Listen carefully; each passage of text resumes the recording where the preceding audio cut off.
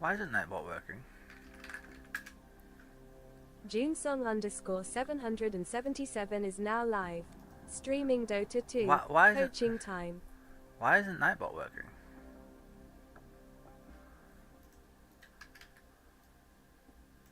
Have you noticed Nightbot's not in it? Introducing surprise prize. Millions of tasty prizes to be won, including cash. Well, that's not happening. That's not happening. I can't change the name. I'm not booting up my phone. My phone doesn't work. We're not gonna change the name on the stream, guys. Nope. Yo, this is Gets and the Supercell sound. Nope. We're not gonna do it.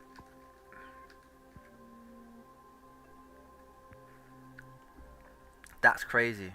I'm gonna do a 10-hour stream without changing the name or the game because I can't open my phone.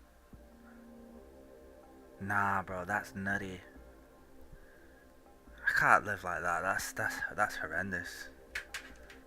That's actually criminal. Fucking authenticator app. Why the fuck did I? Oh, I needed it for money. Piece of shit. Alright, wait. It's charging a little bit, so we'll let it do its thing. 見張り図の時間の目が赤い丸でマークされている。これが仕掛けの場所である可能性がある。ということは、いや、俺どこだ？まあ、こっちかこっちだな。こっちだったら右、こっちだったら左。とりあえず左に行ってみよう。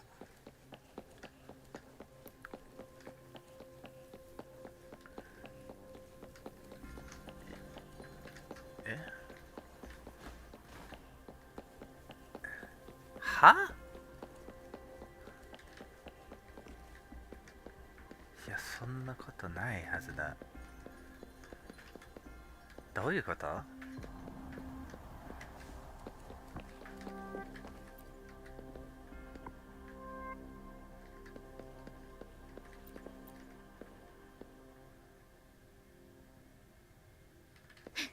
あー、なるほどね。何かゴロゴロという音が聞こえたみたいな。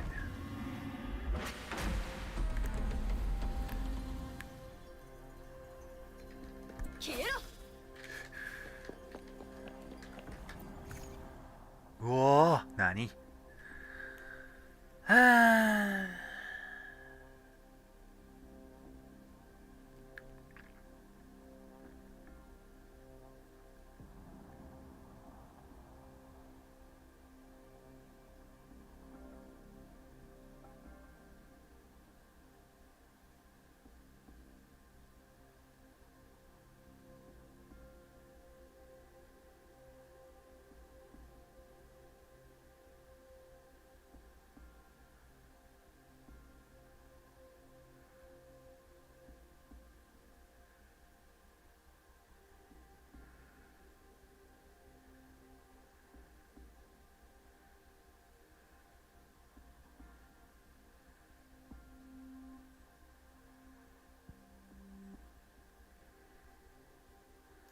What?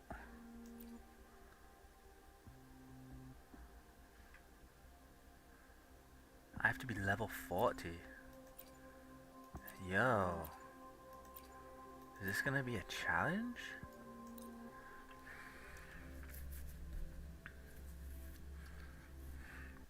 通路大当たり。そちらがデータベースの入り口みたいだ。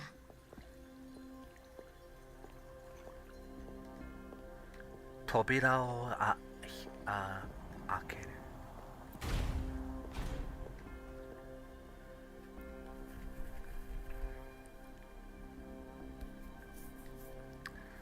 これが戦いになるの？一部が水に浸かってしまっている。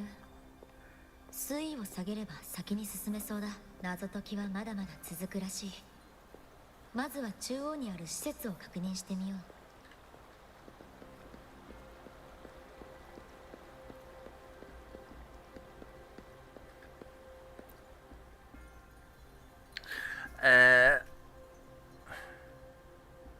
その音を集めよう。で、思うのを伝え、そしていらせ。さすれば道をつながる。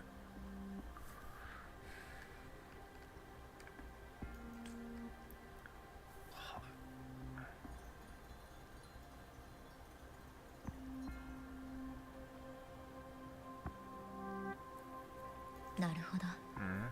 確かにこの装置は楽器みたいだ。でも肝心な音が5つ足りないせいで演奏はできなさそう。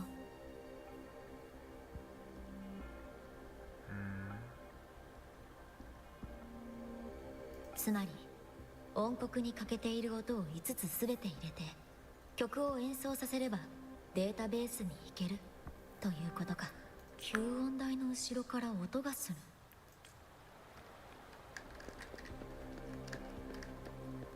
欠けている音の一つのようだ。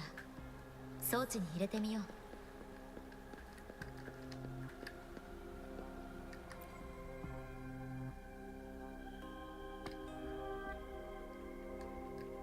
あ、やっぱり旋律が灯された。そっちの竜句を鳴らせるようになったみたいだ。水の下から昇る流昇。鐘を鳴らせとはこのことか。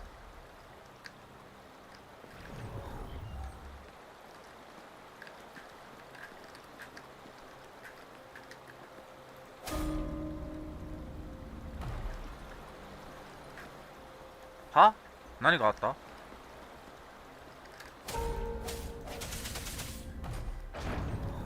なるほど。新しい通路が開かれた。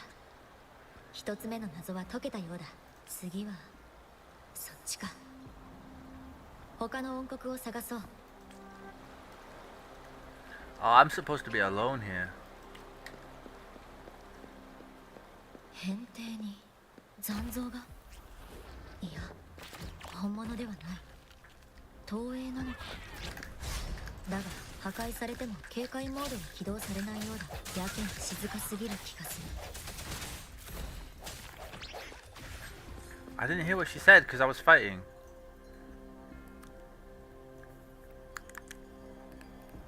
Your Twitch chat was glitching yesterday. There were so many pictures of cool guns. That wasn't a glitch.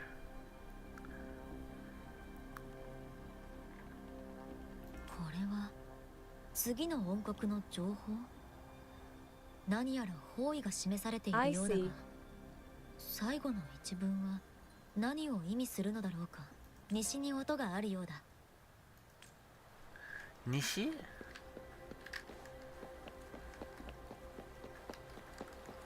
し、これで2つ目ゲット。装置に戻しに行こう。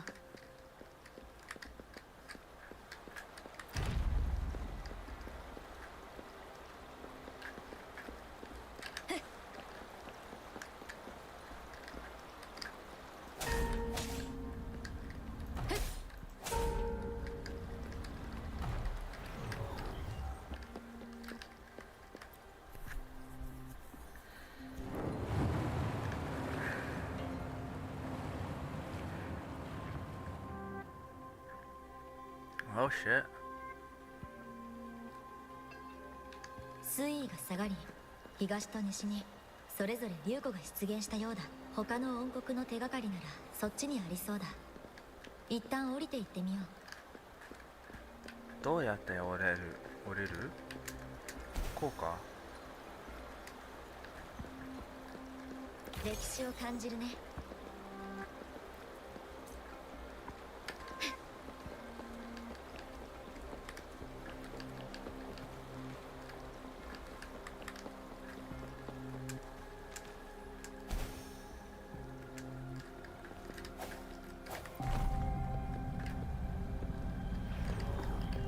こっちが正しいみたい。指示にここまで手が込んでるとは実に霊員らしい。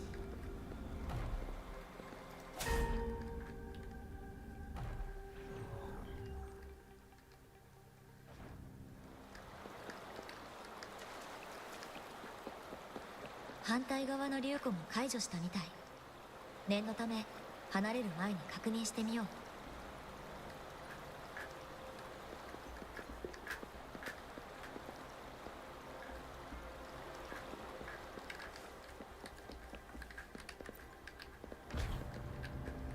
そっちの音、音刻か？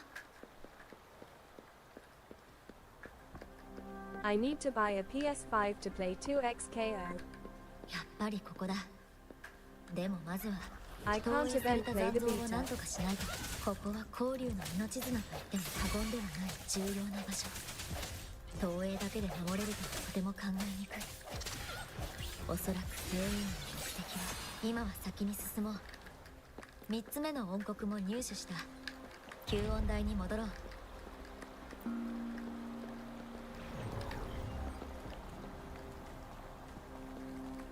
新しい足場が登ってきた。 So you need to buy a PS5. Why do you just wait? Don't you have a PC?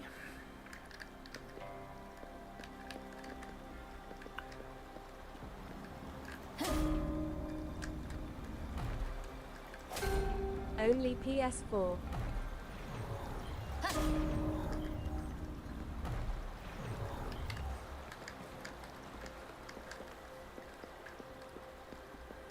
誰かの視線を感じる。音刻の音だ。したかよ。4つ目も入手。いよいよ終盤か。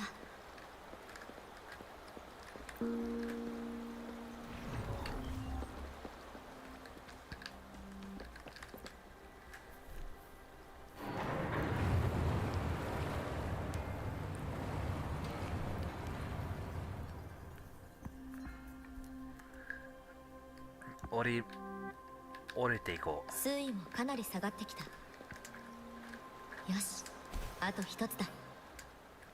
Uh-oh. 熱烈な歓迎だね。これも音の力に。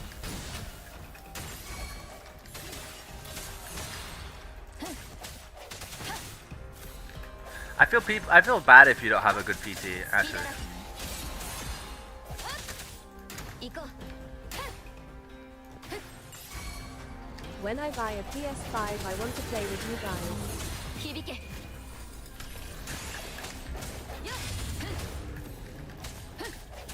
光よ、前。せい。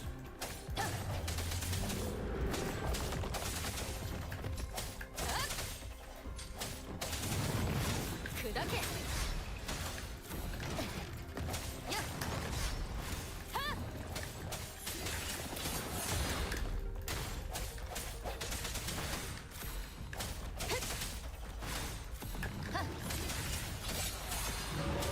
これも音の力に。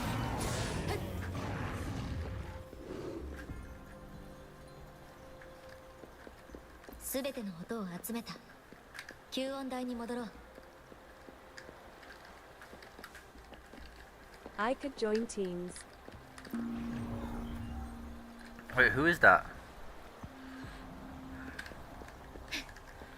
They said I had to be like level 40 or something. This was easy. I think this game is gonna be too. Draco. I think this game is gonna be way too easy.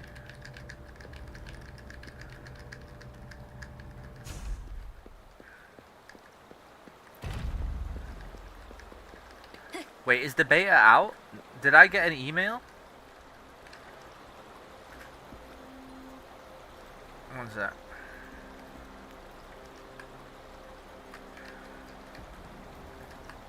You have to sign up again. Why?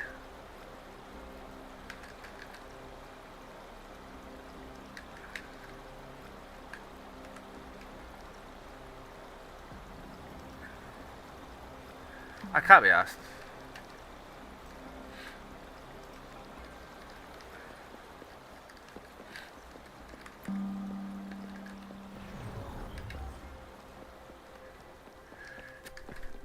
sure. I can't be bothered.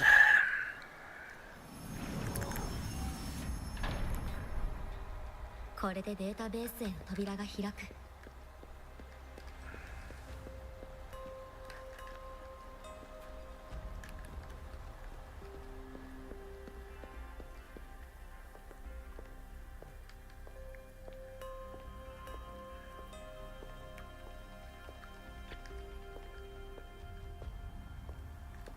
This game is beautiful. One of the reasons why I want to play 2XKO is that it does not have difficult inputs.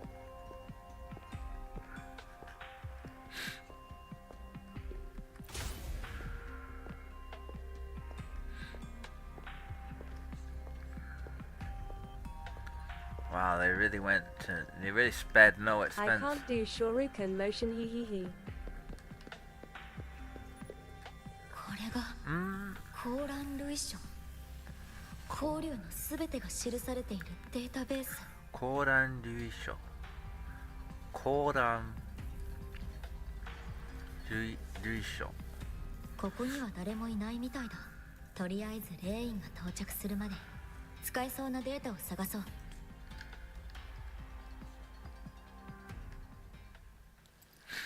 道案内感謝するぞ、漂白者。いいところだな。ここには全てがある。ああ、この全てを隅から隅まで何もかも木っ端みじんにしてやりたい。俺がここにいることに何の疑問も抱いていないようだな、漂白者。それはなぜか。Oh, nah, the girls are here. こう罠か。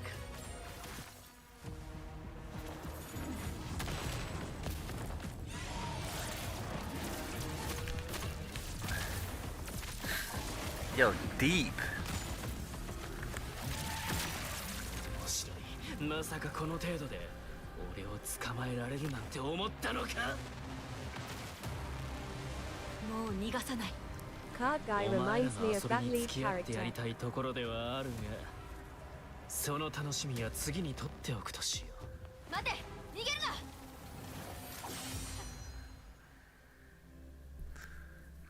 Yo, at least I tried to make a play at the very end. I wasn't. Oh, no. We actually went level 40?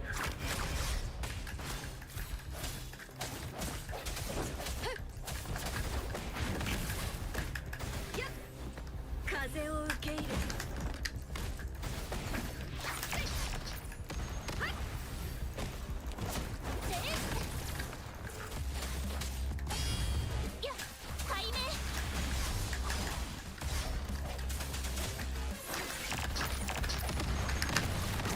Cards are so cool. Oh. Tank it.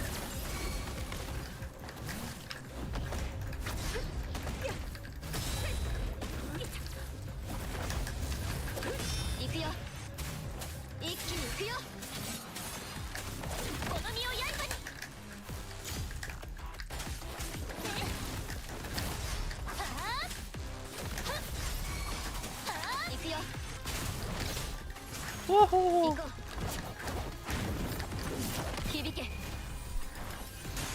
Nah, the fights in this game are too sick. Oh, the smoke. How get smoked, actually?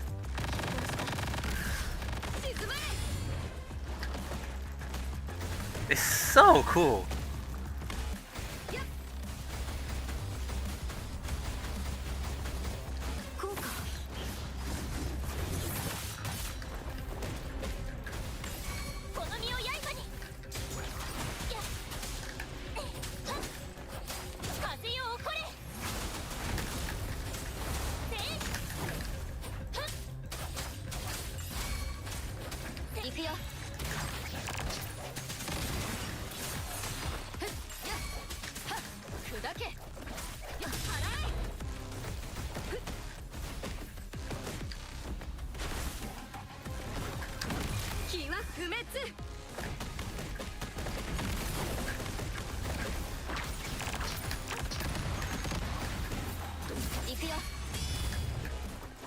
これも音の力ね。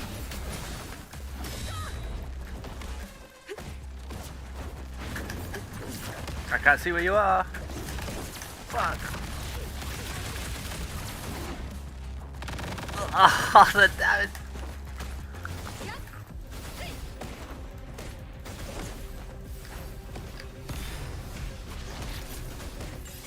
この身を刃に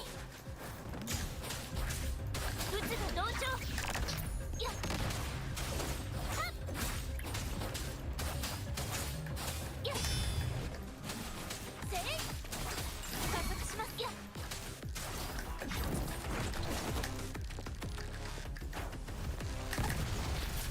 はっ我が剣の刺す先にやっ魔を打つ。 Oof.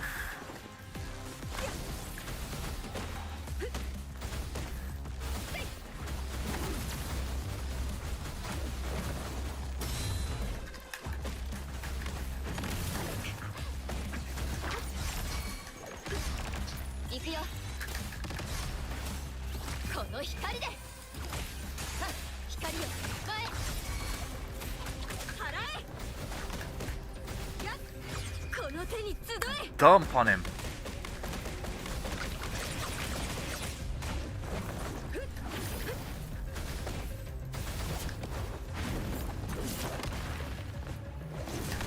Oh shit, I could have interrupted that.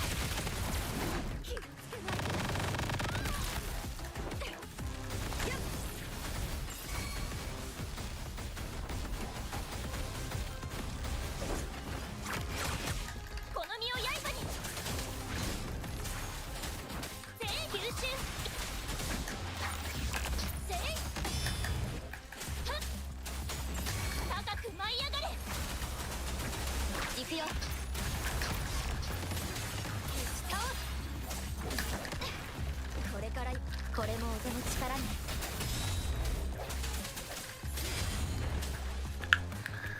The fights in this game are too sick. They're too easy though, I'm not gonna lie.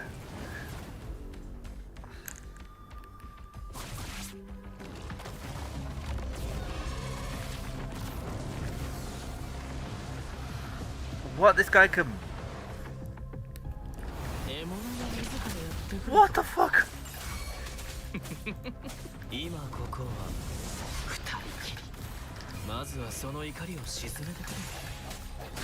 俺はただお前に忠告したかっただけなんだ。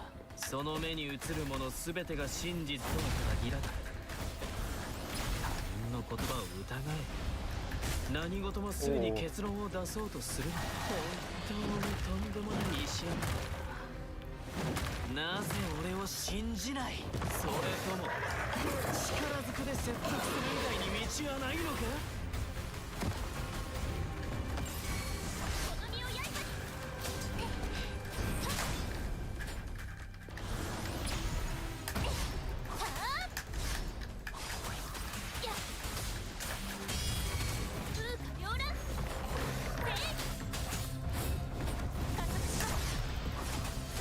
行くよ。やっ一気に行くよ。行こう。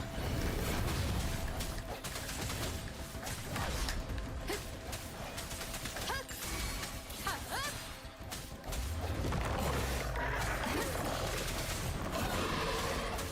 光よ前。はっ I touched it. 響け。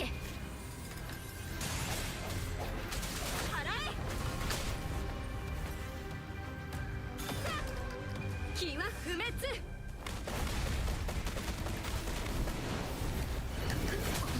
Oh, I can't believe I didn't dodge that.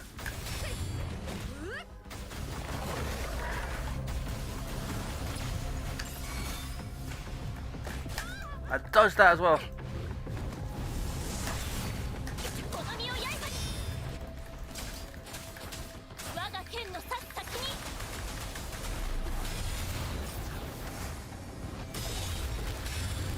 Gangster.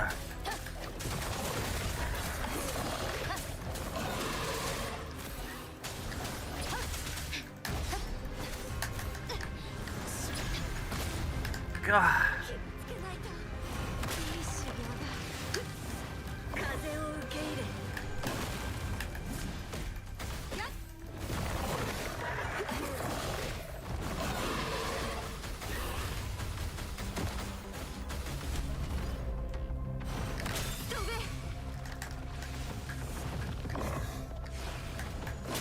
Oh. Not good. Oh.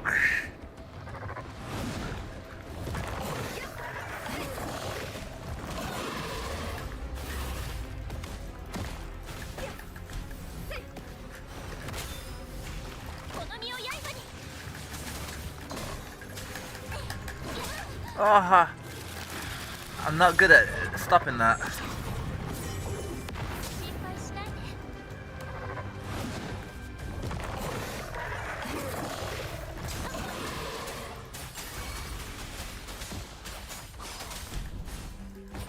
行くよ。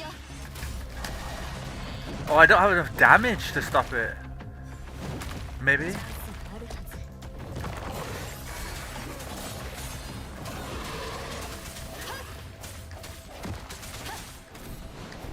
これで終わりよ。魔を撃て。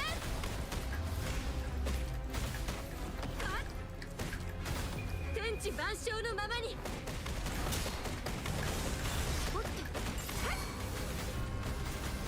この身を刃に。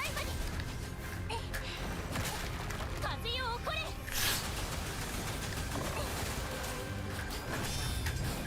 Got it that time. 吸収。行くよ。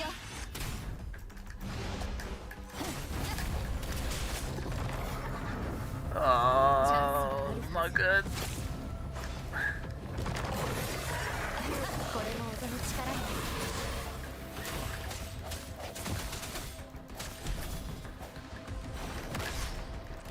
砕け。やっ。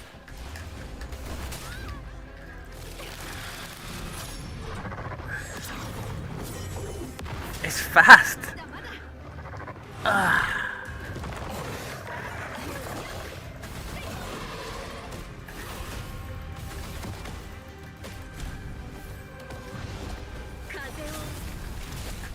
Oh, come on. いい修行だ。危なかった。 We need the shield. We need the shield now. 静まれ。光よ、前。この光で。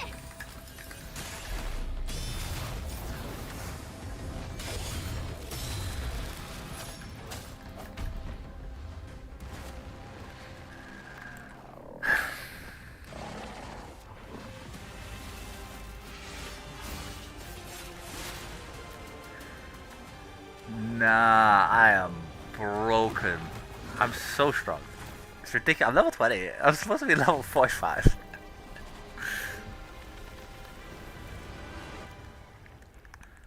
どうやら後をつけてたこと気づいてたみたいだな。漂白者。漂白者。俺の元凶は挟み撃ちでしか破れない。それなのに、いつもお前のそばにはそれを可能にする心の通じた仲間が現れる。いつもはお前のそばにそれを可能にする心の通じた仲間が現れる。だが、今霊院と手を組むなんて、俺は悲しいな。本当に人気者だな。Look at this, it's like girls versus boys. 無事ですか。 All the good guys are girls. 大丈夫。Wait, do you understand anything that's going 決 on? まってるだろう。彼女が傷つけば、傷つくのはこっちの心なんだ。Basically, he's like, I don't know how to describe him. He's like, he wants, he's saying he's wounded that I would join sides with her instead of him. 漂白者、今回の俺の失敗はお前への贈り物と思え。ほんの気持ちとして受け取ってくれればいい。だがさっきの会話は忘れないでほしい。He says, like, think of my loss as a gift to you, but don't forget what we talked about This earlier. game is every high schooler's fantasy. 俺を選べば全てを話してやる。もう必要なことは知っている。ほう、なるほど。レイン様に先手を取られたのか。お前らの企みは一体いつ計画されたのか気になって仕方がないな。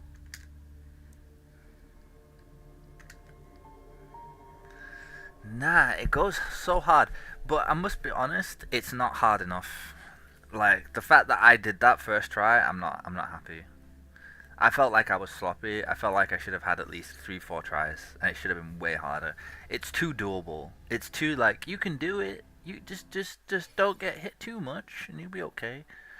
謎を解き、レインの情報を得ることができた。でも、時間はまだ分かってない。他にも手がかりがあるはず。日時計を回したとき、それが示すものも変わった。ん？光の下でなら、その上に指針の影ができる。変定を中心とすると、玄武の方位が北。牛の国、夜が明ける前に。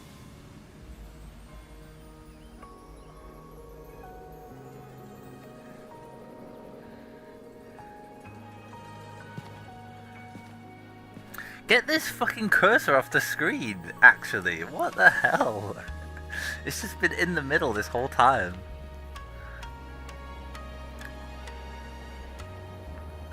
I was gonna pull for her, you know. I was trying.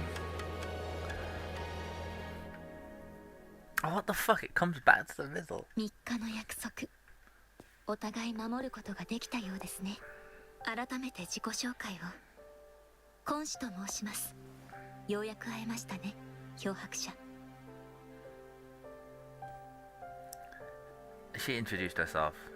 なぜ今まで会ってくれなかったの？何か情報でもあるの？まさか今のあなたも。はじめまして。よ。それより、遠回しな方法で試すような真似をしてしまいましたよね。申し訳ございません。ですが、予想外の事態が重なり、他に道はありませんでした。She said, I'm sorry for testing you, but there was no other way. 予想外の事情って、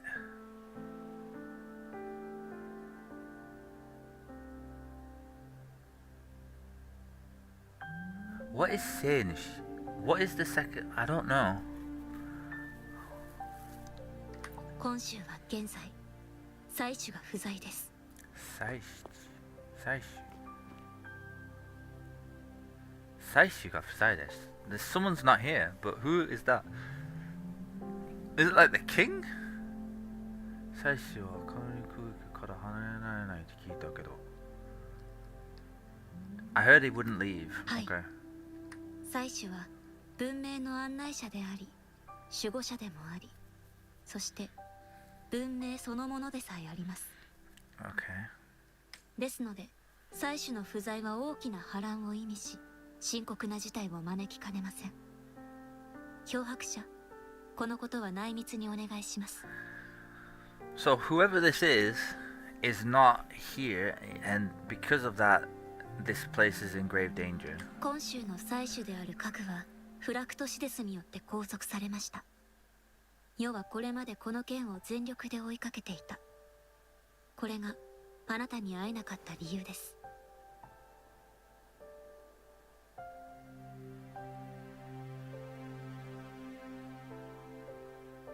Huh? The horn? What is a saishu? Let's just Google that. We need to know. What is a saishu?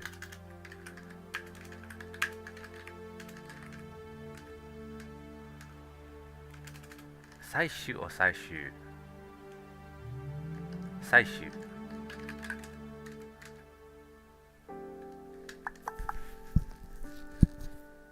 Correct? 違うよ。違うよ。年。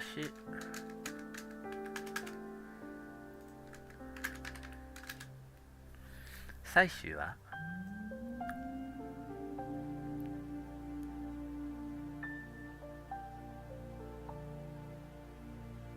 研究調査などのためとなること。Huh? Oh, that's the wrong one.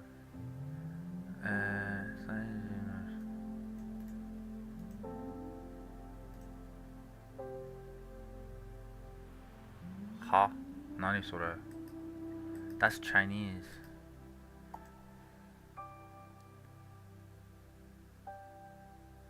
Nakatomi.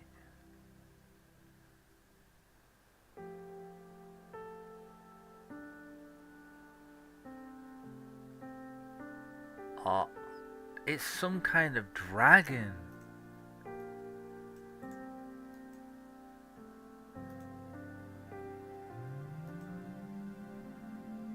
そんなことないよね。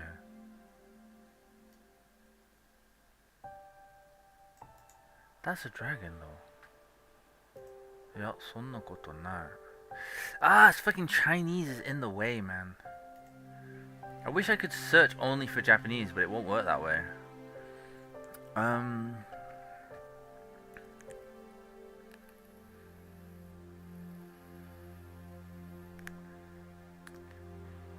It's like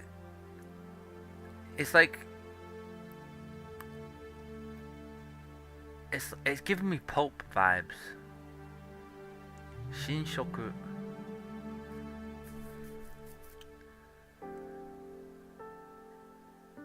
It's giving me pulp vibes. I wonder who it is. Okay. He's been captured by the bad guys, basically. 要はこれまでのこの敵の全力を追いかけていた。So because she was dealing with that, she couldn't meet me. Okay. 最終透明でできると聞いたが。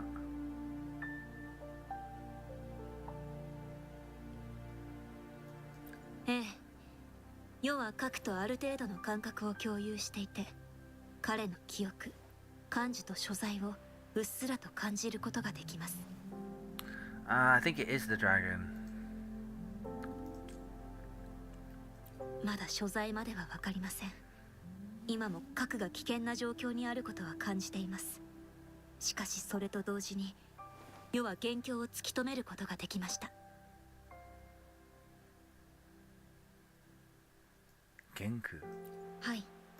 フラクトシデスは悲鳴がもたらす災いを望んでいます。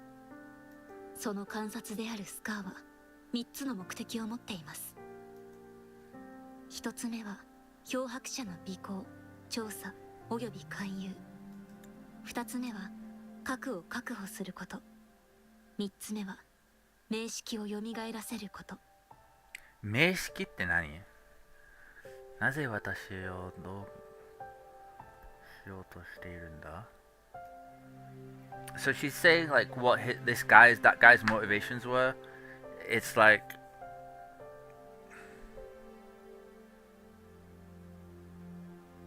to like follow me and then not seduce but like to get me to think a certain way, and then the second was to obtain the horn, whatever that is, and then the third is meski, but to conduct some kind of resonance thing. I don't know what that is. It's like a special word. It's like a game word. Naze watashi o, what was okay, so why was he fucking with me basically? 何かの拍子で漂白者の持つ力が知られてしまったのかもしれません。一番の可能性は核経由。そしてあなたの力は間違いなく彼らに有益なものです。So he wants my power. 反対にあなたが勧誘を拒否された場合、計画に支障をきたしかねない不安要素となってしまう。なので狙われた可能性が高いですね。I wish I could replay it. I can't.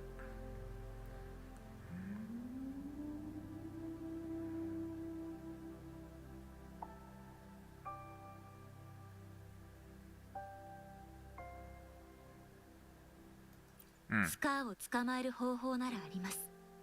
それに彼の身柄を確保できたら、しばらくフラクトシデスはあなたに手を出せないはずです。So she wants to capture him. なのでいかがでしょう。協力していただけませんか。身の安全は Oh, really? 確保します。Alright, one sec. Let's see it. I wanna see if she looks cool. I wanna keep this open. Nah, I don't know about that. It was kinda annoying.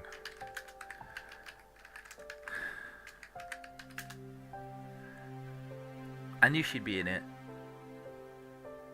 Oh, we've got Akali. Akali looks like shit.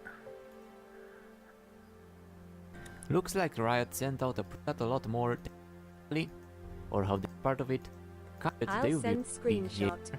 fighting games of the game really feels I need well. to as well. see her Match emotion. 3 champions, 2 really cool fan-made interfaces. The glimpse to look those champions.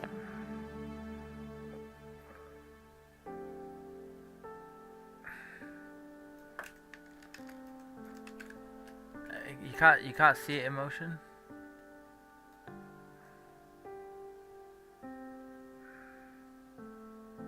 So are they just not putting Katarina into 2x KO anymore? Who's or this? What's going on? Because all the way back in 2019 when this game was first announced, she was there scrapping with Darius. But we just haven't seen her at all since then, which is a shame. I hate this guy. Who is this guy? I hate him. I hate his existence. I genuinely believe that modern day society doesn't allow for nature to take its course and to I feel like Why? I feel like some people should have been selected out of existence. I feel like they shouldn't have made it. Like they should have been eaten, but they exist.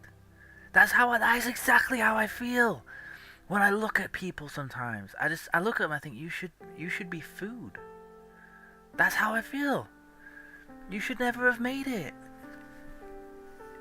You should have been consumed. What does B deserve death? It's not like that. It's just nature doesn't care about morality, you know. It doesn't care about feelings. It cares about one thing and one thing only. Survival of the fittest.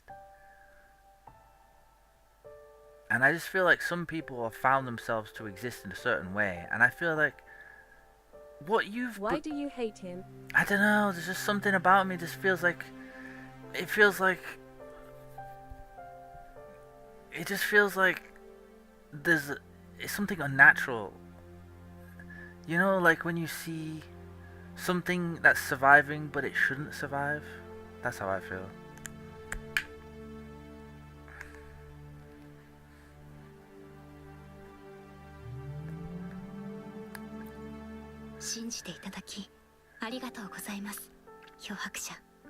I mean, she's obviously a good guy.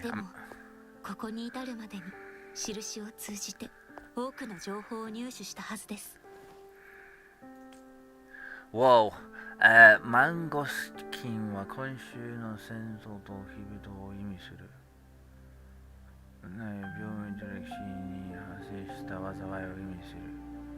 葉っぱの組織を意味する。彼は約束。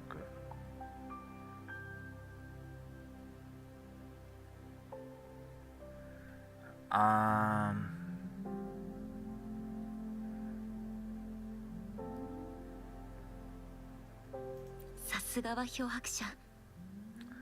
そして私自身の情報はここへたどり着く道のに隠されている。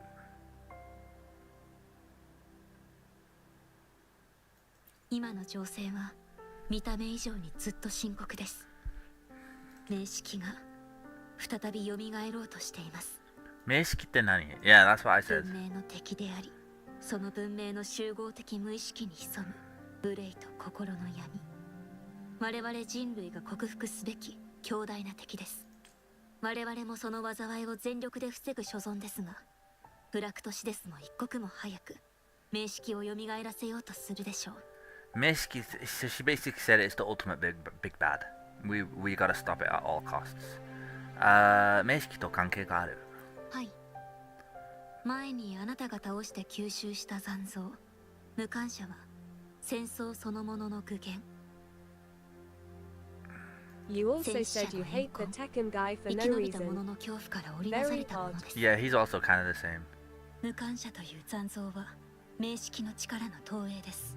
今週が交流の最前線として不屈の精神と抗う意志を誇るのであれば、その誇りの裏にはやまない戦争に対する恐怖がうごめいています。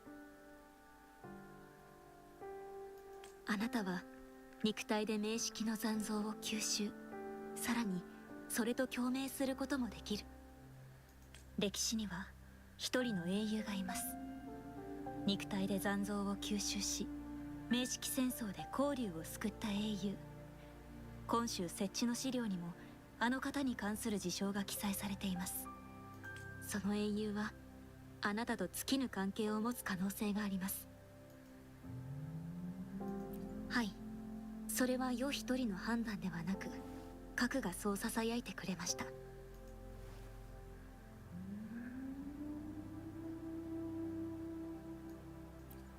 あの未完成の彫像のことですか？はい、それが核です。そこで記憶の風を見た気がする。本当にあったことなのかはわからないけど。そうなのですか？世にも教えてください。核に関することなら世が知っている可能性があります。世がshe calls herself Yo. Oh my god. 記憶は OK。 これは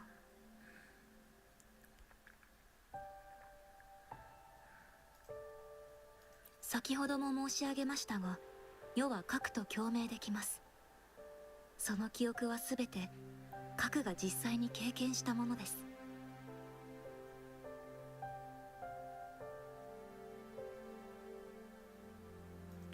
共鳴で似たような情景を見たことがあるから、つまり本当にあったことの可能性が高いです。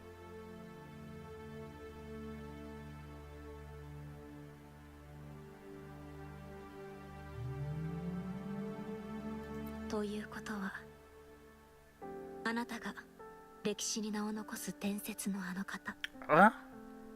I'm the legendary hero of ancient past? How? 核の隣に並んだ親友です。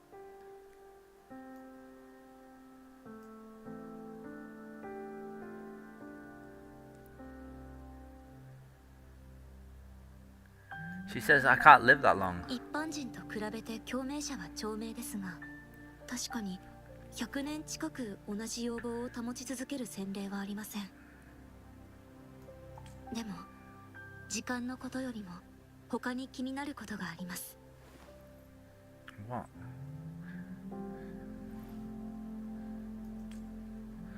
昔の私は一体何者だったのか、なぜ記憶喪失になったのか。それは自分で見つけ出す必要がありそうです。核が最後にくれたヒントは、北楽の原に向かって名式を探し出す。北楽の原であなたの納得がいく答えにたどり着くかもしれません。名式の復活に伴い、内部の脅威も外部から迫る危機もだんだんと表面化してきました。何もかもが光竜の歴史にあったあの危機と似ています。これこそがあなたがここを訪れた理由なのかもしれません。私に今週の危機を解決してほしいってこと？いいえ、突如空から舞い降りた英雄に全てを委ねようとは思っていません。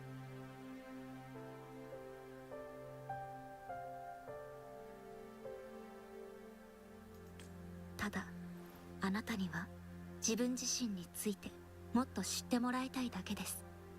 今のあなたの一番の悩み事に対して世ができることはこれくらいしかありません。 Whoa. I'm not gonna lie, they put so much effort into this. It's so nice. It's like an anime も game. ちろん今週の力になっていただけるのならそれに越したことはないのですが、 I want to play with あなた Ramus. の自分の過去を知りたいという気持ちを利用したくはありません。 Sonic roll, hee hee hee. I would hate if that character's in the game. Only degenerates would play that character. 今週の力になっていただけるのならそれにことはないのですか？あなたの自分の過去を知りたいという気持ちを利用したくはありません。今週の人々は世の民であり、自分の民を He 守る likes to 役目 roll. を他力に任せるつもりは断じてありません。世が力を持っているというだけでなく、本州のすべての将兵と自分の役割を全うしている人々を信じているからです。今週のすべての自分の役割を全うしている。 Just like the green guy from Street Fighter. Yes, yes, yes. I'm trying to focus.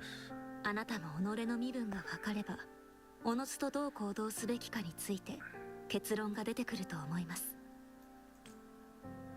そして交流に尽力してきた英雄なのですから、昔もそして今も。 I lost concentration. すべてが終わった後、今週交流を離れたいのであれば、世は阻むことなどいたしません。何かあればいつでも世に連絡してください。ただ It's over ここ now. でのことはあなたと世だけの秘密でお願いします。 She's kinda cute though. I kinda like her. I kinda like her, I'm not gonna lie. I was actually not gonna pull. So, okay. Technically I can get her. If it okay. 交流領内で数十の重罪を犯した大罪に、霊院の名をもってお前を逮捕する。言い開きがあればこの場でのみ聞こう。 Wait. Did we go off, have that conversation, and then come back to this? Or is this the past? What? 弁明ねえ。まあ物語の一つや二つ用意できなくもないが、お前らは納得しやしない。いや聞こうともしないだろうなあ、レイン様。あいにくくだらない社交辞令なら間に合ってるんだ。社交辞令。聞きたいことがあれば単刀直入に言え。単刀直入に言え。He says ask me straight up what I'm いい like. だろう。その代わり正確に答えよ。 Okay, she says. Answer truthfully. Is this me? Yeah. Alright. Walking up. 何が知りたい？おう、核を約束する理由、獲得する理由はなぜ名式を復活させようとしているの？姫の正体は？姫って何？尾行の目的は？もう聞きたいことはない。いや、聞きたいことがあるよ。Why do you want to resurrect whatever the fuck this 名 is? 式は新世界の扉を開く鍵だ。The key to opening the new world. Alright, it sounds そ very れらを集 evil. わせ、真の悲鳴をこの世に降臨させることで、新世界の扉が開かれる。何が知りたい？災い？呪い？天罰？浅はかだな。浅はかだ。悲鳴は死と滅び、そして幾千幾万の残響をもたらす。一千イケマン？それらが乱れ、混じり、攪拌される。新たな命と文明はそうすることでしか誕生し得ない。何が知りたい？核を拘束する理由は？核は未来の余地、そして未来を修正できる採取。俺らの崇高なる理想の邪魔になる存在だ。決められた偽りの未来を打ち砕き、俺たちが享受すべき本当の未来を手に入れる。そのための障害であれば排除するのは当然のこと。何が知りたい？決まってるだろう。お前が欲しいからだ。He wants me? Oh, a bit gross. You know, keep it in your pants, bro. Is that it? Is that all you're gonna say? どうして私を？台風の目に身を置きながら自分の価値の片鱗すら理解していないとは。鈍い、そして甘い。ああ、心配しないでもいい。お前に対する興味は何があろうと尽きないよ。何が知りたい？もう聞きたいことはない。核の拘束、名式の復活、悲鳴の加速、今週に、いえ、全人類にあだなす大罪だぞ。あだなす大罪。全人類にあだなす大罪。She says it's like a war crime against humanity. だが、漂白者の勧誘は諦めよ。大事な今週の客である以上、指一歩を触れさせはしない。She says she'll protect me. 見事、見事だ。素晴らしい演説には賞賛を与えよう。だが、名式の復活は目前に迫っている。今週が挟み撃ちされた時、果たしていつまでそんな綺麗事を話していられるだろうか。Whoa, he's threatening us. 一度はそちらの計画を破綻させた。ならば、何度だって同じことはできる。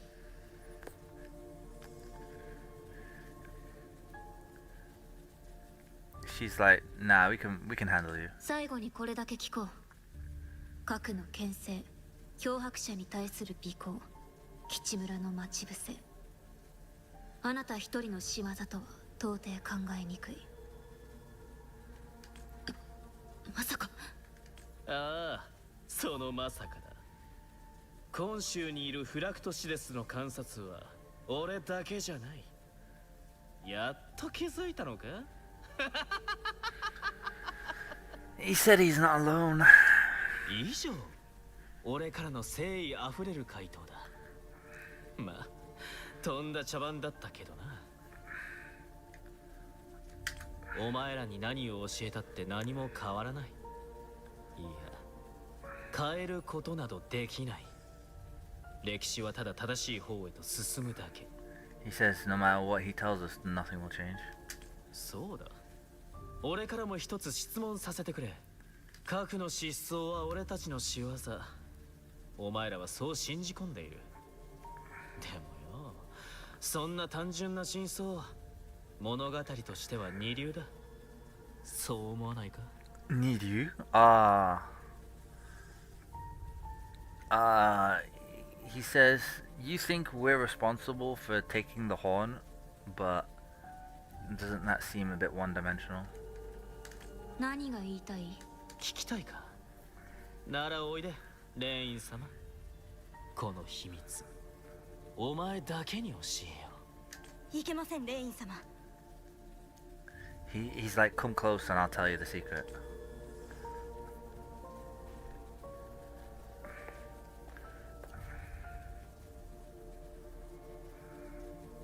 そんな、ありえない。意外？それとも驚愕？だがこれはまだ序章に過ぎない。お楽しみはこれからだ。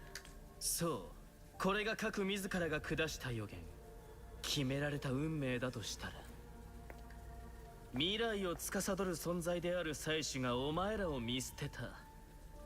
その事実が何を意味するか明白だとは思うけどな。I don't understand who this horn is, or whatever this is. 俺たちはただ、やがて燃え盛る大火に変わる種火に薪をくべてやっただけのこと。なあ、漂白者。俺と賭けをしないか？失った記憶を追うお前のこれからについて。危ない。お前は俺たちと肩を並べるべき黒ヤギだ。新世界へとたどり、その地を開拓する権利を持ち合わせている。なくした過去を完全に取り戻すとき、お前は俺たちの仲間になる。その未来に俺はかけよう。 He says I'll become フラクト her シデスは ally. いつでもお前の席を用意している。では漂白者、俺はその時を心待ちにするとしよう。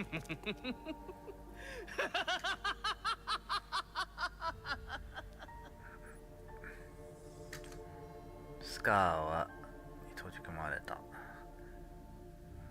they imprisoned him.スカーに何を言われた? Okay, what did he say to you? Yeah. ごめんなさい、漂白者。スカーの言う核については、今週の根幹に関わりますゆえ、まだお話しできません。She says she can't tell me. Of course you can't. Even though you totally could.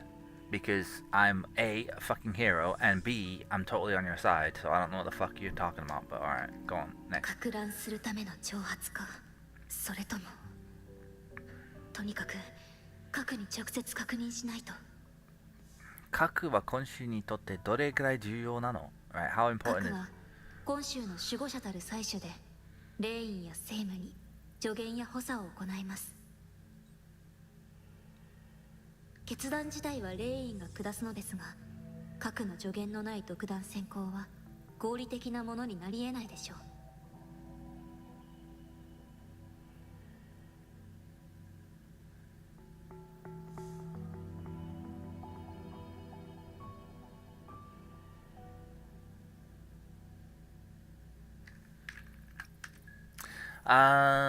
Basically, whatever this thing is, or whoever it is, can predict the future, or it seems, and she says, I make the final choices, but I use their prediction. And I'm like, they're not always right. 核は未来を予知することができます。その予知の軌道から外れる事象が起こったことはありません。She said he's never been wrong, or whatever it is has never been wrong. 核は未来の軌道を修正するためにいなくなったのかも。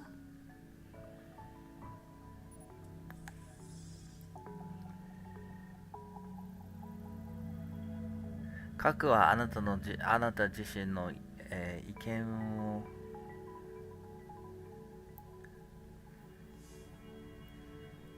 何にせよ、核の真意は核にしか分かりません。Okay. それと核からあなたへ伝言がありました。Oh, he's got a message for me. 地から天へと注ぐ滝の雨の時、長き眠りから目覚めた者よ。北楽の原で良き将軍起源を見つけよと。良き将軍起源を？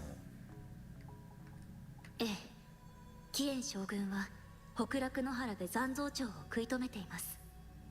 明式との戦争の最前線で。それゆえにその地は最も危険な地域とも言えるでしょう。しかし核が地から天へと注ぐ滝の雨の時とおっしゃったのなら、きっと今はまだその時ではないということです。地から天へと注ぐ雨の時。So when the rain, no, when the earth rains on heaven,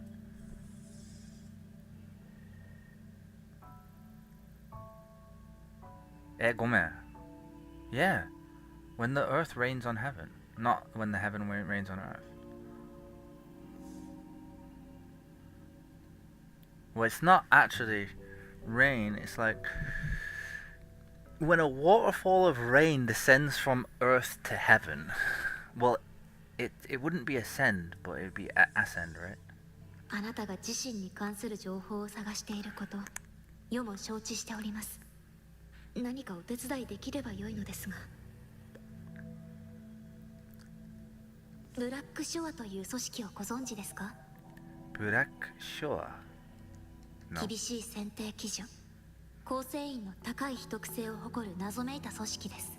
あなたが目覚めた日、ブラックショアのメンバーからの接触があり、その人物について尋ねられました。大丈夫です。彼らは敵ではありません。ブラックショアは悲鳴の規律を予想するシステムを築き、それを通じて各国と協力関係を保持しております。確かに霧がかった部分はありますが、決してフラクトシデスのような悪行に走る組織ではありません。ブラックショアのメンバーの数名はあなたの動向を観測するため今週領内にいるはずです。今回の面会においてもその者たちの助力があったのですよ。この黒い花がブラックショアの証。全員一様にこれを身につけているはずです。彼らは今週で何を？私のブラックシー終了のお知らせ。プライバシー終了のお知らせ。It basically means that, well, that's the end of my privacy. Basically, she said there's another organization in here that we could talk to, that know about me. これは謎の組織なのに、メンバーだってわかるしにつけるのすぐバレちゃうよ。She says they wear this thing, and I'm like, if they wear that, don't they get found out instantly? How is it a そんな secret 余計 organ? なことをしていながら身分を隠し通せている。それは彼らの実力の裏返しとも言えるのではないでしょうか。核の問題を解決するためにも、まずはその写真を頼りに調べれば何かわかるかもしれません。写真？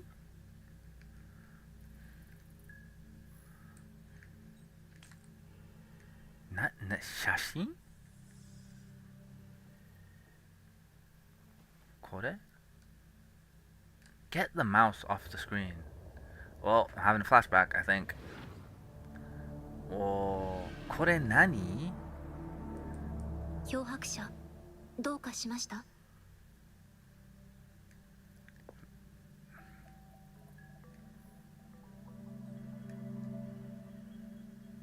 私はこの花をしている。I know this flower. やはりこの組織と何かゆえんがあるようですね。あなたの動きはフラクトシデスに厳重に監視されております。What does that even say? 暫定組織。フラクトシです。ブラックショアを味方につけることができれば、それに対抗する心強い助けとなってくれるはずです。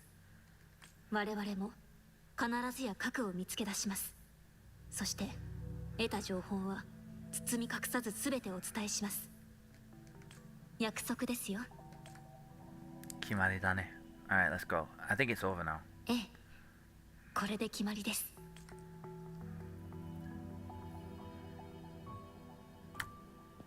She has said this, not a single word this whole time. She just stood there in silence.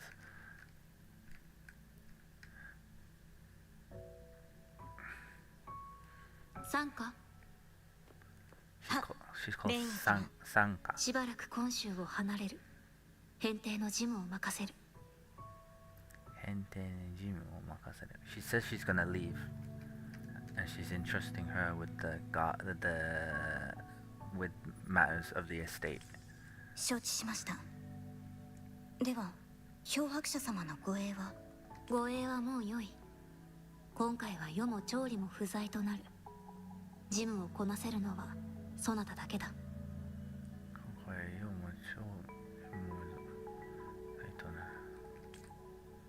調理様もご状況に。中部大地で待ち伏せた際は特に情報を得られませんでした。おそらくフラクトシデスの存在を漂白者に示したが、中部大地での一見、そこで見せた応変の柔軟さは世の予測を上回っていた。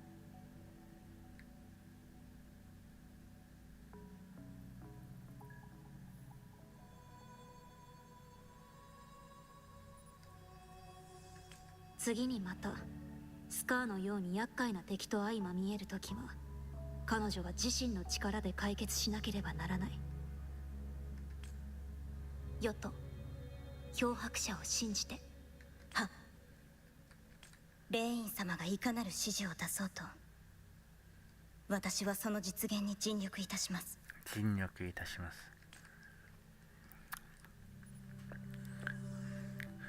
She was saying like, you need to believe in me. What the heck? Oh, why does this keep happening? 審判も面会も終わりました。審判も面会も終わりました。スカーはただ今週のレインとあの客人に自分の話を聞いてほしいだけだって。目的は分かったし、別にもう好きにさせても問題ないんじゃない？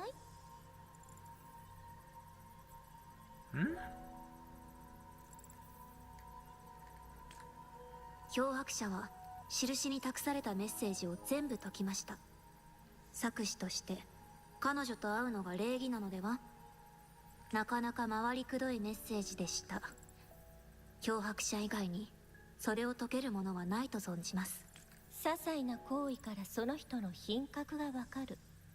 脅迫者もそれを知っているはずよ。それに語というのは相手を知らずにやった方が楽しいじゃないか。ま、どのみち彼女が核の予言通りに動いてくれればいつかは会える。話を戻そう。スカーから核の何を聞いたの？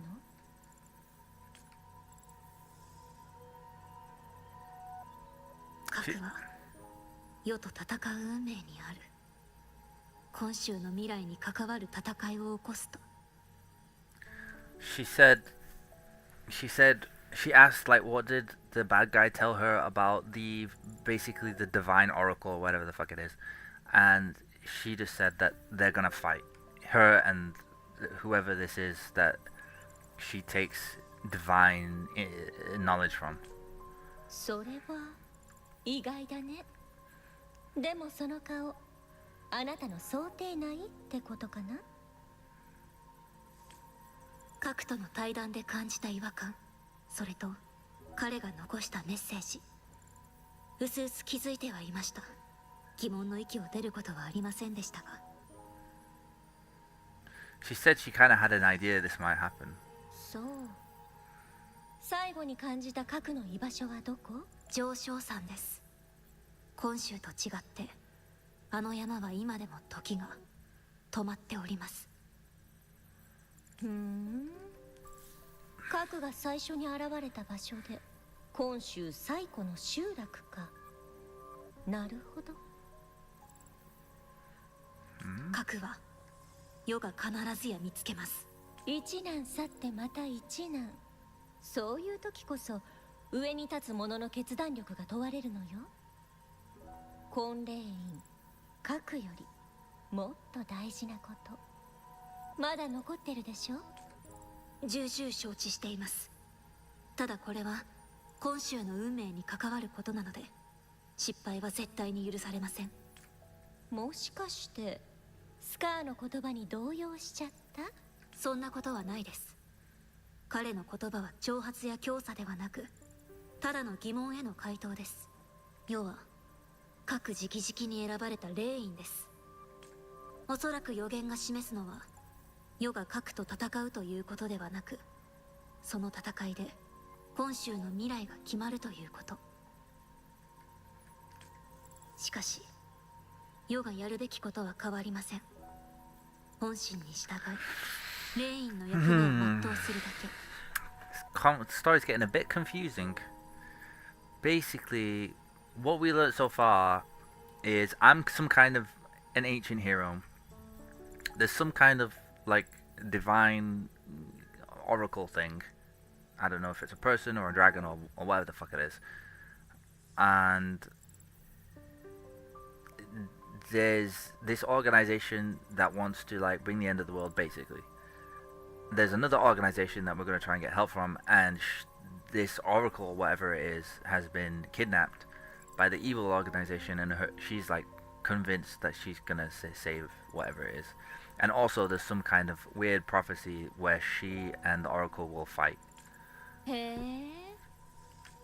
微塵たる小石もいつしか高値を揺さぶる巨岩となる。調理先生の教会は今でもこの胸の内にあります。No idea what she just said. これは世一人で成し遂げることです。よろしい。このゲームも中盤といったところか。ではそろそろ打ち手の交代だ。あなたに任せる。わらわも5番の上へ赴くとしよう。うまく使え、今子。こたびの危機はどうであれ、わらわはあなたのそばにいる。果たして誰が打ち手で誰が碁石なのか。どのみちやるべきことをやりきるだけです。Okay, well, she's serious. So, my actual in-game dilemma is which one of those two I want. So I can get one of those two characters, but it's like I have to commit for one or the other. I don't think I can afford to get both. I have already tried 35 times to get her, the blue girl, and I didn't get her. And I saw the other girl, and I was like, man, I want the other one. Oh my god, I can't read nothing. Ooh, I got something shiny.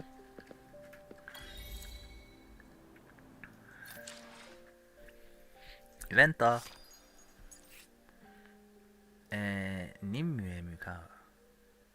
What is this?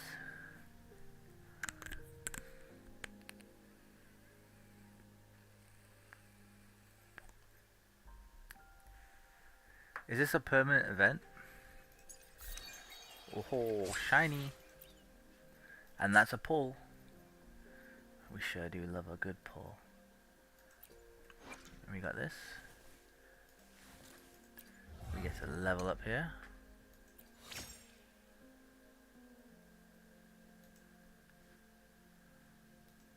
Let us do more damage now.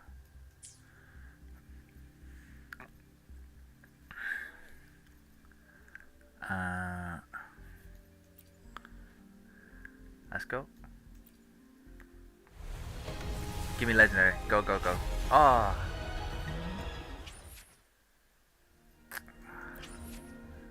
Lame.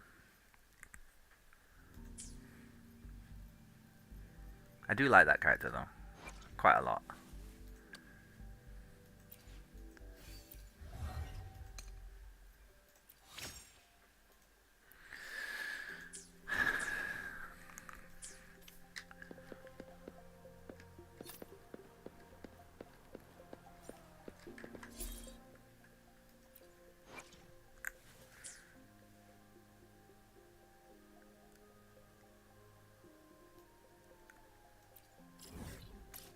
I have to go down here.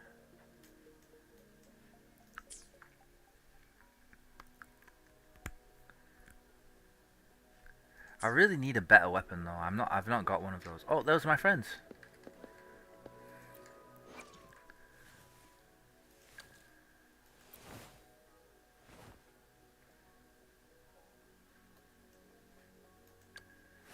I don't even level up my shit. But you're supposed to. You get a lot for doing it or something. Wait, what does she use? I haven't changed her weapon ever. She's using a level 1 weapon. Oh my god, I have to read this. Let's heal.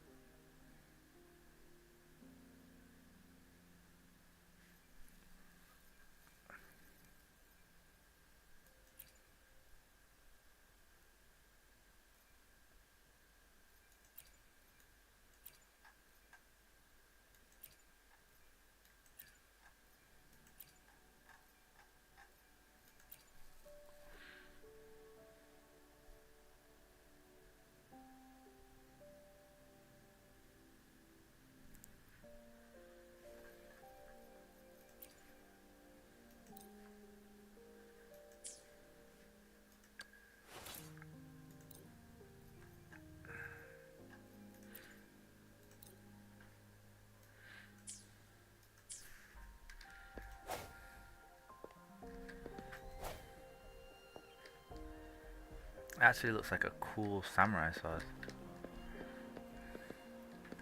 I wonder why they do that, the floating sword. Oh, triggered the event.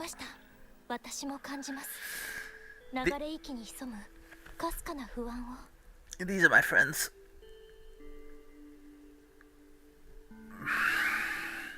今週に何かが起きています。あ、漂白者だ。おかえり。ただいま。研究員が大量の無音区異常を探知した。場外に向かうつもりなら注意して。研究はうまくいってる？デバイスの手入れは丁寧に。それと配布された防護装備も忘れずに。あと体には気をつけて。それじゃ私実験があるから。Ah, she's too busy for us. まさかの自動メッセージ。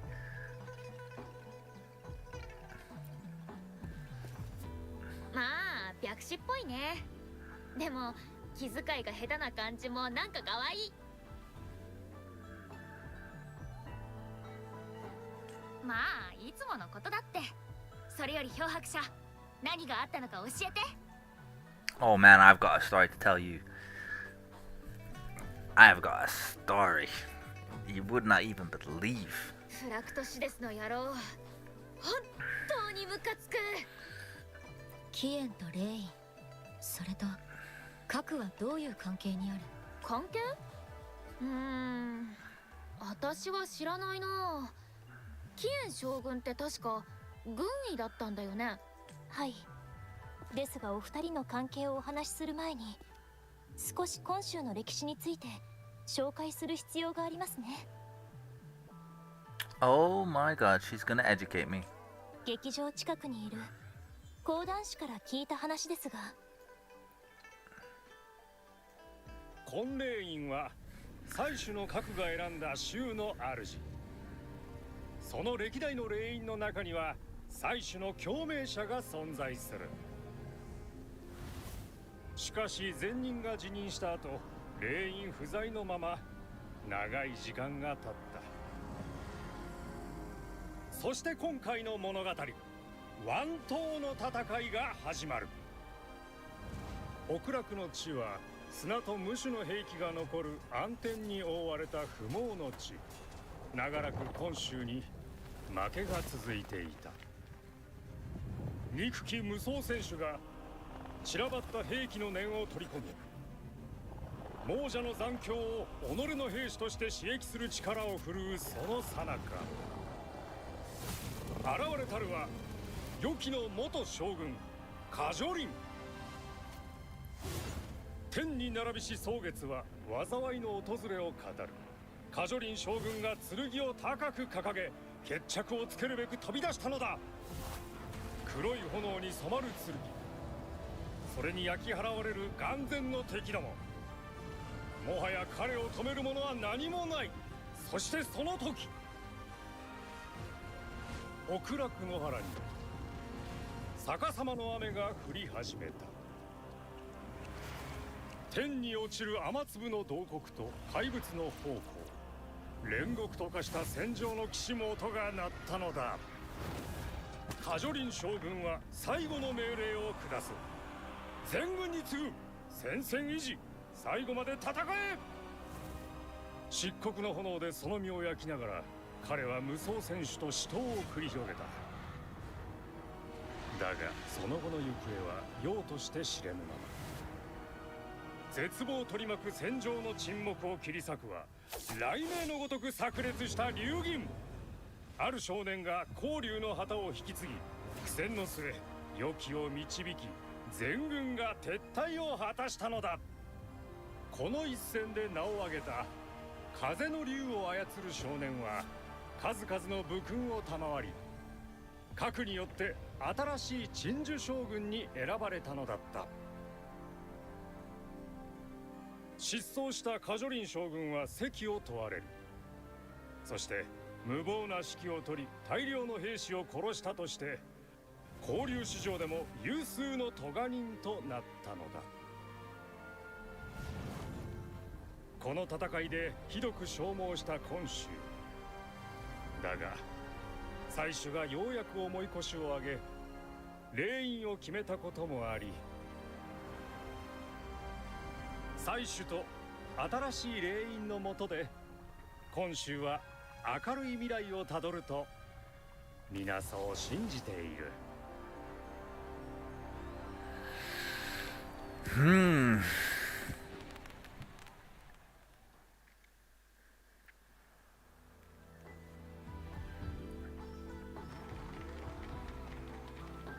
そんなことがあったのか。So that is the dragon then. Kaku. That's his name? Horn? Why do they call the dragon Horn? It makes no sense. Kaku. It means horn or corner. I don't know why, but they call it that. I forget how to read it. It's like Rinshi, I think, or yeah, I think it's Rinshi. Rinshi. を選んだの。なぜ ?Okay, why? Yeah, why? そりゃ何か秘密の選抜基準でもあるのかな。人と神の間にある絶対的な違いが生み出す不可知の基準みたいなものがあるのではないでしょうか。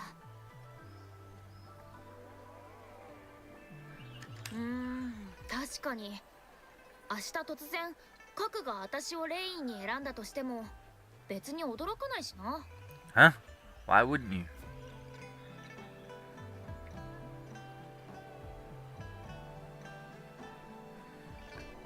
おっしゃりたいことはわかります、漂白者さん。本来青春を謳歌すべき時に何の前触れもなくレインに選ばれてしまった彼女、一体どういう心境なのでしょうか。確か着任してすぐはその能力を疑う声も多く聞かれました。まだ政治を知らない子供だから実績があっても人を従わせる威厳には欠ける、そんな批判の声です。結局彼女を信じた人たちはただ核の選択を信じただけなのかもしれません。実際核もなかなか人を見る目があると思うよ。これまでのレインたちはみんな全知全能文武両道だからね。文武両道。こんな短期間で今週を発展させたレインはきっとすごい人に違いない。Basically we're talking about why that girl was made. I keep forgetting. It's like Deiji. Why she was made like the, I don't know, like the counselor or something. 私だったら書類の作成だのサインだのって聞いただけで頭が爆発しちゃうよ。なんだっけ。そうだ。大物の器ってやつだよ。今のレインは。今のレインは大物の器、大物の器。It means, it's like a parable that they have. It means like a big gourd or like a big container, which means if you're a big container, that means you have tons of potential. That's the idea. もしかしてレイン様から漂白者さんに関わる手がかりが得られたのですか？各白く、特定のタイミングで、白くじゃない。何それに向かってを探す必要があるのこと。しかし今週もう一人いる。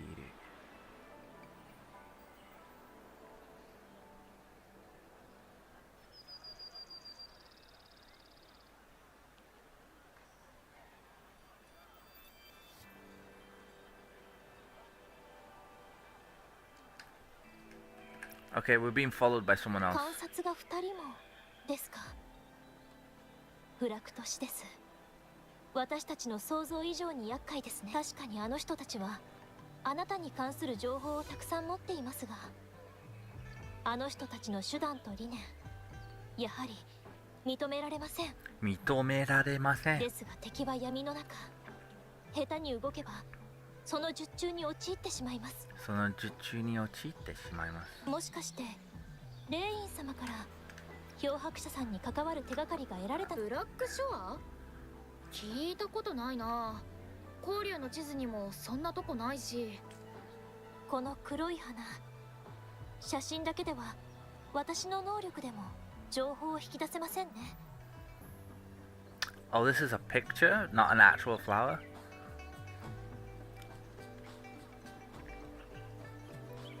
のメンバーは全員このを身につけているんだって。そうですね。フラクトシデスは闇の中、それに北楽野原もあまりに危険すぎます。ならブラックショアは残された唯一の道となりますね。でも写真1枚で人探しですか。さすがに難しいですね。だったらリンバーさんに聞いてみようよ。Okay, who is that? リンバーさんは商業区域で盆栽店をやっています。盆栽店。花についても詳しいそうなので何かわかるかもしれません。Okay, she's a flower shop lady. Let's go to the flower shop lady. そんなに言われると恥ずかしいじゃん。リンバーさんも講談が好きなんだ。さっきもどこかで見た気がする。とりあえずここらで探してみよっか。 My friends.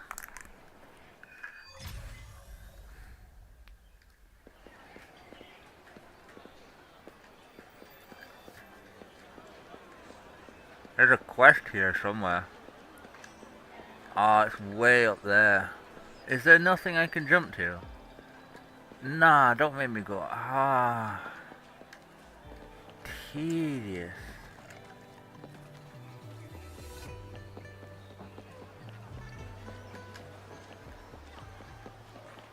Imagine just this crazy girl just sprinting up your roof like that. She just sprints.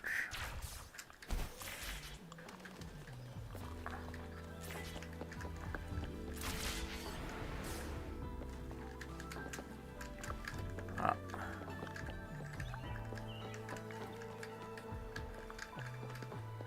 It's over there somewhere.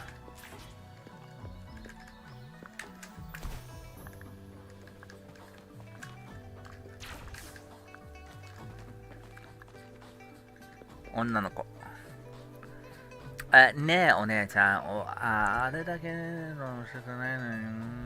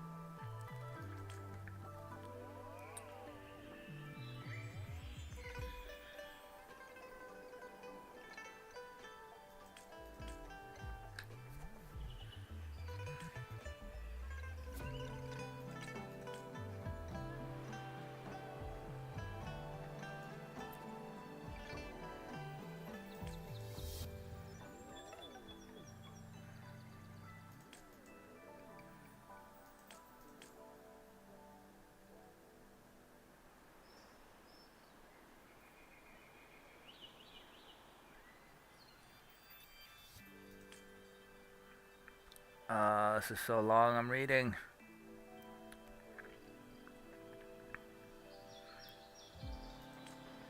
Show us a magazine.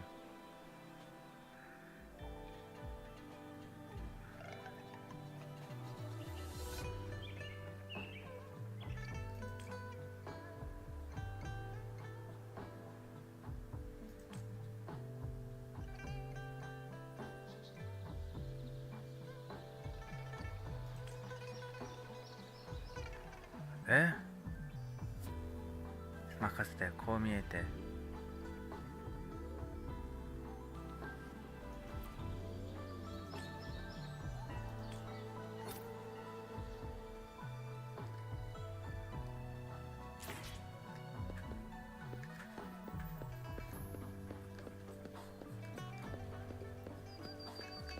I have to go and take a test for her, I think.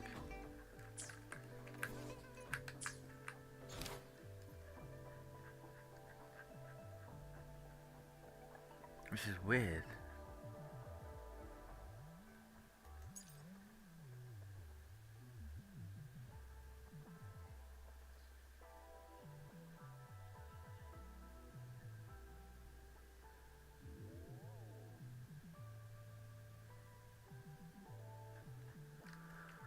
I can't be bothered doing all the side quests.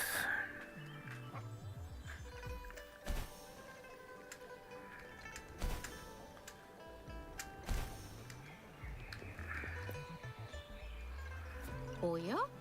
シカちゃんとヤンヤンちゃんだね。ヤンヤンちゃん。今日は語りを聞きに来たのかい？へへ、それだけじゃない。今日はある友達と一緒に来たんだ、リンバーさん。じゃじゃーん。残像を素手でちぎる。劣化を浴びようがびくともしない。どんな強い相手もデコピン一つでやっつける。人呼んで漂白者。That's me. That's me. その通り。そうかそうか。あなたがあの漂白者。若いのに強いだなんて羨ましいね。今日はね、物知りのリンばあさんにちょっと聞きたいことがあって来たんだけど、この黒い花についてなのですが。本州に生えてる草花ならすぐわかるはずだけど、これはどう見ても違うわね。それに本州に伝わる植物図鑑にもこんな奇妙な花は載っていないよ。そんなリンばあさんでもわからないのか。もうお手上げだよ。よしてくださいな、シカちゃん。もう一人植物に詳しい共鳴者がいるでしょ。遠方から本州に来たというあの子のことでしょうか。よくお店でもお手伝いしてますよね。そうそう、あの子はとっても働き者で植物にもとっても詳しいからいつも助けられているのよね。背も低くて優しくて笑う時のお目目なんかもキラキラで本当にキラ花みたい。キラ花ちゃん、ご飯だよって呼ぶと返事までしてくれて、もうほんとかわいい。今は多分裏山で生態調査をしているはずよ。この前裏山に花畑を作りたいって何気なく言ったら、こうやって実地調査をやってくれてね。広場を出ると滝が見えるでしょ。その方向にまっすぐ行けば裏山に行けるわよ。わかりました。どういたしまして。 I think I know where it is. It's where we did that random side quest for that woman. I don't think you guys were here for that side quest. That side quest was long.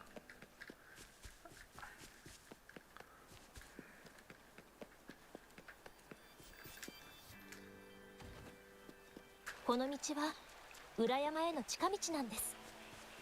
滝の裏を抜けると今州城の背部屏風山に着きますよ。 Yeah, I've been here before.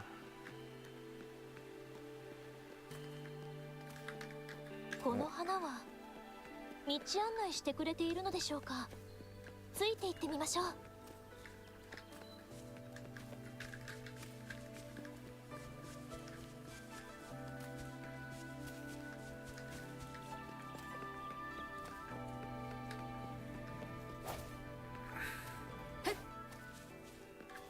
行こう。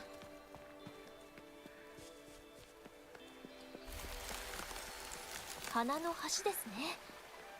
綺麗。 What is this magical flower land?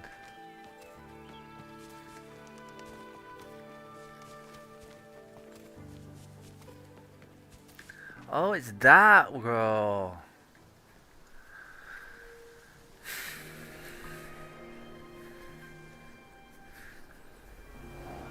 You can get her. Nah, I don't know about that. That's a bit sus. That's a bit sus.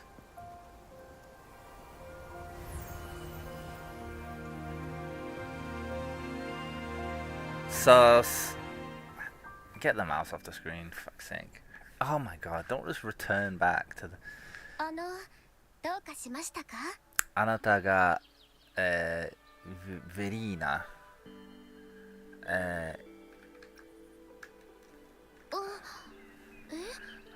リンバーさん以外にそう呼ばれるの初めてです。すみません。まずは自己紹介ですよね。交流の監修ですから。交流の監修。ご高名はかねがね伺っております。私ベリーナでございます。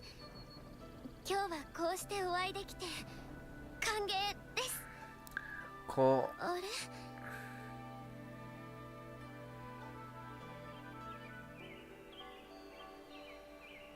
幸いだ。Oh, right. Basically, this is like a meme where she's speaking fluent fucking Japanese, by the way, but she's trying to speak it in a way that's broken.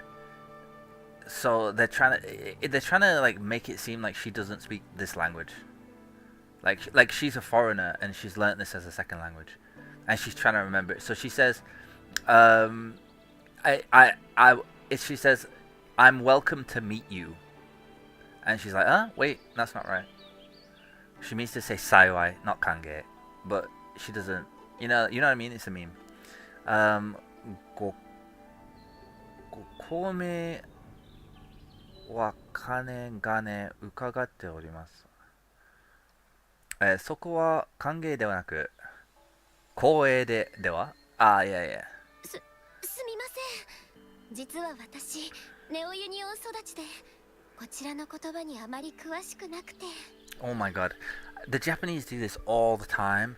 They always try and like present the idea of a character that doesn't speak Japanese, and they speak fluent fucking Japanese, like unbelievably good Japanese, perfect even, all the time. They do it so often that they'll like have this character that's supposed to be bad at Japanese, and the things that they say in Japanese are incomprehensible. Not incomprehensible. They're unimaginable for a foreign speaker. Like a foreign speaker like me would never, even if I understand what they say, I would never think to say it myself. Like I would never be able to create that, but I can see it. I can see them create it, and I can understand them do it. I'm very limited in what I can do. The worst offender is when they have a character that learns Japanese in a short amount of time, and they go from like being broken, having like 1 or 2 words, to just fluent fucking sentences in like a week. And they're like, I'm still learning. It's like, fuck you. 実は、yes. こんにちはベリーナちゃん。私は鹿。こっちはヤンヤン。あと漂白者。今日はリンバーさんの紹介できたんだ。Okay. Wait, is chat dead? Because I don't want to go under 12 hours again. Who is this?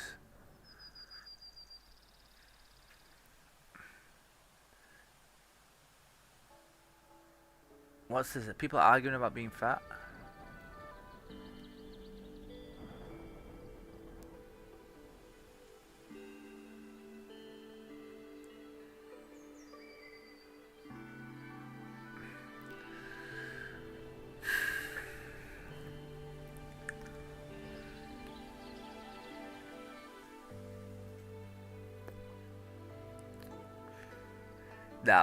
Nah, I'm just alone. Wonderfully. I can enjoy my game. So nice.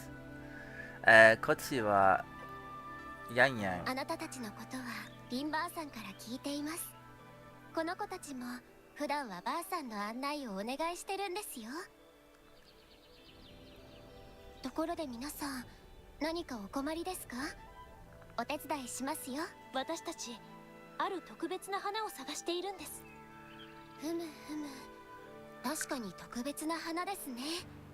こういう真っ黒な花は大抵誰かによって手を加えられたものですが、自然の中で咲くものもごくわずかにあります。そうですね、形と性質から考えるとあやめ、花びらの形はこの黒い花と近い楕円形ですが、花の外側の部分が違いますね。スミレは花びらの形が明らかに違うので外れですね。六根草は花蕾がもう少し短いし、花びらの数も1枚少ない。あとレモングラスと呼ばれるネオユニオンの植物があります。交流の皆さんにはあまり馴染みがないものですね。花蕾の長さは一緒ですが、円錐形に花が咲くことを考えるとこれも違いますか。花冠もラッパ状ですし、忘れるところでした。大御蝶です。花びらの枚数、花の形状、あと花蕾の長さも近い。でも大御蝶には特徴的な花柄があります。この黒い花のものとは違いますね。知らなかった。これは勉強になったね。とにかくこの黒い花は本当に特別で、似たような植物はほとんどありません。だからこれは人工的に作られた新種なのではないでしょうか。それにこの十字の花冠、かすかに反響エナジーの影響が見られます。おそらくこれは珍しい反響植物で、共鳴能力に影響された植物なのかもしれません。でも写真だけではどんな土地でどんな共鳴能力に影響されたのかまでは判断できないですね。こっちちも手詰まりか。花の性質はわからないし、花を身につけた人は見つからないし。あ、だったらさ、私がこの花を持ってればその組織の人だって思われないかな。しか今のもう一回。どうしたの？私はただこの花を身につけたら組織の人に間違われるんじゃないかって。この黒い花はブラックシュアメンバーの証。メンバーでしたらすぐに気づくはずです。でも一般人にはちょっと変わった花にしか見えない。なのでブラックシュアのメンバーが今週城にいたら、この黒い花を身につけてるだけで向こうから接触してくるかもしれません。あー、確かに。でもこの黒い花って作れるものなの？形だけでしたら一応作れますよ。例えばこう。 Why can't she just make flowers? マジか！すごいすごい！写真のまんまじゃん！それほどでも。いや、ほんとすごいよ。ねえ、もう一回やってみて。もっと見たい。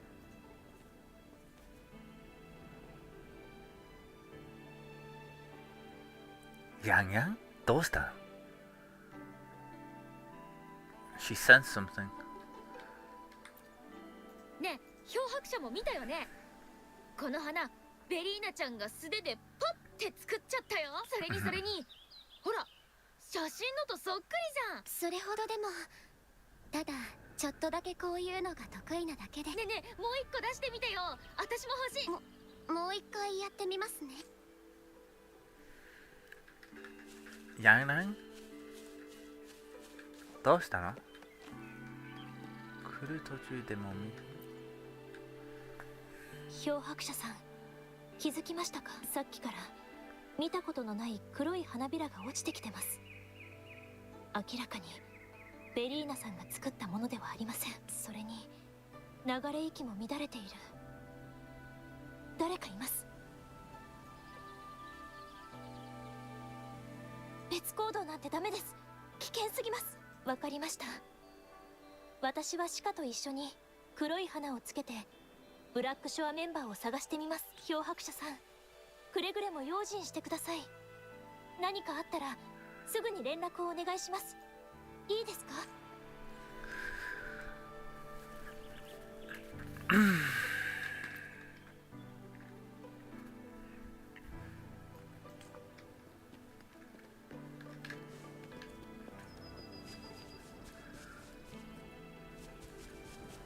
フラクトシです。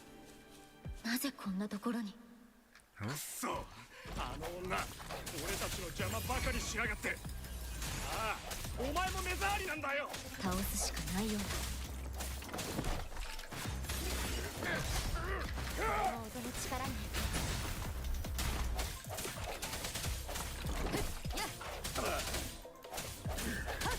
一気にいくよ。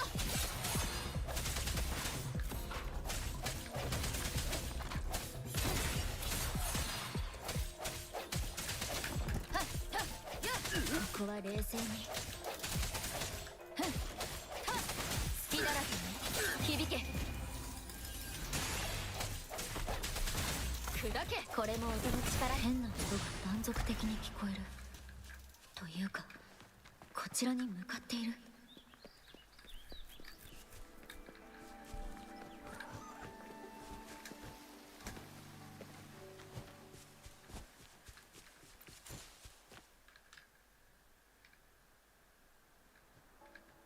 Oh my god, I've already been up here. ここから上がれば尾行者の裏をつける。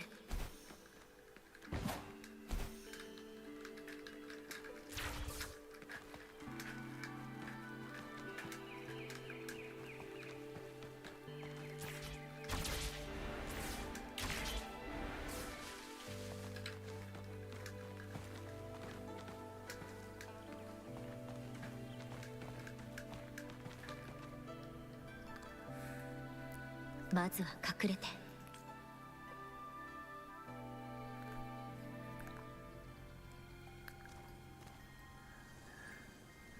Yo, who that?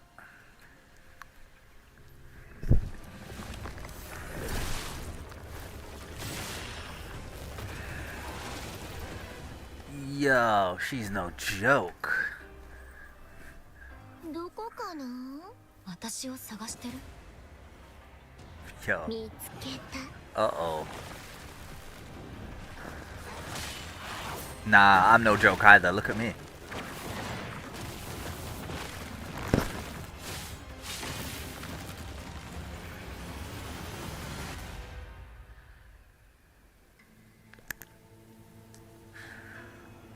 Yo, she got fucked up. I am no joke.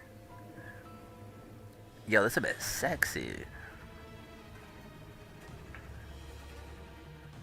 Oh god, the fucking mouse is the worst thing. For fuck's sake. あなた、本当に面白いね。 Dare. Yeah, that's exactly what I would say. 何それ？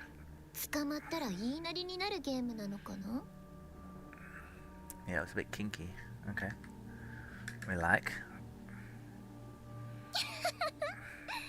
怒った？怒っちゃった？なんかね、あなたに構ってもらうと楽しくなっちゃうの。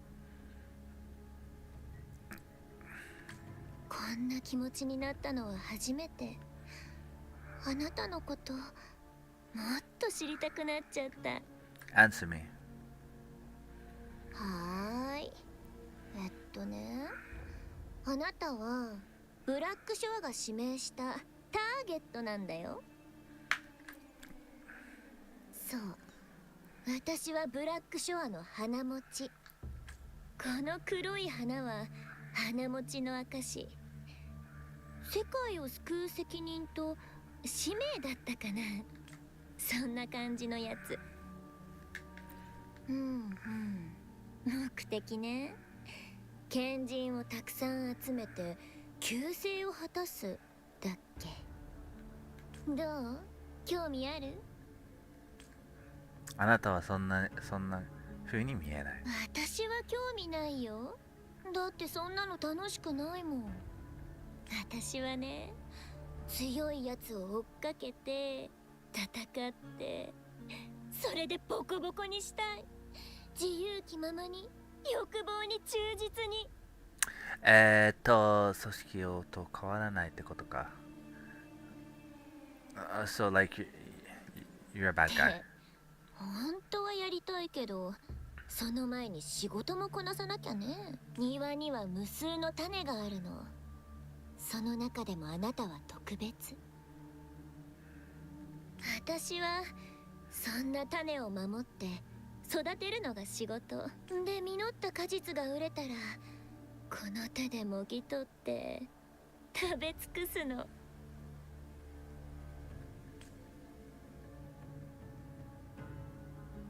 知ったことじゃない。その冷たい口調も素敵。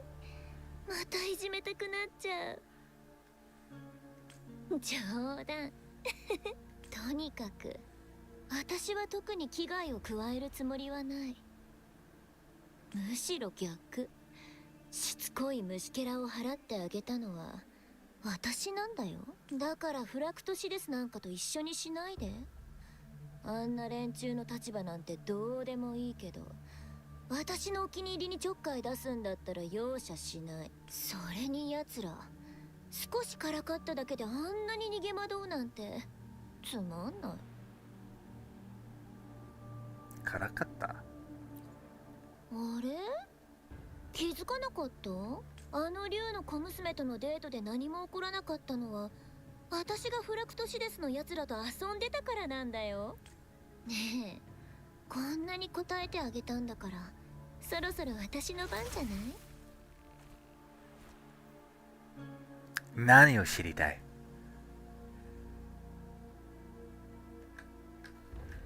それが対する態度。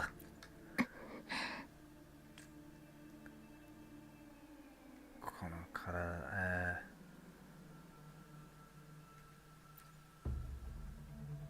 変に押さえつけられたからあなたの質問に答えてあげたんじゃない。私はあなたに何かを求めてるわけじゃない。いい？とにかく私はこれからもあなたをお世話し続けるわ。何よりも特別な大切な種だから。それにあなたからは懐かしい匂いがする。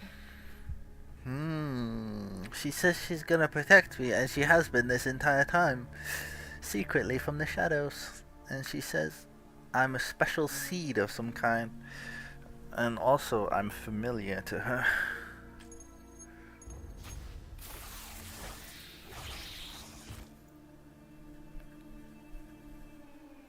What?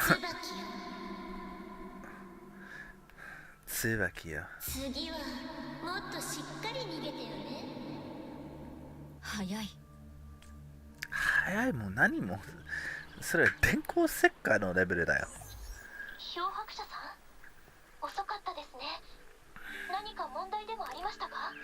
後をつけていた人が誰か分かった。変な女と出会った。敵と会ったのですか？怪我は？ブラックショアの？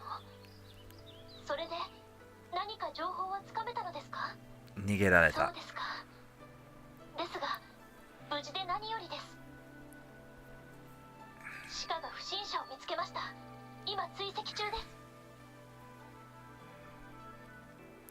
す。シが不審者を見つけました。分かった、すぐ行く。私たちは今商業区域にいます。Ooh, level 15. Alright, let's get to where they are. Now, normally you'd want to stay in this area and do some like searching, but since I've pretty much already been here,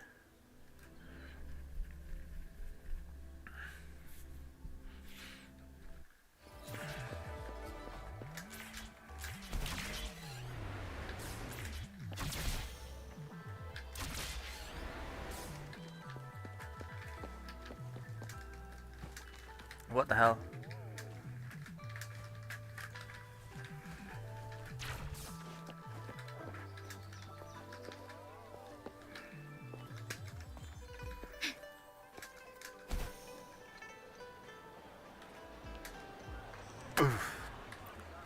I love how I just arrive.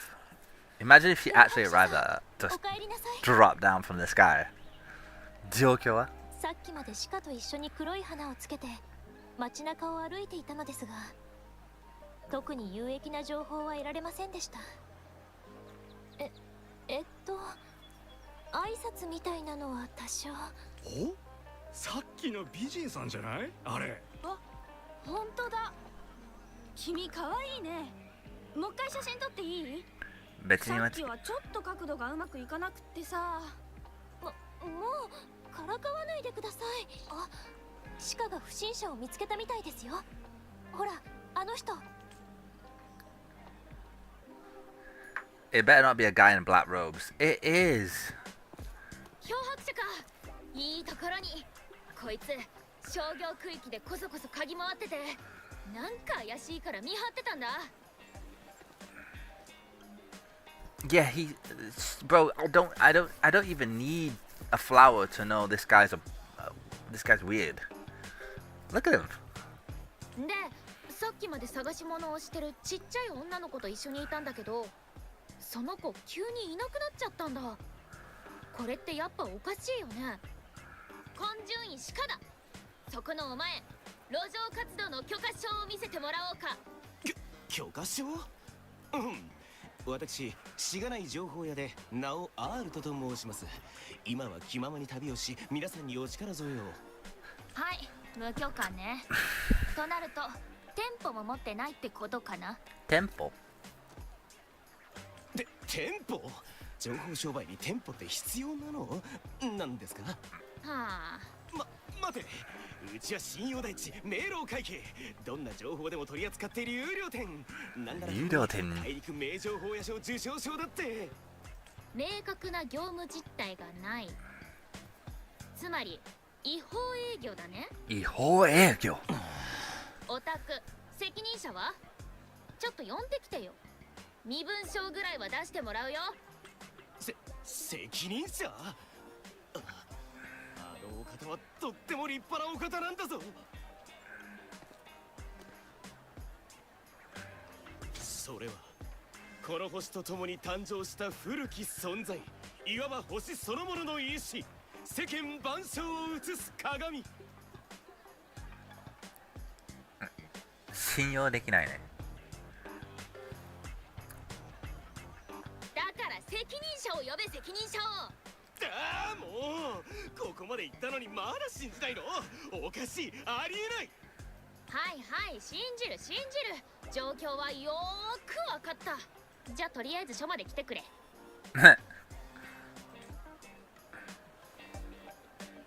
頼むよ、五章だよ。俺はただ人を探してただけで。こんな感じの子供で、人混みに紛れてても一目でわかるような。どんな感じだよ。ほら、君がさっき言ってたあの子だよ。髪はピンク、背が低く、ぴょんぴょんと走る。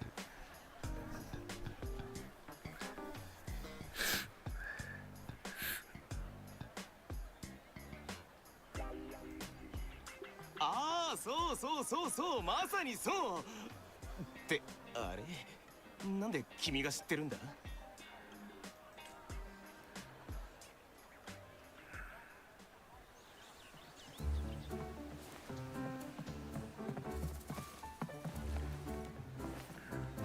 ？Oh my god, we're getting hella sus. We're getting sus. We're getting really sus at this point. What? 気をつけて、危ないですよ。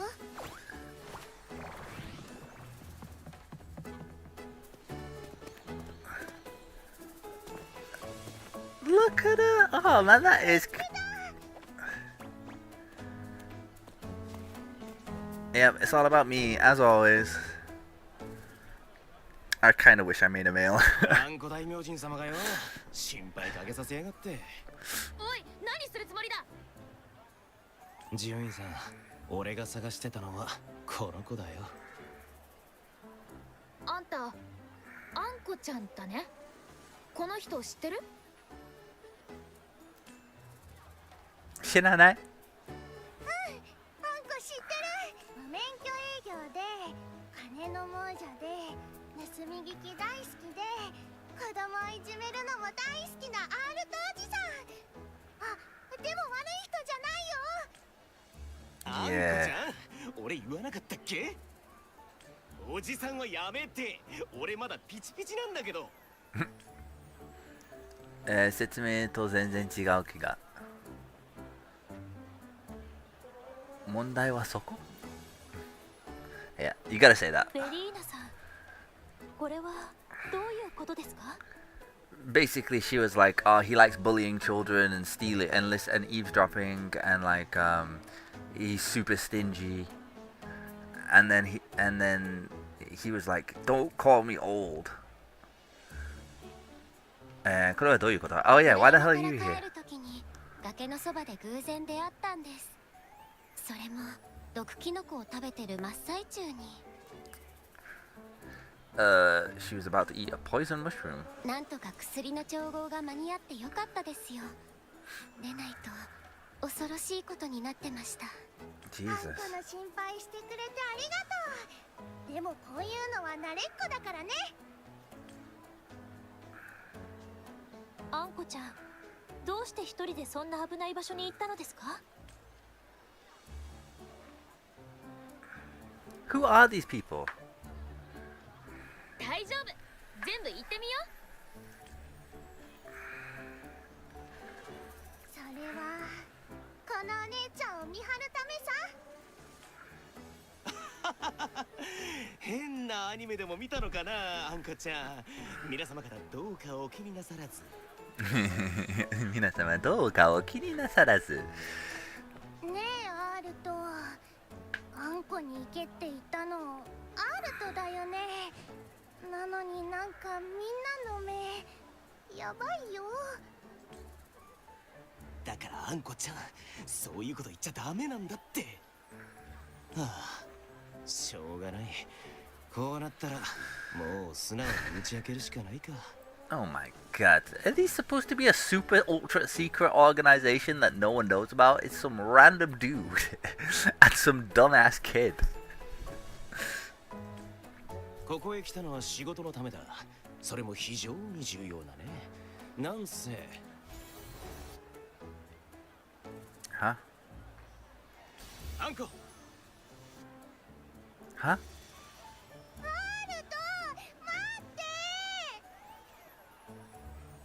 じゃあな、こっちには世界を救う使命があるんだよ。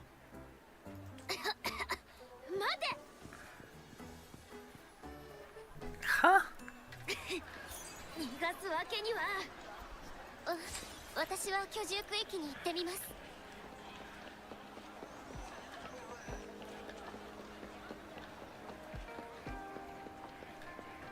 What do you want me to do?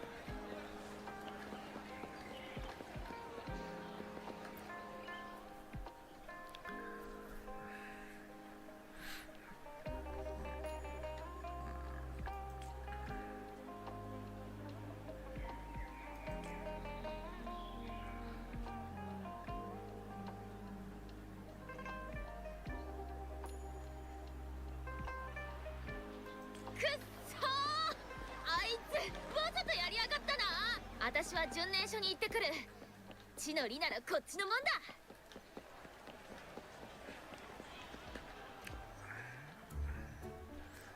だ。あ、すごい爪をしてるって本当ですか？鋭くて長くて化け物を簡単に倒せるって。本当に知りたい？知りたい。じゃ、よーく見ててね。ア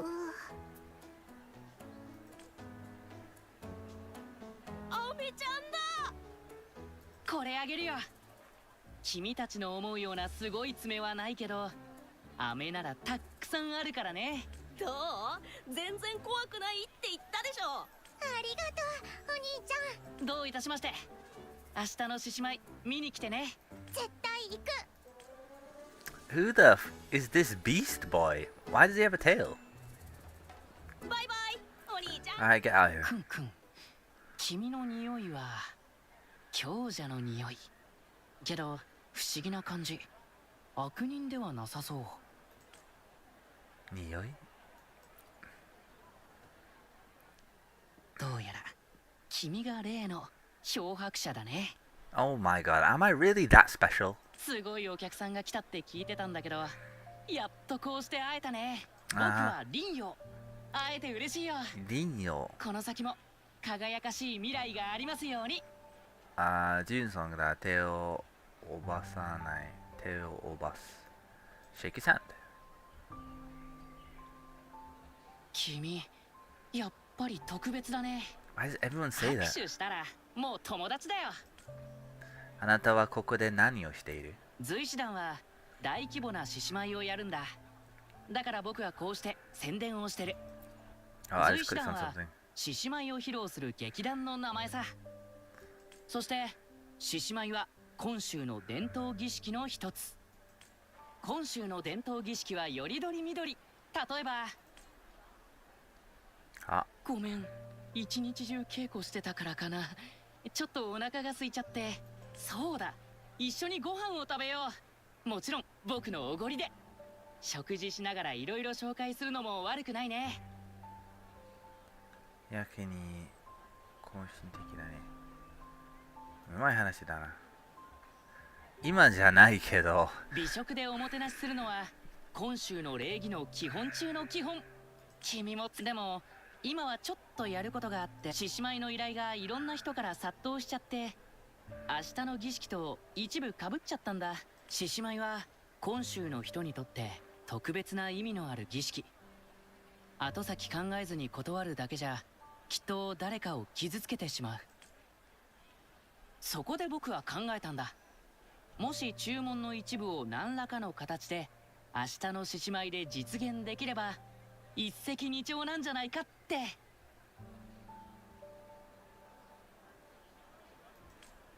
それに注文に合わせていろんな表現ができるのは獅子舞のいいところでもあるしね。だからお客さんがどんな獅子舞を見たいのか調べたいんだ。漂白者、君さえよければ一緒に来てくれないかな。そうだ、何かお菓子でもおごるよ。食べ歩きながら今週城を見て回ればいろいろと風習なんかもわかるんじゃないかな。そうすれば人の話を聞くよりももっと今週城を理解できるかもよ。は？こちらこそよろしく。Whatever. But you are a very forced character. 出発だ。You just showed up and you were like, I'm gonna be a friend, and then you're gonna come to my play and you're gonna learn a lot, and it's like, bro, just chill the ど fuck. れどれ、一人目のお客さんはここから近いね。もしかしたら君も面識くらいはあるかも。橋を抜けたちょっと先のところだね。Huh? I have to do his quest? I'm gonna totally forget if I don't do it now. I thought you said I don't have to do this now. 先駆条約のグッズはご長寿とご健康に心からお祝いを申し上げます。祝辞がうまいね。随師団の方、こんにちは。もしかしてじっちゃんの受演の件で予定は明日のはずよね。時間を確認しに来たのかしら。実は検定からみんなのために大掛かりな獅子舞の注文があって、こちらの注文と時間が少しかぶってしまって。そういうことね。だからできればこの注文の要望を明日の獅子舞に取り入れて実現させたいって思ってるんだけど。うちのじっちゃんもイベントが大好物。ありがとう。そうよ。じゃあ明日僕が舞台で6回回ってそれをじっちゃんへの祝辞にするというのはどうかな。都平に鎮座する獅子頭は長寿星を中心に回る。つまり寿を祝う舞踏ってこと。一周は一巡年を意味するから、これで無病息災、福寿必至さ。福寿必至？わかったわ。 I don't この understand. 件は私がじっちゃんに知らせておくから。This guy pumps 次の out お客 word. さんは確か若いカップルか。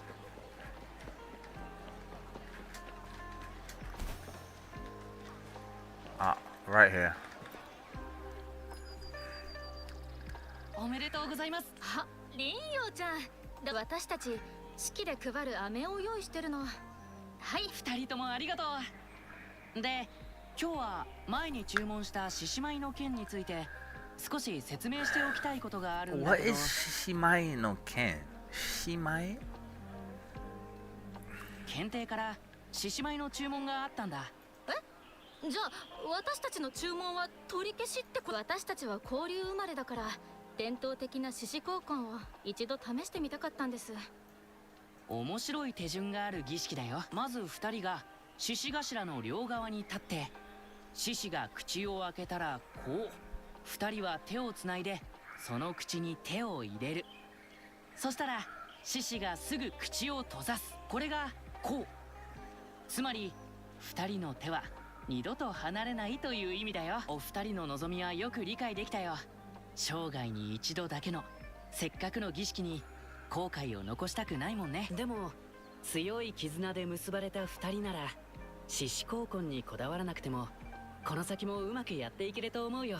そこで提案なんだけど、獅子が宙を舞ってドラと鼓が一気に鳴り出して花火が舞い散る瞬間、そのタイミングでお二人が約束の証を交換するのはどうかな。こんな盛大な儀式の中でちぎりを交わせるのも唯一無二の経験だと思うしね。それに大勢の観客から祝福を受ける君たちの関係はどんなことでも色あせない約束された未来があるに違いない。リンヨウちゃんは相変わらず口がうまいね。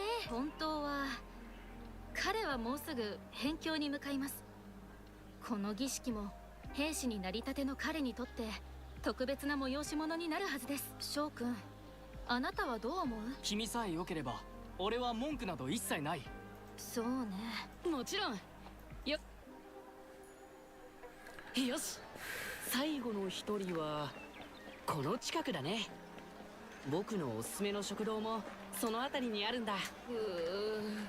僕のお腹もそろそろ限界かな。早く終わらせてご飯を食べに行こう。Bro, I never wanted to go on this quest with you. I have no idea why you've managed to rope me into this shit. Like, you just showed up. さあ、ここだよ。I was in the middle of another quest. だな。ししとうがらしが釣ってあれば千客万来、商売繁盛間違いなしだね。Oh my god, he uses so much kanji, it's ridiculous. おお、林陽じゃないか。もしかして前に注文した獅子舞がようやく回ってきたか？随師団はいつも大忙しだからな。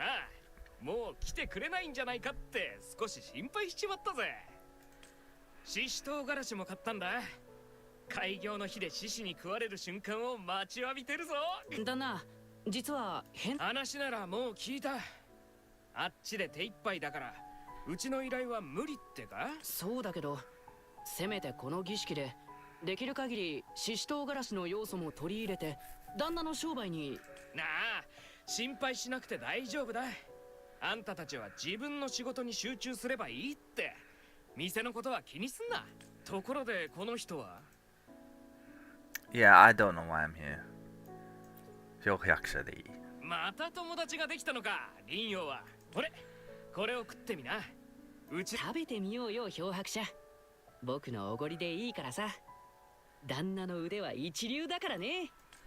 町に手っ取り早く馴染む方法は町の美食を知ることだ。What is a 漂白者？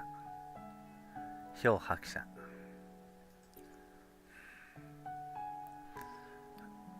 まい！だな、これ会場でみんなに食べてもらおうよ。美味しい食べ物があれば絶対盛り上がるって。それにこの店のためにできることをやりたいし。そうか、そいつはありがたいな。ただあんたたちは知らないかもな。最近外でチリンタランジュってやつが暴れてて。チリンタランジュ？そうだ、なかなか面白い名前だろ。でも実はとんでもない悪党なんだぞ。獲物を狩るときにチリンタランって音がするからこんな名前が付けられたって話だがよ。牙が人の腕ほど長くてどんな獲物もちぎる鋭い鍵爪もあって。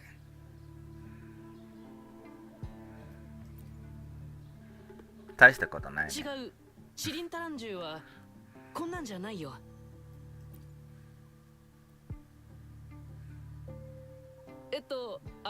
あいつは友達なんだ。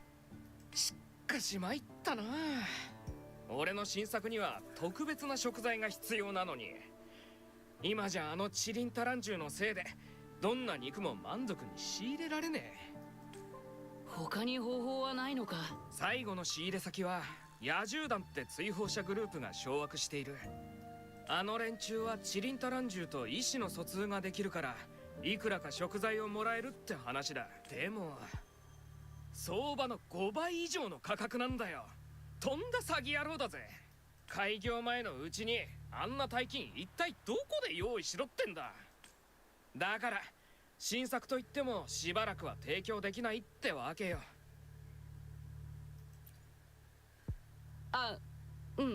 ちょっとある依頼を思い出した。茶屋のすぐ近く、そう遠くないし急げば間に合うと思うからお先に失礼するよ。ごめんね、漂白者。すぐ戻るから。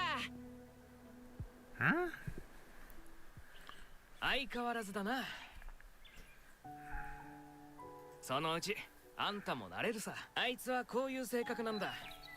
気ままでも何より人だ。日中にあいつを見かけたらだいたい誰かのお使いをしてるところだろう。手先が器用で力持ち、それに動きも早い。どんな仕事もこなせるからよ。みんなあいつの世話になってんだ。でも当の本人は笑顔で大丈夫って言いながらも傷ついて帰ってくることが多いからどうしても心配にな。漂白者さん、あんた見に行ってくれないか。頼んだぞ。林陽の言った茶屋は居住区域にある。広場を抜けて少し進んだら見えるはずだ。 Oh my god, this is not what I'm supposed to. This is full on quest.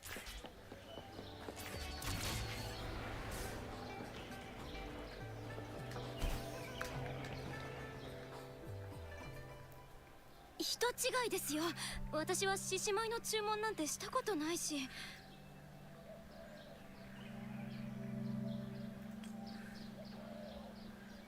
漂白者、どうしてここに？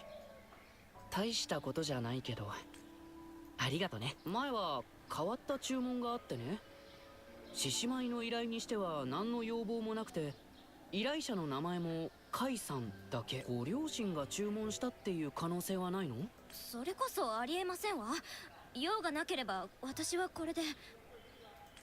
待って待って、カイシさん、あなたにお兄さんがいませんか？どうしてそれを？僕に注文した時の声が青年男性の声だったから、カイさんという依頼人も合わせて考えると結論はこれしかない。カイシさん、何か。僕は随師団の林陽。僕たちを信じてください。私の兄さんカイサイは1週間前から家に戻ってなくて。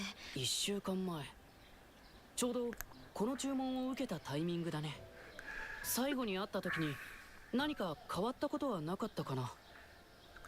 I have no idea what this guy's deal is. 長い間喧嘩をしていて、 Now we're looking for some 家を出た時のことはよくわかる。 random person. でも兄さんは時々郵便を送ってくれます。中身は変なものばかりですけど。これは製粉草だね。 I don't know what すっ that is. かり枯れてるけど、もう匂いすら残ってない。これは獣肉か。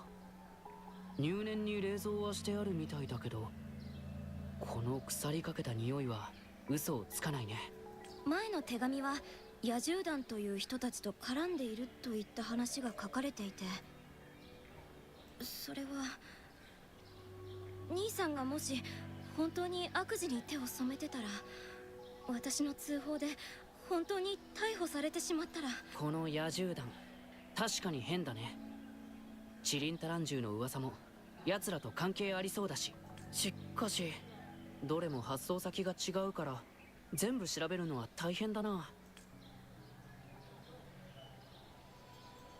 確かに漂白者、頭いいね君。カイさん、お兄さんの件は。私も一緒にいいですか？カイシさん、 He keeps talking about lion ceremonies. I think he's like a beastmaster. I think he's actually got a lion. でも野外には危険がたくさんあるんだ。それに最近残像が大量に発生したから、いざという時に君を守れない可能性が。私は大丈夫です。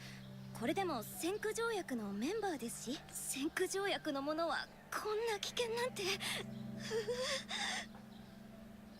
でも私は。それでも行く気なら漂白者の意向次第か。腕も確かだし、同行してもらえるなら心強い味方には違いないさ。友達に危ない橋を渡らせるのはどうかと思うけど、こんな状況だからこそ漂白者の助力が必要なんだ。漂白者さん、急なお願いなのは承知の上ですけど、どうかお願いします。 I am a hero. Nozomu Tokoro だ。ありがとうございます、漂白者さん。 Yeah, I know. 配達員はいつも同じ人でした。その人の仕事先なら知ってます。すぐ行こう。漂白者、準備できたか？ Oh my god, they just took me out of the area. Bro, this is gonna be like a 30-minute long quest. Where the fuck are we? What the Huh? この近くにいるはずです。待って、今声が。あそこだよ。いたずら猿に囲まれた人が。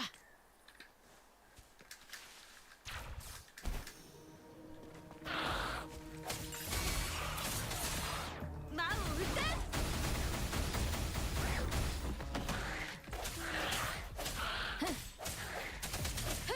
隙だらけね。これも音の力ね。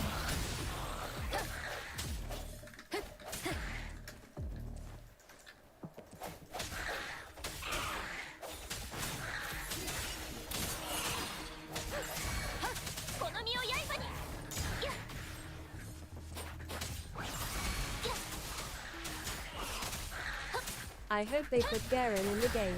I want to spin spin spin hee hee hee do do do. Yeah, I don't. 助けてくれてありがとう。 How the fuck are 怪 you? 我はない？ああ、平気だ。逃げるだけなら簡単にできたのだが、荷物を捨てるわけにはいかないからね。それはもちろん。我らブブ物流はとどくが心情だからな。どく It means he said like deliver, but he cut it up, so deliver like that, but it doesn't sound as good.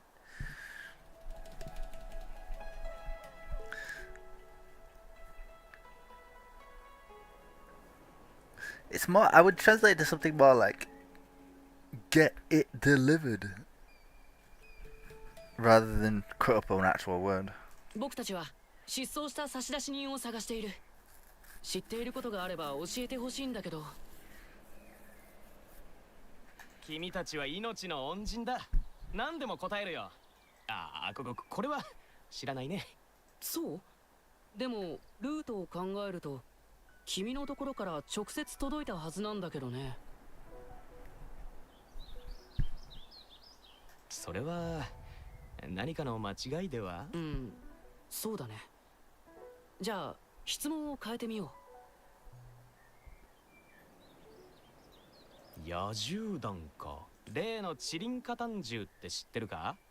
最近やたら噂になってるあれはチリンタラン獣じゃない。名前はどうでもいいだろう。何にせよ人に害をなす獣に変わりないんだから。あの人たちは凶悪なチリンタラン獣と意思疎通ができるらしくてな。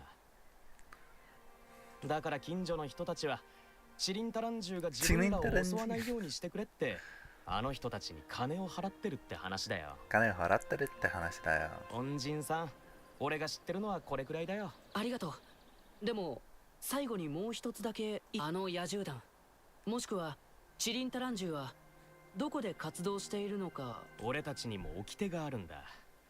客の情報は一切漏らせないけど、俺が知ってるのは例のチリンタラン獣が山の中腹、折れた大木があるキャンプの近くでうろうろしてるとか、監視塔からも結構見れるし。なるほど。お疲れ様。恩人さん、余計かもしれないがあの獣は本当に危険だ。あんたらくれぐれも気をつけてくれよ。それに一匹だけじゃないって話も。チリンタラン獣。わかった。本当に一匹だけじゃなかったら面白い話になりそうだけどね。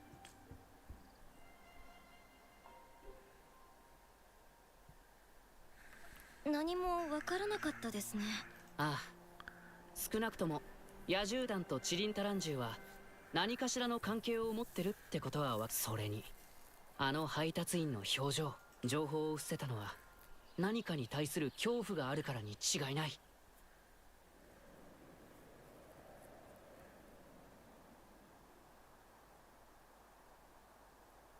でも情報は確かにあった。チリンタラン獣の居場所とか。野外キャンプはこんなにたくさんあるのに、一体どう探すというの？まあ僕についてきてよ。こういうのは観察が大事だからね。山の中腹、監視塔から見える範囲、折れた大木。これだけの情報で十分さ。この先に違いない。みんなで手分けして探そう。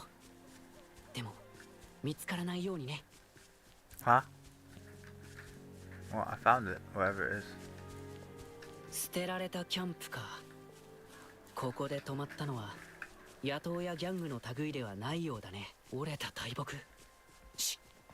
気づかれないように。干木は避 I け would て。 pay Zed, but he may be それと too hard for me to use. でき He るだ not け like 音を this. 立てないように。Huh? How am I supposed to do this? Is there a mechanic for stealth? Don't.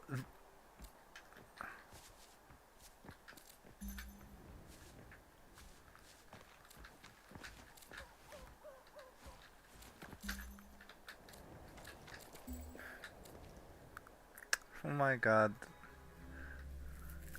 Please don't put random ass stealth mechanics in games. Like in a game about fighting, just let me fight.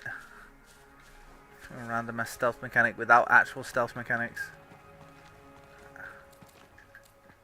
I don't even have a crouch. It doesn't even feel right.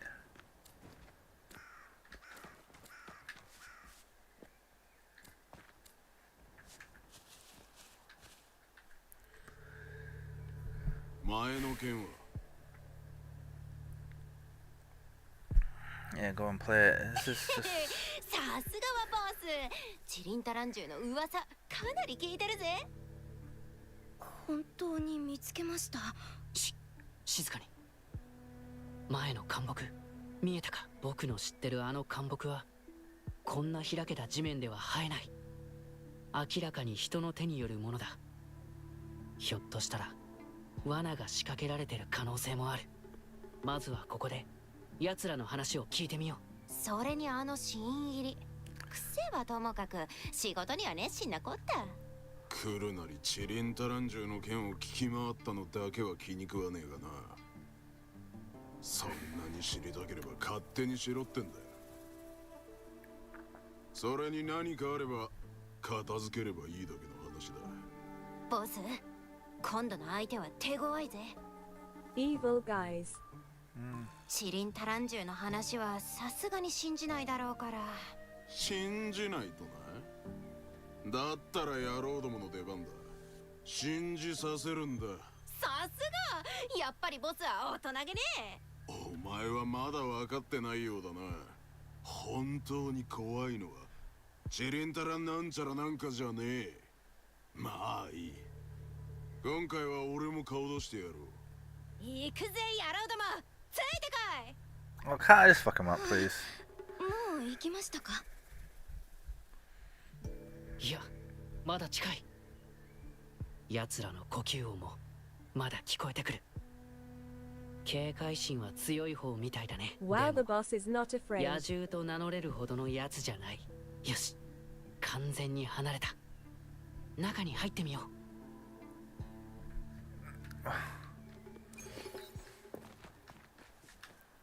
Gotta do some reading now.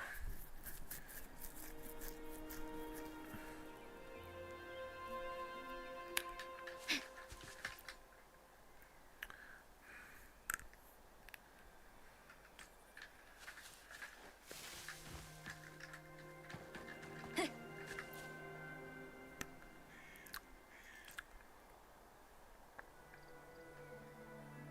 これは兄さんの端末。あのシーンにはあの兄さんのようだな。そんな兄さんがこんな悪党と一緒に。カイシさん、君のお兄さんはどんな人？少し怖がりで何事にも考えすぎる癖があって、でも根はいい人なんです。私にも優しくて。あのね、カイシさん、耳と目だけじゃわからないこともあるんだよ。そういう時はね、心で決めるんだ。真実はただ受け入れるだけのものじゃない。自分で考えて探して、それでようやく見つけられるんだよ。漂白者、何か手がかりを見つけたか？謎の牙を見せた。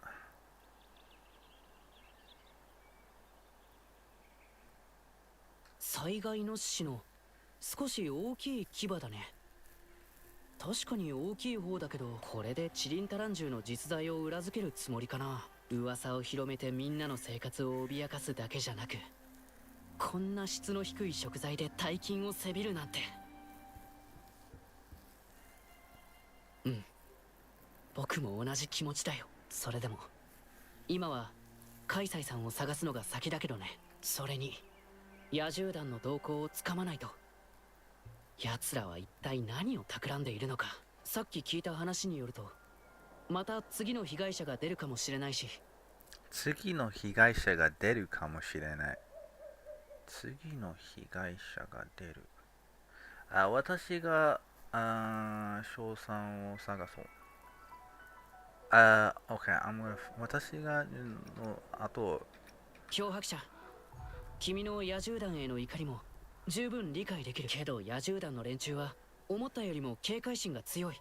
君一人じゃ危険だ。 No, it's fine. だから野外で力を扱える僕に任せてほしい。それに君にはカイシさんと一緒にカイサイさんを探してもらいたいんだ。君が一緒なら僕も安心して戦えるからね。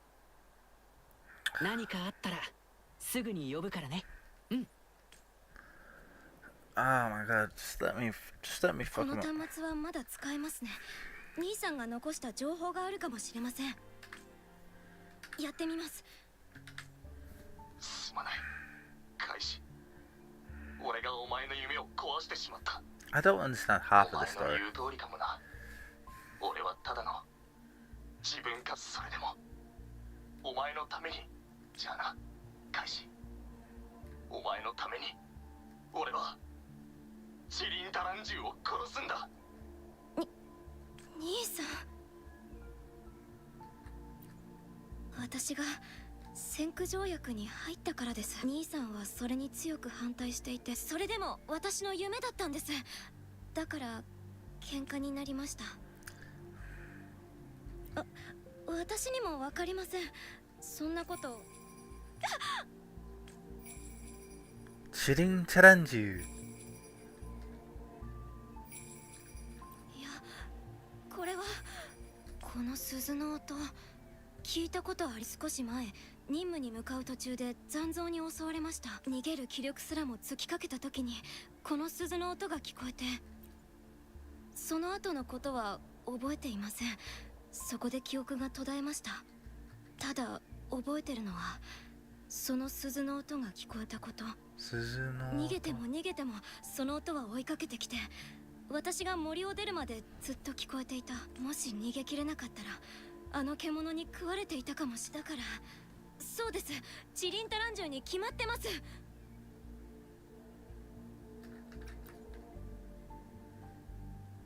はい、あなたが一緒なら。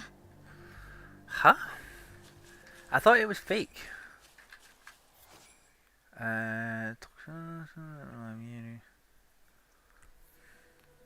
Did you hear Dr. Disrespect sending a minor sexual messages? No, and I don't care.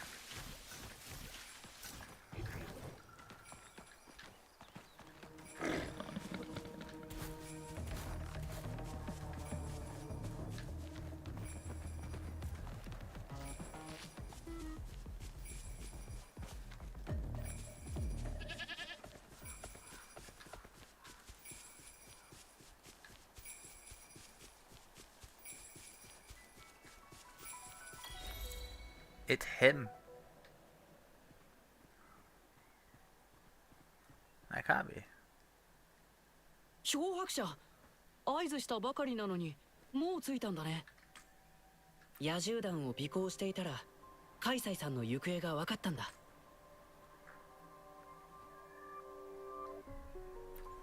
鈴のね、なんとなく聞こえたけど、そこまではっきりとは聞こえなかったかな。今はカイサイさんの話をしよう。前にキャンプで聞いた話覚えてる？ずっとチリンタランジュの情報を聞き回っていた新入りの話。 He's killing Taranju. さっき尾行していた時に連中が彼を深い洞窟に向かわせたって聞いたんだ。鈴の音は私の妄想じゃありません。チリンタランジュはおそらく洞窟の中に住んでいます。チリンタランジュか。あんな大柄なやつ洞窟なんかに住めるのかな。でも確かに危険な匂いはするね。これまでの推測が正しかったらあの新入りはカイサイさんの可能性が高い。そして彼は今危険な状況にさらされている。 Let's go. 漂白者だからごめん。これ以上君を危険にさらすのは不本意だけど、カイサイさんを少しでも早く助けたい。ここはもう一度僕に力を貸してくれないか。 Yeah, okay, let's go. 知りたいかなね。具合を知りたいからね。後を待ってる人がいるからね。彼を待ってる人、もう一度食べ歩きしたいね。Let's go. そうだね。家族が待ってるからね。私も行きたいです。兄さんはこの中、私も早く見つけたくて。カイシさん、兄さんと再会したい気持ちはわかる。でも洞窟の中は暗くて狭い。何に出くわすかもわからない。僕もせいぜい自分の身を守るくらいしかできないんだ。それに君にもう一つ大事な任務を任せたい。すぐに戻って、ここでの出来事を今順位に教えて救援を呼ぶんだ。でも私はもう逃げないって決めました。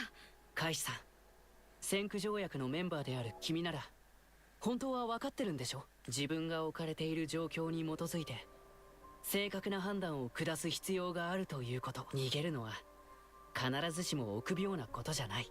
僕と漂白者を信じて君の兄さんを連れ戻すよ、絶対。 He's good with words. 私を信じて。私たちを信じて。We're definitely stronger than you. You seem like an absolute NPC. Look at us, we have coloured hair and everything. And we've got eyes and we've got like... You look plain AF, bro. You'll die instantly in that cave. Oh shit. Oh sweet, I love how it's like... actually gonna force me to use him. Cool. いろんな匂いが入り混じってる。植物、獣、残像、それに人。でも道を探すのは得意なんだ。僕に任せて。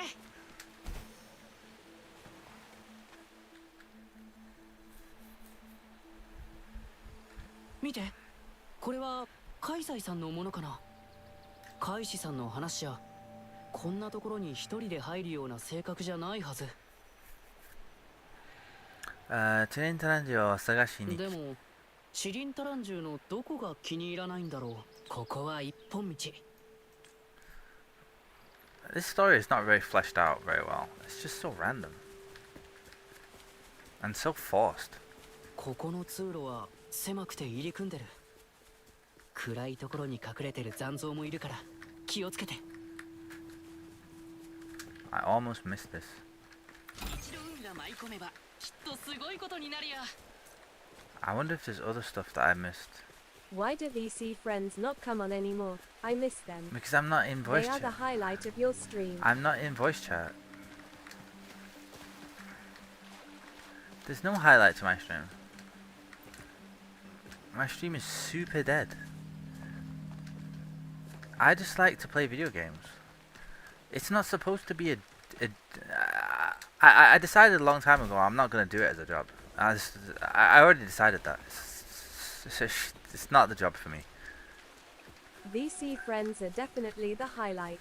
Like making it about... It's not... I just play games for the sake of playing games. That's why I do it. I wouldn't watch my stream. I don't know why you do. It's fine. But no, I don't really want to sit in voice chat because they've ruined my immersion.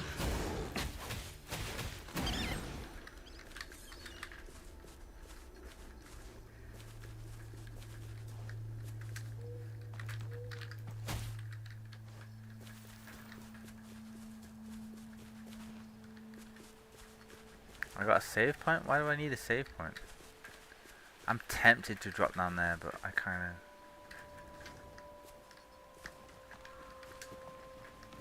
You playing Strive with Ben? I miss those days.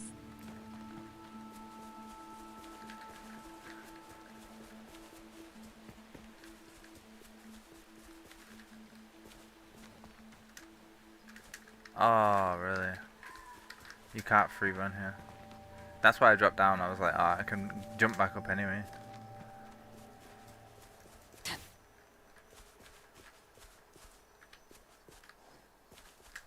Bro, you need a hobby. You need a real hobby. やはり出たな残像。この僕が倒せ。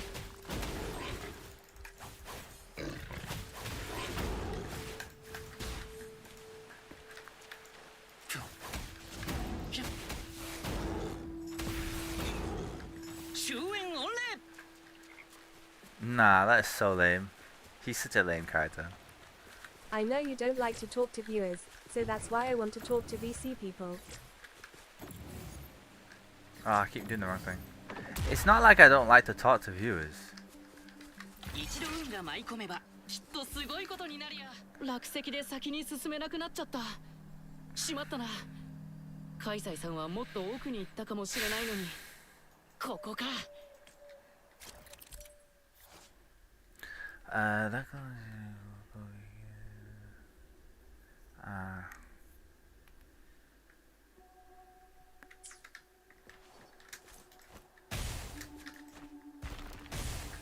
You're right, I do need a new hobby.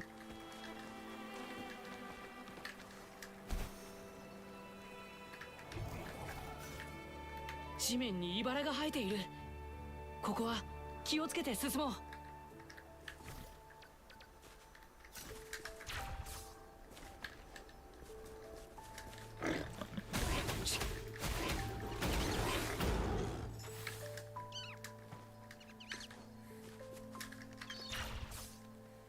Oh, what the hell?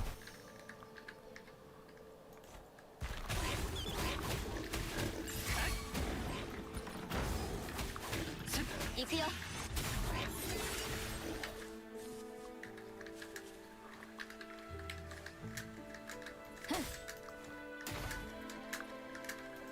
引け。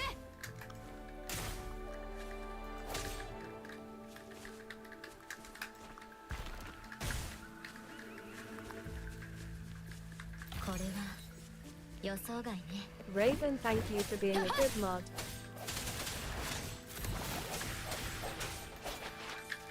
At this point, Raven just hangs out because he wants to. あの光ってる植物見た？野外ではあの光を目印にして道を探せるんだけど、闇に潜んでいる敵には光に照らされる僕たちが絶好の標的になる。だから長居しちゃいけないよ。 I can't break it. 行こ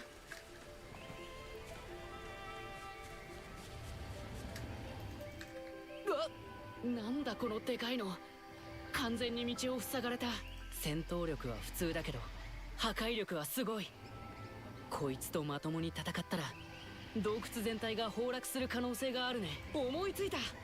クロトゲグマは寝てる時も匂いに敏感なんだ。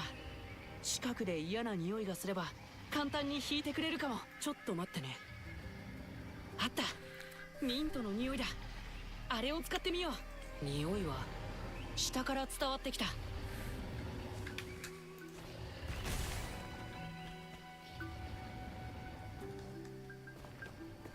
ここの石面白い形してるね。まるで獅子舞の杭みたいに。よーし、これでどうだ。ドンタカドン、ドンタカドン、ドンタカドンだ、ドンタカドン。茨がこんなにたくさん。これに刺さったらさすがに痛そうだね。気流に乗って飛ぼう。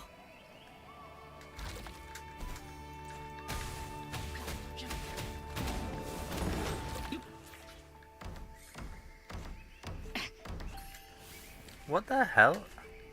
もう簡単には通してくれないんだね。漂白者、一気に駆け抜けよう。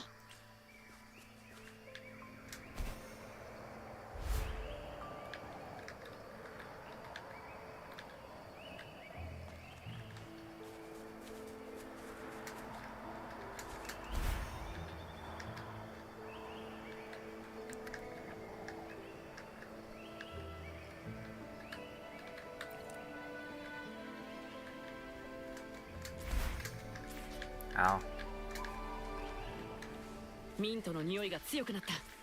先に進もう。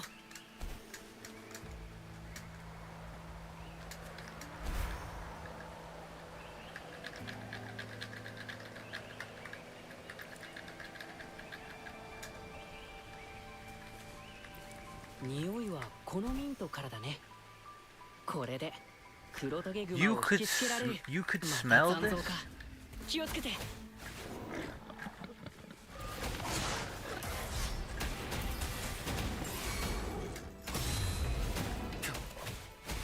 獅子の鼓ね。行くよ。これも音の力ね。僕がいる、心配しないで。よし、ここから出よう。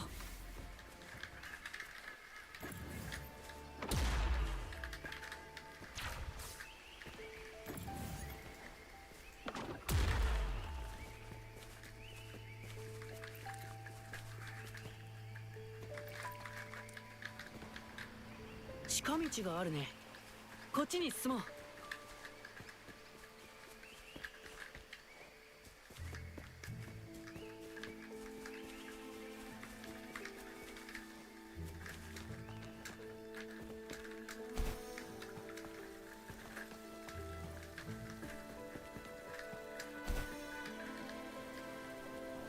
Gotta double check, make sure there's no hidden treasures or anything, because we ain't coming back here ever again.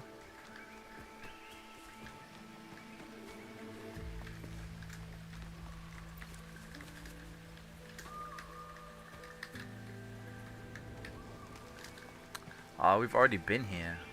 That's why. We're gonna come up to the bear now.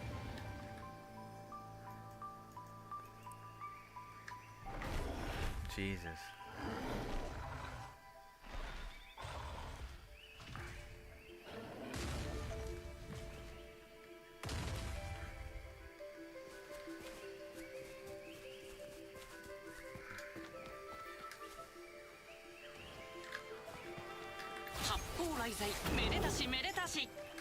That was a lot of stuff.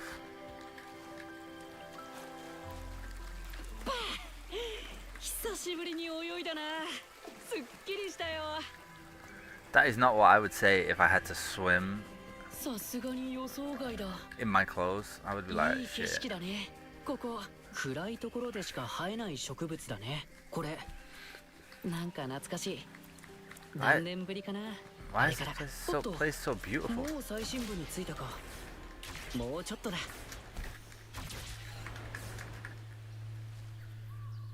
今さらどこに逃げる気だこれ。 What is going on? 外の獣から逃げてここまで来るた。大した運じゃねえかてめえ。だがそれも今日限りだ。骨ぐらい拾ってやるよ。怖くねえぞ。あんたらがやった詐欺まがいの商売のこと俺は全部知ってるんだからな。もう証拠は全部外へ送った。殺されたって怖くねえぞ。この国で正義を信じる人は必ずいる。やっぱりカイシさんは考えすぎだったね。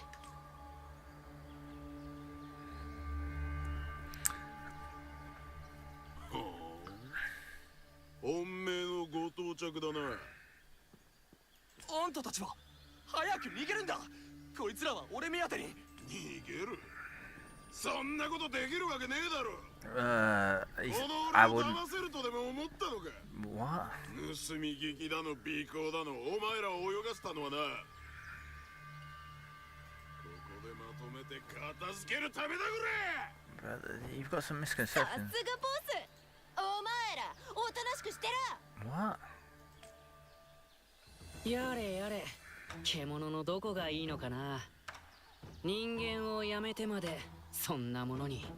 野獣って名乗ってるやつなら知ってるだろう。この世界で生き残れる野獣はみんなそれぞれ特別な狩りの方法があるってな。例えば敵に弱みを見せて着実に自分の狩り場までおびき寄せて己を狩る側と錯覚させる方法さ。何？久々にたぎってきた。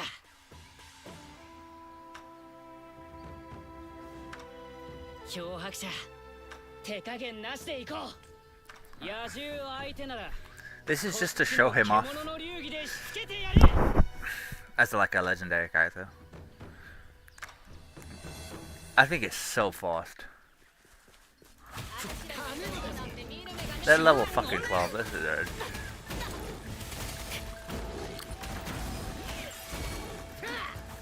行くよ。これで終わりよ。隙だらけに。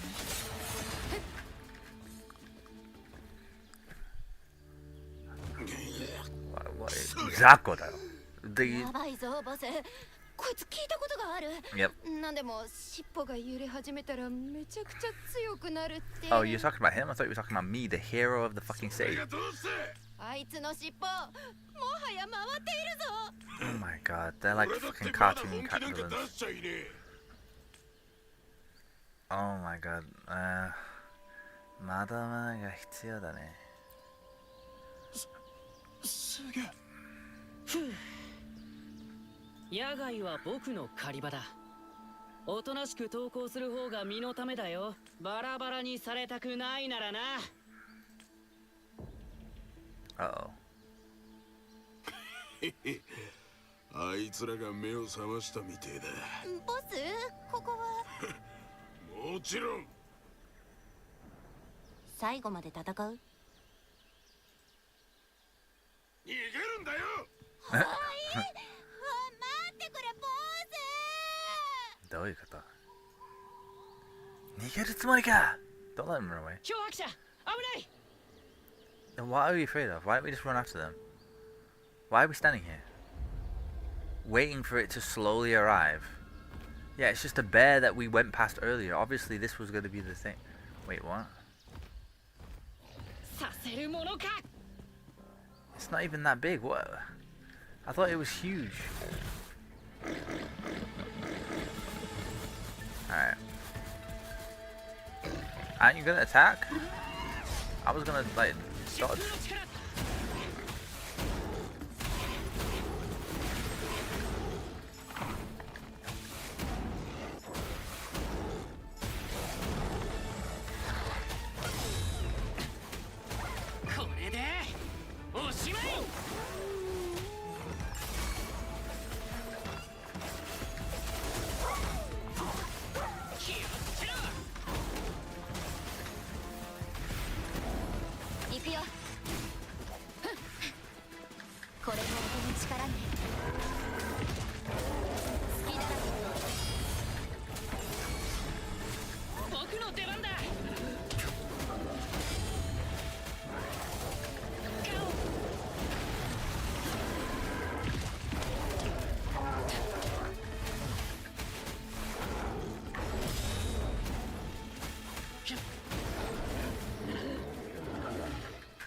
So easy.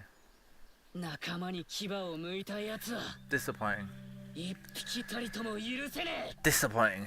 Why not just have that giant bear be the thing and like that we were trying, like the monster they were talking about, and then just, that would have made some sense. And then, bro, what are you talking about, bro? You would like, he's like, oh, I'm sorry, I showed the side of me. Like, what side, bro? That was some basic shit.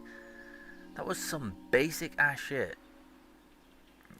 I'm a bit worried about this game. I like it a lot, but I actually think it's gonna let me down. I really do.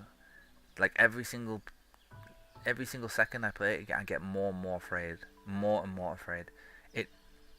I'm gonna have to buy Elden Ring, because the only way I'm going to experience any kind of but Elden Ring just isn't this kind of like speed combat. I love speed combat. That's the thing about Elden Ring. I love the idea behind it, how painful it is to play, but it's way too fucking slow for my taste. I love to go fast. It's my thing. It's why I play Nina. It's why I play Izoi. It's just, I want to go fast. I want to be better.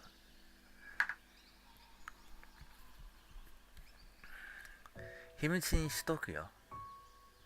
正直驚いた。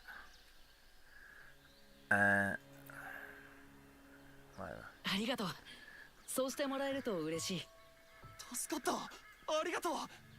ところで、あんたたちは？カイシ、俺のことを心配してたか？彼女は今どこに？彼女なら大丈夫。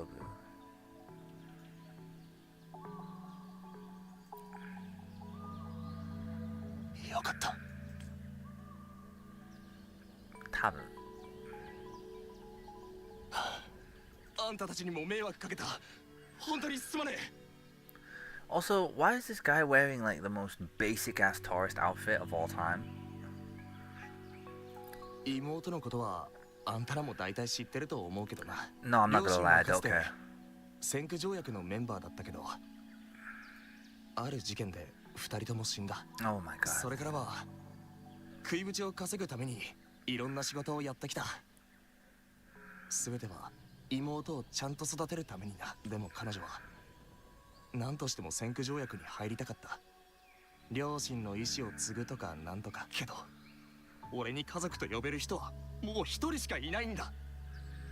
彼女まで亡くしたら俺は本当に。だから俺は強く反対した。その流れで喧嘩して互いに連絡すら取らなくなった。でも正直彼女が先駆条約に入ることを俺は誰よりも喜んでいた。カイシは俺と違う。明るくて強くてどんな困難にもくじけない。そんな妹だから俺の誇りだって。今考えると Basically, his parents died in the war, and the girl wants to become a soldier, and he's like, nah. And then he's like, actually, I'm really proud of her. It's really lame. あなたも大変だね。そうだな。どんな理由でも彼女の意志を尊重すべきだな。Oh God. You're her big brother. You should just tell her what to do. ひとまず外に出よう。妹さんも君を待っているんだ。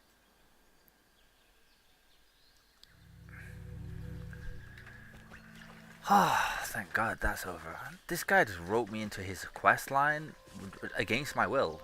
He was just like, hey, I've got a quest, let's go. I'm like, yo, chill out, bro. I'm on a quest. I was on a quest. I was in the middle of the main story, and this guy is just like, yo, we've got some important people to go and rescue. This irrelevant NPC and his irrelevant sister, who's gonna die in the war anyway, because she's in level 2.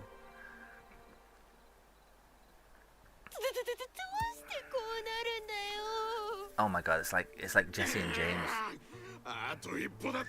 Oh my God, they even said it. They were like, I would have got away with it too, that kind of vibe. I can't believe it. That is on the level of cartoon. Nah, come on. I will say the only thing this game does wrong is it's not serious enough. It's too soft. It's a soft game. It's just like I don't know. It really does let itself down. It should have gone harder. It should have been like entirely aimed for adults. You could have made this game sick, and you could have just made it like a hellscape that was just pain and suffering non-stop. And it's just, you gotta survive and outplay. シャキッとしろ、シャキッと。リンヨンさん、脅迫者さん。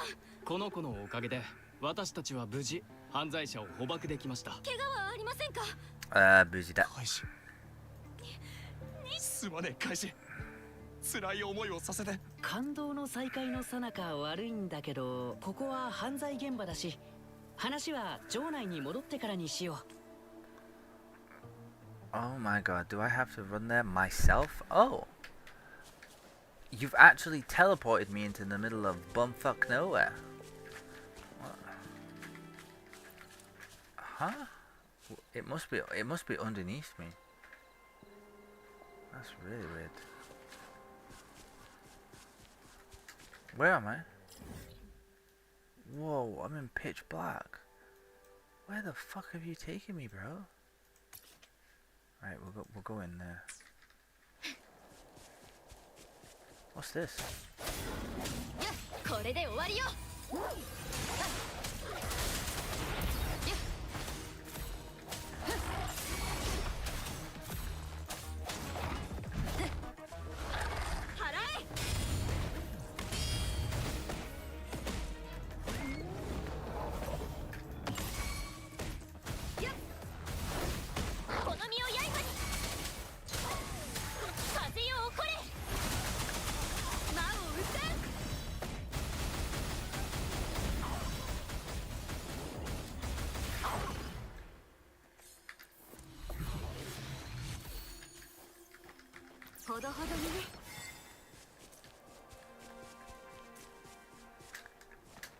Whoa, there's a lot of shit.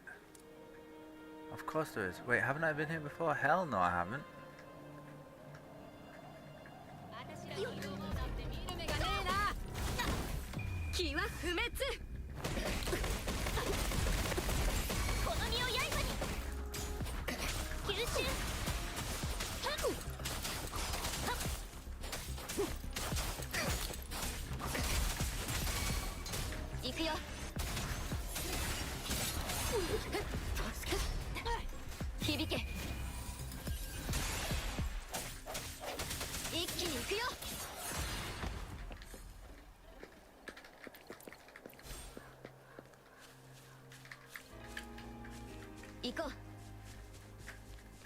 Where's the bomb? Where is the bomb? I don't like these. I don't like these bomb walls. I think they're a real. I think they're poor design because, like.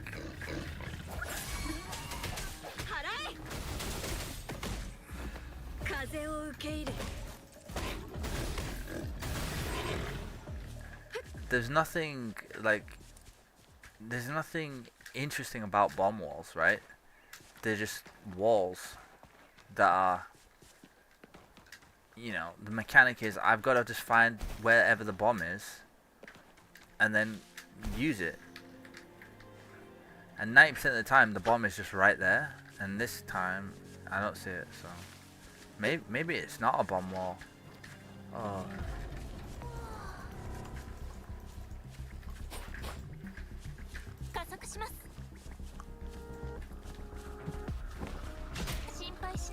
Come back, come back, come back.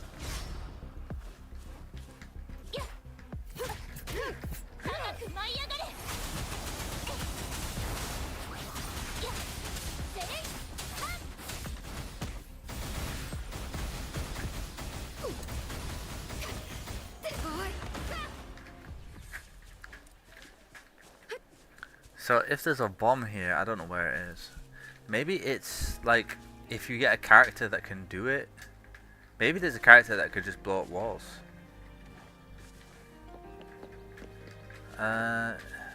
Maybe there's something up here. Nothing. I find it hard to believe that all those people were there for no reason. Oh, there it is. See what I mean? It's just so... Whatever. Oh, it's this. Oh, come on. How were you alive inside the wall?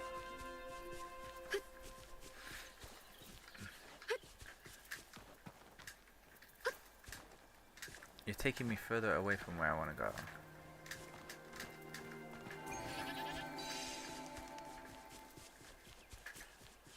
Oh, there's something there.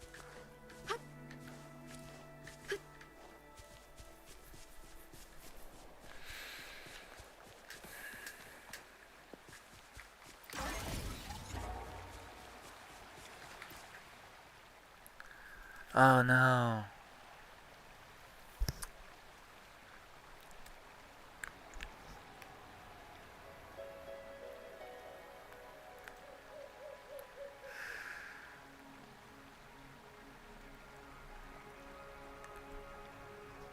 Stop.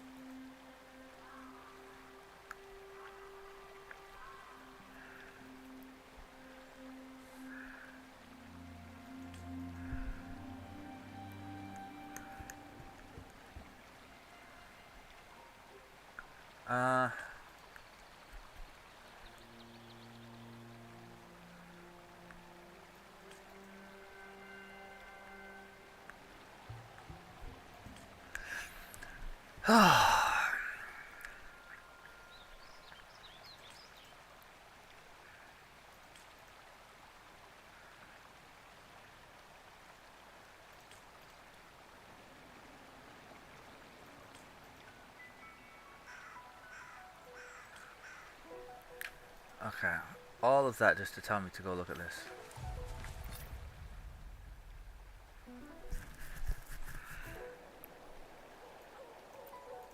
Oh no. I don't wanna... You know, that's the only issue, is I can't be asked doing some things.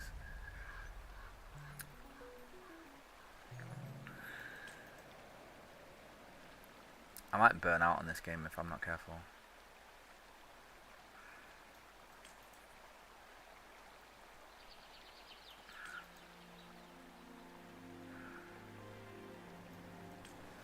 Ah, quest. A full-on quest.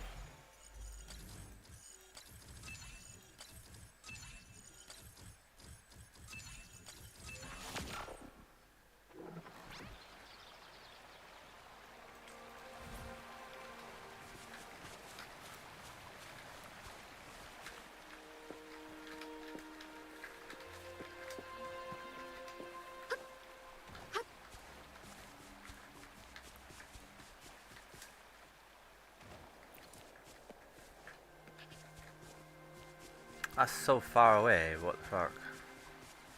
300 meters away?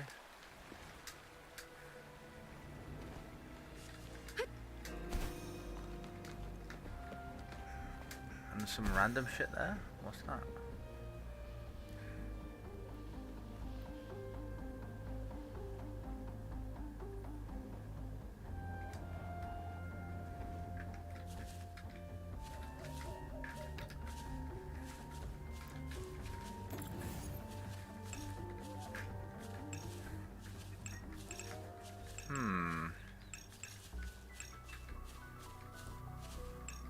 I think no matter what, I know what it is.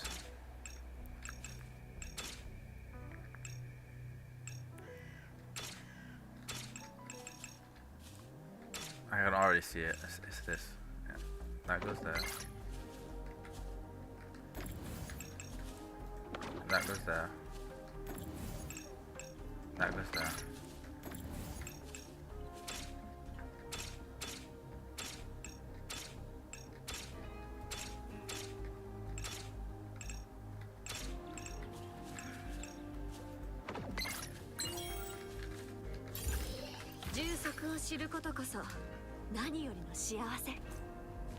What is this? Centaur Kaishi. Level 45. 難易度1. And Union level 27 で解放.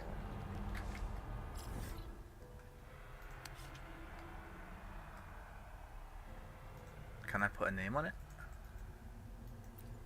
Nope.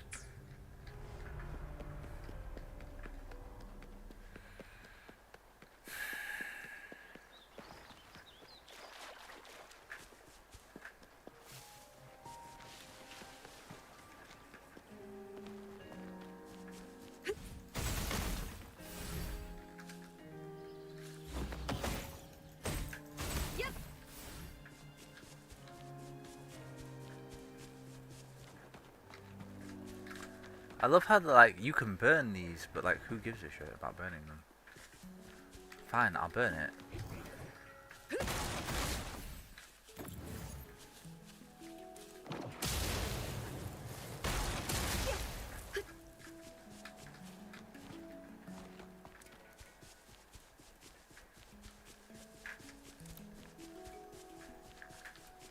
Found some random giant ash tree. Up we go.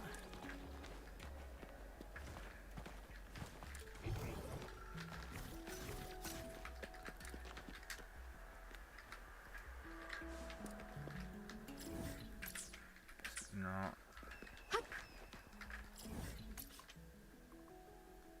Huh?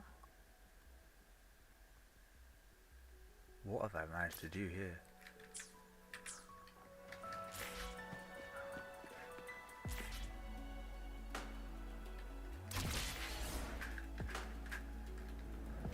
That was horrible. That was horrible.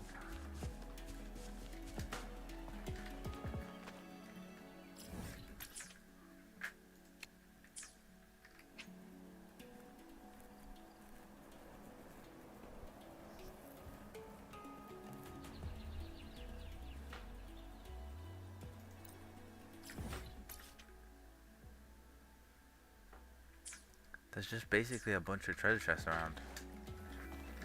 I don't know how I've managed. Oh, it's because I'm on that. I didn't even know I had that.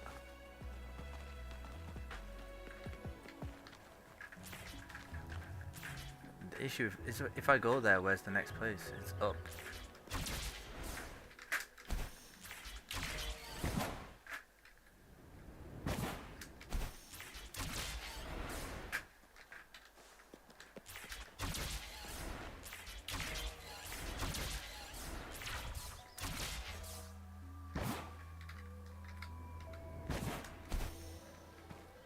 All this just for that.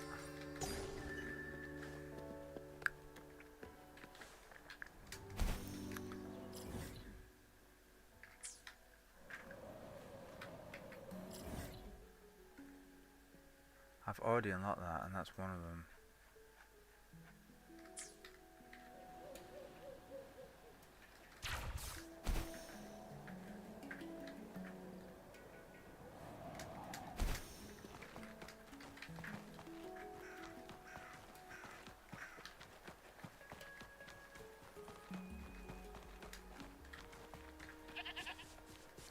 I'm thinking of putting my own music on, but I actually kind of like the music in this game. It's really immersive in the sense that like, it's like constantly changing.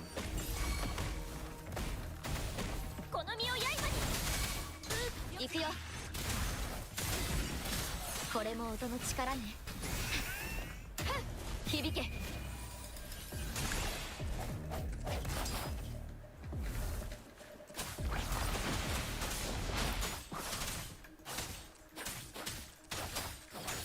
我が剣の刺す先に。加速よ。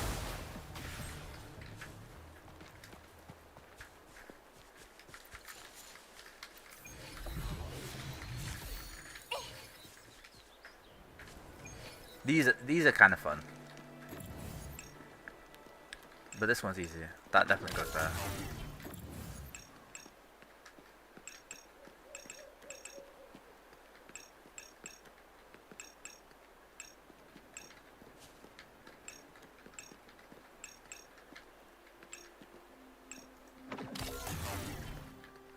This one's easy.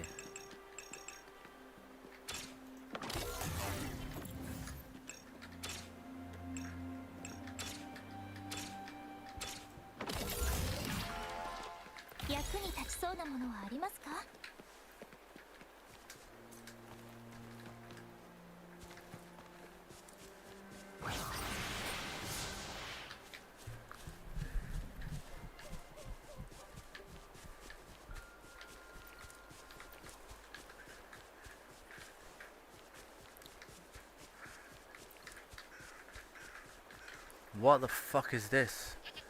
Why does it keep changing whenever I go to it? Wow, this is the biggest waste of time quest of all time. I hate it.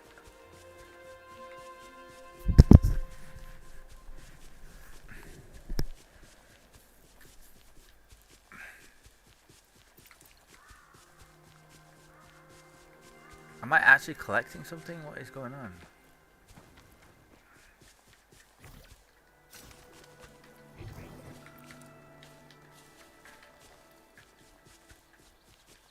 Nah, what is going on?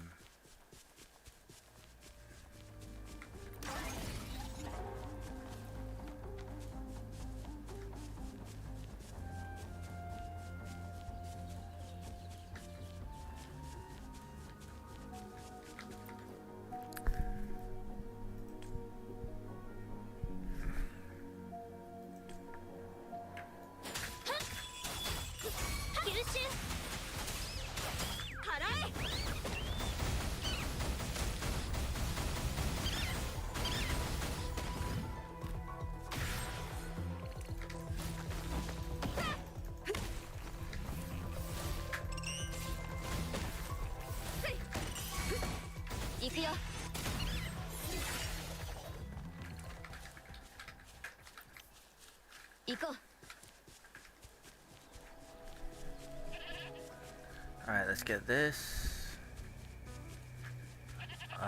There's a fight here.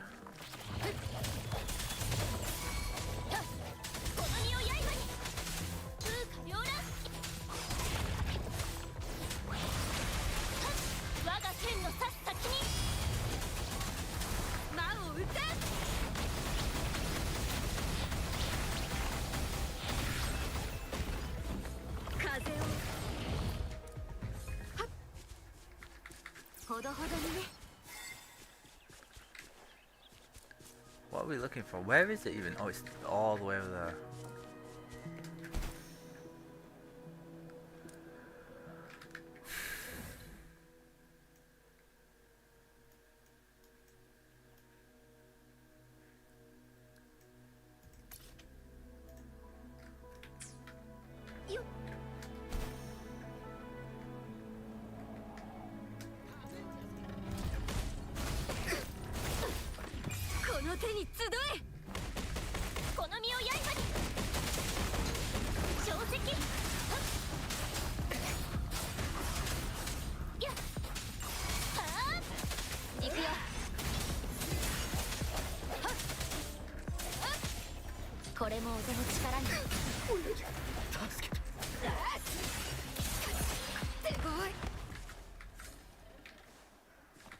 事にしないとね。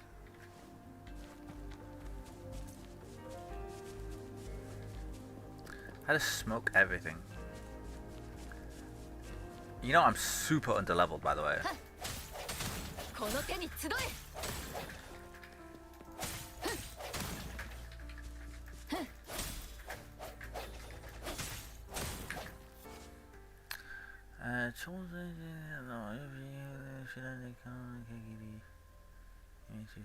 Oh, this is a ranged thing. Okay.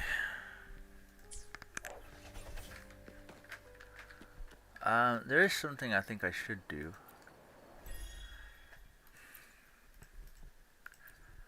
By the way. Oh, wait, what about my dailies and shit?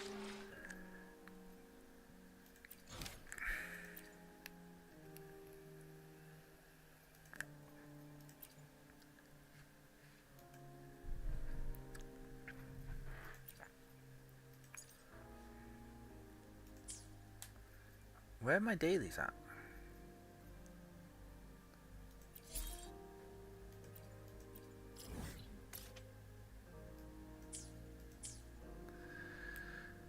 I've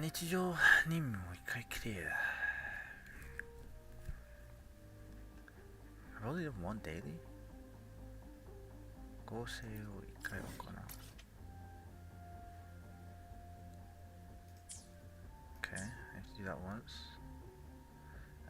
Get out, 1回レベルアップ。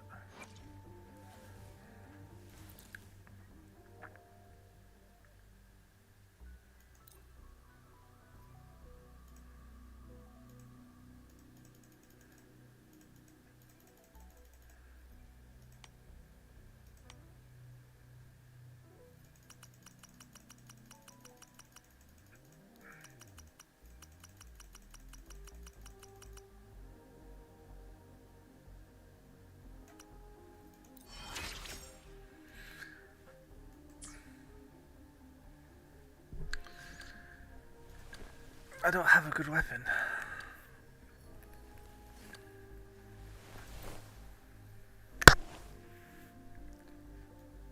She's so cute.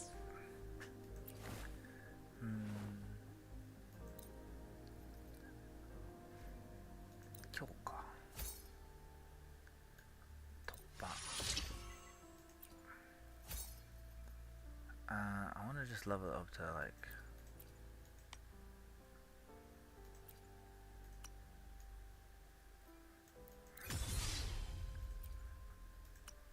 This is kind of annoying.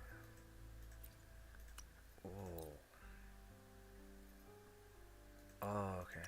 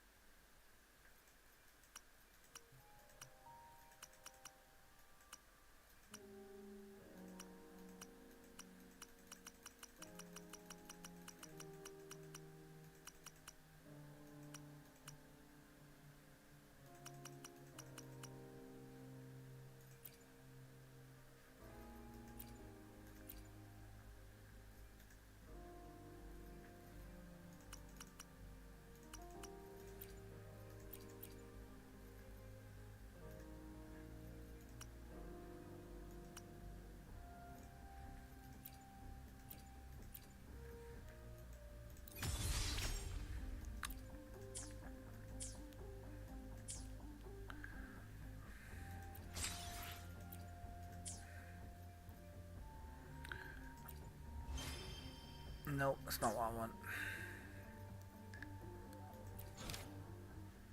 It's not what I want. I think it's not what I want, is it? Run that next day. Beautiful.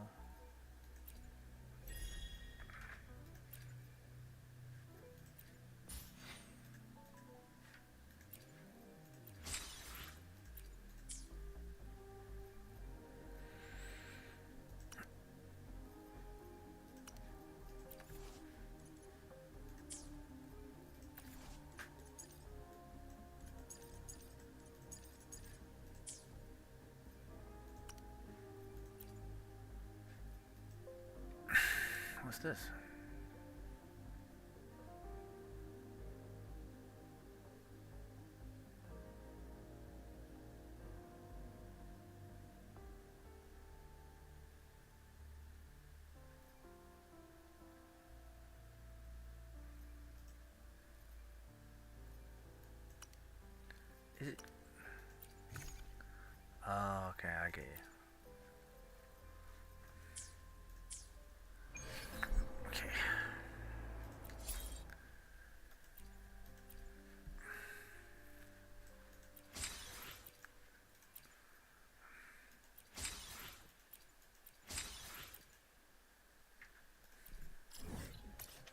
Oh, it's right in front of my face.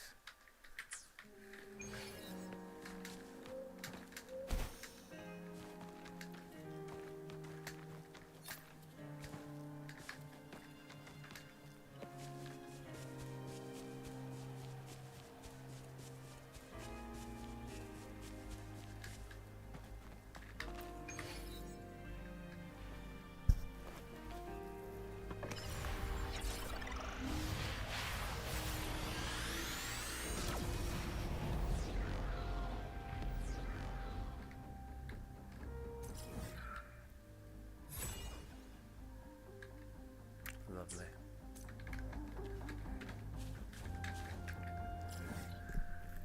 I should probably go get this one.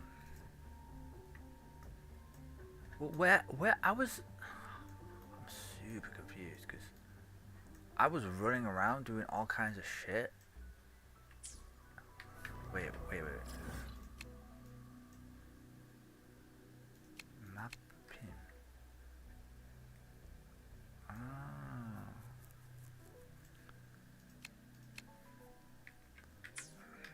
Go.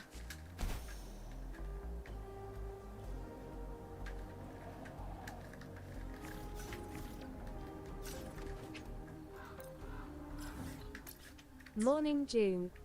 Hey.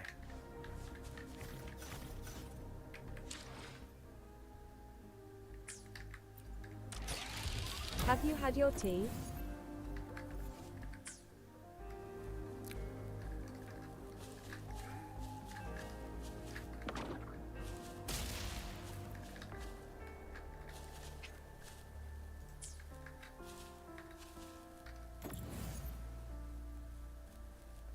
I'm so confused. What does it want me to do?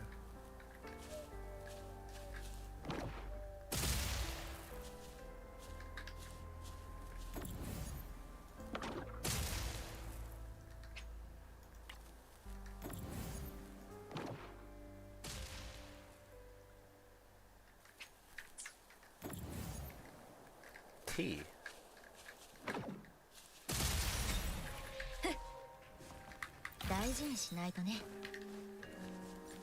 My tea.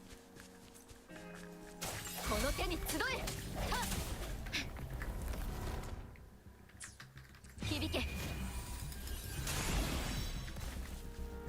加速し。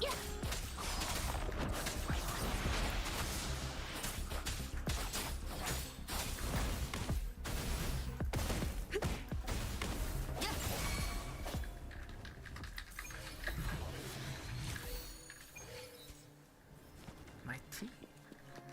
It's way too late for tea.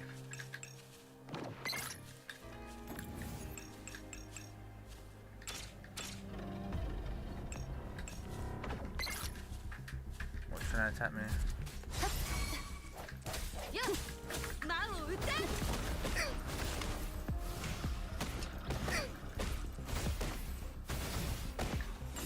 風をこの身を刃に。風よ起これ。行くよ。これも音の力ね。すごい。 Attacking me is suicide, by the way.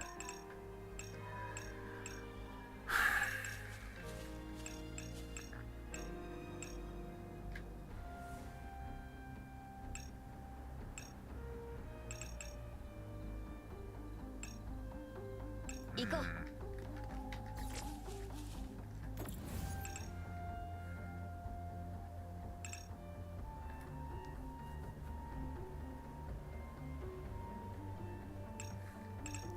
But it's going to be the same no matter how I do it.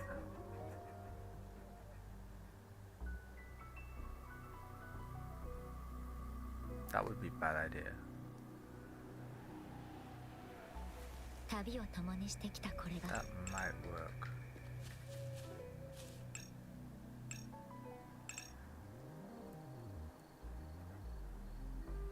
But it would, no, that wouldn't work. What? Alright, this one's kinda hard. Ugh. This one's kinda tough. I don't want that. That's not gonna work. That's what I had before.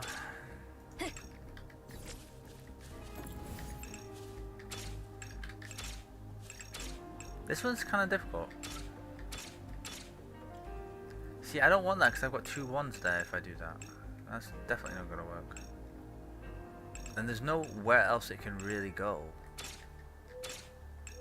So it's definitely going to go there. So I can do this. Oh yeah.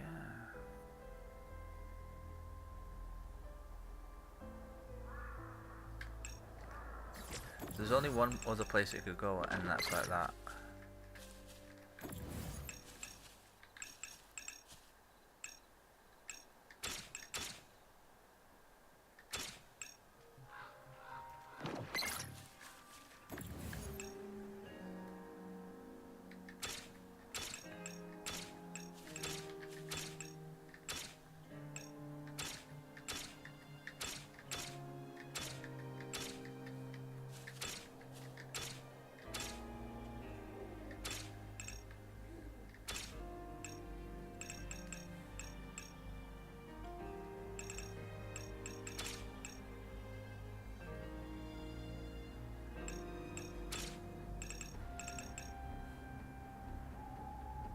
Oh, I can't ever get that. I see, okay.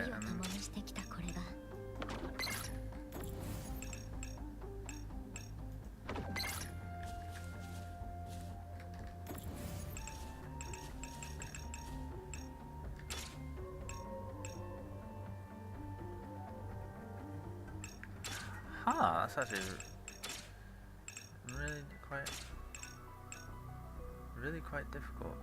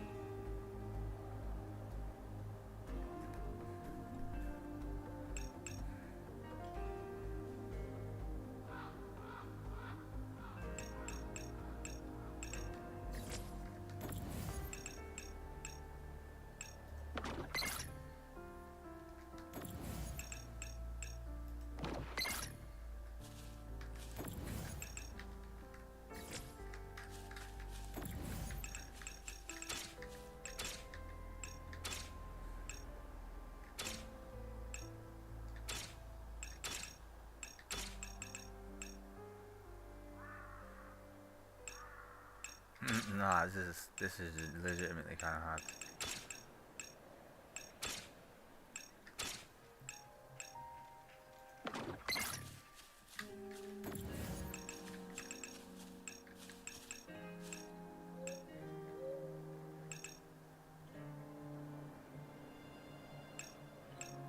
That would actually work if I could get it there. If I could get that.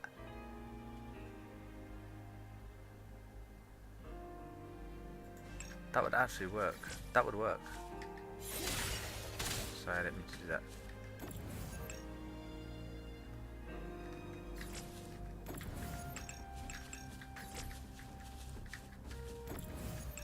If I could get this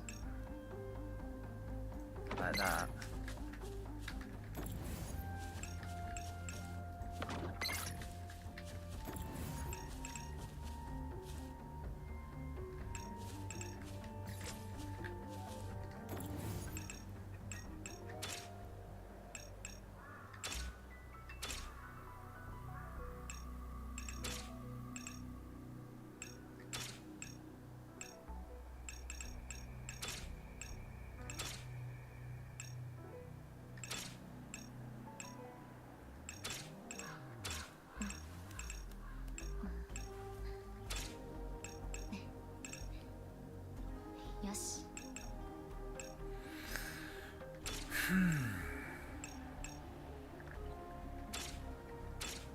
For some reason I trust this placing a lot.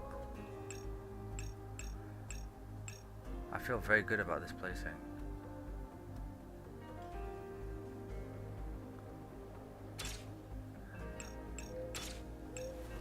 りを共にしてきたこれが私と世界のつながりを証明してくれる。 Wow, this is not easy.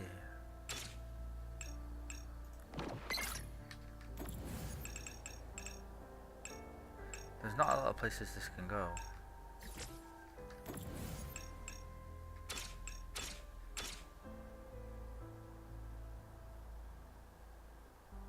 Can't do that. Can't do that. Can't do that either.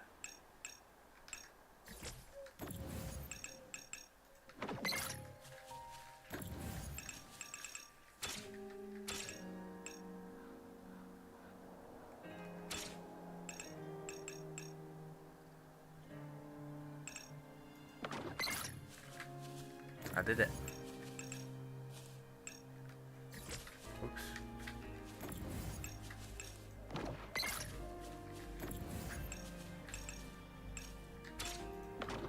That was a tricky one.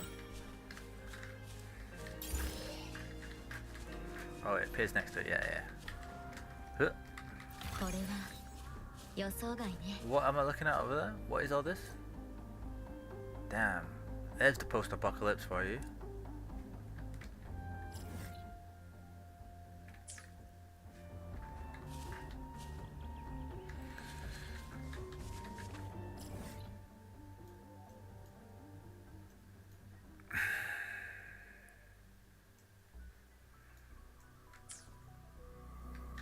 Alright, we're going this way.「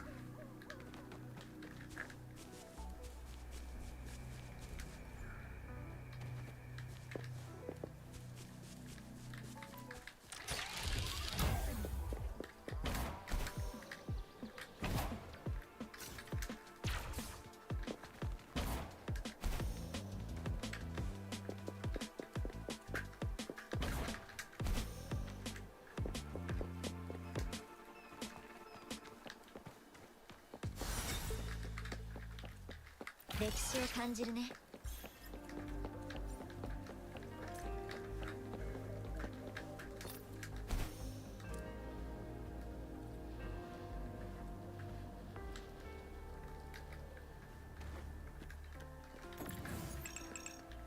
Why are there so many puzzles just lying around?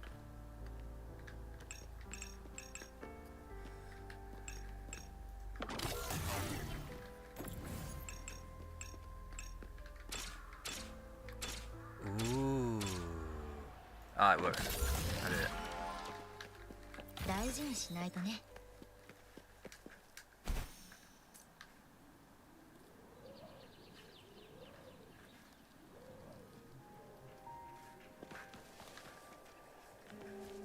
I'm just sort of collecting stuff as I like run around. That must be on top, right?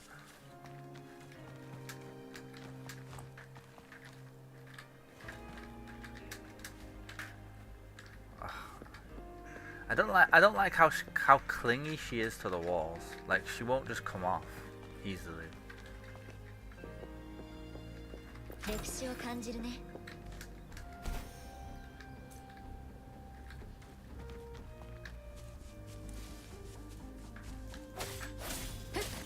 大事にしないとね。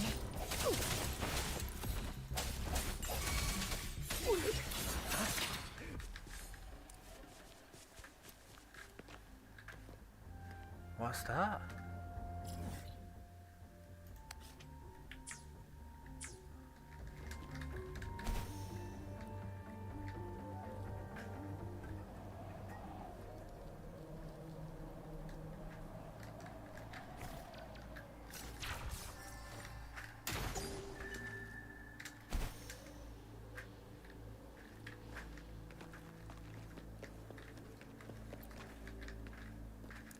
Must be level 19. What level am I now?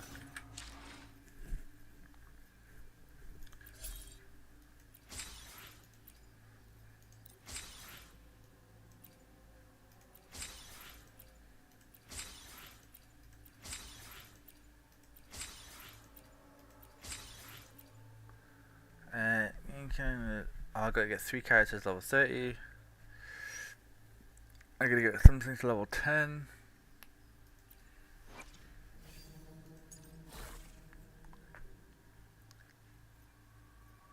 You want the ones where you're not in it, like you don't transform to it. They're the ideals.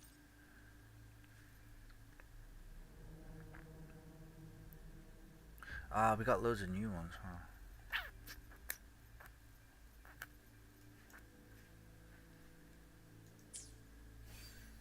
Alright, what does she have? Ooh, this one is kinda... This one's kinda juicy looking. Is it a rare? Yeah. Oh, you've got a blue as well, what the hell?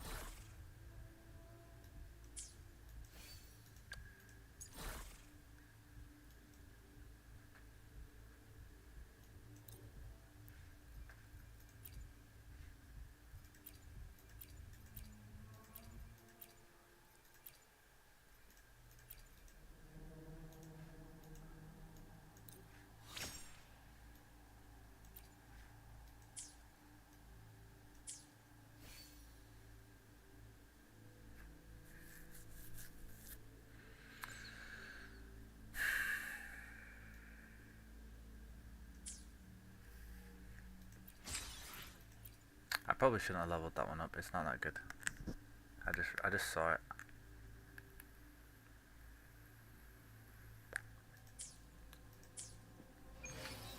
I am not level 18.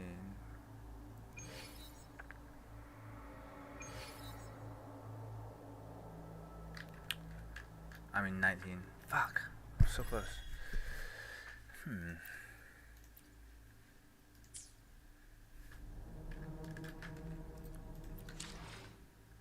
Wait, is it level 18 or 19? 19. Fuck. I'm so close.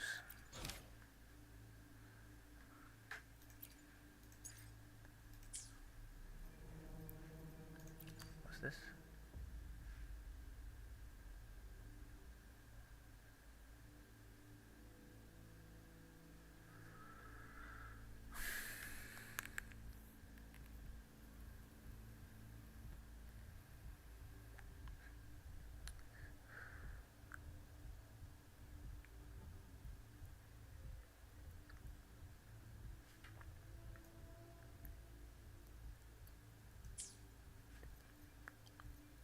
Whatever.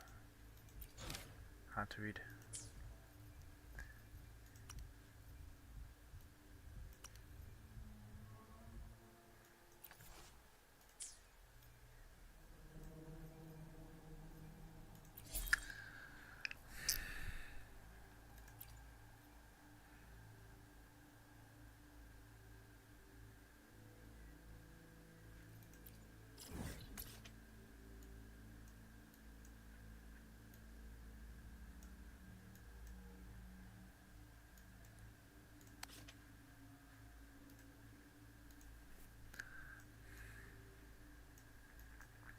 I need to do that one over there.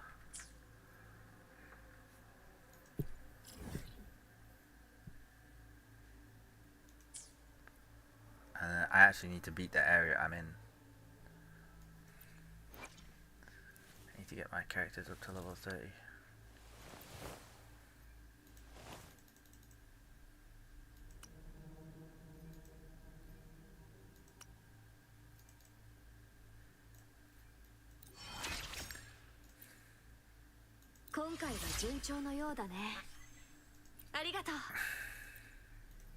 You deserve it.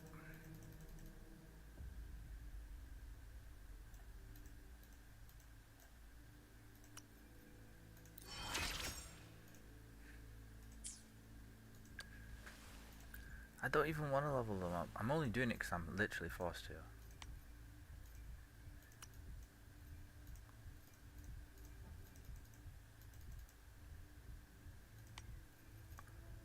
Oh.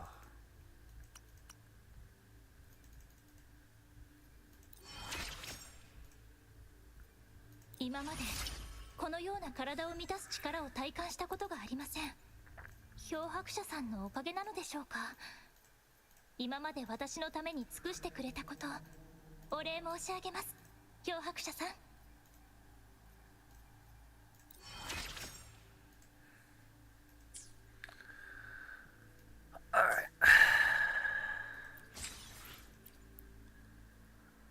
close, but no cigar. Nah, I won't be able to do it. It sucks. Alright, let's just resume my mission. In fact, I'm going here.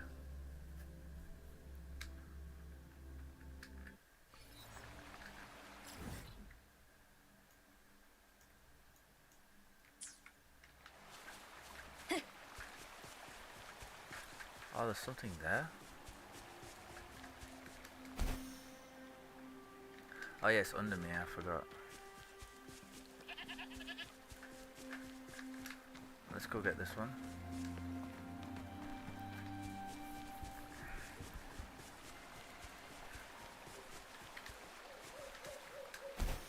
I love this tree, whatever it is.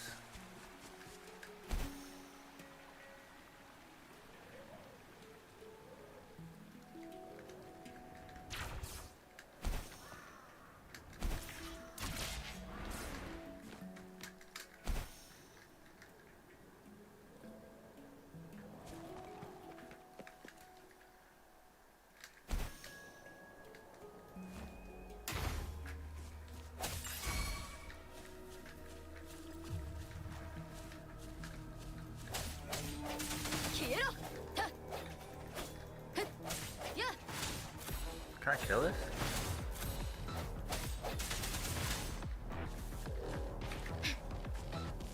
It's like this is a boss battle, but it seems dormant. Very strange.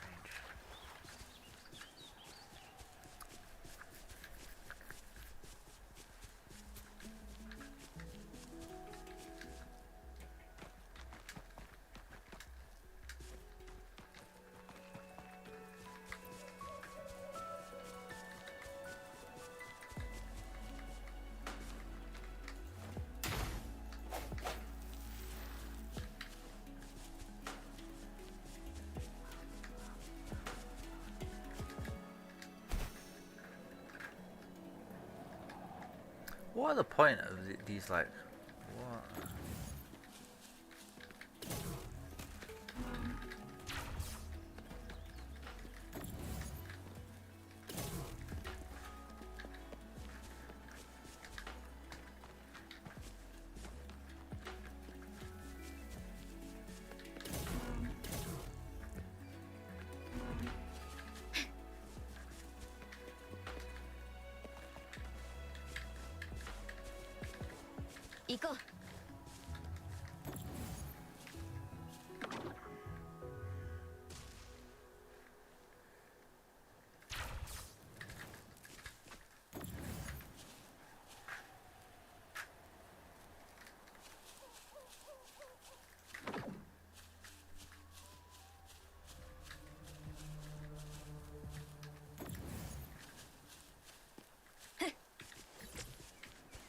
Okay, I can't do that.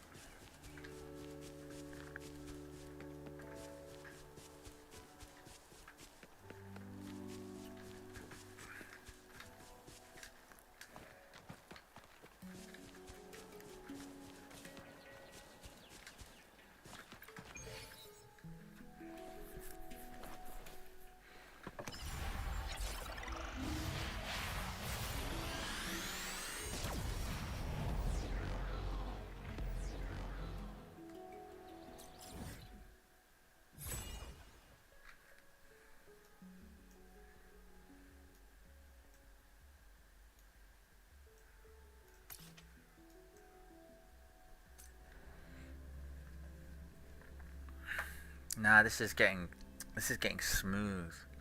I'm starting to unlock loads of shit. I don't like this. But it's just a bit of a pain in the ass mechanic, honestly.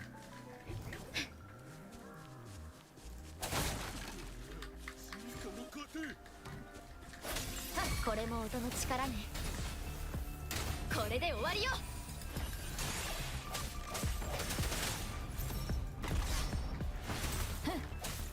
この身を刃に。背面。はっ。はっ。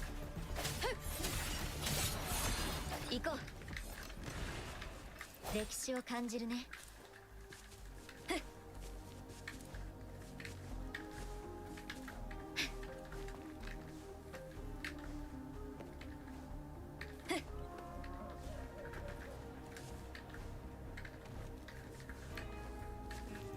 光よ、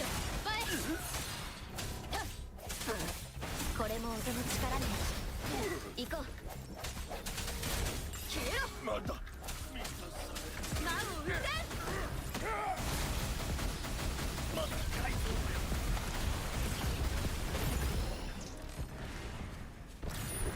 She is so OP. ほどほどにね。 When she does that, she's just so strong.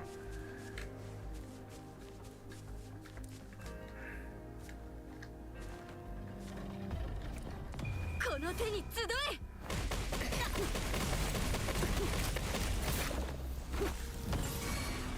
この身を刃に。撃つが同調。行くよ。これも音の力ね。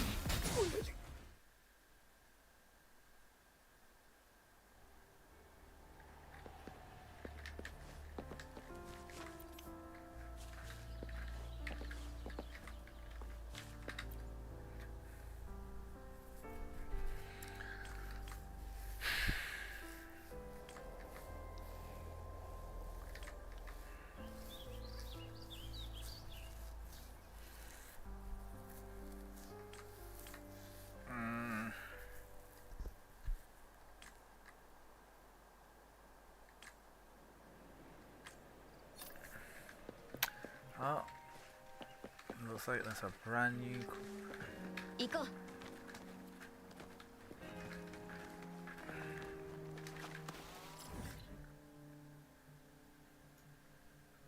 Yeah, we head this way. Oh, there's one here we need to go get.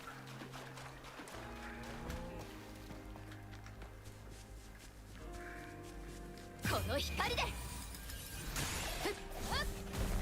一気にこれも音の力ね。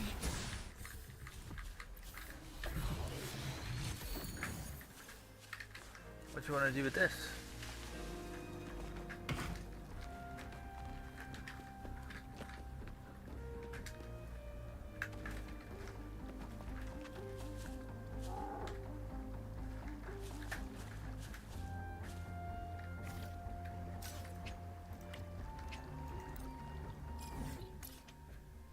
Wow, there's loads. There's one here.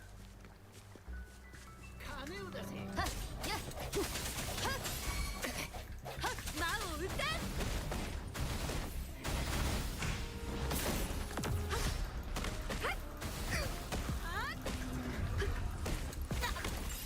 この身を刃に。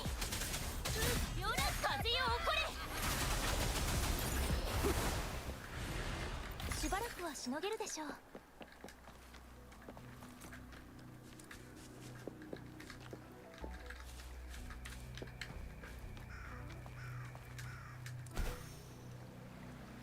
What is this bot? Oh, look, I see him.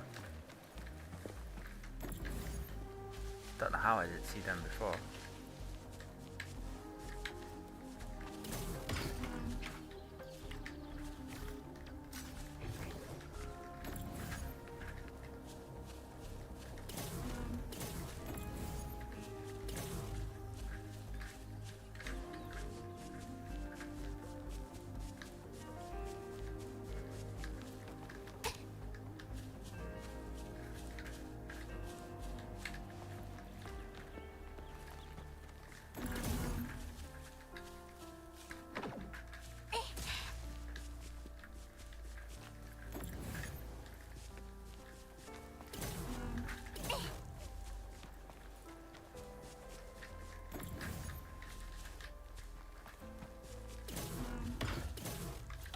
賜物です。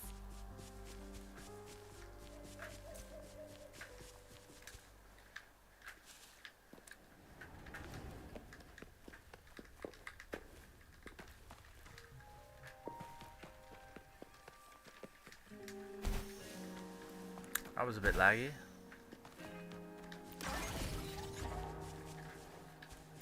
Or is this a safe place?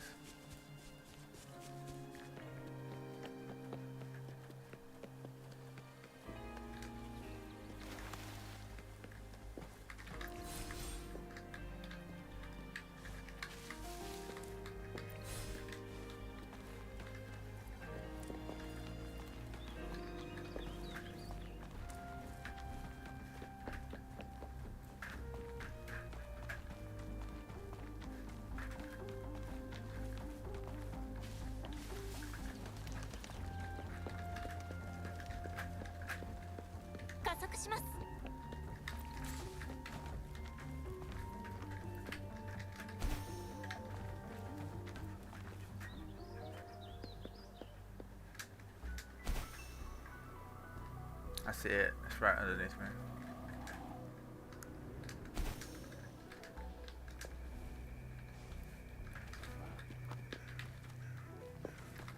I was wrong. It was a fire. It's inside?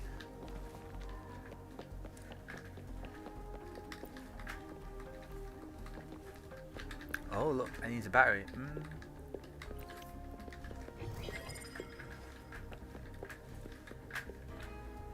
Is that a battery?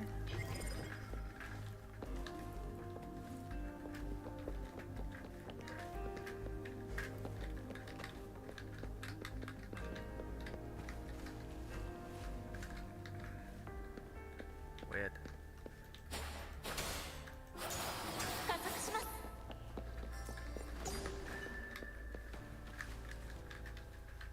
How am I supposed to get through there?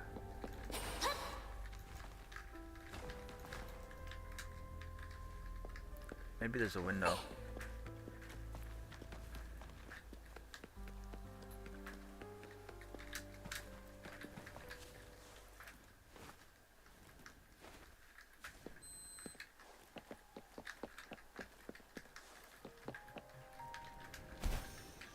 This is where it would be. Also, I run into a fight here like constantly.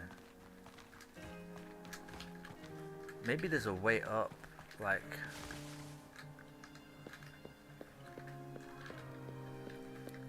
Like, see, that looks like a hole. It's not, though. Give me a hole.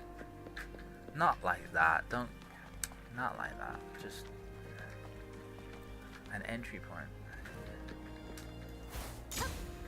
She can't do it for sure.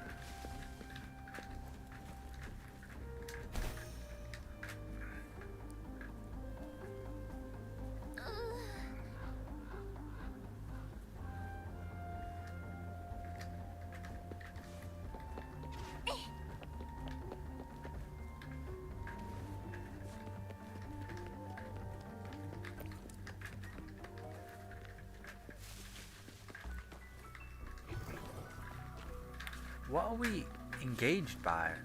Like, I feel like that's combat music, no?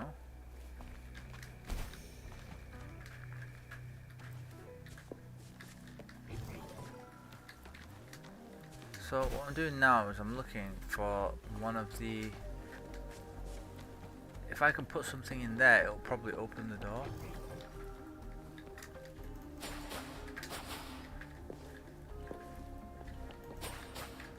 Nah, that probably opens that. Nah, I can imagine it opens the door and then... Ooh, what's this?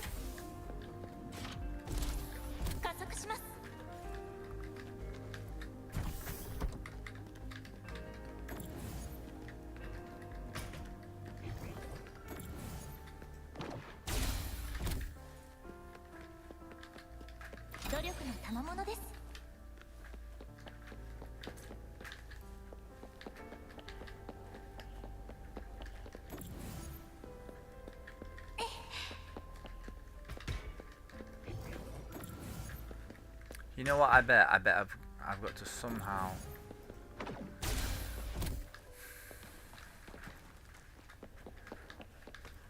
like get more than one.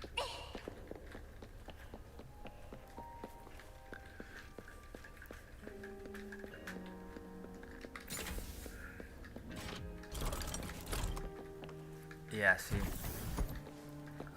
it's like a maze where I've got to like ferry them around. to be able to.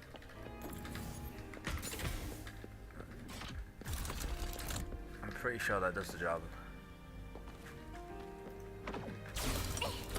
しばらくはしのげるでしょう。 Sick.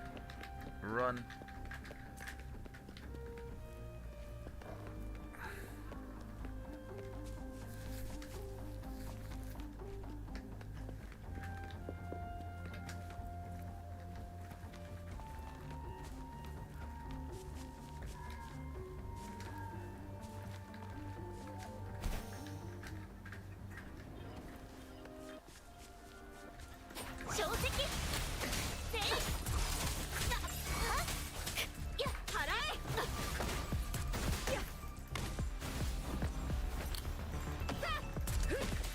How did I miss? この手に集え。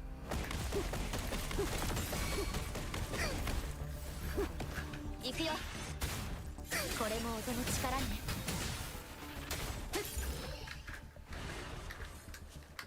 歴史を感じるね。 There's an ice giant. There's something over there though.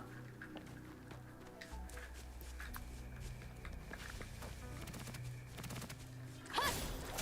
これも音の力ね。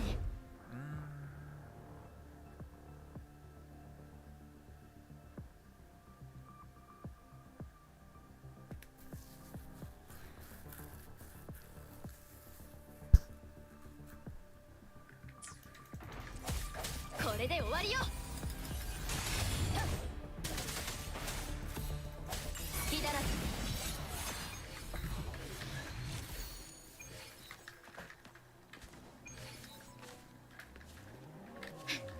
大事にしないとね。Where am I going?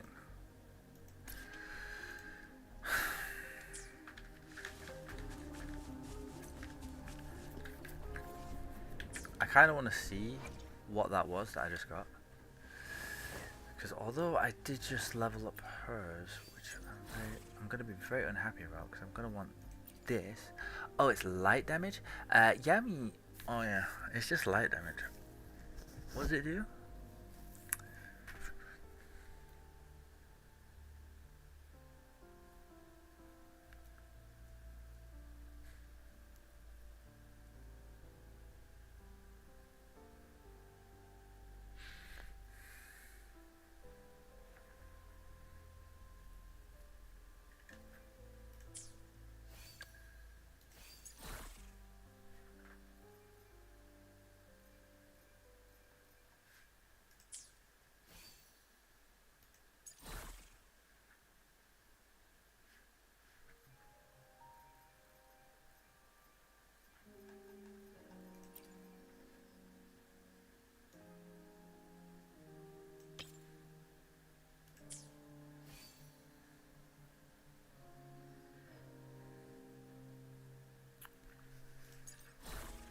I just need 3 more lights and I can get the max light value. That's a light. That's a light too.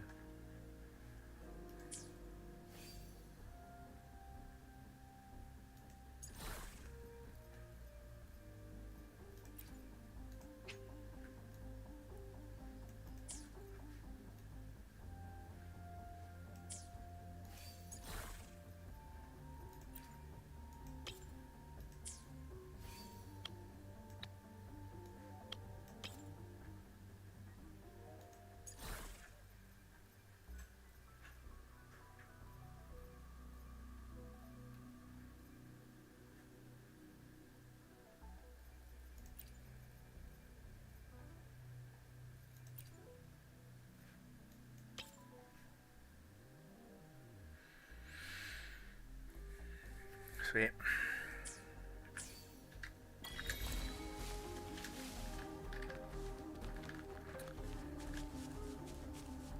What's that?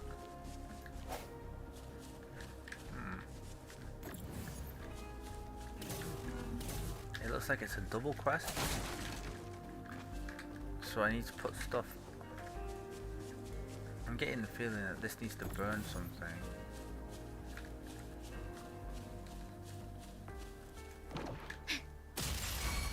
この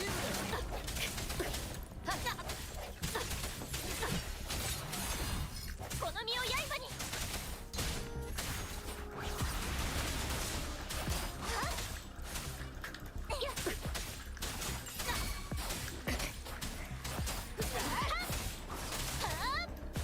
魔を撃たん。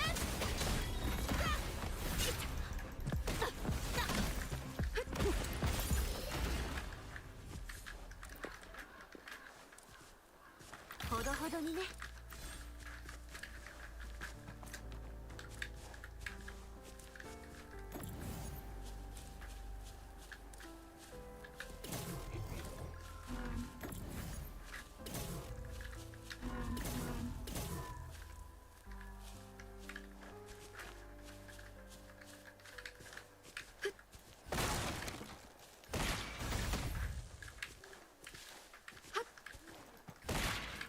I've got an idea.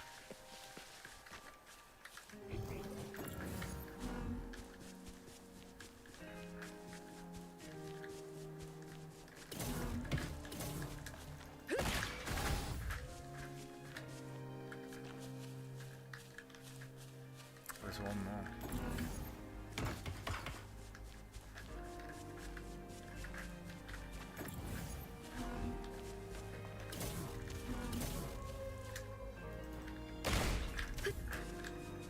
Okay.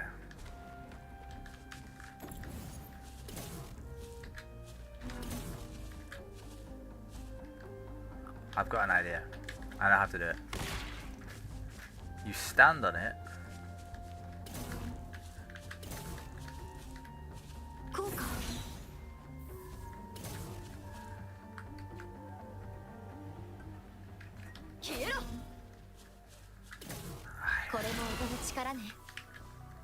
I don't have any ranged attacks. I don't have any ranged attacks. I've got an idea. No, I can't. I need it. Maybe grapple. Maybe I can just use aim. I hate how they put range stuff in the game, but like they put range stuff in the game, but you need a ranged character. It's really dumb. I'm pretty sure she's the only one I've got. Ooh, who's this?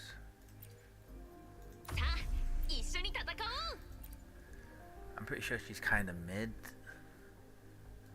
We don't want to.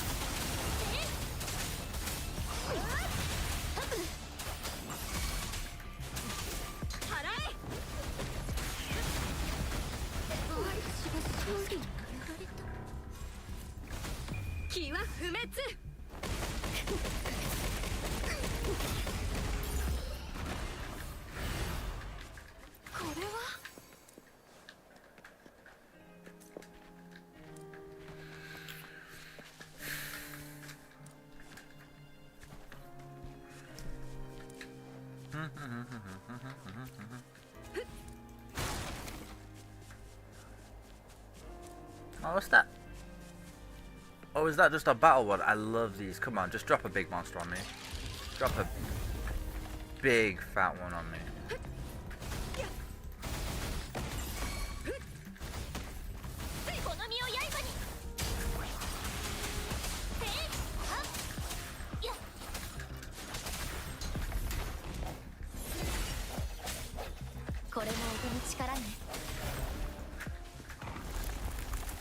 の光でよっ消えろはっはっよっ一気に行くよこの身を刃に魔を打たんはっふっ充足を知ることこそ何よりの幸せ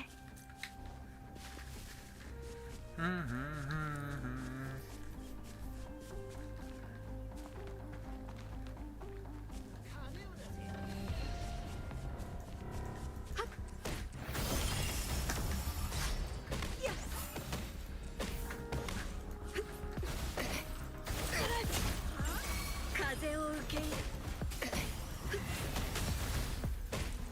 この身を刃に吸収高く舞い上がれやっ空気両乱ふっこれが音の力ねはっふっはっ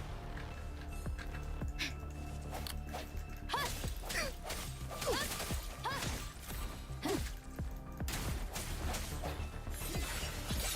I hate when they're just like off, like they're a little bit down. They're totally invulnerable. 行こうこれは予想外ね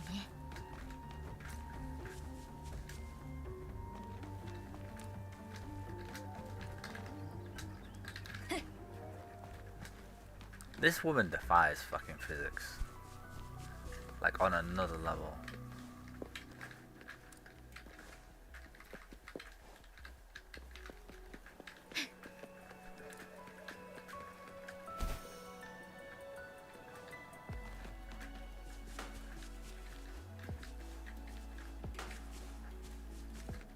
歴史を感じるね行こう行こう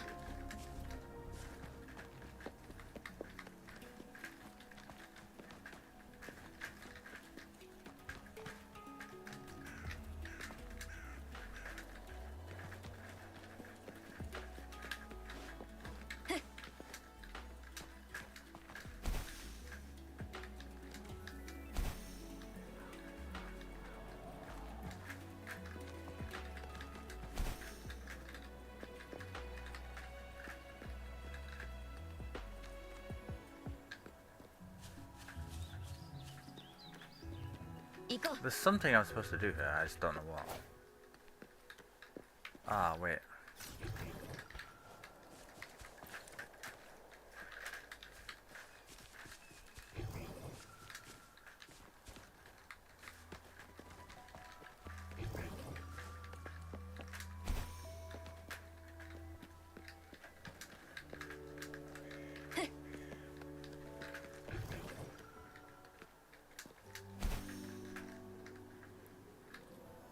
I'm so confused.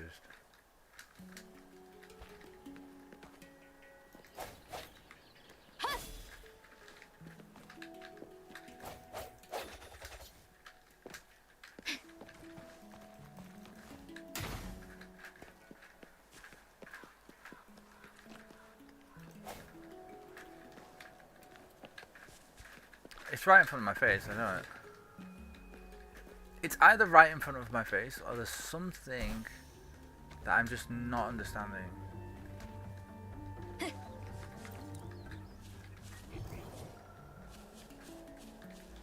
About the quest.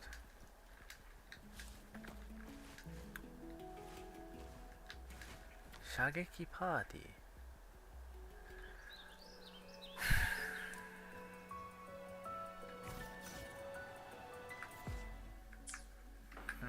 Explain to me what.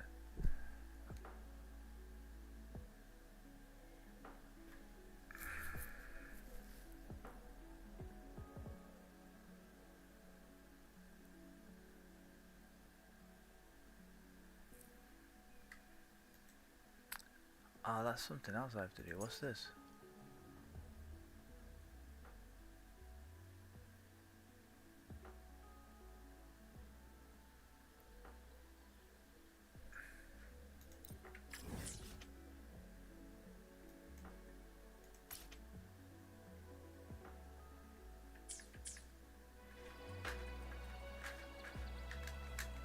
Oh, it's one of those where you just gotta like.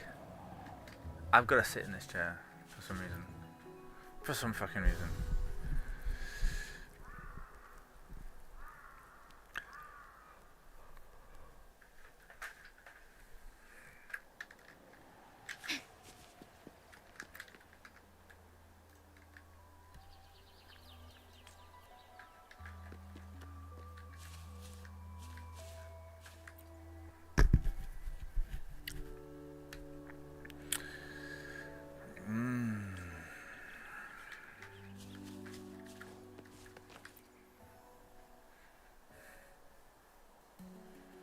Okay, 100%. I gotta like hit the target here.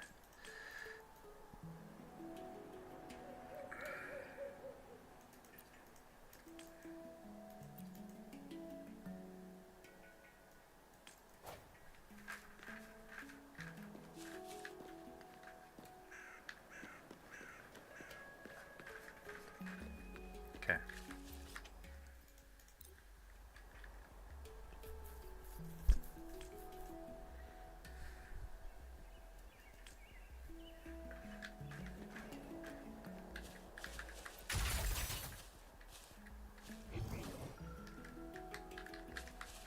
Wait, what do I do?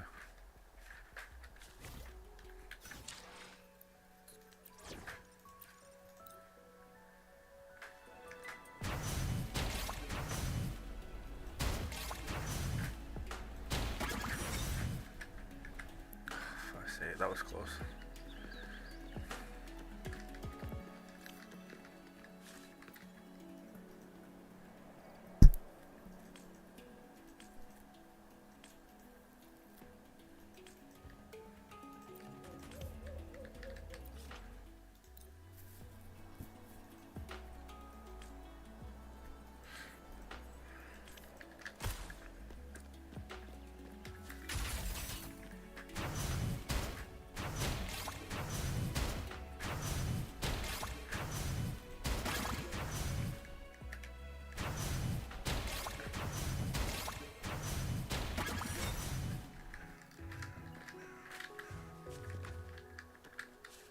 Too easy.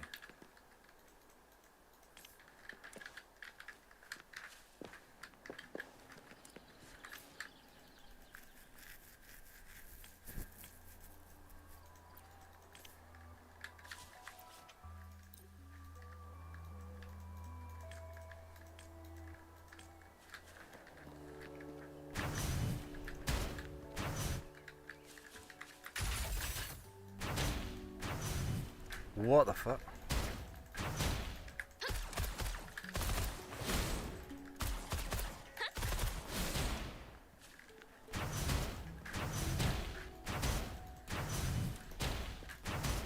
I can't, there's no way. I'd have to learn the pattern.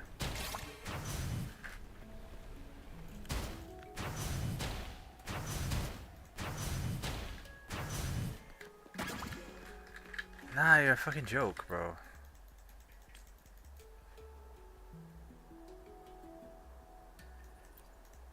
I could have done it. You know what? I'm just gonna kill you. Oh!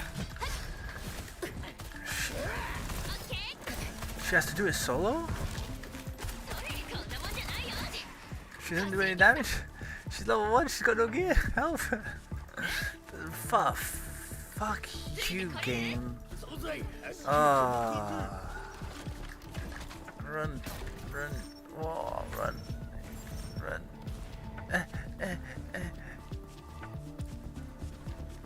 Oh, there's more. No.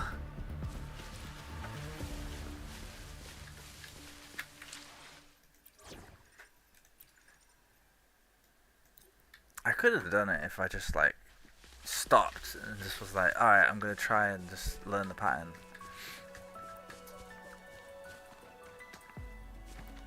It was possible.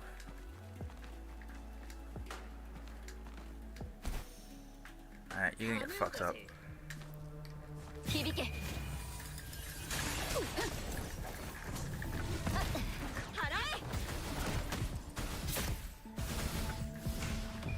死万象のままに。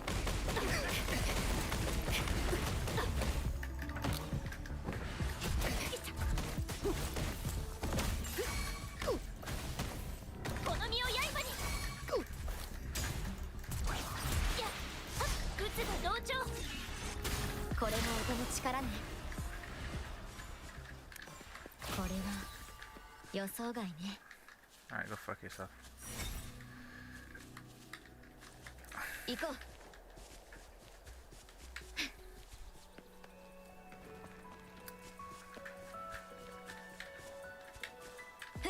There's a random chest here.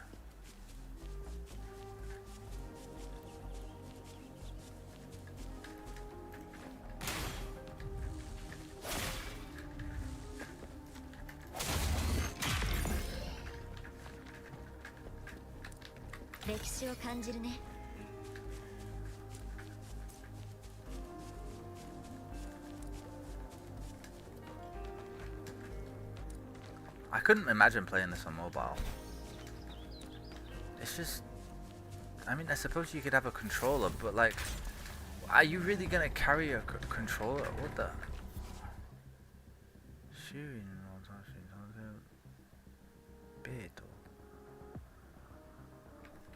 Oh shit.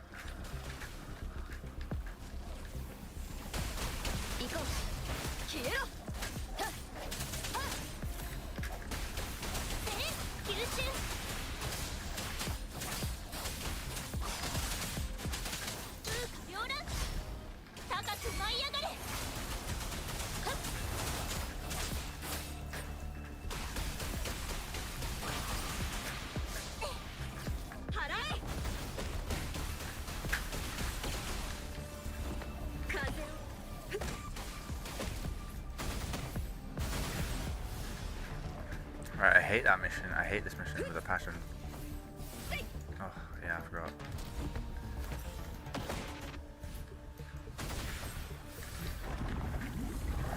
Oh my god, there's more.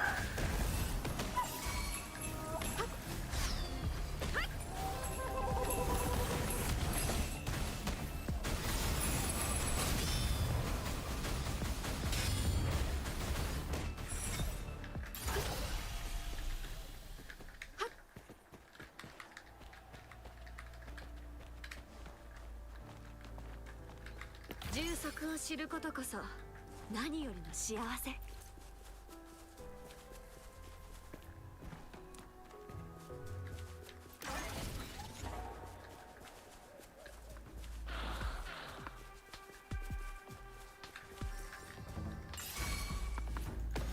この手に集え。この身を刃に。小石ブツが同調。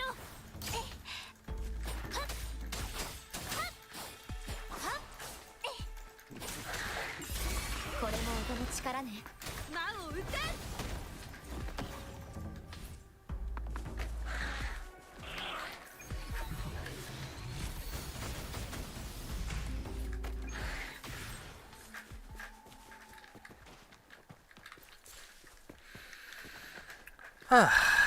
Very well done by me, as always.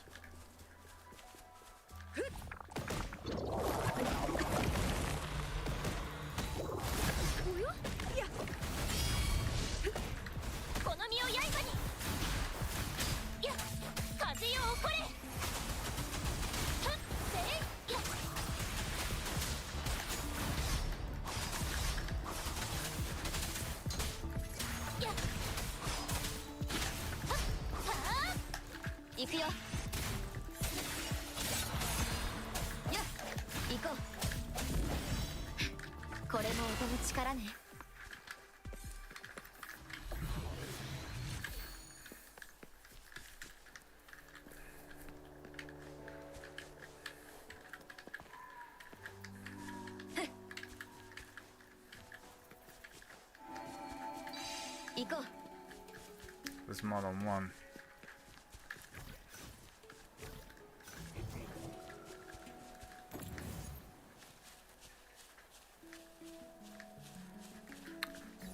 There's 3 of them?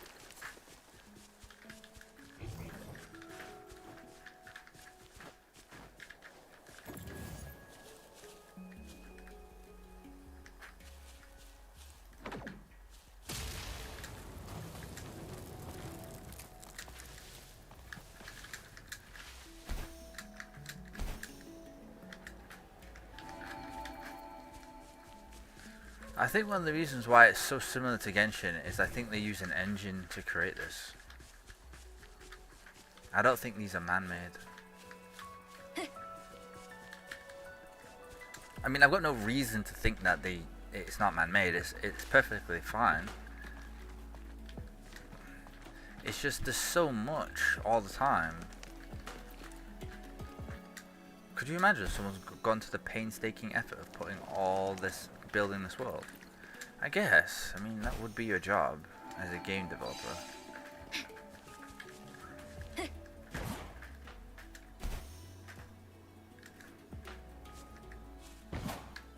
What was that there?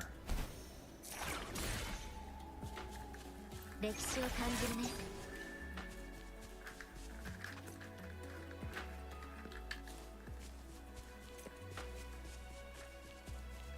I see it.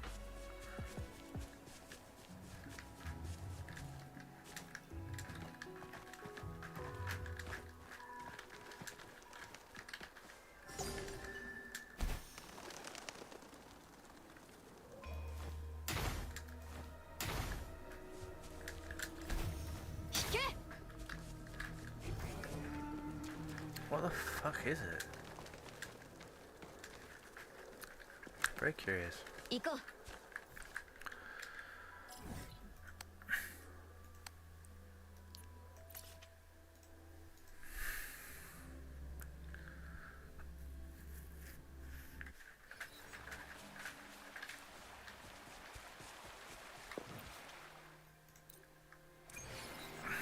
Bro, that quest took ages to do.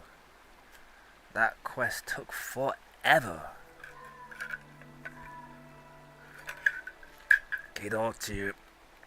なんとか I can't read it.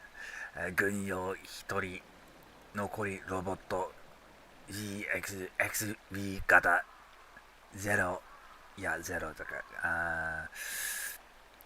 what would they call them? Would they just go straight to the number?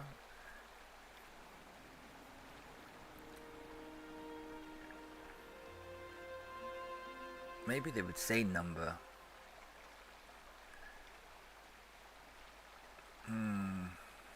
Or would they use the number and then the counter, like 2003回起動チェック開始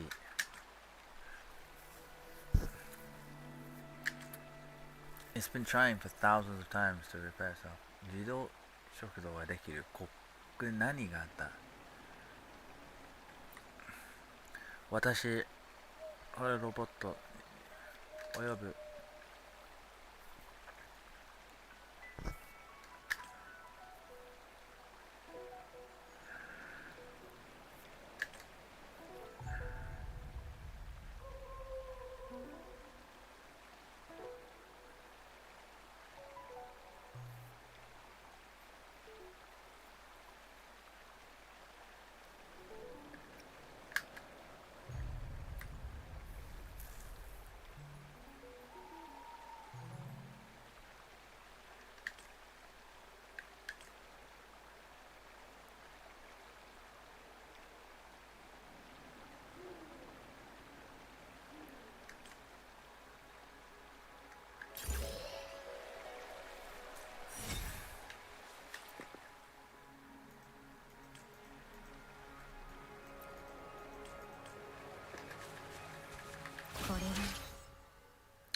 Wrong.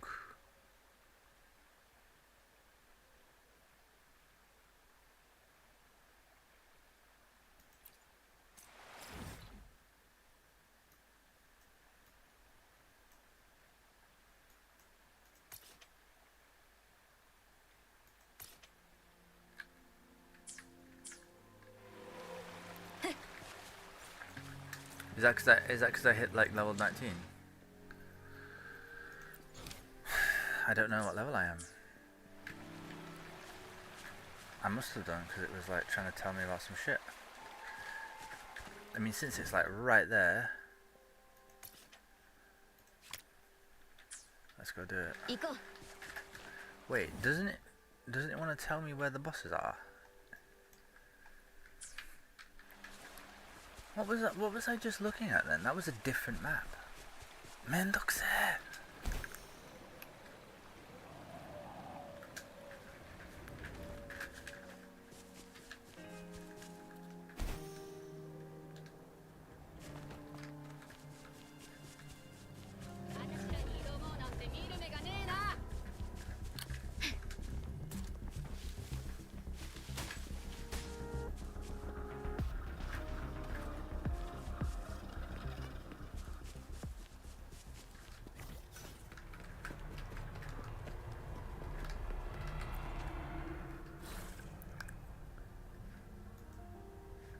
Huh? You just said it was level 19. Oh, this is the wrong one. Which one was the right one again?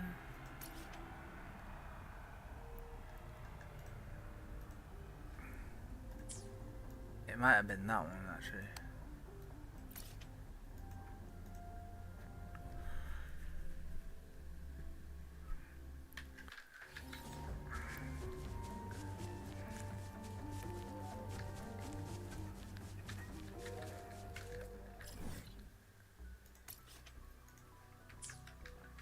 I don't even know what I get from these things, by the way. I'm just fighting them for the sake of fighting them.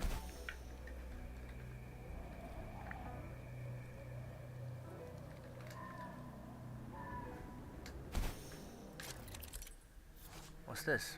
無音符報酬。文句をクリアした後、決勝地図の消費して。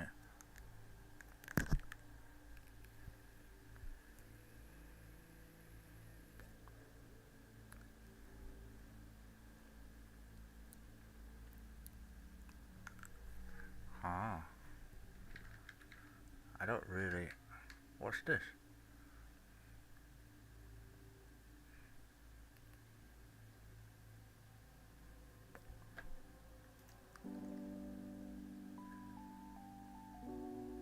That cat. I can tell how annoying that cat's gonna be. He's just like, I want a stroke. Bro, trust me, that never ends. It seems cute until you live with it, and it just never ends. It's like day after day after day. For hours on end. Right, we do need some banging tunes.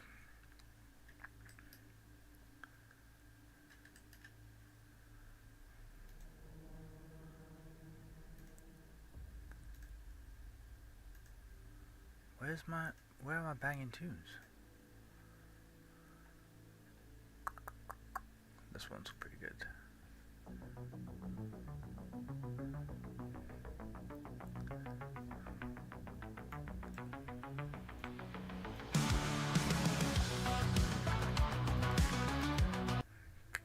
Can I get that one on its own? Nah, I can't.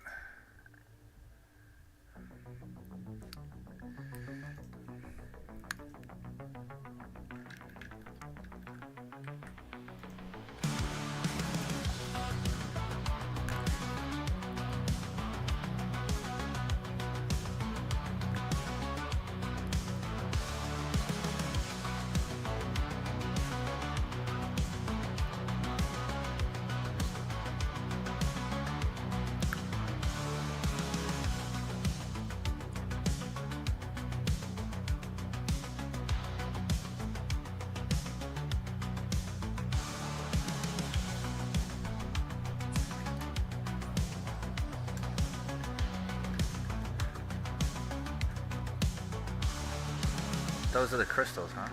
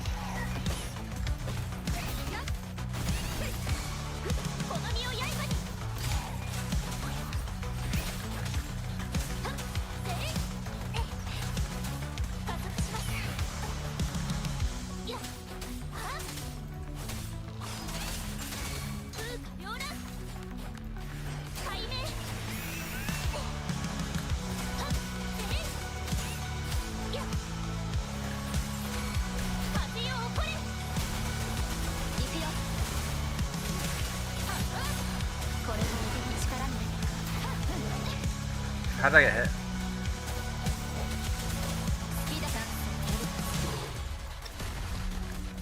I tried to blink into it and then oh.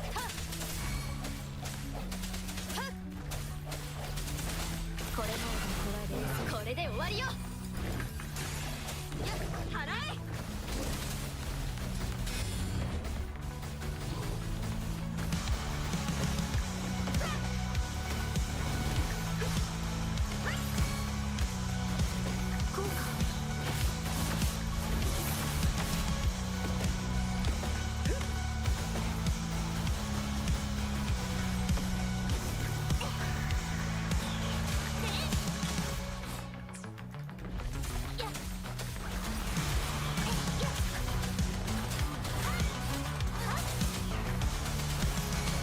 Juney baby.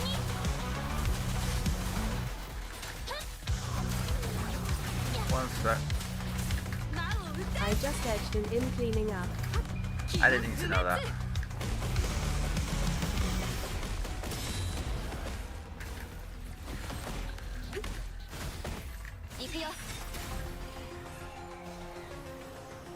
That was so easy.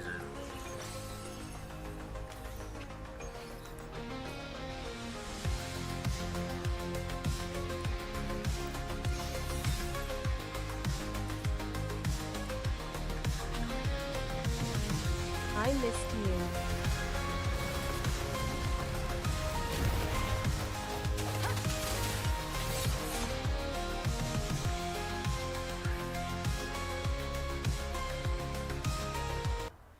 Is that the same vape with nothing in? Nah, there's something in it. There's something in it. What was I listening to? Oh man, maybe I'm just blasting to this, not gonna lie.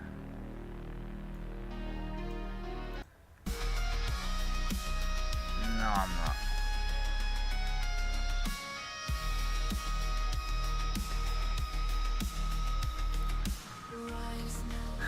Definitely not. Nah, it's not this one either. I wonder which one it was. It's this one, Origin Story. I love this one.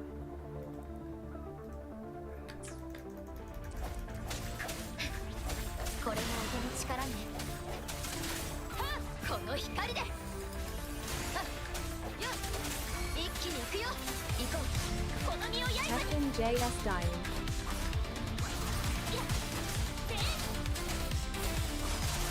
In still playing it. Wait, what are you playing?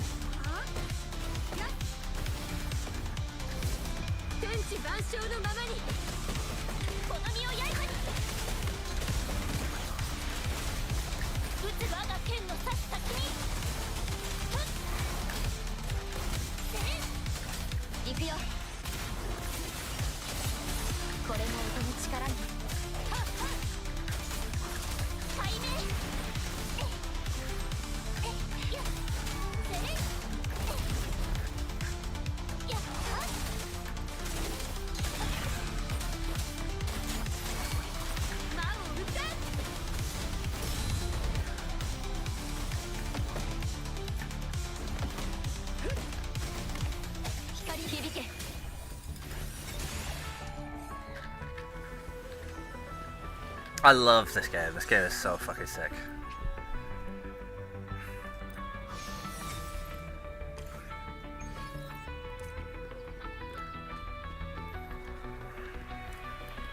I shouldn't have done that because I used all my withering waves.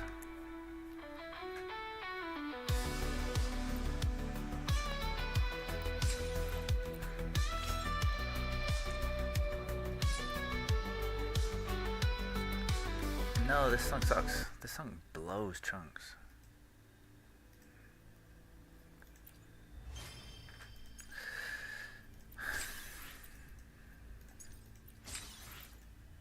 What's this anyway? Is that like a free legendary?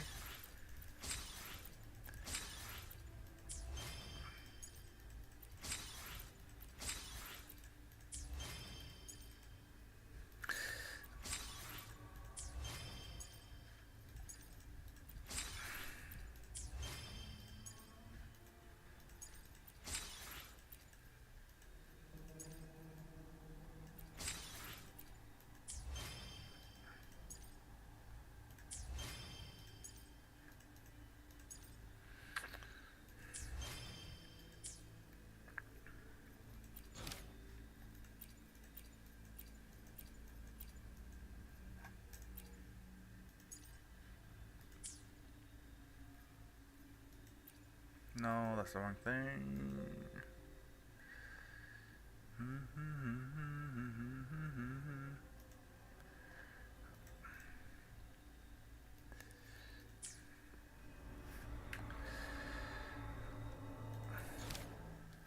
I don't know why it...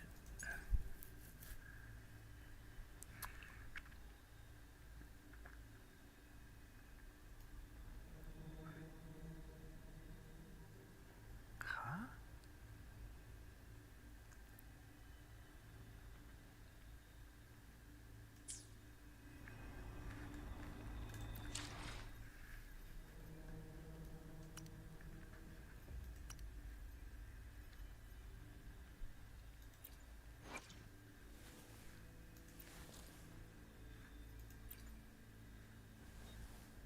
Nice boobs.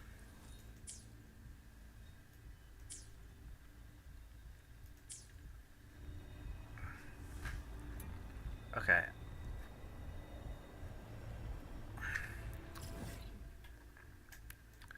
Let's get out of here. You know what? I don't think I've got enough Wuthering Waves. I wish I could see how much I've got. I got 36. So no. That is not enough. I've got almost 2,000 stars, which is pretty great. Pretty great. How much? It's 160. Okay, it's 160. So let's actually see. Let's do some calculations here. Calculator. So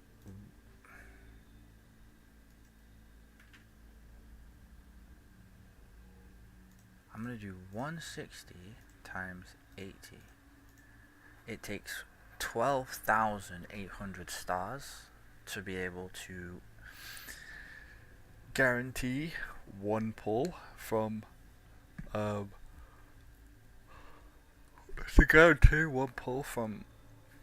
a banner.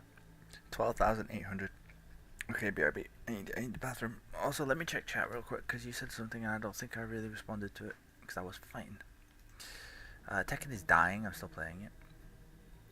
Nah, Tekken is meh.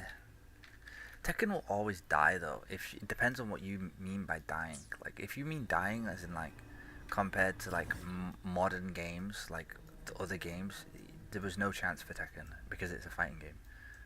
Like no chance at all. All fighting games have that kind of like problem. What is that? Is that me?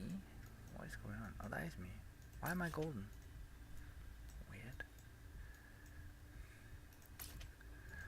All fighting games suffer from that, right? All fighting games are going to be quote unquote dead by the standards of like every other game. For some reason, fighting games are just ultra dead, and it's mostly because they're just not as engaging long term. Like they're fun to grind, but when you don't feel like just grinding over and over and over and over to get better at the game, there's nothing else to do. Whereas a game like this is a bit different. Also, the community is AIDS. Oh my god. I just want to go and do the main story quest, but I just keep getting roped into side quests constantly, over and over again, over and over again. It's never ending. It's never ending.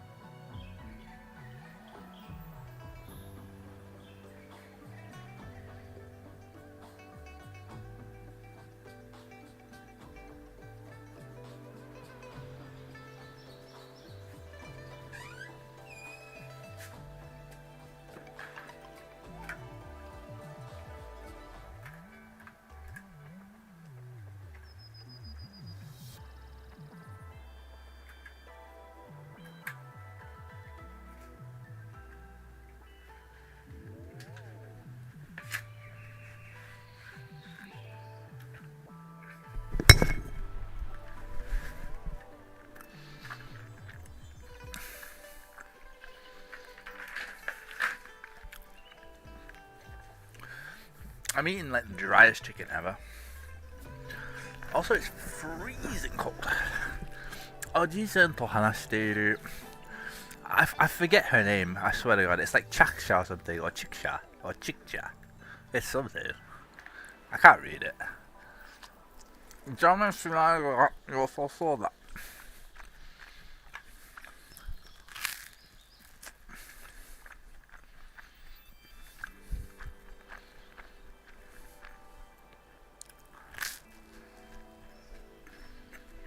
Hmm? Baby. No. No. Why not bald? No. I'm no one's baby except my mom's. So, you can stop that right now.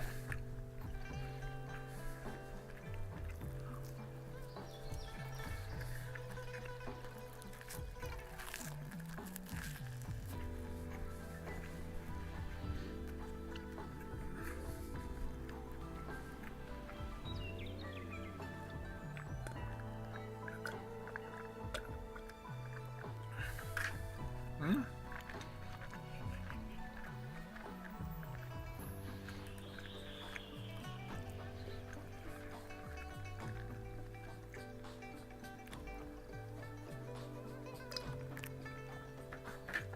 This is going to be a long ass quest, I can tell.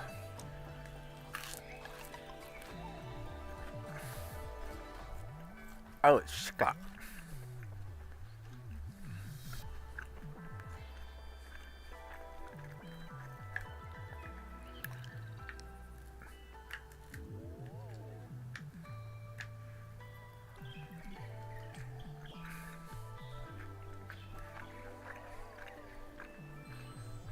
Oh my god, I don't care about this stupid quest.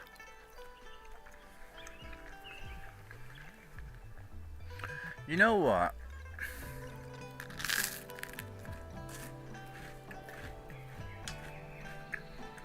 You really don't need to go to that much trouble in these games to try and come up with some kind of intelligent... I mean, if you're gonna come up with a difficult and interesting quest, make it an interesting quest, like genuinely.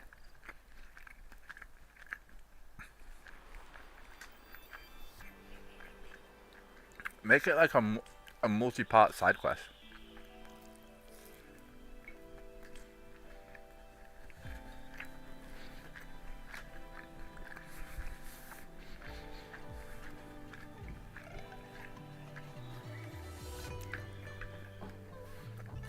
Like these empty, like soulless quests where this guy's like, I want to do it because I'm in love. It's like, fuck, man. I don't care. You know what? We're skipping.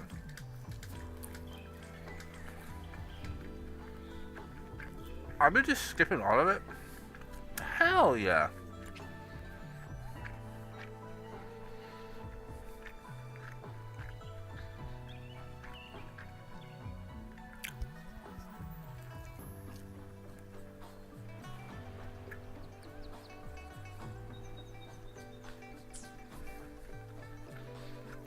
I feel bad about it. I don't care about this stupid quest. No, please skip. Fuck me.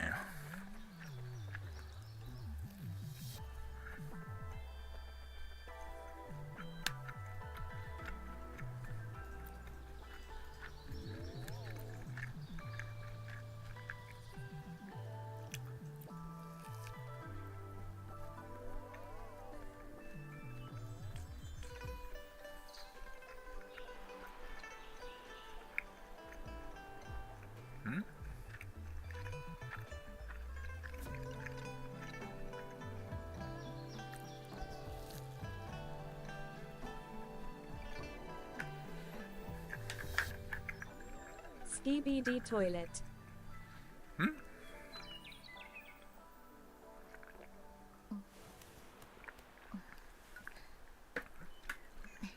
The sound of my female character, I thought it was so... I thought a woman had just appeared on Discord and was making weird noises.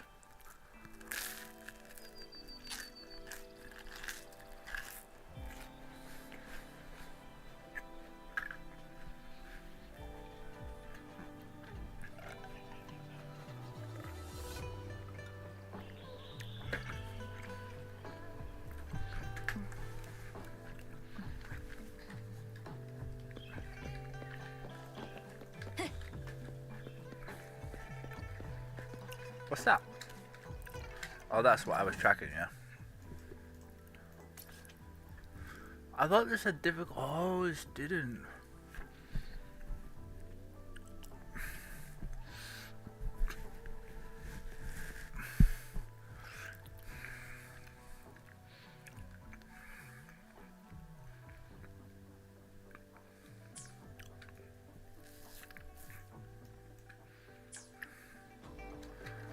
Wait.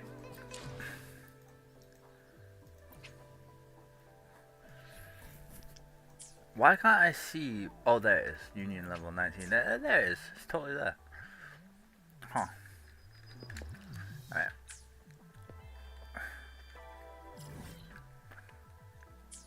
There's a main quest. There's a main quest I should be doing. Oh, there's quite a few main quests. What's this?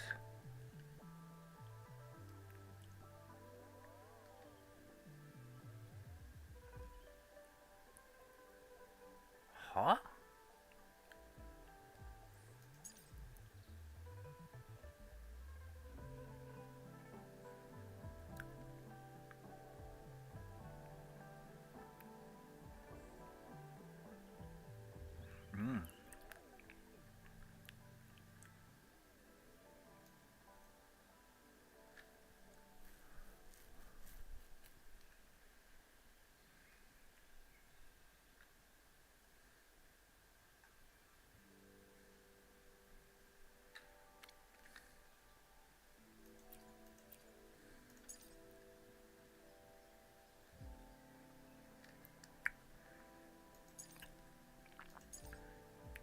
Well, these are the good quests. These ones, I thought these were good quests. This is a 2,000.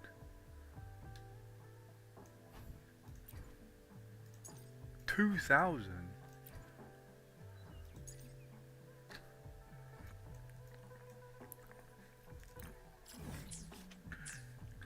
We're gonna do those next. Pew.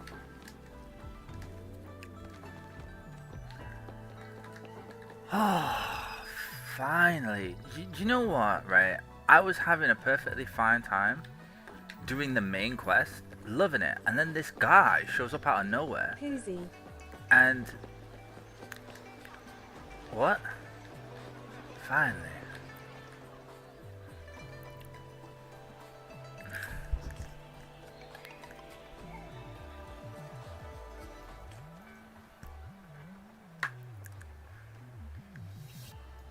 ここも分かれ道ですか。広場の方は私に任せてください。そっちは頼みます。We're searching for this guy. He keeps leaving like weird messages everywhere.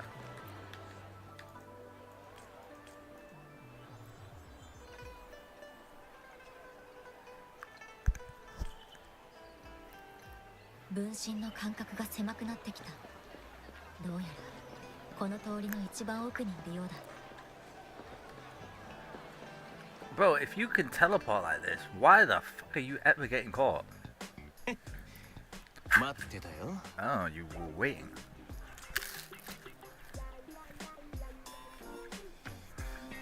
逃げるなんてとんでもない。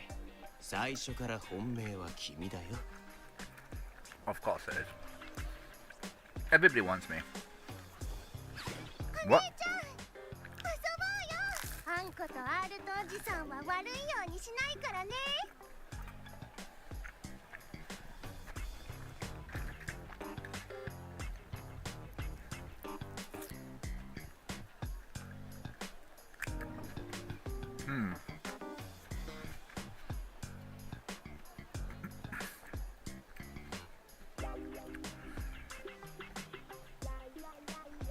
ほどほどにしとけあんこ。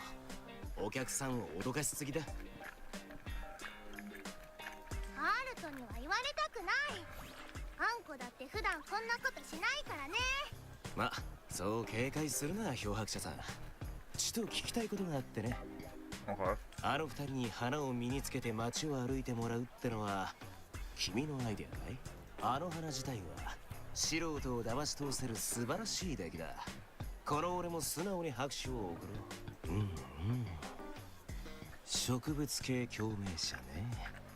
なかなか興味深い。植物系だったらあんこも一人知ってるよ。そうだな。別に驚くことじゃないか。では聞かせてもらおう。君はなぜブラックショアを探す？話す必要がない。Don't need to talk to you. 私の死に関わる問題よ。いや、違うよ。死んじゃない。死ん？脱字？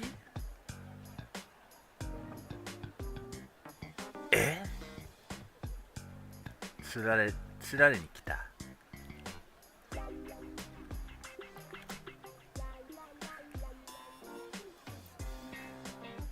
そうかそうか。どうやら俺の情報が正しかったようだな。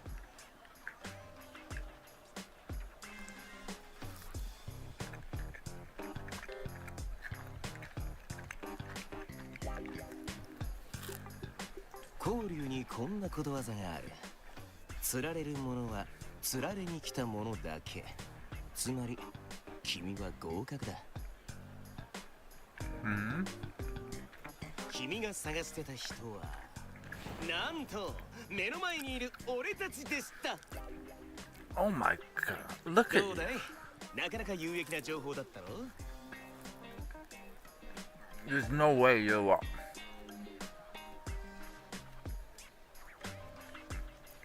がっかりしないでよ。ブラックショアってそんな嫌なイメージでもあるのかな。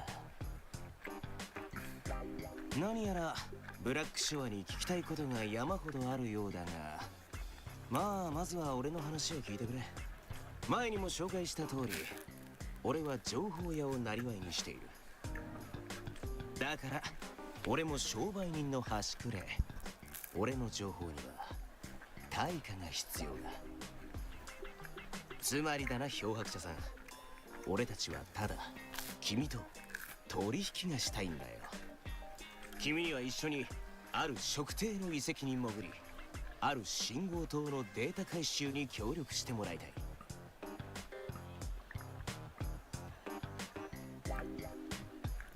それが終わったら俺たちの知るすべての情報を君に教えよう。 Alright, I gotta do some shit and they'll tell me everything I wanna know. Good. Finally, some answers. どうして、自信できる？断ったら？信用できるからさ。世界中で誠実な商売をしてきた俺たちじゃなきゃブラックショアの協力者なんかになれるわけないだろ。仕方ない。せっかくのご新規様だ。ここは出血大サービスと行こう。これは手付金、そして贈り物だ。ブラックショアにとってのこの花の意味を知った君へのね。俺たちのことが信用ならないのなら、あの植物に詳しいレディーに見せてあげてくれ。それでもダメなら、あんこ今だ、あのノーサスポーズを。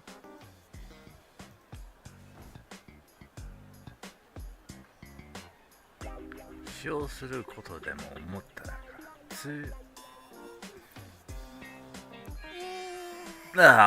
really?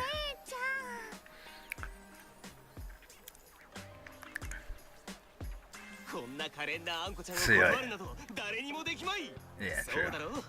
じゃあ決まりだ。延長の沼近くの中枢信号塔で待ってるよ。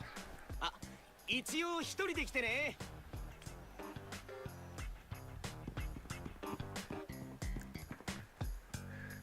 I have to come alone? No. Out you go. 漂白者見つかった？ Yeah. うわ、マジか。全然そんな風に見えなかったけど。やっぱりこの黒い花は反響植物の一種です。それに含まれている反響エナジーはとても独特で、エナジーレベルも普通の反響植物と比べ物にならないくらい。ってことは本当にそうなのか。あれがブラックショアかよ。逃げ足の速いやつ。彼らと何を話したのですか？ They want me to do a deal with them. Wait, why is this little flower girl with us? She's not part of the team.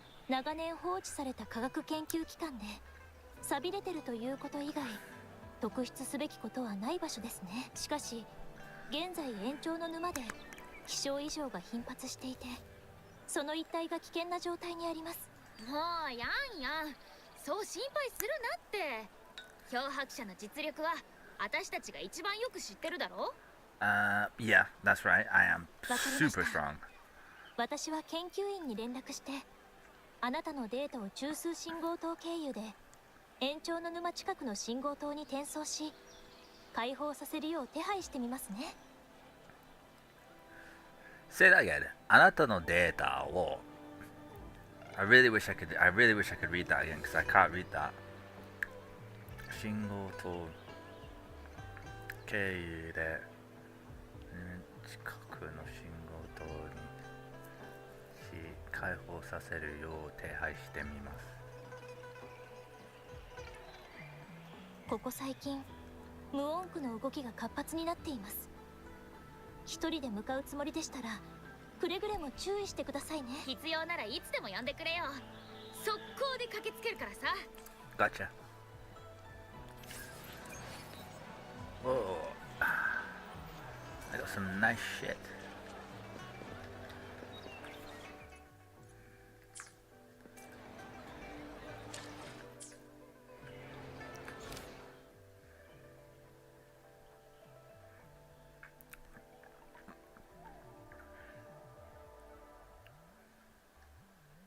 Okay.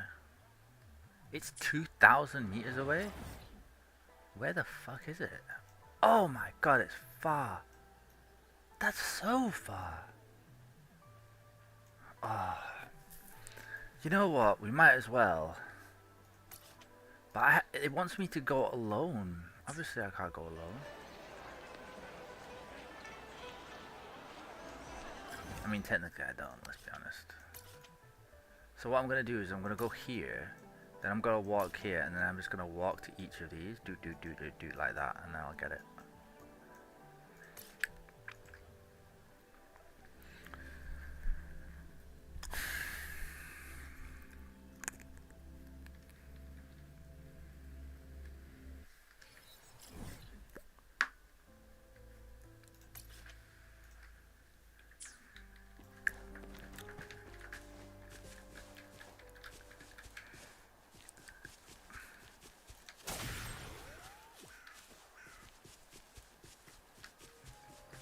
Ah, what's that?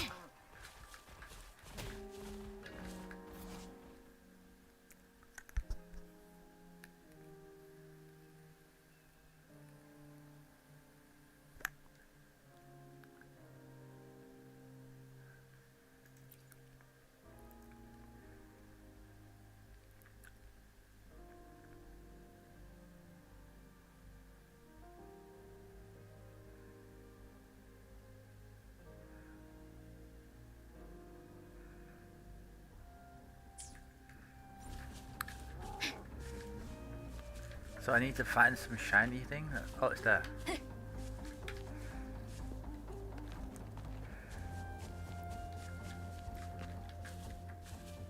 Oh no, that's...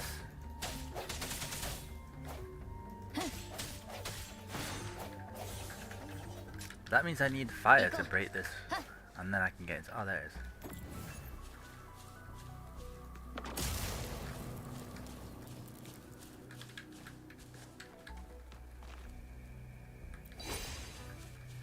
And now I've got the power to break it. Nah, that's tedious as fuck. Unless I have to do 4 different ones. I do.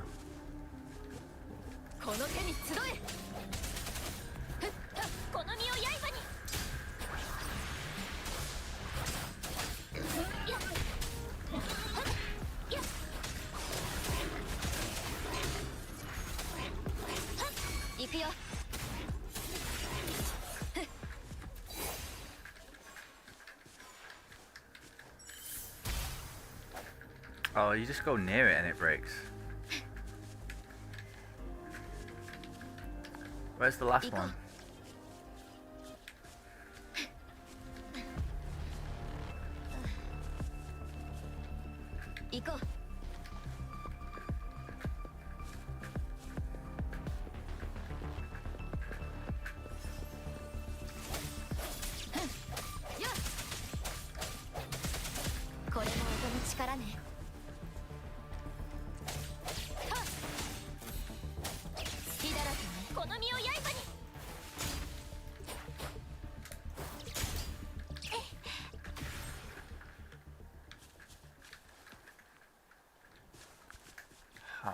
There's one more.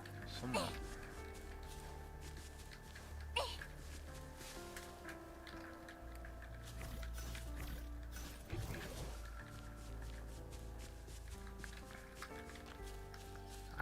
I can't use it again. So it must be like...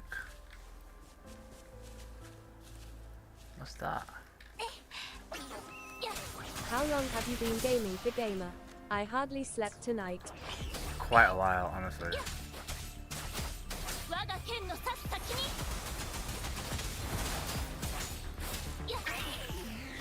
I've been gaming for quite a bit. I'm not gonna lie. Do you think that's it there? Well, that's something. It's something else.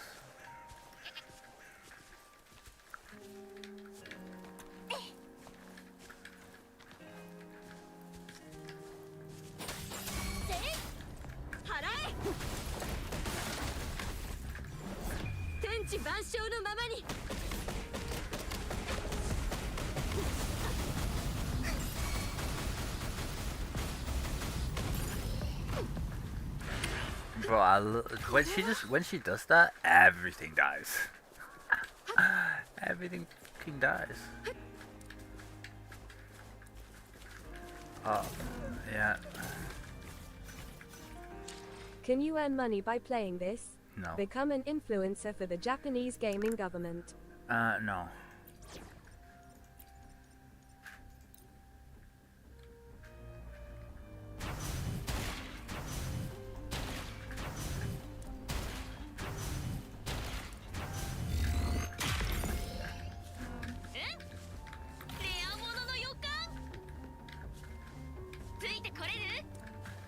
Oh, wait.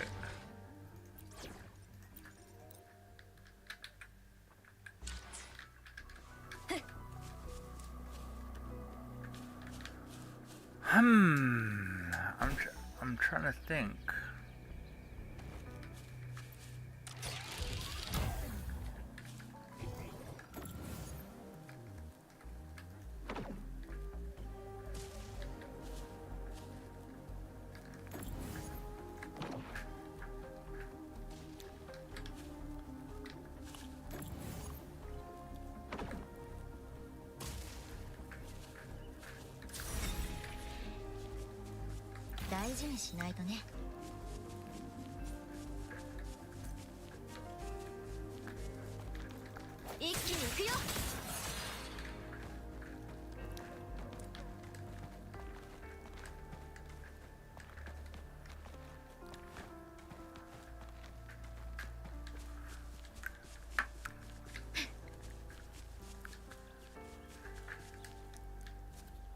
Is that it over there?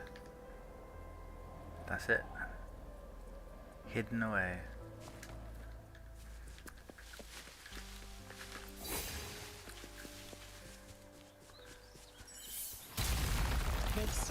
I hate those. I hate those so much. They're horrible.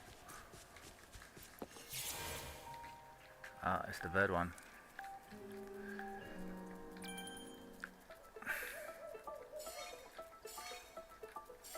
This is the one I fail on the most. Failed it. Oh, I can turn around.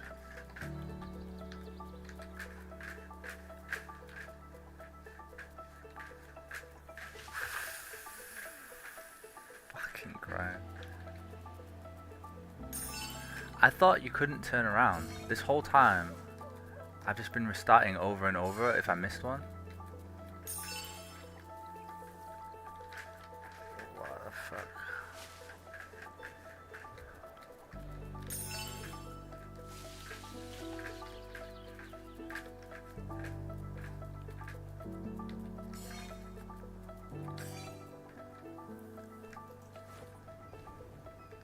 Pretty easy.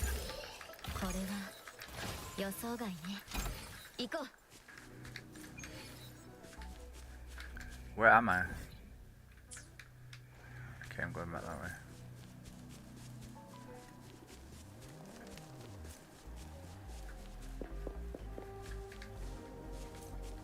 Kill it. これで終わりよ。消えろ。やっ。これも音の力ね。聞け。隙だらけね。この身を刃に。風化両乱。やっ。せい。高く舞い上がれ。はあ。魔を打た。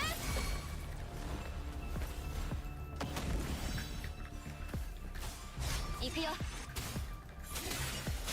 これも音の力ね。光よ。前。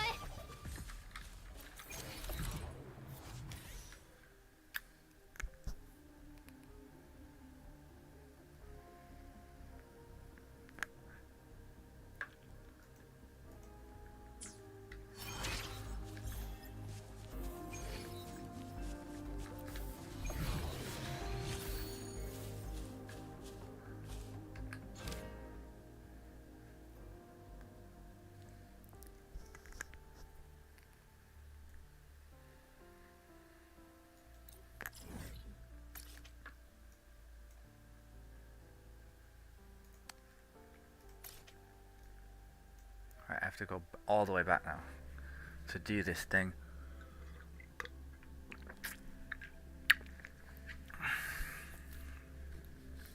That'll let me boost. こんにちは、漂白様。かけがえのない仲間と共にご自身経路をいただる最中等を見受けしました。そこで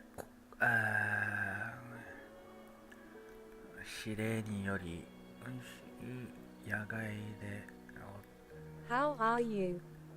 I'm okay. 誰？協力者です。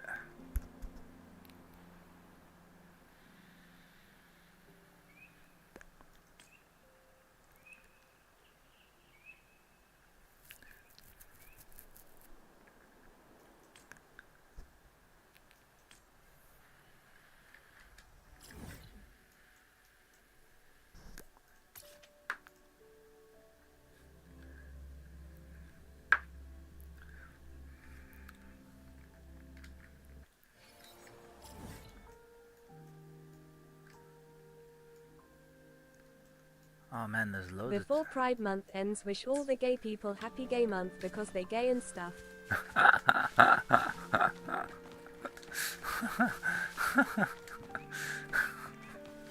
That was random.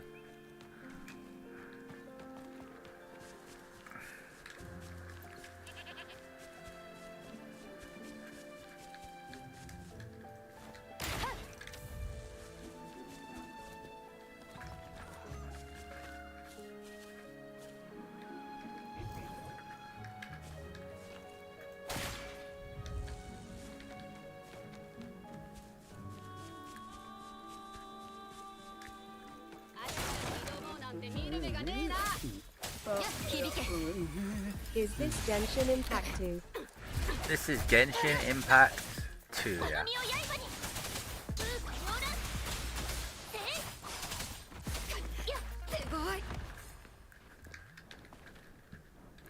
Oh yeah, sit in these chairs. I sat in the chair once and it gave me an achievement.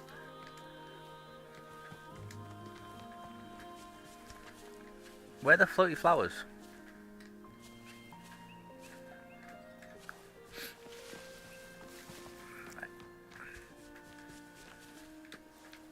Are you ever gonna play Tekken? Maybe. Being rewarded for sitting down. I wish that was real. It is if you're a popular streamer. But that's not us. That's just not us, guys.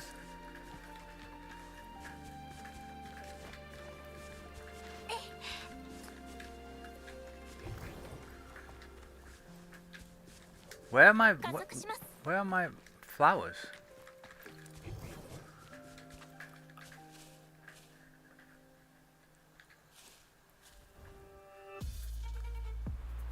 Is it coming to me? I aggroed it from here.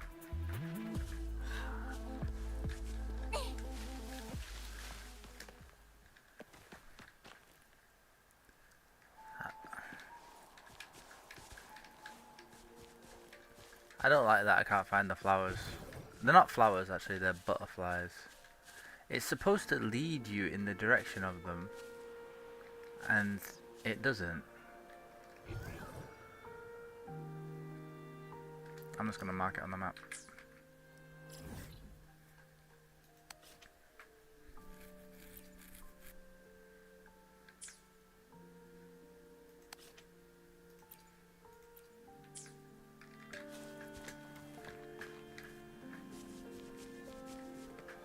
There's a shiny up here. Okay. It uses all the same mechanics as Genshin, yeah. It really does. Can you read all that? Read what? Read what?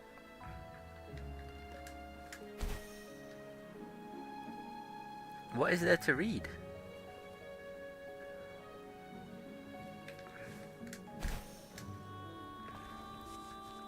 Activate your windows. Huh? Where's my? Where does? Oh, it says that in the same place here. Can you read that language? Yeah, but where do you see the language? Oh wait a second, I'm lagging. I've been feeling it for a while. I think it's raid. Let's get this game out of here. Go on, get out of here, bro.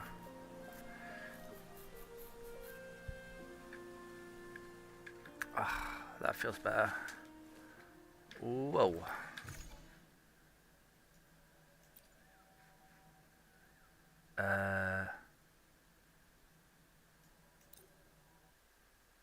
It says I'm not high enough level, but okay.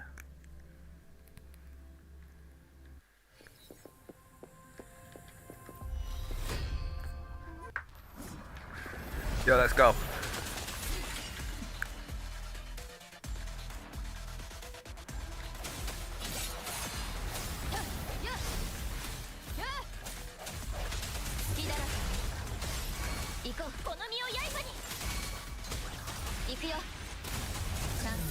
How did I not get the break?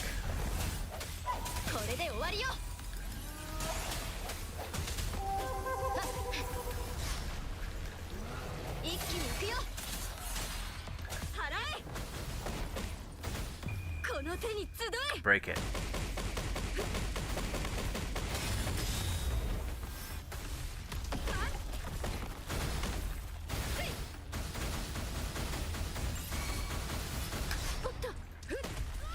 Oh, I didn't know it had a second attack.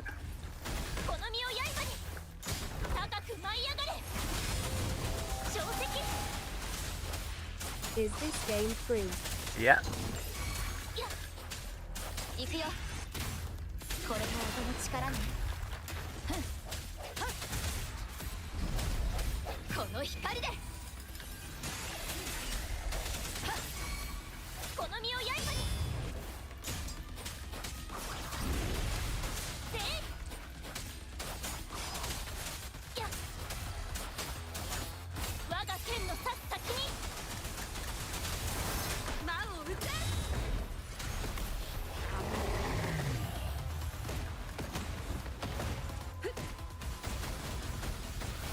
I'm gonna make microwave macaroni and cheese BCZ, it's easy. Yeah, why not?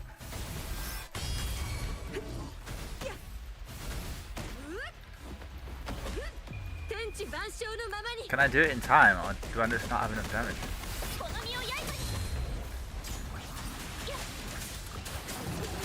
I might not have enough damage, you know.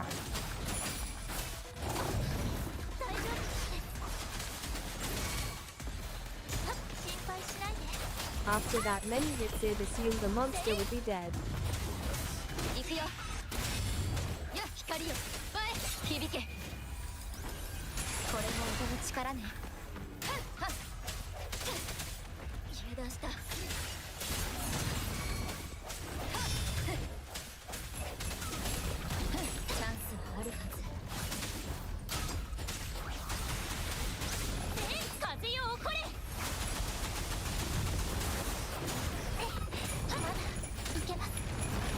How did I not dodge that? Holy shit. Nah, we're gonna fail. Why? Why are we failing?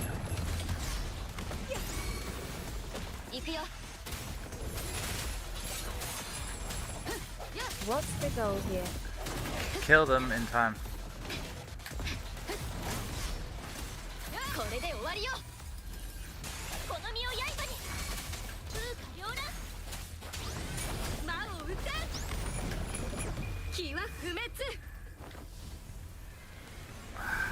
Chosen spy.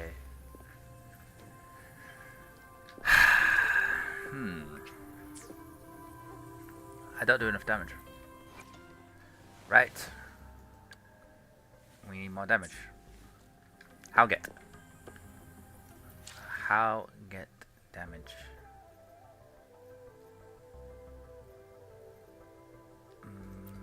Can I make any? Can I get anything? No.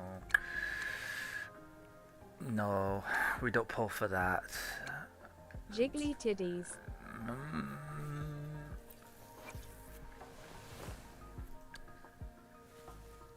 What do?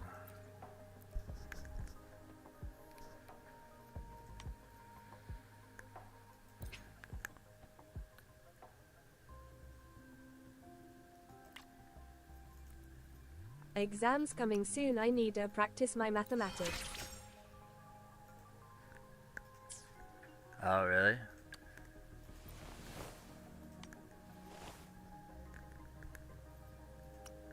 We could do that.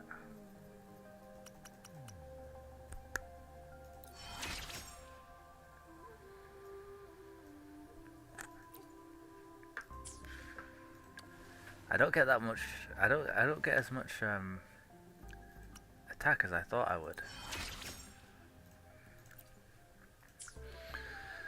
Why boobs so jiggly? Jiggly boobs, good boobs.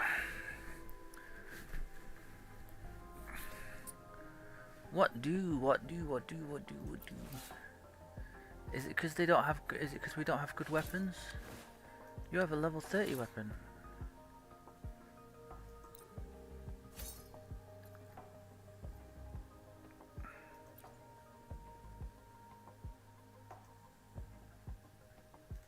Low taper fade.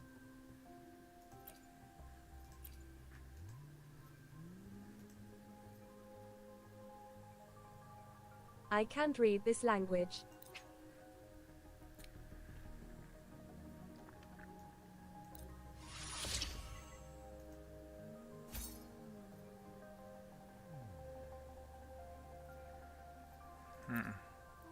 It's not really that good, is it?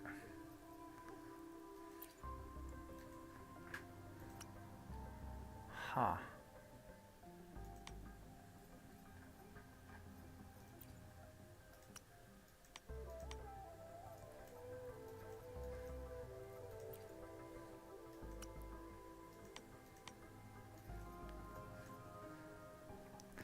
One sec. Should I be doing this with my weapons? Wait, Wuthering Waves. Give me toxic motivation to go practice my maths. Toxic motivation to go practice your maths? What level of maths are you practicing?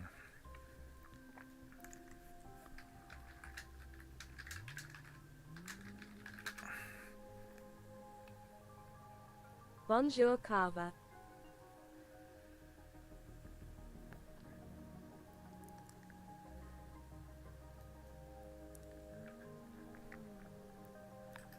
No, it doesn't help me.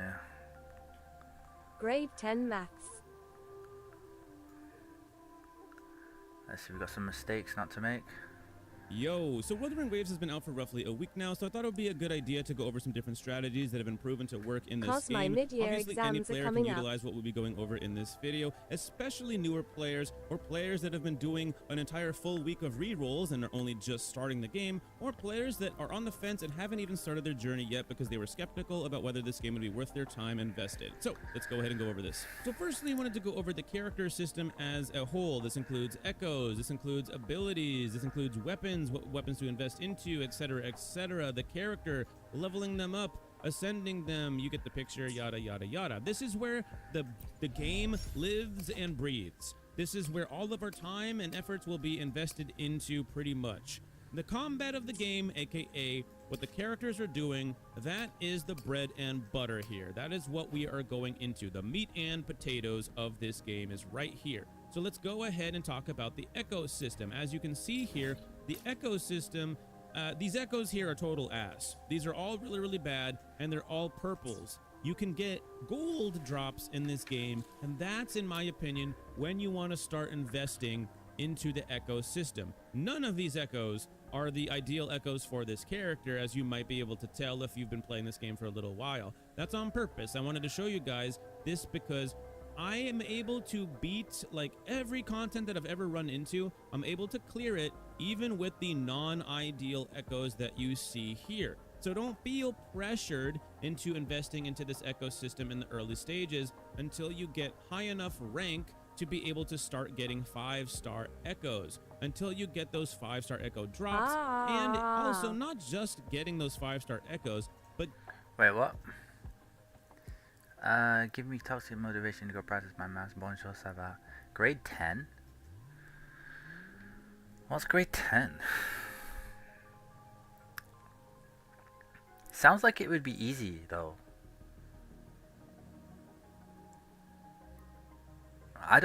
I'm not motivated to do maths. I can't help you do something I can't do myself. I can't do it myself. You should do it, though. You should stop watching this stream and go and Year 10. Go and do some maths. Form 3.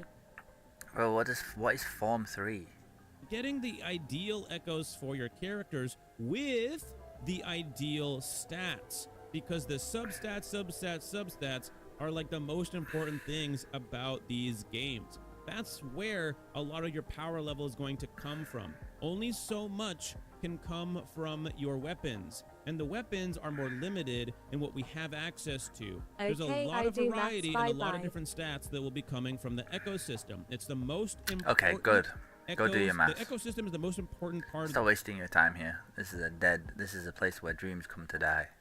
This game, to be perfectly honest with you, this is the biggest time sink of the entire game. This is where most players will be investing their efforts into, are these echoes. And you're not going to be able to even get echo drops from the characters. The gold drops won't start coming until you reach databank level 15. Then enemies in the overworld will actually start dropping 5-star echoes. That's when you're really going to flip the switch and start grinding the echoes really, really hard. Now, obviously, there are other ways of getting echoes from the 5-star echoes. I believe some of them can be picked up in specific ways, but like I said, you're really going to want to focus in on getting to level 15. That's when the ecosystem is really going to start mattering. So don't ignore the ecosystem. You still want to farm out echoes. You still want to, whenever you see an echo in the overworld, you still want to go out there and defeat them and absorb as many as you can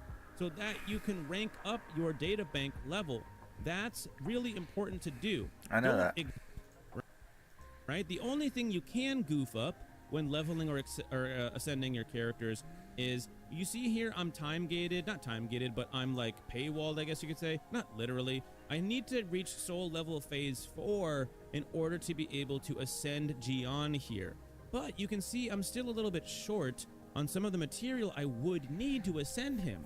Rather than wait until soul level 3 phase 4 has been achieved, I will be able to level him up at that point, but only after I ascend him. So it's best to pre-farm some of this stuff out. And so what stuff might you need? Well, you can see it right here. And if you just click on it, you can get taken right here to the detect system, and you can track this particular enemy that you would need to farm in order to get those materials. As you can see, you get a ton of other stuff too, including level up material for your union rank. So there's a lot of great stuff that can drop from these enemies, and it's a great way, it's a great use of your wave plate consumption, because you know that you're gonna have to do this stuff eventually. So you see the wave plate consumption right here. Your wave plate, by the way, is essentially like resin or like a stamina. Depending on what gacha games you've played in the past, It's essentially your stamina or your resin, etc., etc. It's called wave plates in this game. Now, obviously, I suggest you pick up the resonance beacons nearby these areas you need to farm. For example, if I didn't have access to this area yet, and if this imaginary red line wasn't here and you could access this other area that's all grayed out, if you could go out here, you would just need to, you know, explore to find it, and you head in that direction. If this was, let's say, the boss right here, you just head out in that direction. You get the resonance beacon nearby. Okay, I don't need the advice for that. But this is definitely one of those things that is worth your credits, because it can definitely be a time sink farming these out. If you just, you know, you could just spend the credits to be able to get it. It's not like real life money. Now, right here is another material you'd need to farm out as well.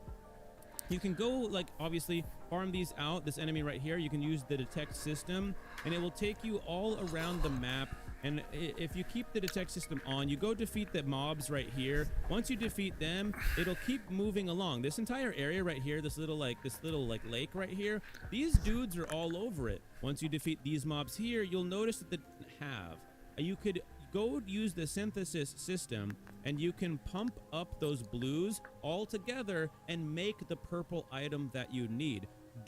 Some people could easily screw this up.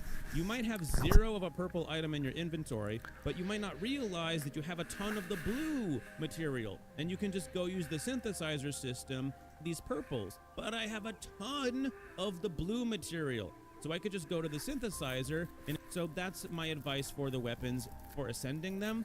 But as far as, let's give you a little bit more advice that is not necessarily super duper obvious. Obviously, this is Gion's best weapon, so I know for a fact I want to level this weapon up as much as possible, as often as possible. It's also Kelcharo's best weapon as well. And the cool thing about that is that I can literally switch Gion's weapon over to Kelcharo whenever I want, and whenever I'm using Kelcharo, rather than level up 2 different broadswords, I only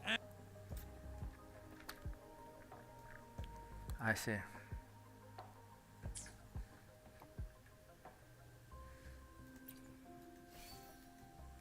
Can I have some buff food?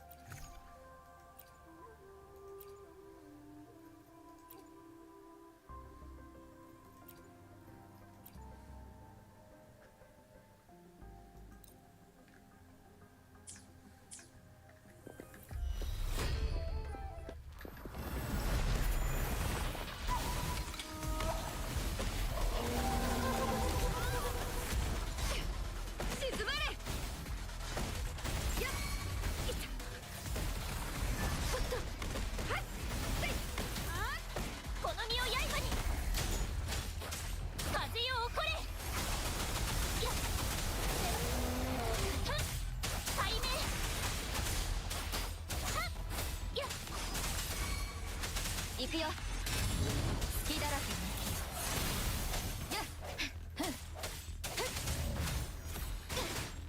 起動した。これで終わりよ。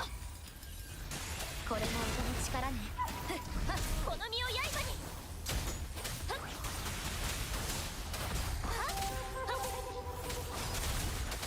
高く舞い上がれ。払え。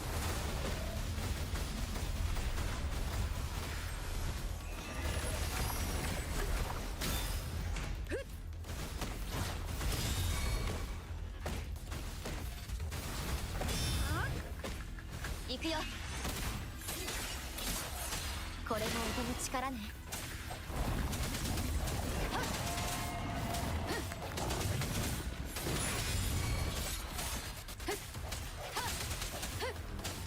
響け。この身を刃に。やっ。心配しないで。風化両乱。我が剣の刺す先に魔を打つ。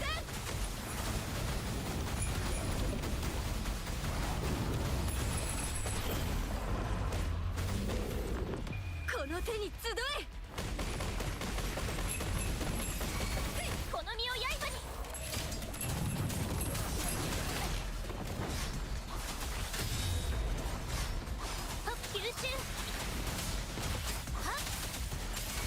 行くよ。これも音の力ね。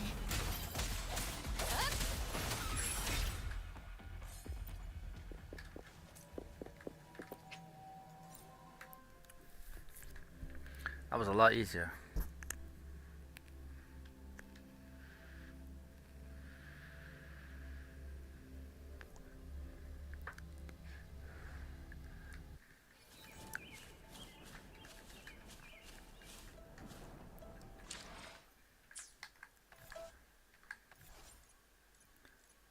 Soul rank up.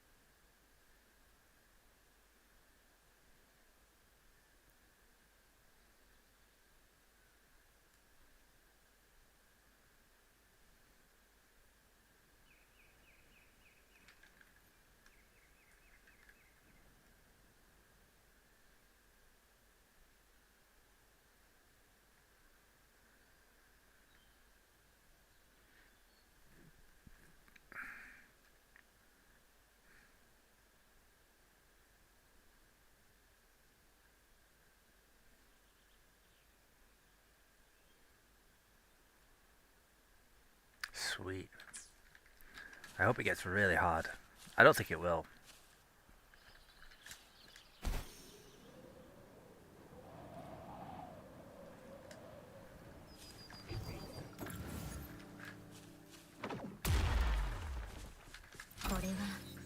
This is unexpected.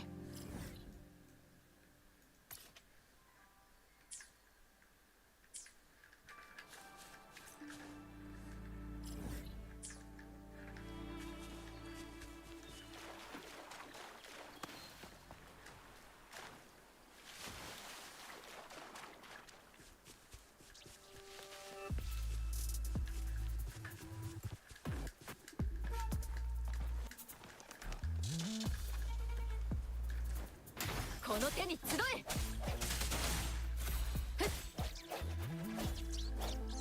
一気に行くよ。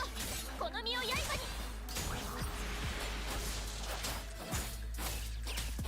せい。風化両乱。加速します。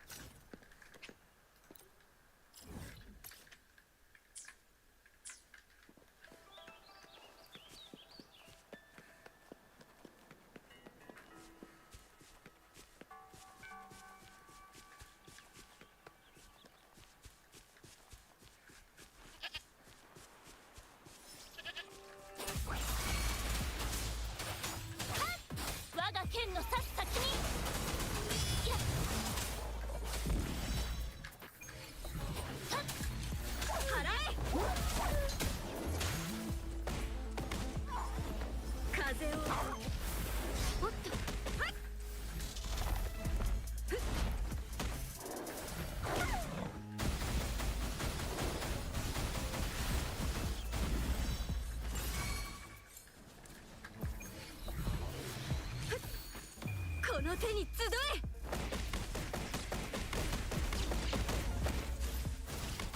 行くよ。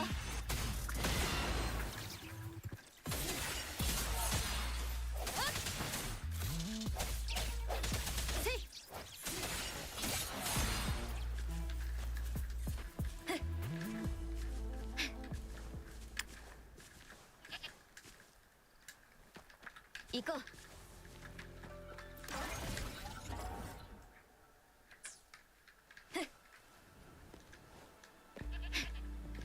There's a chest right here, we'll go grab it. And then we have a long journey ahead of us to the next quest zone.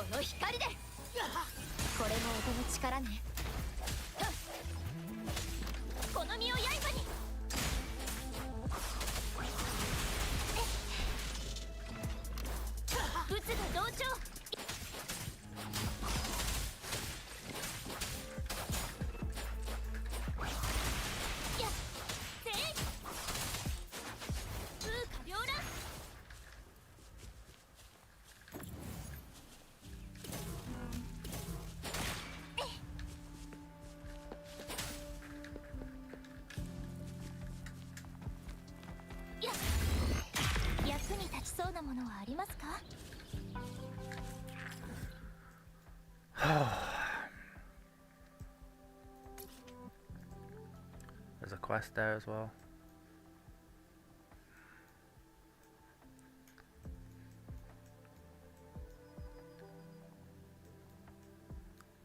Alright, we'll go do this quest, grab that. This needs to be done. We'll go do it later, I can't be asked right now.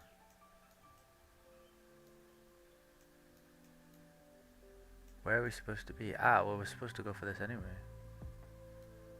So maybe just do the long walk.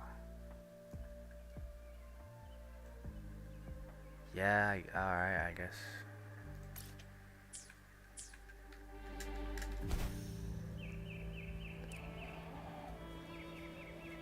I mean, there's still loads of stuff to be doing.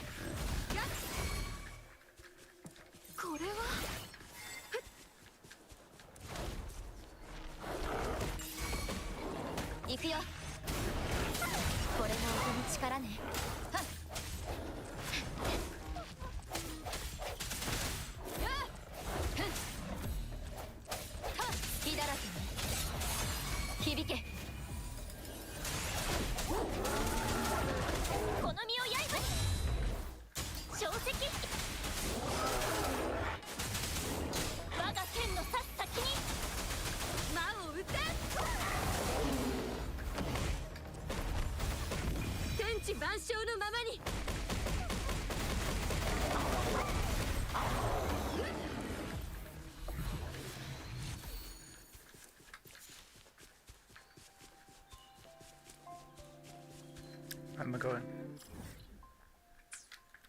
Let's get this.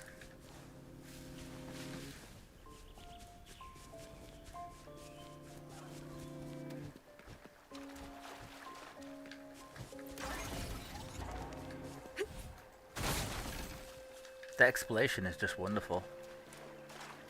This is so much better than Genshin.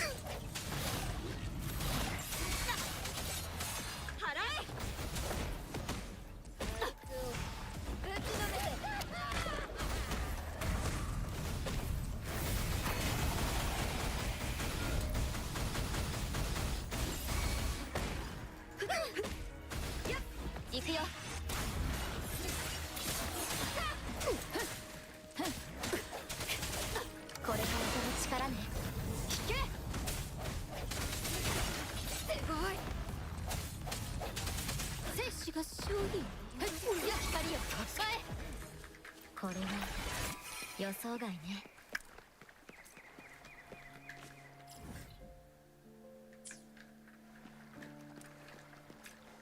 Well, that's just really interesting, whatever that is. So we're gonna go take a look at that.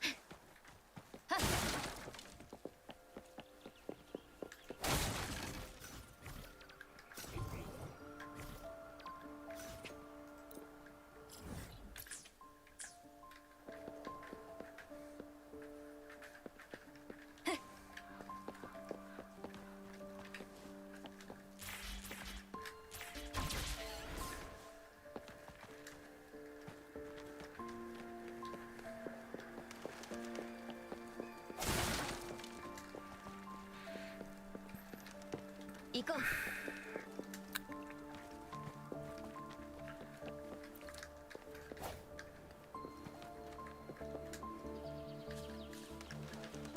大事にしないとね。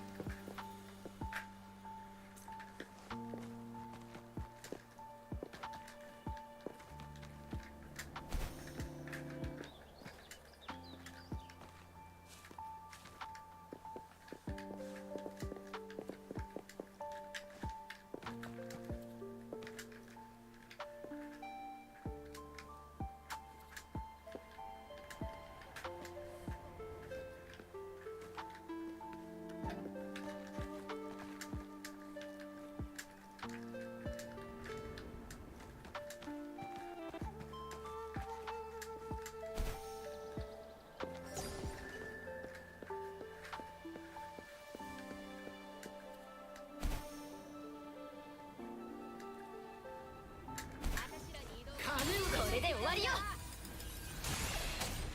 この手に集え。魔を撃て。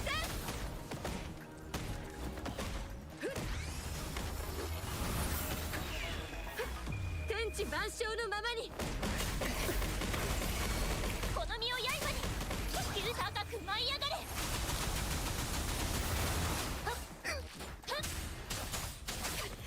すごい。助ける。まだいけます。払え。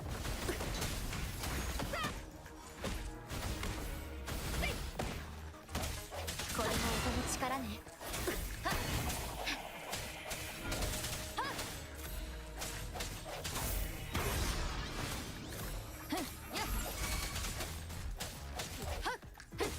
魔を撃て。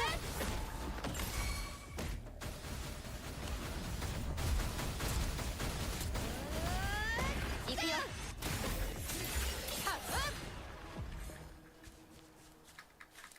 歴史を感じるね。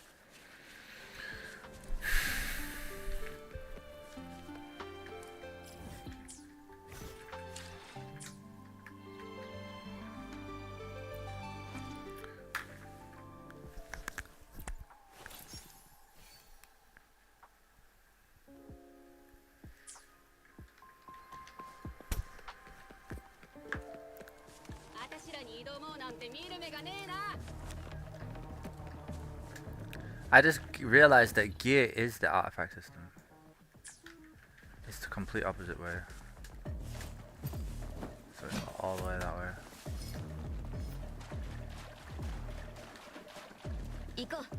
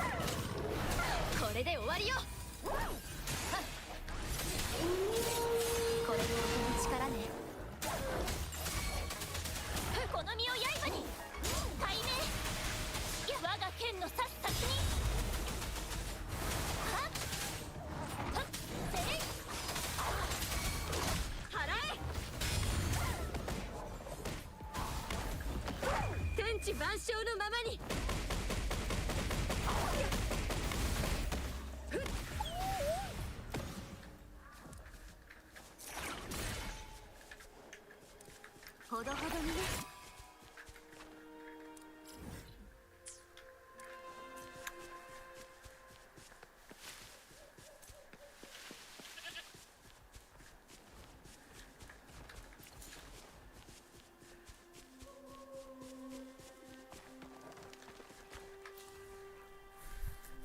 どうしてこんなことに？どうした？誰だ？漂白者だ。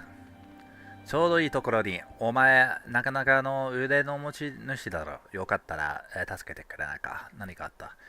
俺は、治安なんとかのなんとか、今は潜入任務を行っている。なるほどね。そこから、思い出し、を持っているところなんだが、この物質が新たな情報を発見した。新たな情報？この水泡者たちは、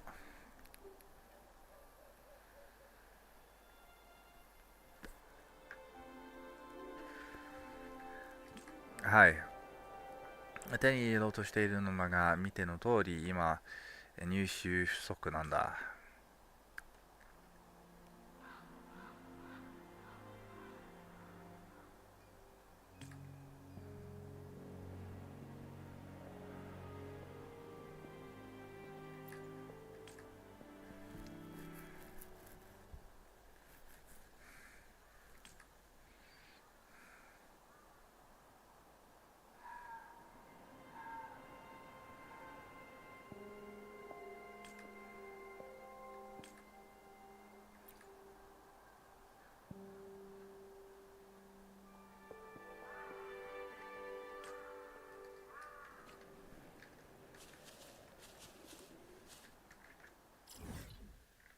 Where do you want me to go?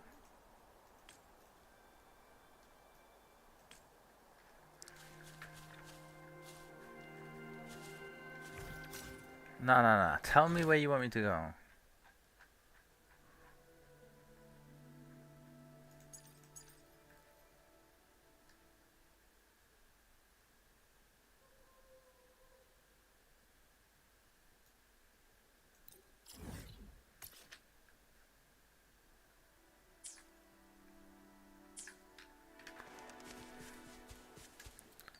I have to go back to where I was.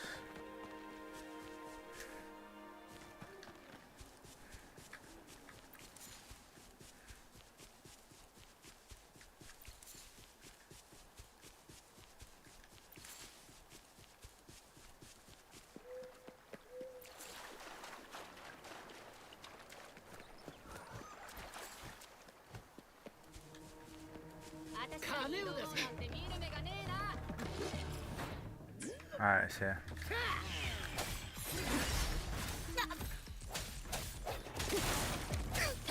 これも音の力ね。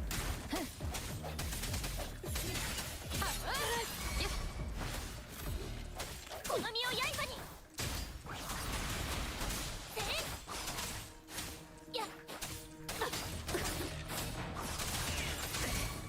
魔を打た行くよ。これも音の力ね。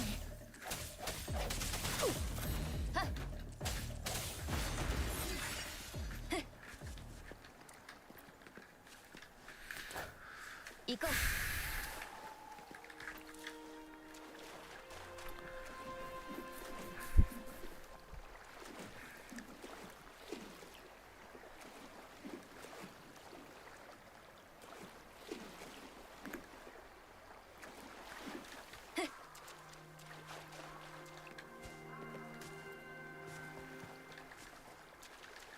行こう。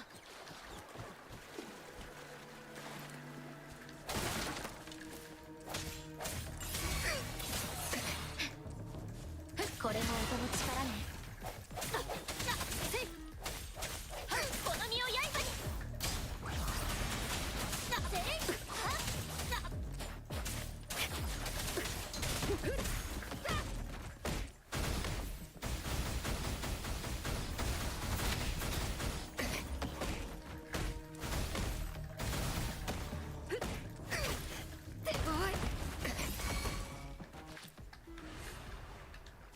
I need to use jump attacks with her.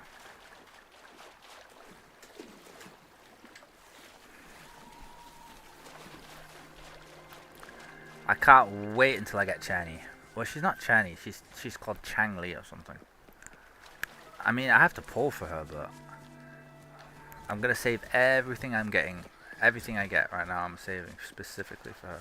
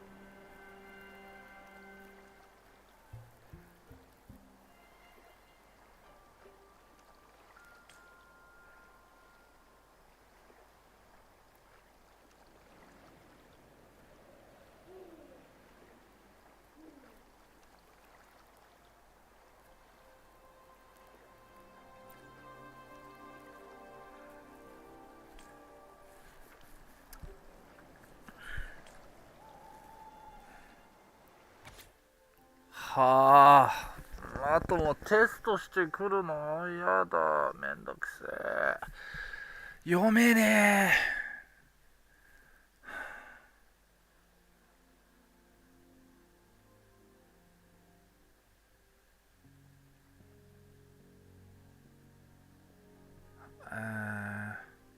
Father died 5 years ago. He's a butcher. Mother's a teacher. Went missing 10 years ago. Her friend, I can't read his name, is sorry, not friend, brother, I can't read his name, is a member of the organization. Sister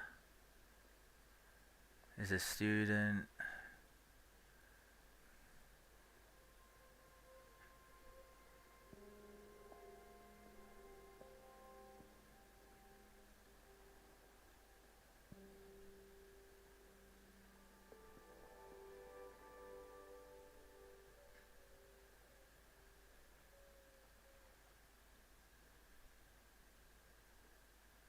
え、22歳で保護者がいなかったため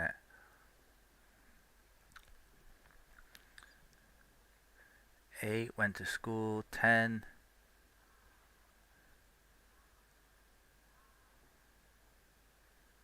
was expelled for a fight, 12 social services, 15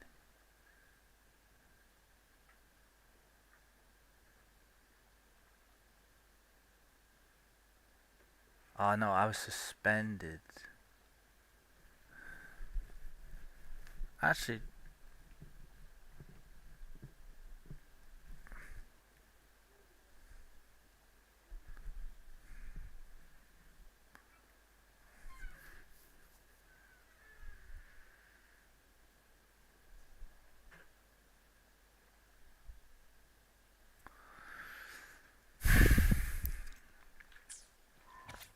oh my fucking god.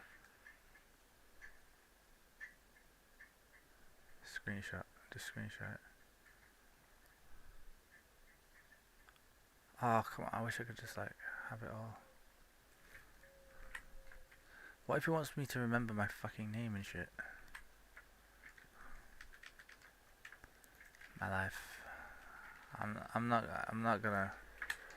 I'm just gonna screenshot it. I'm sorry. Ah! I'm not remembering all this. I don't care. I'm not reading all that. There's no way.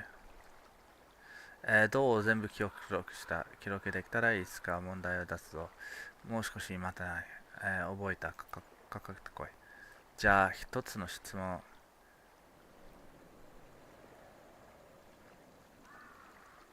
教師。二つ目の質問。怪我の原因は右足。誰だった？ See, I didn't read that.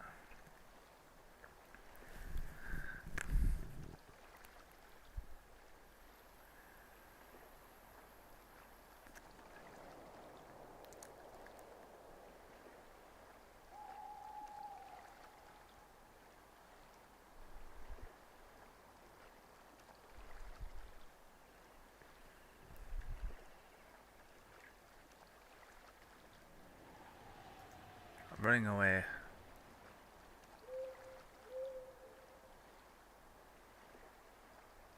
This one.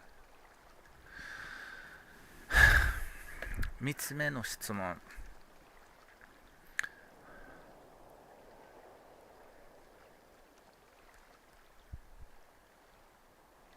He's got a friend.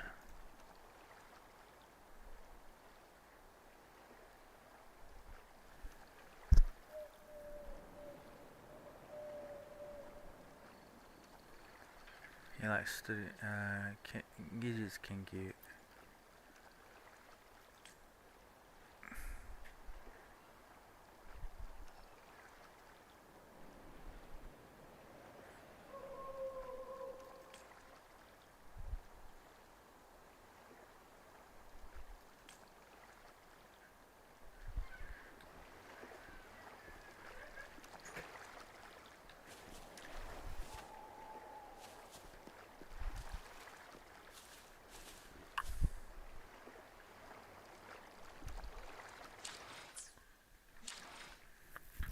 How do you change the time again?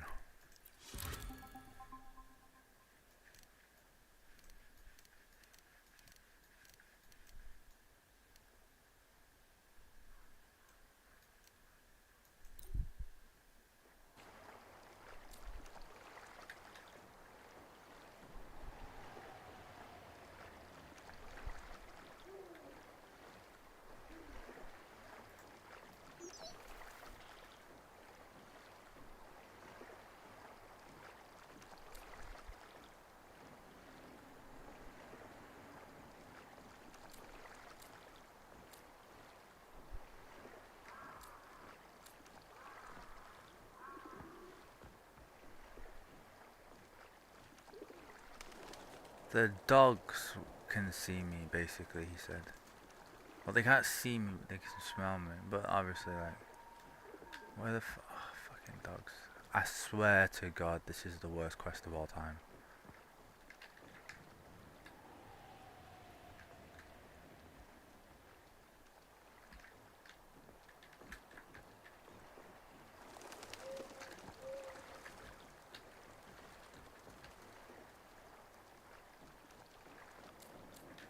I love how people don't care that I'm running up walls and shit.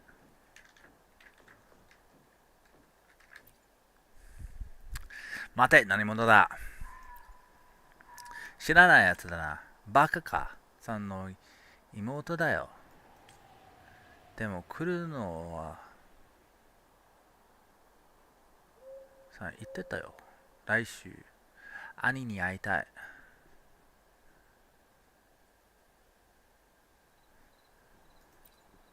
こんなやつだっけ。まあいいか。会いにくい。書店で待つ。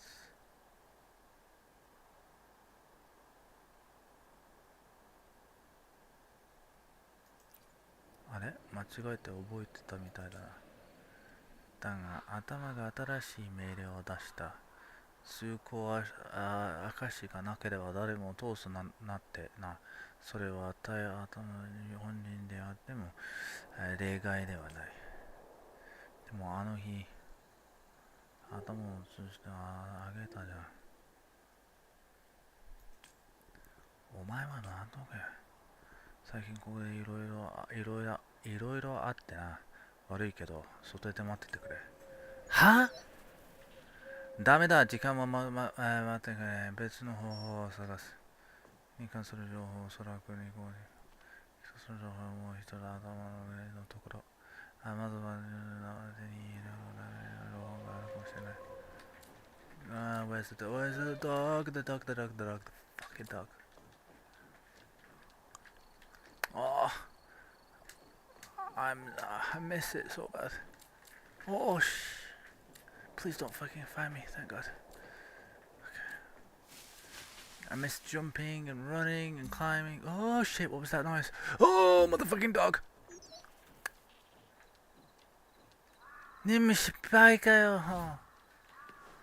Just let me restart it. Just let me just go again. No, don't make me walk all the way back and...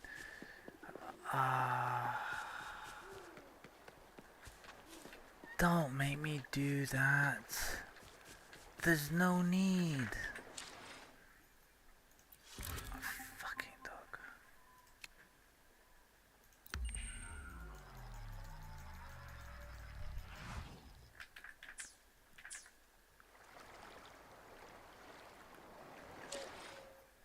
Okay.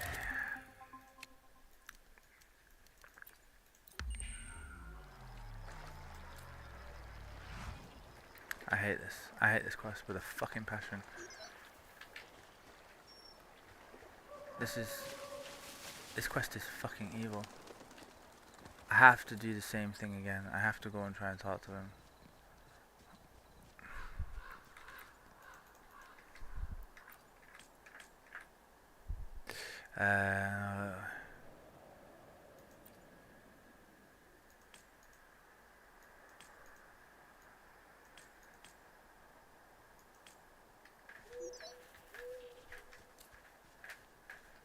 As long as we don't get caught by no for random ass dog. Look at that dog. Piece of shit.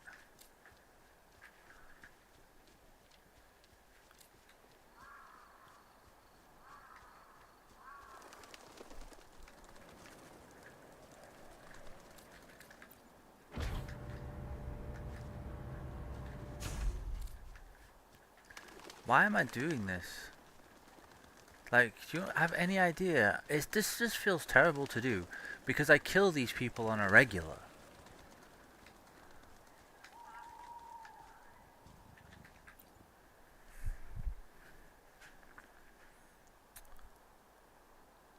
Kaicho, 誰だお前? ああ、あんたがあの妹、もう来たのか。お兄さんならいないよ。何の用だ。あなたに用事があるのは私だない。死因のあんたが伝言があなたを探している。Fuck! Who are these names? Oh my god. Maybe it's the next file here.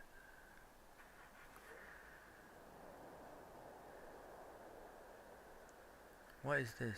書店メンバー情報。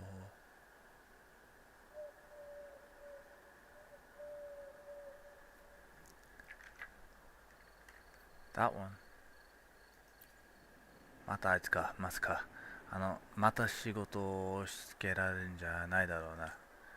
前あいつのせいでなんか徹夜したら、ひどくなったらちょっと言ってくれ。ここで待ってろ。誰も中に入れないよ。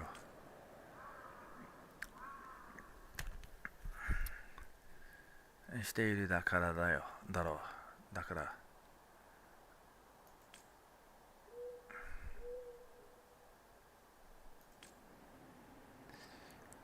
辛いものは食えるよな。このできたシェフ、なかなかの手前だ。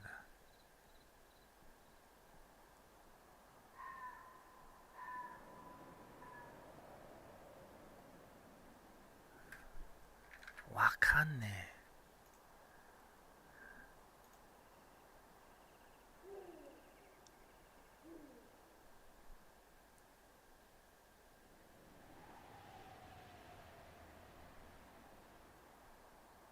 I didn't record that. But the first thing I read, it didn't say anything about food. In fact, there's no mention of food anywhere here. Who even is this?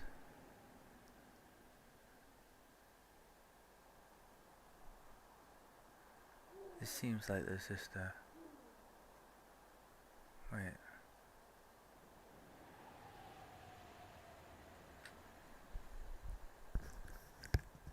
Huh?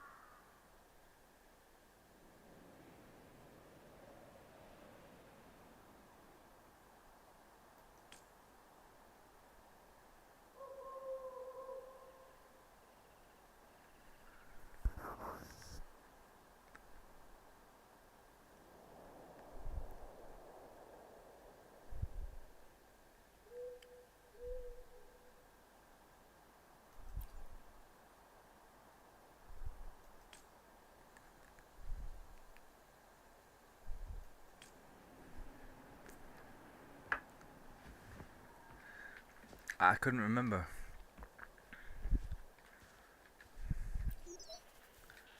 What was it? この前が確か死亡ああもう endless 最初からそのそうだったか oh my god this conversation さすがにあなたを信じて私もバカだった時間は確かに楽しかったでもそう who is this で敵だったあの人間がになって件について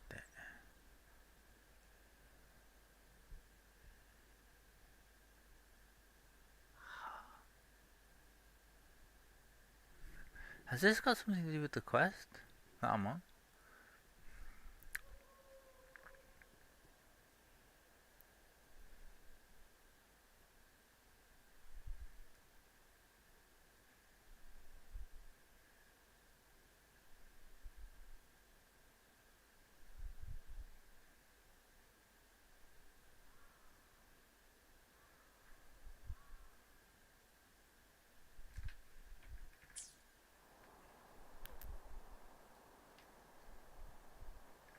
Oh, and I didn't get to see what he said because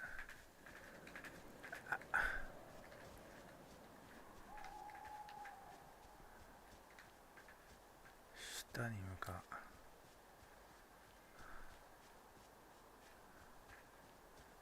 下層まあ下層だね No dogs, right? Hate this quest. Hate. 誰だをあまりうろつくんじゃ引くおとなしくしろ頭から聞いたんだまた何しながら出ちゃったくそなんだ俺たちをねてがやれば俺が奴らを置くことでスープでも作ってやれお前見ない顔だなマジかよ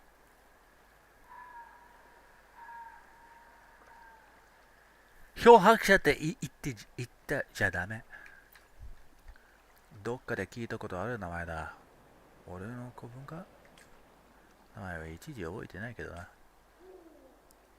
飲みすぎたうんまだいたのか邪魔ださっさと出てけ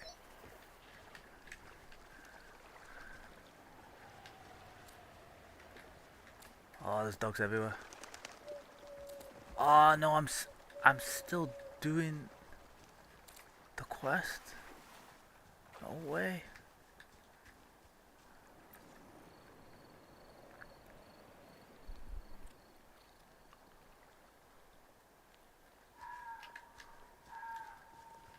Whoa, that guy seems like a problematic character. Oh. こんにちは。漂白者。死の島やんえここは私たち二人だけ。だから他人の不利はやめましょう。星雲誰だ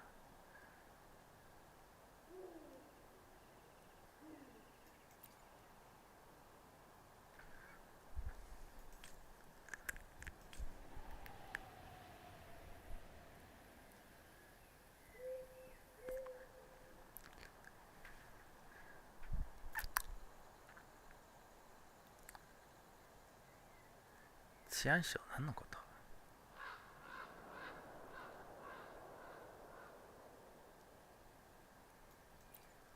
まだ続けるのまあ別に私は構わないけど電源を頼まれた計画は変更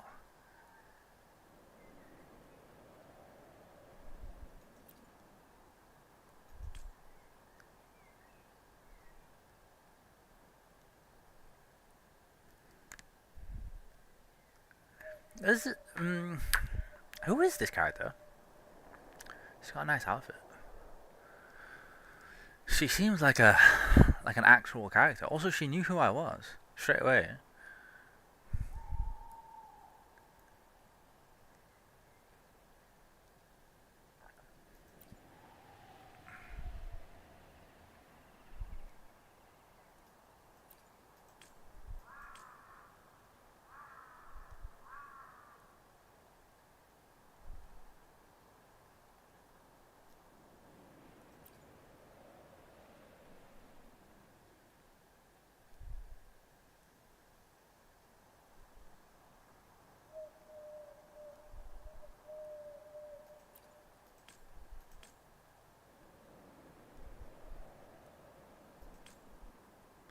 Who is she?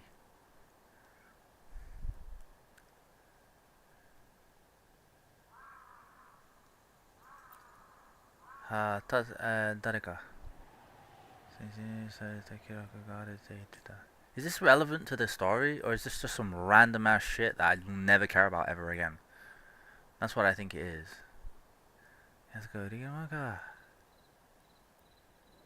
Oh my god, all these random names that I just... Like, I'm terrible with Japanese names. Awful. Awful. I can bet, like, unless I hear it like a million times, I don't actually pass. I can't pass in text like this, where she's like, oh, that guy did that, and this guy did this. It's like, I can't pass it, because I just forget who's who. Also, I can't read it, because I can't read names, because names don't use the same readings that like words do. So like, for example, you can always read this word, this kanji right here, you can always read this because it's uragiri mono. It's always that. But this name, it's like, it could be like, it's got this reading, it's got like a bunch of readings, this kanji's got a bunch of readings, this kanji's got a bunch of readings. I don't know. I literally don't know. And it's also completely out of context, which is a struggle, so you need to know the actual readings of the kanji, by which I mean, this, for example, this kanji here, if I just saw it on its own, I probably wouldn't recognize it. But because I see it with this and this and this, it's like I know what it is because I recognize it as more than just the word. It's like, it's the best way I can explain it is like, imagine if I asked you to spell a really hard word like I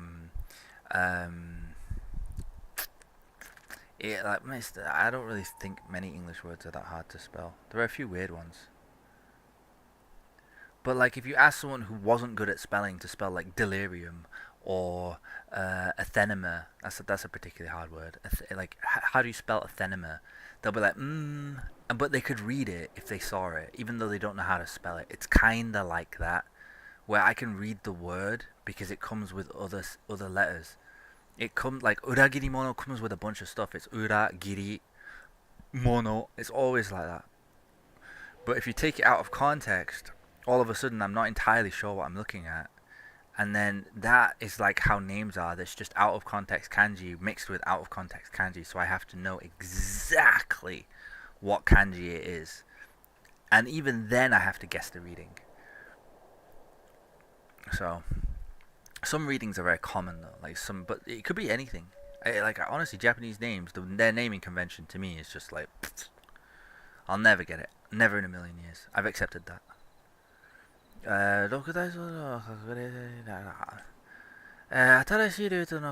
don't understand this character. So far I was following along mostly, but this character showed up and I'm kind of confused.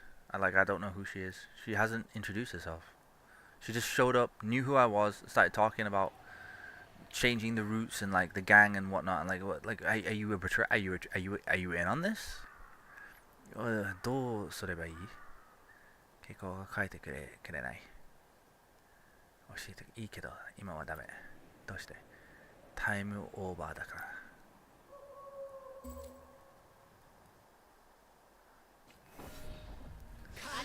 Thank God.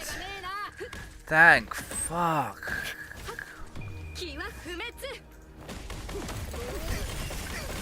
Never ever been so happy to just push some goddamn buttons.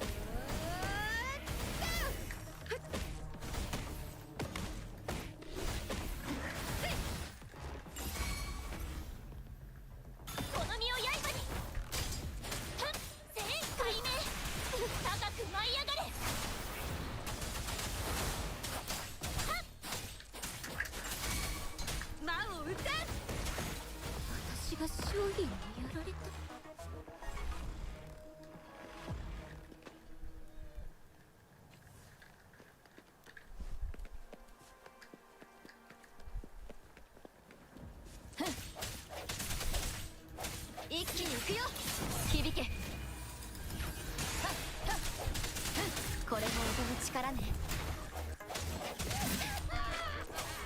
行こう。砕けこの身を刃に。いやせい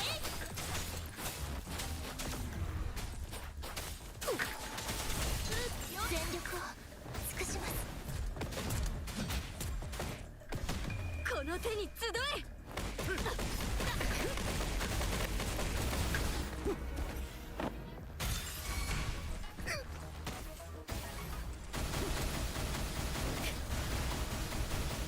行くよ。これも音の力ね。役立たずどもが。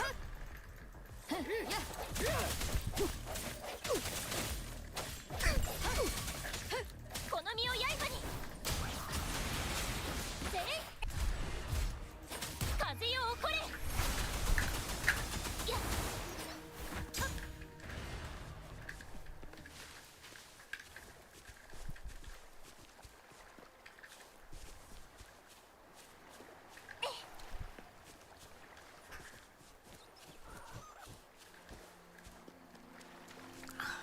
Thank fuck for that. It was horrible. 金を出せ。小石魔を撃て。風をこうか。火だらけね。これも音の力ね。やっ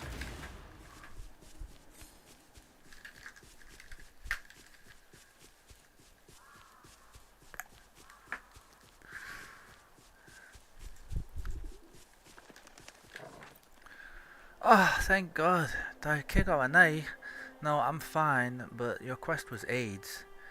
よくやった。では、あとは任せてくれ。あの書店のやつだと、絶対捕まえてやる。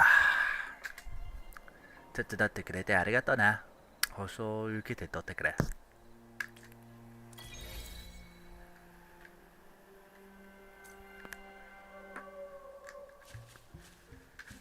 Ain't no way that was worth the effort I just went to. Ain't no way. Oh, I am tracking that already. I'm kind of brain damaged. I'm sorry. We'll go in that way, yeah. Feels good to just be running and like fighting stuff. Everything's really strong now, by the way. 消えろ。やっせいこれも音の力ね。こうか。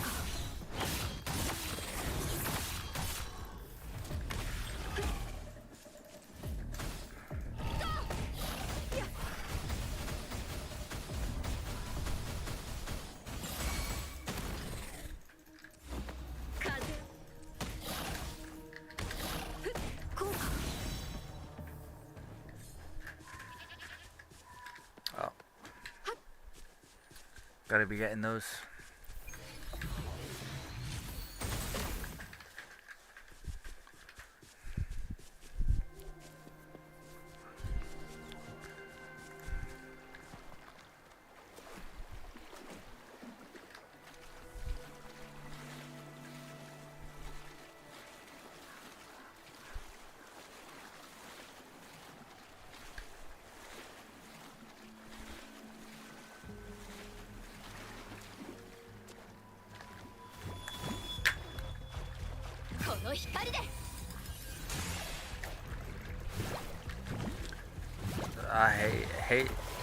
Hey.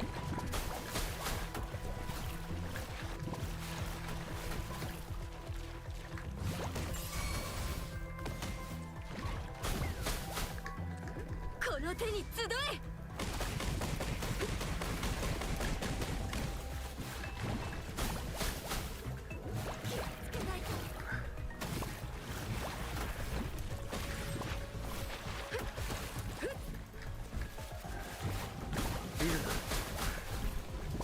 Maybe if I run out a bit, they'll follow me.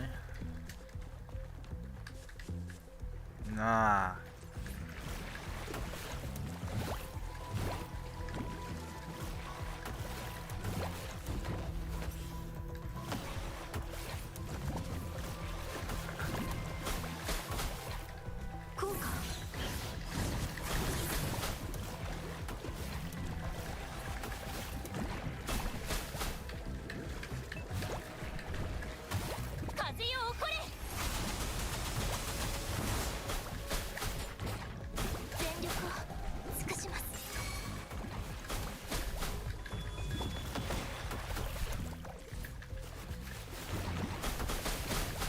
Fucking the worst. This is the worst fight. This is the worst fight of all time.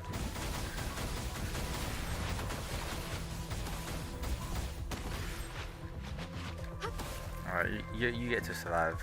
You're just too far out into the water.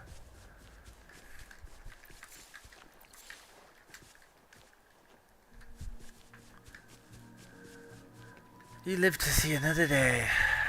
What the hell is this?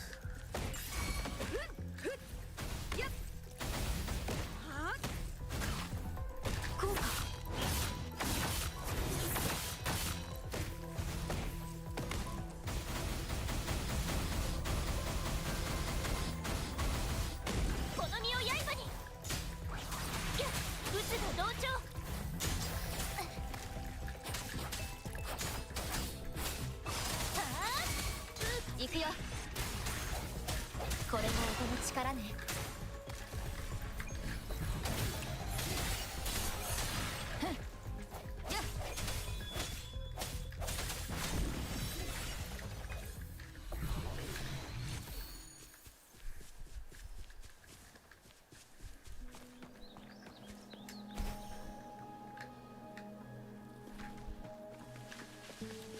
I think it's up somehow.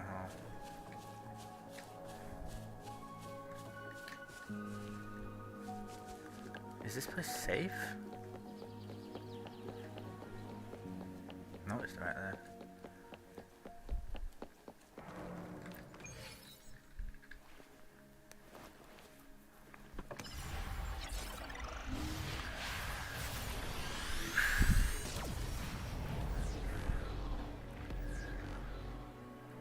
I like how they've done technology in this game. It feels like there's a lot more than technology, but technology doesn't. Technology is there. They've made a really good job of mixing it. All right, who are you?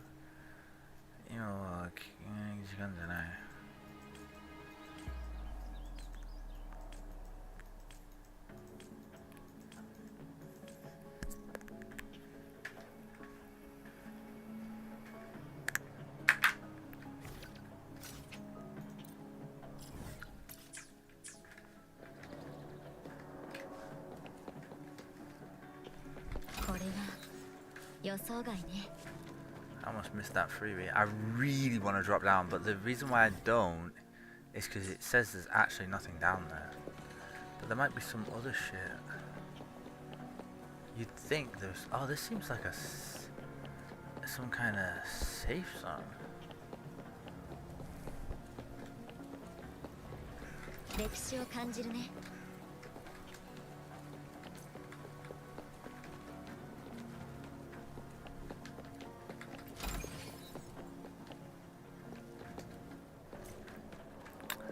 The problem is you can't tell what's up and what's down.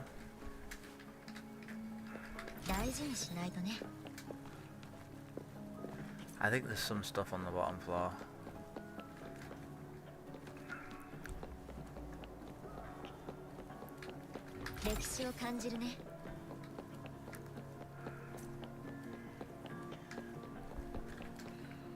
Also, next place is this one. Where is that? Is it that thing over there? It very likely is. Whoa.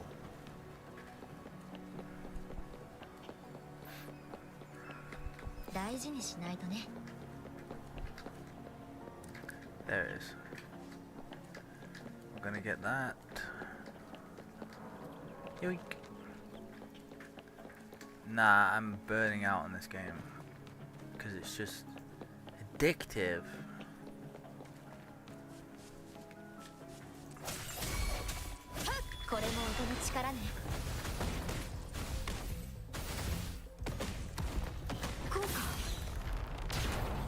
Oh, you have to attack with it. Okay, got you.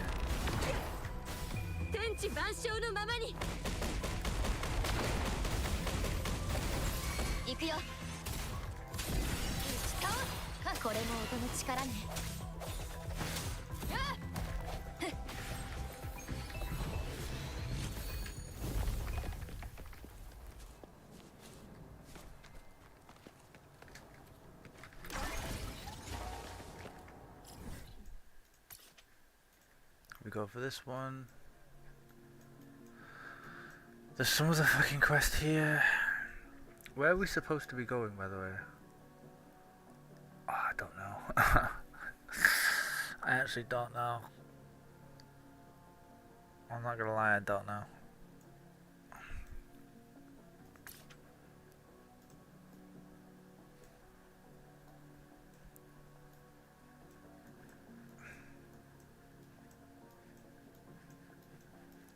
Oh, this map is kind of small. I just realized. Oh, the game is really small. What?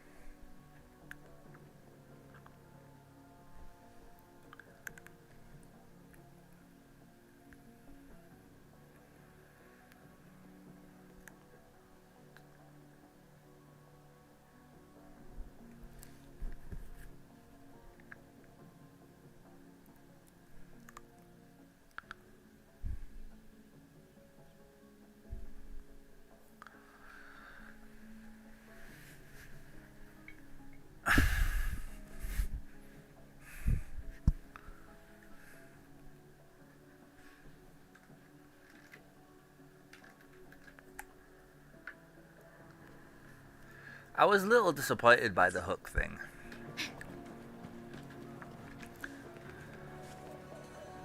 What they could have done instead of the hook thing was like something like a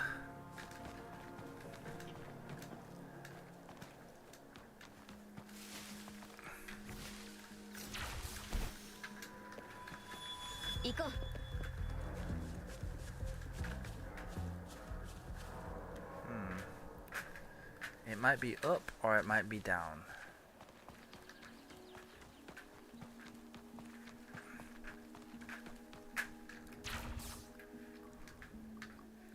I don't see it being down. I mean up. Because it's this way.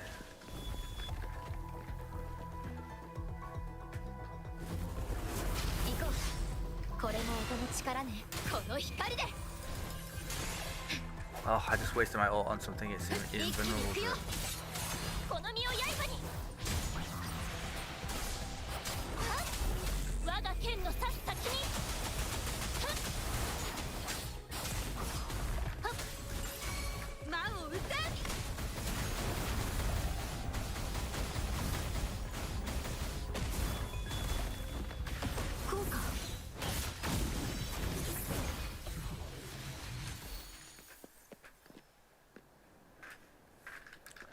Trying to understand. I have a really strong feeling.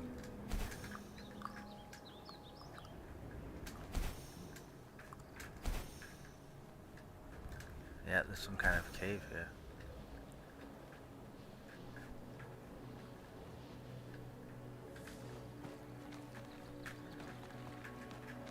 Oh, but there's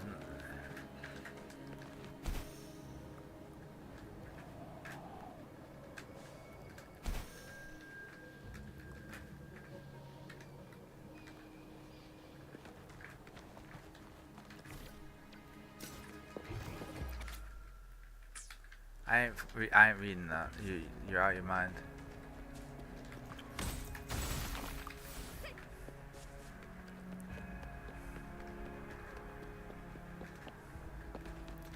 Okay, I was totally wrong about it being on the ground.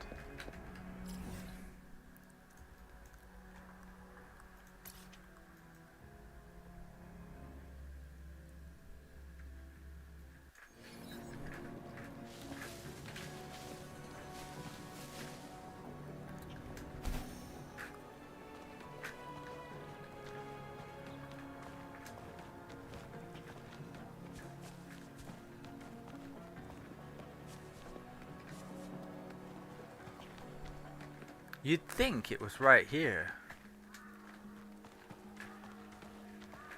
But it ain't. Oh, that's way too steep.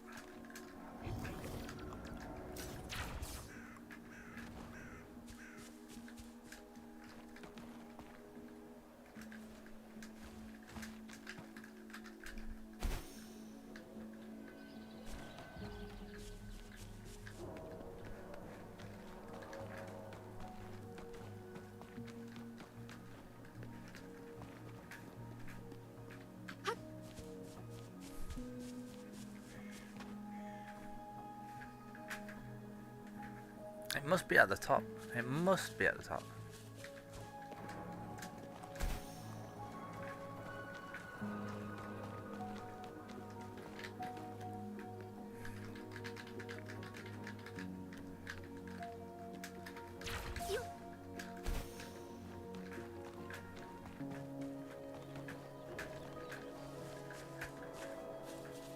No? We're still not at the top.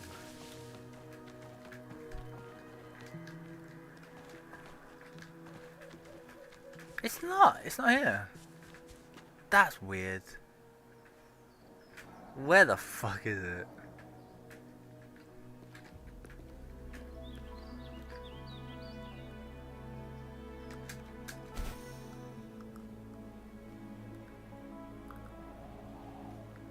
My instincts to go to the top of here are just overwhelmingly high.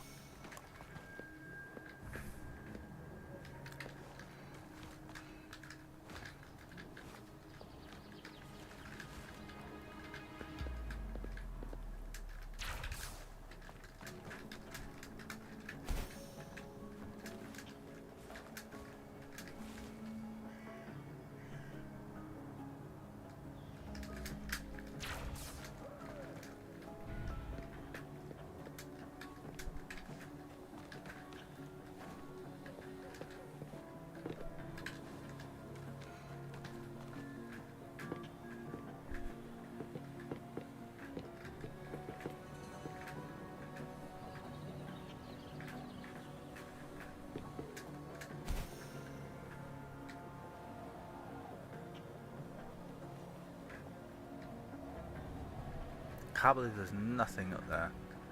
I would 100. That's why I think it's randomly generated.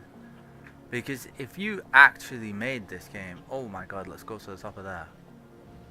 If you actually made this game, there's no way you don't put things at the top. Right, where are we supposed to actually go? We tried to find that one, we couldn't. We'll go into this one.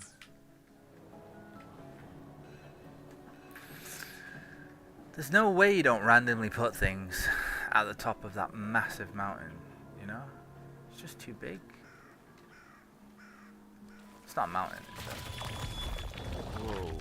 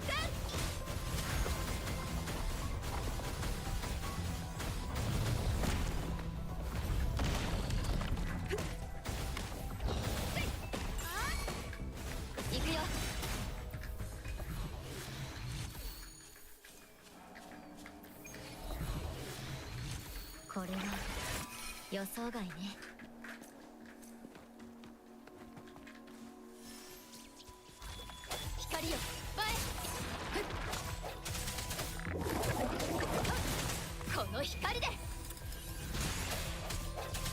これも音の力ね。はっこの身を刃に高く舞い上がれ。はっやっ行くよ。これも音の力ね。はっやっ一気に行くよ。こうか。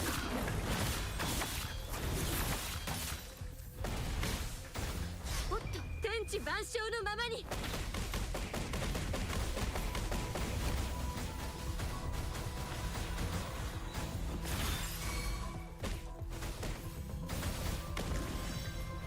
行くよ。この身を刃に。は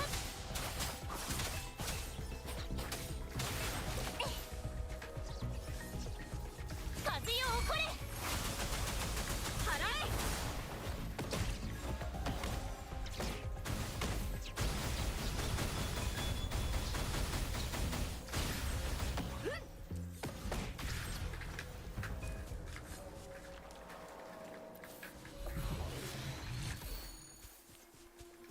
ほどほどにね。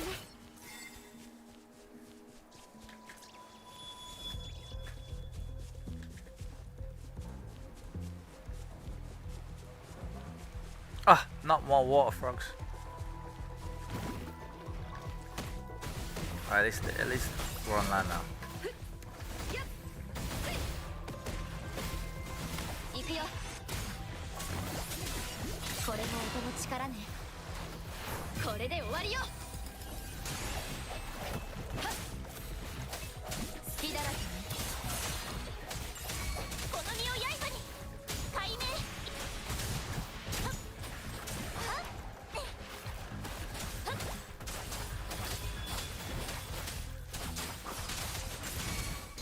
魔を撃て。こうか。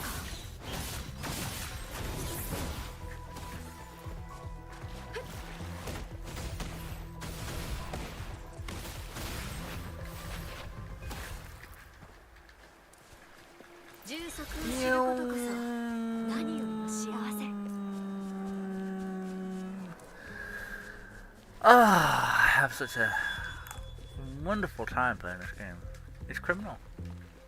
It's way too good. Oh wow, look at these guys. 気は不滅。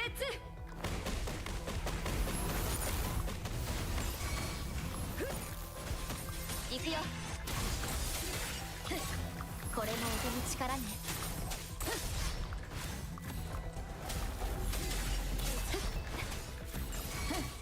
やっこの身を刃に。やっ加速します。我が剣の刺す先に。やっはっはっ払え。こうか。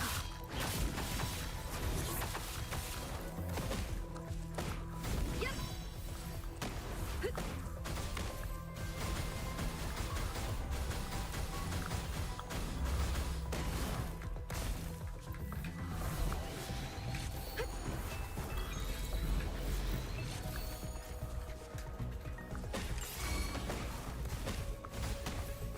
この身を刃に。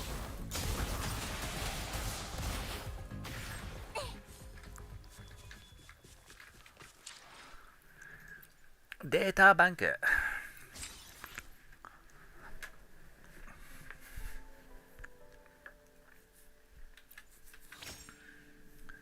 Data go.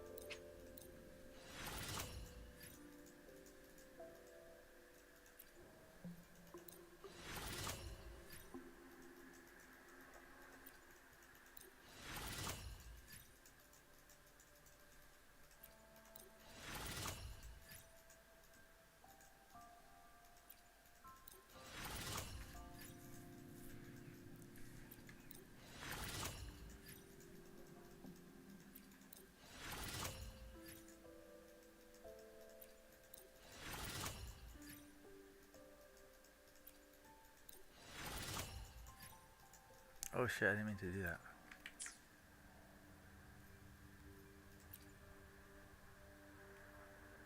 I almost got to 9.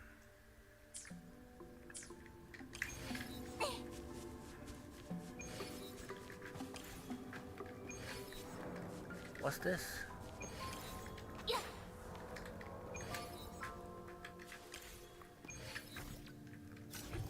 I actually got rid of all of my good ones, you know, by accident. Like all my expensive ones.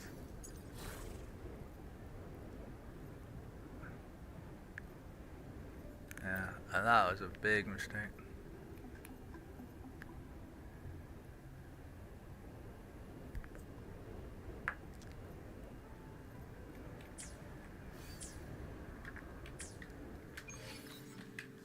Whoops.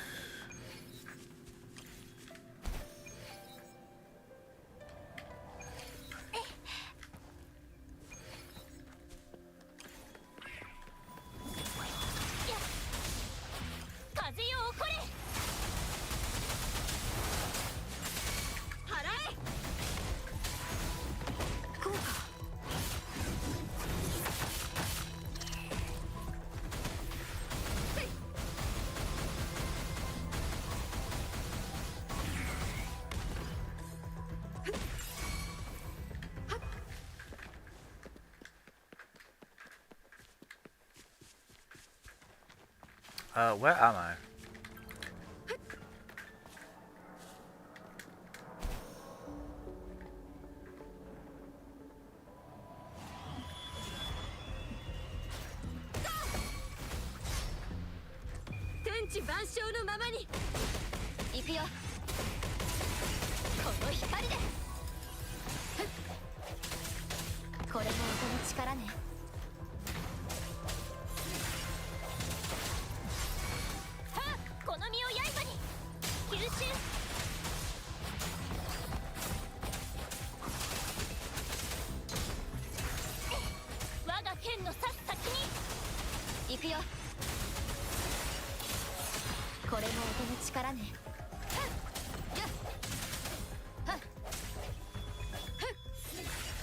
Oh my god, the wall.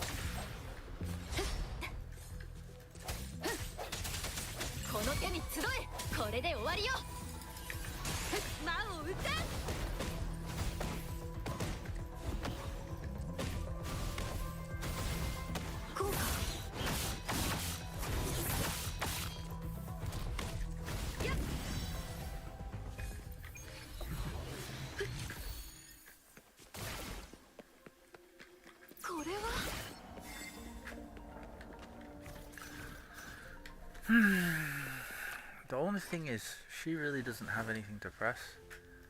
When she wants, she doesn't press Q, and it kind of sucks for her.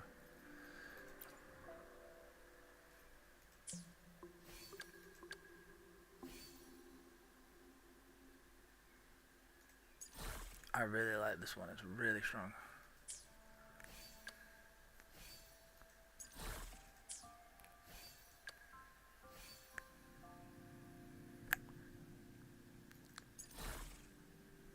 This one is actually really strong. I'd rather you just press this. I'm not gonna lie.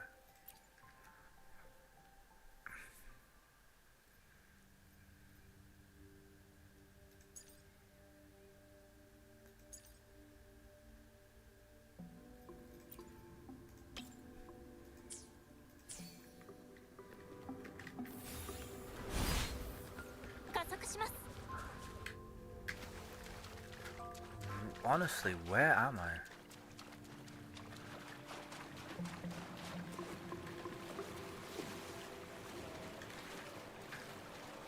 Okay, that doesn't work. I've noticed there aren't really any secret areas.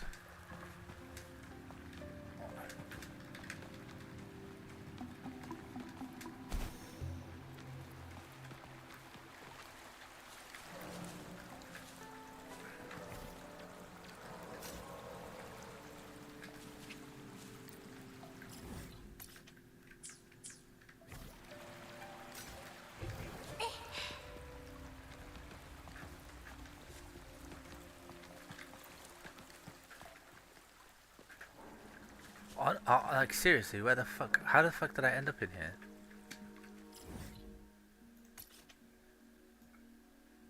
Oh, that will be where the... This will be where it is. It'll be in this cave.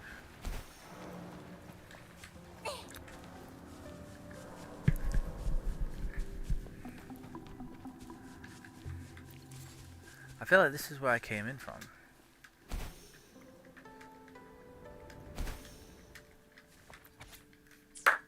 Don't care. I don't care.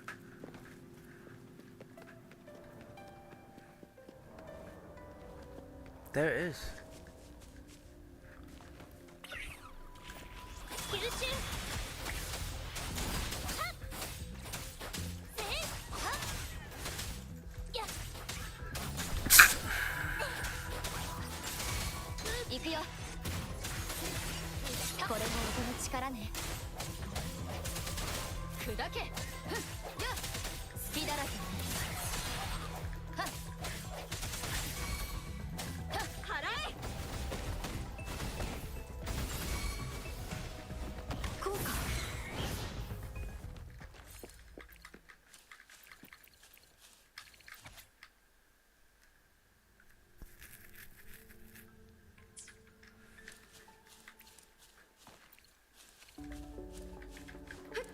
Well, if I ever need those, I got a shit ton of them now.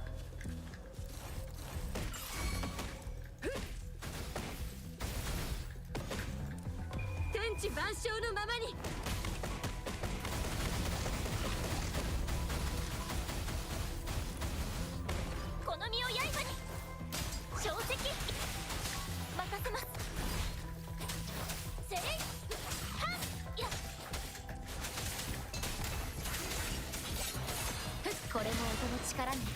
はっ。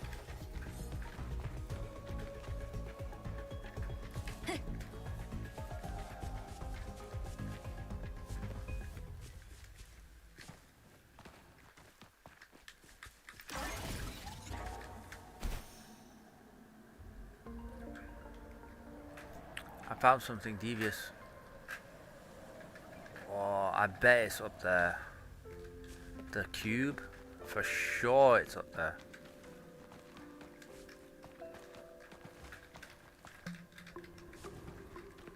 I'm not so sure anymore, like, about my ability to identify where things are going to be, because... What? I don't know if a human being did this or a robot, because a robot don't give a fuck about trying to be clever.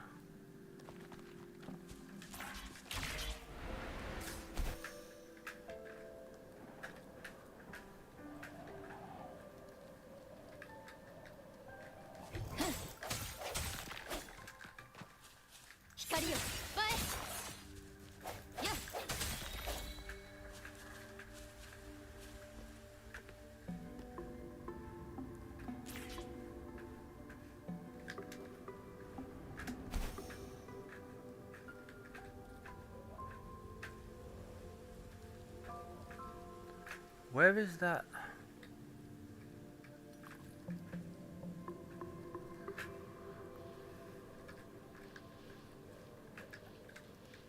That's weird.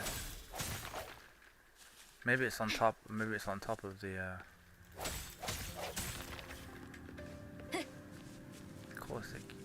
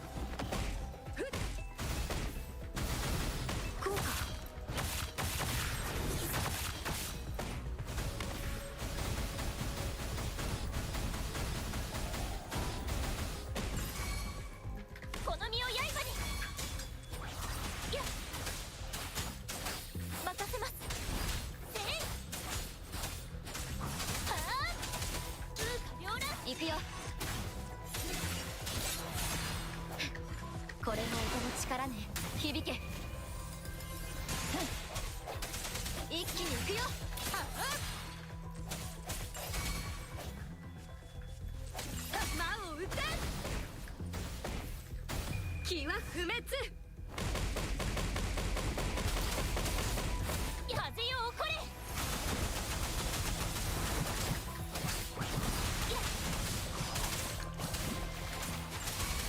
行くよ。これも音の力ね。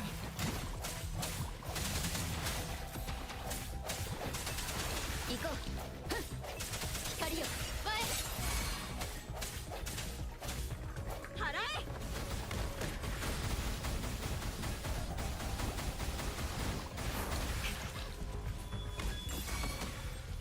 行くよ。これも音の力ね。この光で。はっ、隙だらけね。この身を刃に。いや、我が剣の刺す先に。はっ、せい。はあ、魔を打たん。こうか。いや、天地万象のままに。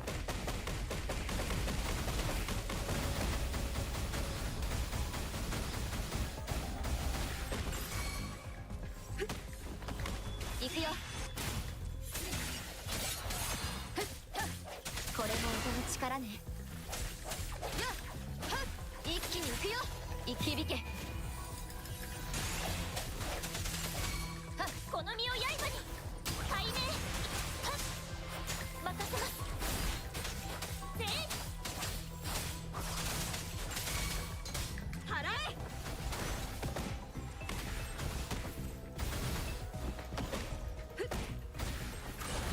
こうか。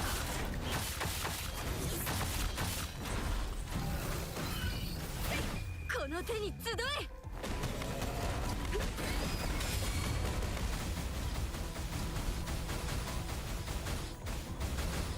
この身を刃に。高く舞い上がれ。はっ、やっ、これも音の力ね。この光で。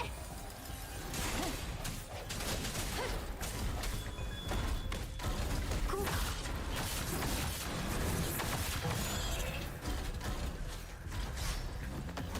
ふっ、せい。やっ、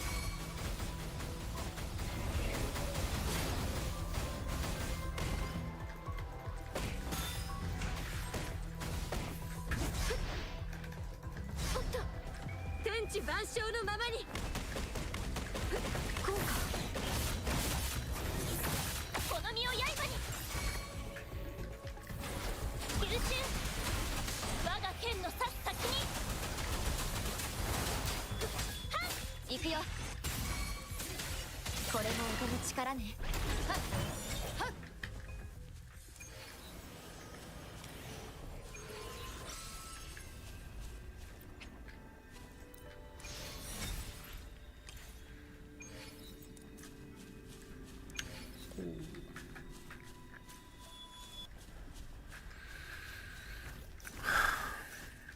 That was a bit of a race against time.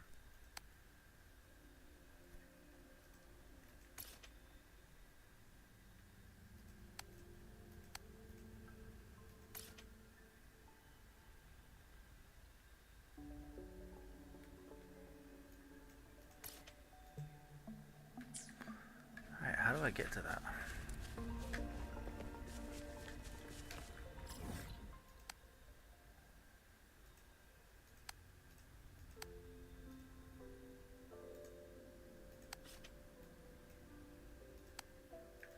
I can't place a marker there. That sucks.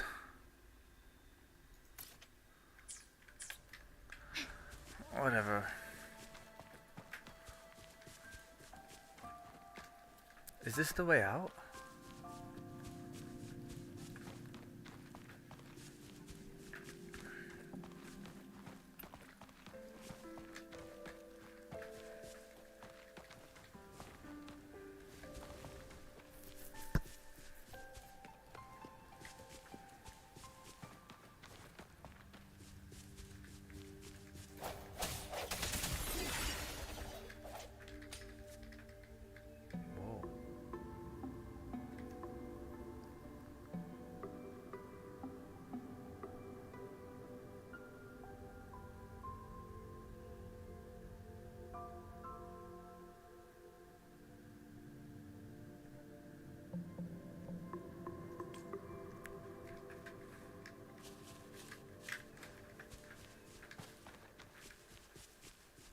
I'm pretty sure I was on the wrong side. Like you're supposed to go in this way, and then you, because it's like it's trying to hype up the area, right? It's like, whoa, it's bad in there. But like,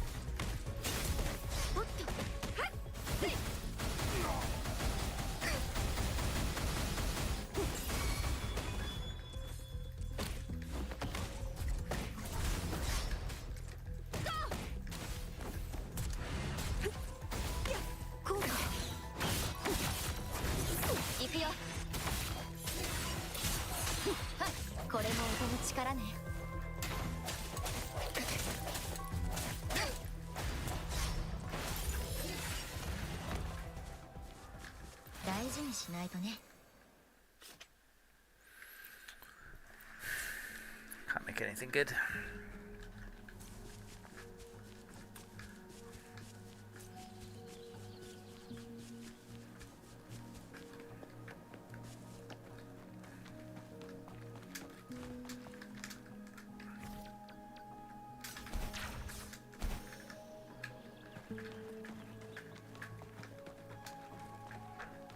Yoink.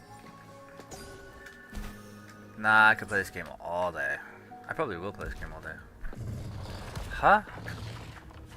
I'm getting sleepy though. Like I'm gaming my heart out a little bit here. Wait a minute, I just wanted to do, have I done any quests today? I swear to God, I've just been running around this world. I was like, this map is small. Nah, it's a bit big, bro. It's a bit big. It's a bit on the big side. I'm not gonna lie. Oh, what is that? Alright, wait.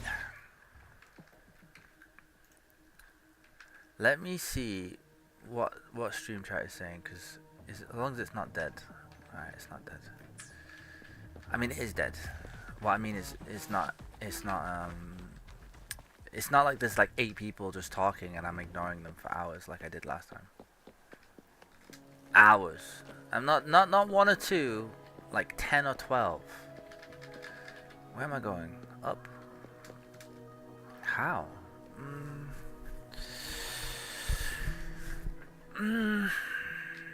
This way.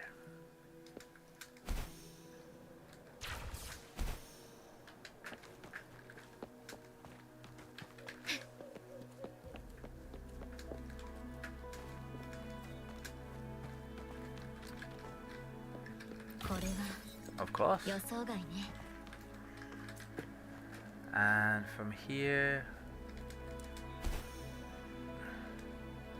that little place looks pretty juicy. Look at it. It's like some kind of cavern or chasm or something. Oh, we need to go back though. Like back. Like all the way that way back.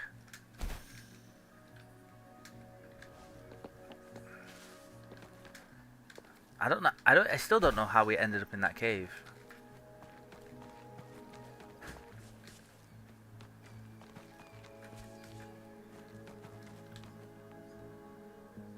Is that what I'm looking for?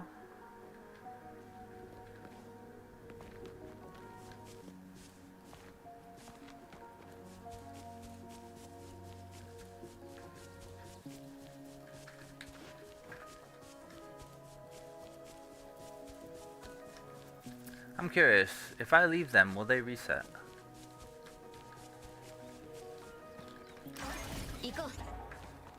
There's some kind of monster there. Nope.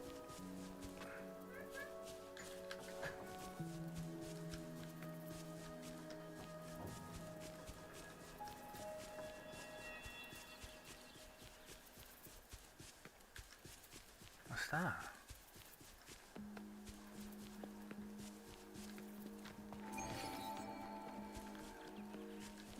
As much as I want to go in it,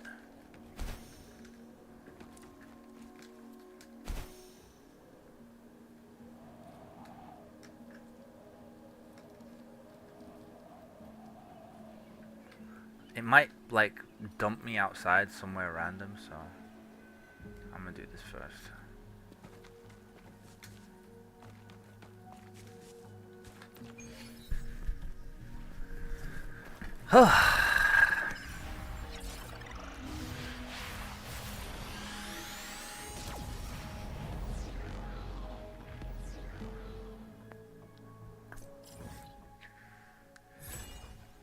You know what this game needs?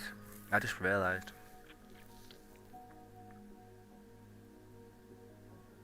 What this game lacks. This game lacks... Yo. This game lacks downtime. Like, do you know what would be kind of cool? There would be like...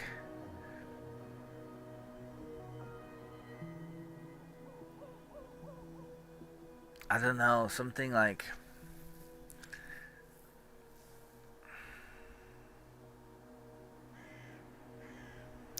Like, what they should have done was they should have put like...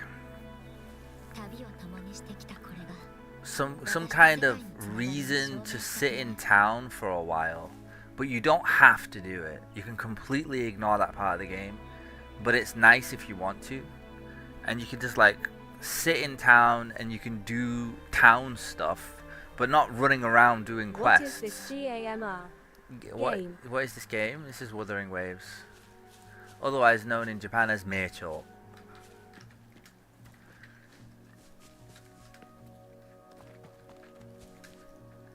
It needs town life. I just realized, like, I'm just working. That's what it feels like, work.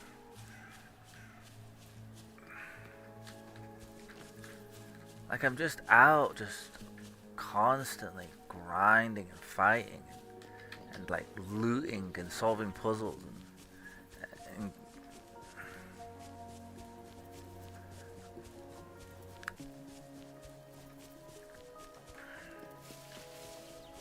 oh, those two are fighting.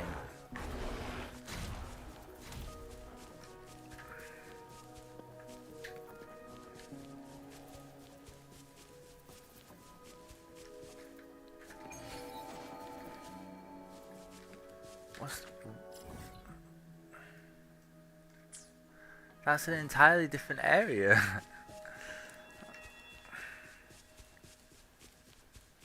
Who's gonna win or lose out of these two? We'll never find out.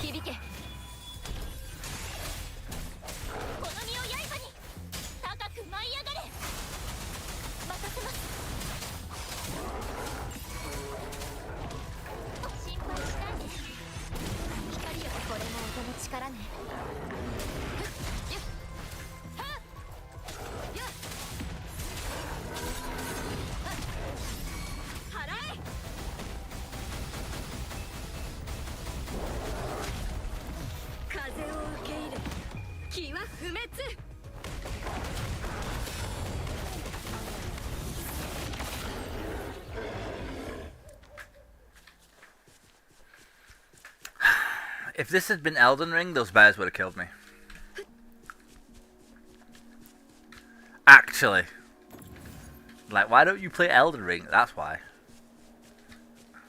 Like, oh, you don't like hard games? I love hard games. But there's fun hard, and then there's like, hard. And games should be hard as fuck, but you should feel super empowered while you do it. Like, you should feel amazing. And that's what I like about this game. You feel powerful, you feel cool, you feel strong. You feel like, you know, you're something.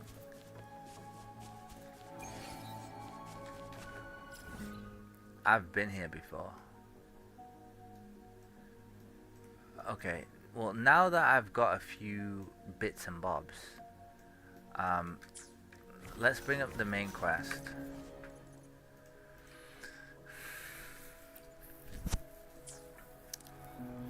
This game needs life skills. Like it has cooking and stuff, and that's great, but it needs more. And like, cooking should be like a more creative thing where it's like you can guess random recipes or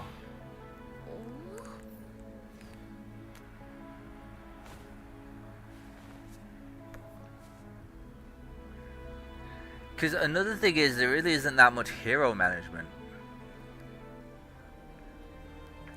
Not really. I've been playing for ages. I've barely done any hero management. You only have 3 characters, so team compositions aren't really an issue. I mean, they are, but like, come on, like, not when you need like multiple 5-man teams. When you need like at least a minimum of like 20 heroes to function towards like the middle of the game. Like, I feel like I could complete all of the game with these 3. Probably. The only issue I'm encountering with completing content is I don't kill things quickly enough. I'm quite tanky though, but I don't kill things quickly enough. But that should change hopefully next month, which is a long time. It's a long time, but like that's the idea. By next month. Okay, I'm lost. I think I'm going like up there. I think there was that. Is it up there? Do you remember that thing that we saw? Is it up there? Well, let's get this. We might as well. But there was like some kind of.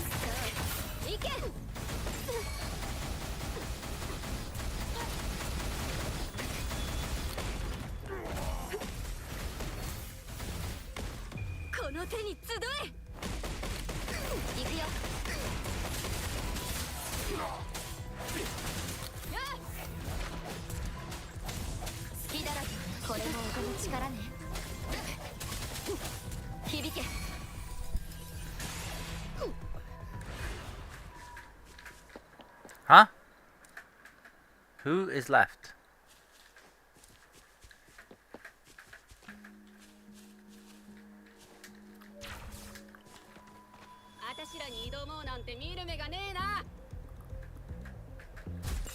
Really?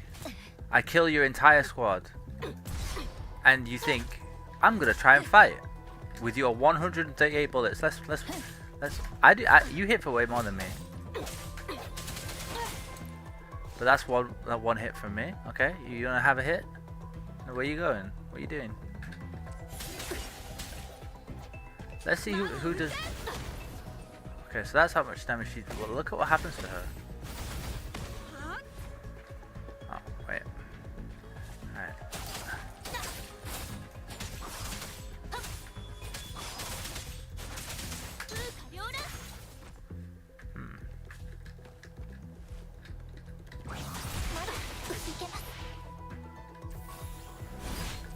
Oh, you missed.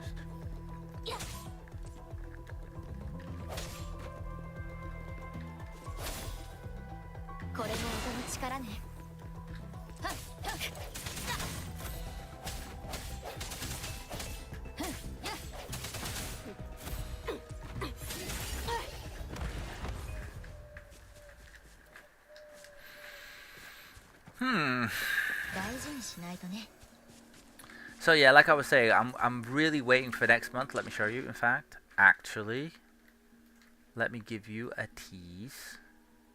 I kind of want to keep that. I can get that back. This is what we're waiting for. Now, we actually have a choice. So if you want to get in on this choice, by all means, put your opinion to a vote here. That's me, just in the corner being a degenerate loser, as I am. But you know what? That's how we live our life. I forget her name. It's like Baiji or something, or Baiji. What is her name in Japanese? Jinshi. Right, so we have a choice. Let's see. Meet Juney, Wuthering Wave's newest addition in patch 1.1. With the right setup, Juney can deal insane amounts of damage. So this is with its dual the new one. off-field comp. Look at her nuking with skill for 116k, immediately followed up by an ult for 42. Then I realized, why don't I get more Tefi on Moonlit Clouds? And now that's 130k, followed up by a 48k ult. So if you count the small numbers, that's around a 200,000 burst in less than a second. In-game time, of course, because they stopped the timer.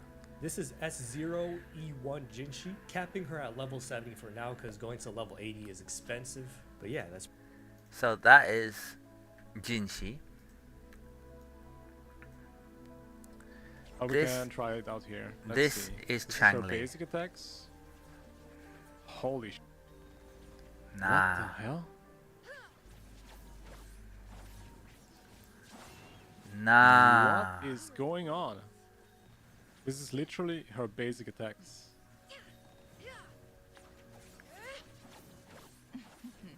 Wow. Wow, chat. What is this character? Press something other than mouse 1, please. Damn. Okay, she feels amazing to play. Let's see the skill. She feels amazing to spam. That's sick, huh? You can press the skill twice? Mind's eye. Damn. Okay, okay. Let's try out the damage, guys. Let's see. Damage showcase. My blade yearns. Okay. She changes to aerial combat with a charge attack, I think? Yeah, look. Now I'm in the air, doing air combos. Mind's eye. My blade yearns. Interesting. How do I charge? I mean, use her Forte. Holy shit. Okay, that's how you use it. But I think I missed. Swift and resolute. Oh, don't die yet. Can I reset the fight if I run away? Just don't get hit. I want man. to try it a little bit more. Oh, he's killing it. Oh my god, this thing is chasing me. It's fine. It's got loads of life. There we go, there we go. We can try again, guys. We can try again. I cannot heal.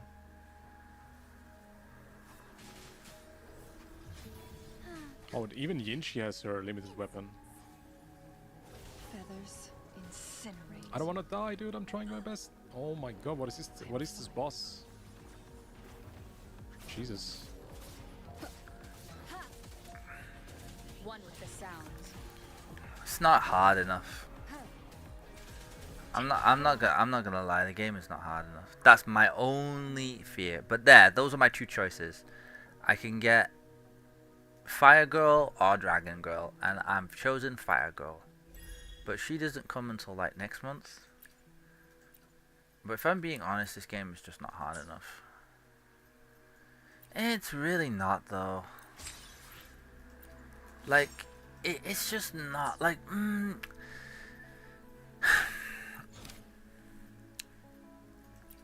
I would just. It's just not quite there.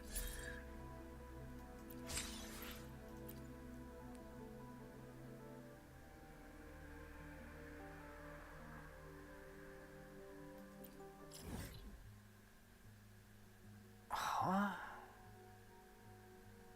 何それ Let's read that again. 環境等安定エリアの環境の等で3枚のマークを獲得。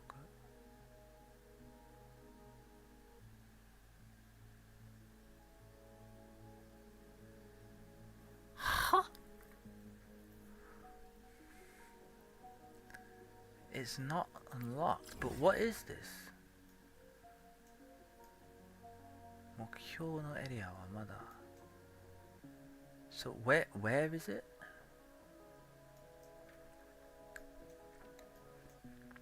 You think we can find it somewhere, like the name or something?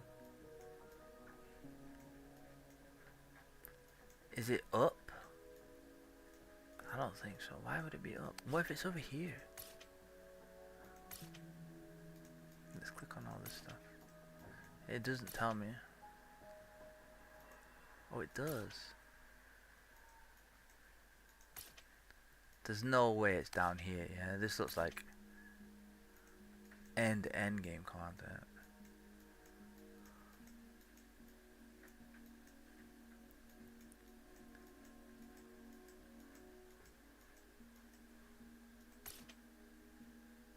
I love how I've got this. Huh.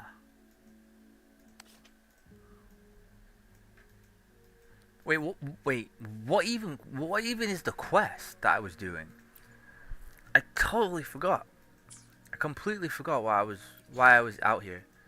雨が空に落ちる頃に謎は解けられたし、しかしただ謎はその先にある。間だけ時期に来る。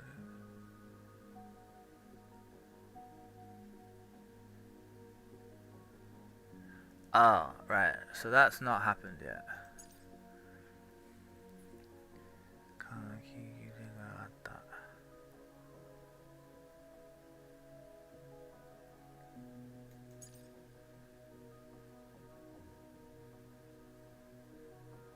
That's not what we're doing. We actually are doing this. What? I even have the tower, bro. I could literally TP there. For some reason, I have the exact tower that I need. What the hell, TP there now?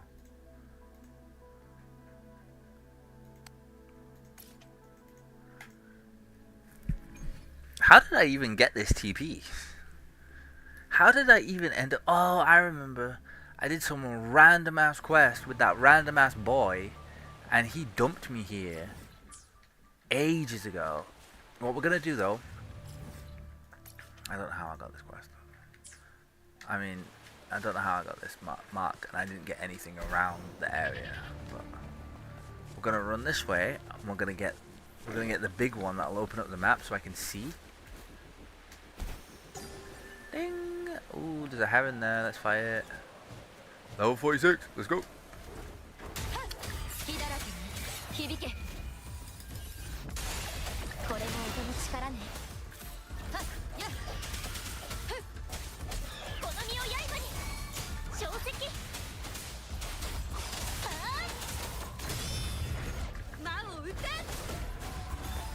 風を受け入れ効果気は不滅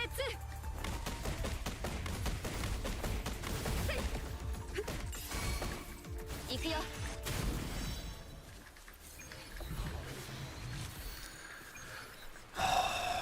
Nice. Wait, what?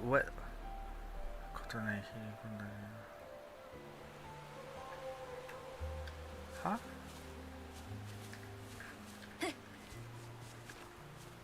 What?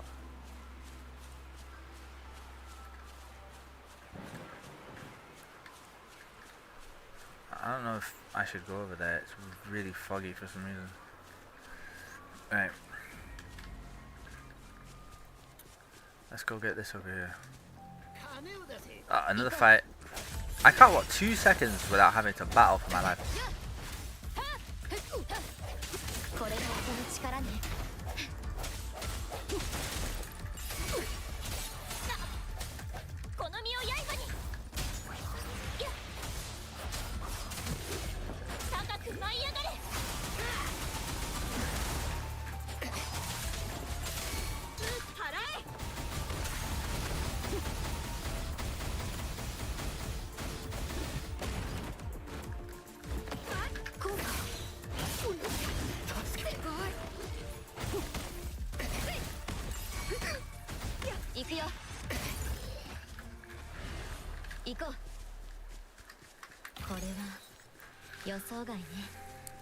I really like Juney. She's such a good support type of character.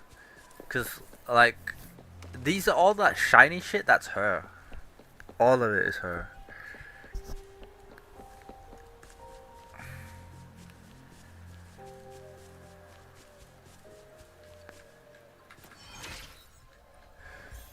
She gives like a huge buff, and then like she also gives out a massive shield.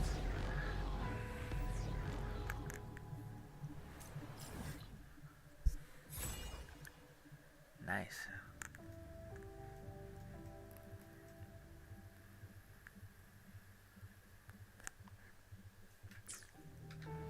Alright, let's quest our way back.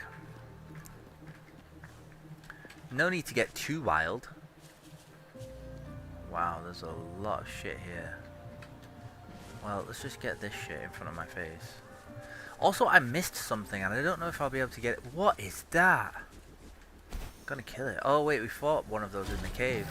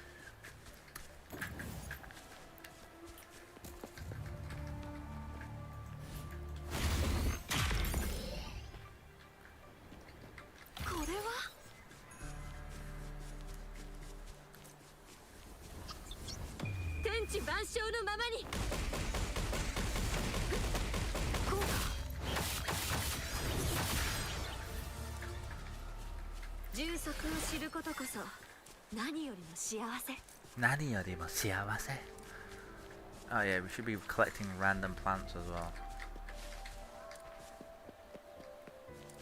Sometimes I don't know what's a random plant and what's actually just scenery. Like this, is this a random plant? I think it was. I got it though.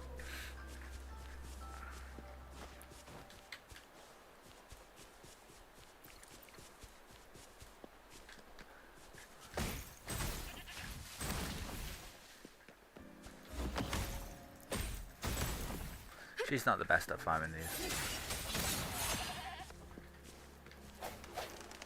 Another one of those weird, like, horn beetles.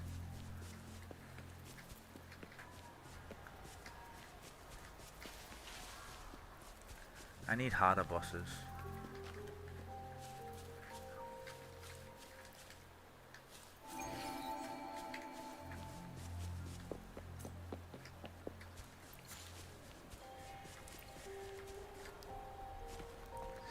You know, I'll say one thing. All this world exploration stuff is not really my favorite thing. I don't really like it. It's I don't hate it. I enjoy parts of it for sure, but it's not like my favorite thing to do. It's something I would like to do from time to time. So really, I think here's what I would do if I were in charge of this game. This is what I would change. I would make the primary game loop fighting bosses. Like you would just fight a boss and fight a boss and fight a boss. And then when you're tired of that game loop, you go and you explore the world. And you collect stuff and do quests and whatnot.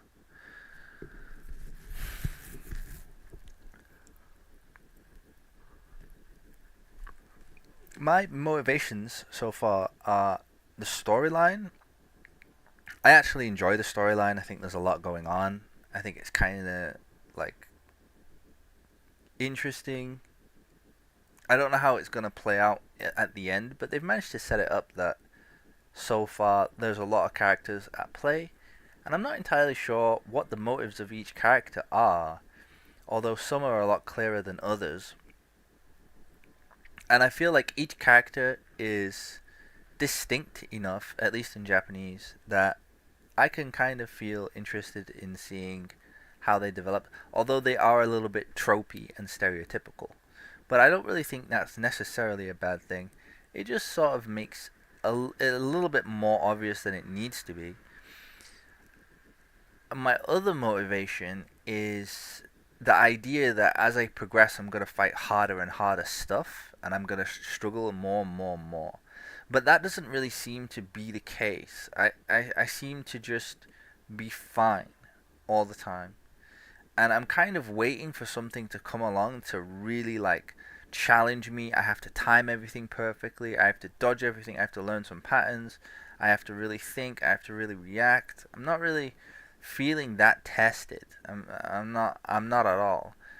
And the reason I don't think I'll ever truly feel as tested as I want to be is because I don't think this game is going to be made to reward. No, really, it's not going to be made with the intention I need it to be made, which is you should fail. That's what I want the game to be. I want the boss to be it's going to kill you, kind of like Elden Ring. Really, that's what I want, right? Elden Ring. The only reason we're not playing Elden Ring is because although I love the way they do bosses, I don't really like the way they do player characters. I really don't like hit, wait gameplay. I really hate that kind of gameplay. It's very it's not exciting to me. I like to push buttons and see stuff happening, and during the action I want to be defensive. So I want to be offensively defensive. I don't want to be defensively offensive, which is what Elden Ring wants you to be. It wants the boss to do everything, and then you just get your attacks in here and you get your attacks in there, and I really dislike that. I just think it's slow. The boss is fast. The boss is always fast. But like, you feel slow. I also feel quite weak in Elden Ring, and I don't like that feeling. I don't play games to not have my power fantasy rewarded. And you might say, well, Elden Ring has lots of damage, and it's true, but it has lots of damage. It doesn't have like teleport into like, you know, parry into like blah blah blah into like this into like that. It has one thing you can do. Like you can stand and you can parry and you can like learn all the timings. It's just it doesn't reward like it doesn't reward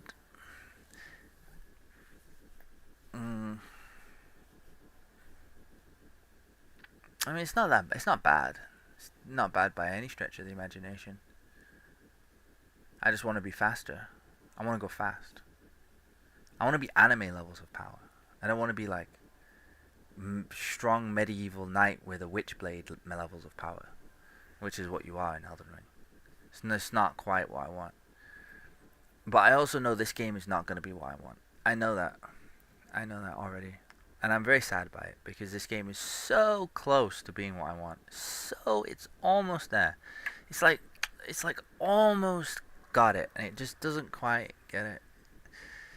It just won't. It's like lots of like, hey, you can go do this and you can go do that. And I'll be honest, I couldn't give less of a shit about fucking side quests about some guy that wants to do this thing and talking about this guy. I don't care. I want to fight a strong boss that's going to kill me like 200 times before I play perfectly, and I want to do it at high speed with tons and tons of power on my side, yet still I'm completely vulnerable at all times to losing. That's what I want. That is what I want. And I don't just want to do that. I want also like to explore a game while I focus on the next boss or whatever boss I'm concentrated on, whatever. And I also want to get some hot waifus, you know? That's another thing Elden Ring fails at. there's no. This is like where? Can I get a waifu? 一気に行くよこの身を刃に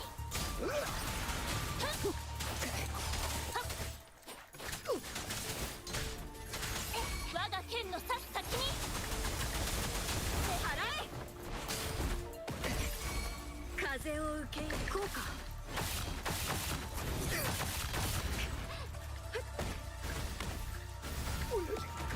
行くよ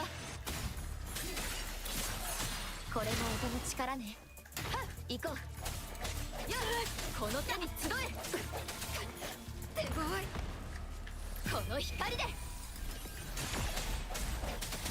光よ前この身を刃にやっ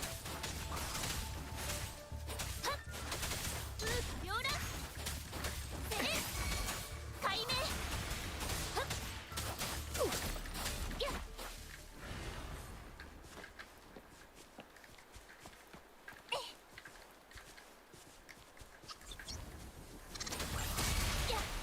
風よ起これ魔を打たん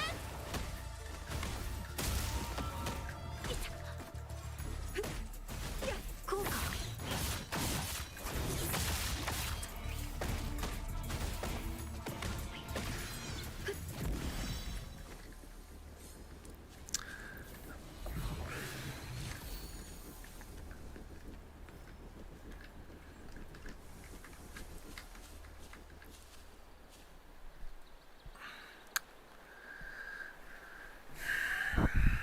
There's something else I want to do in this game, and that's I want to use a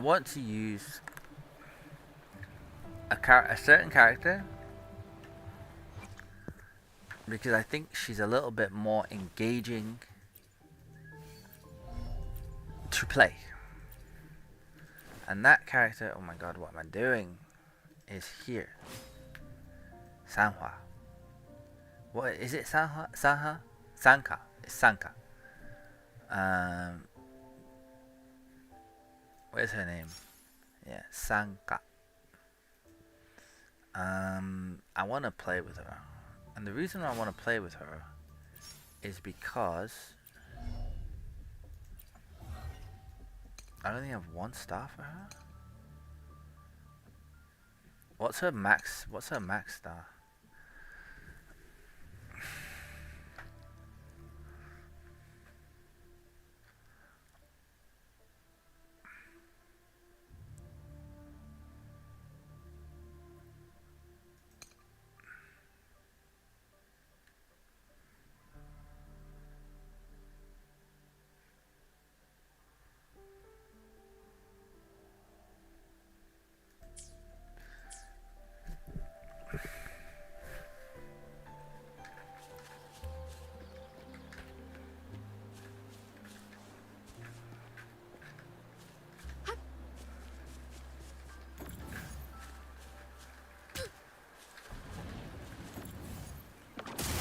Another issue I have with this game is that the focus, I can tell, is gonna be on like trying to beat bosses by getting the stats rather than playing well.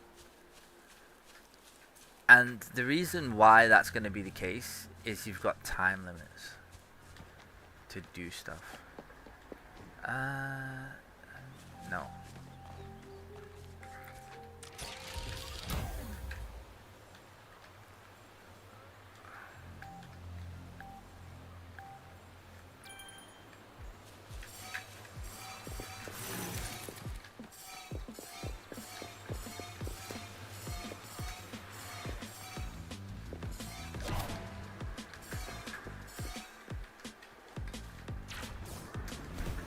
Whoa.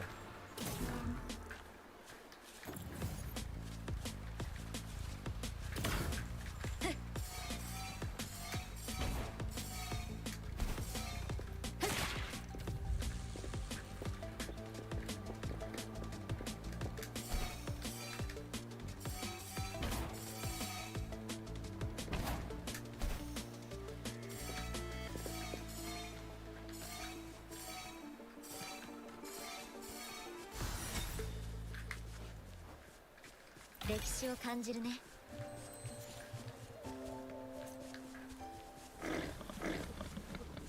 I don't know where I am, but there's a lot of shit here. 金を出せ。これも音の力ね。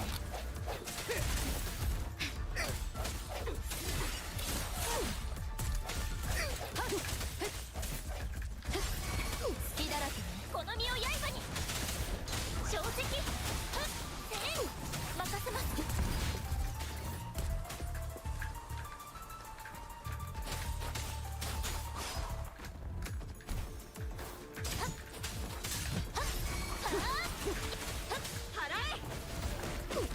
気は不滅。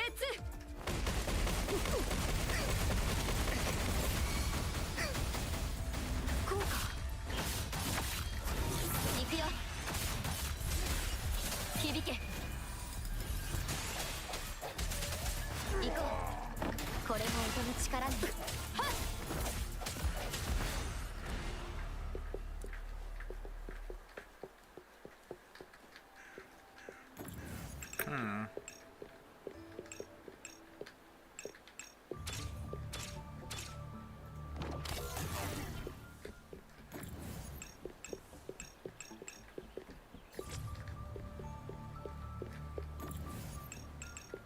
No, that was right. Oh my god.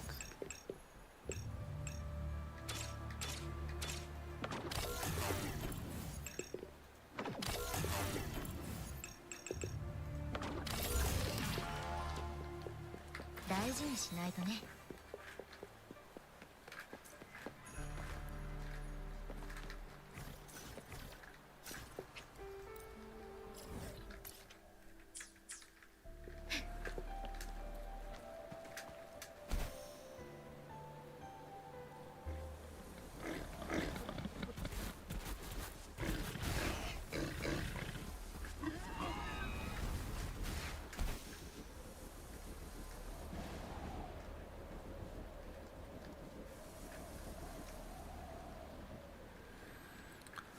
I'm so super tired now of grinding and fighting.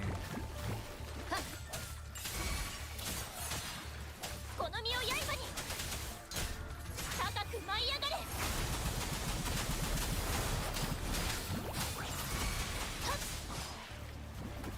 I can't fight in the water, for fuck's sake.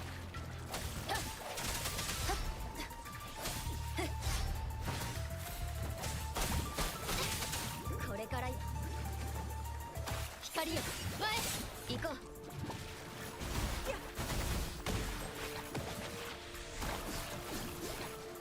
Fucking annoying.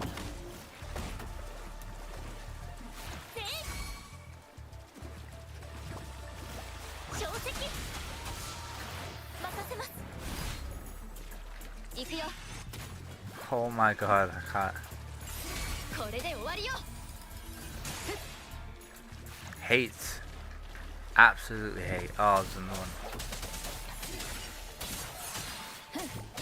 魔を打たん。こうか。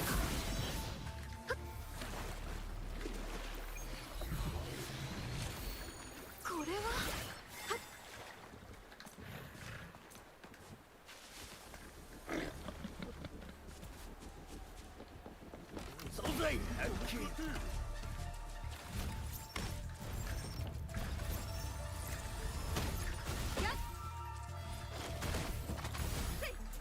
天地万象のままに。沈まれ。こうか。 この身を刃に我が剣の刺す先にやっはっやっ行くよ。これも音の力ね。はっはっはっ。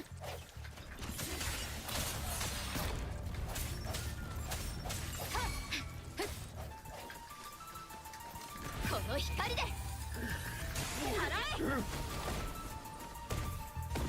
風を受け。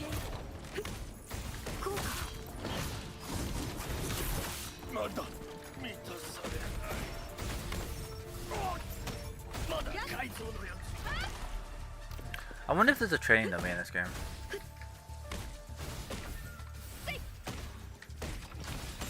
この身を刃に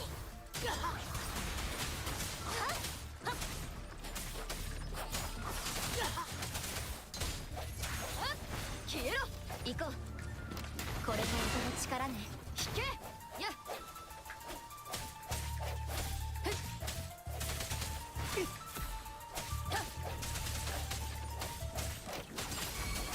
急進魔を撃て効果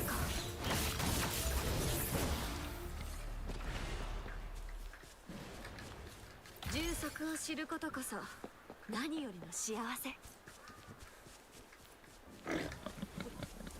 What? Oh my god. You were here the whole time? Excuse me, I have a pig to deal with.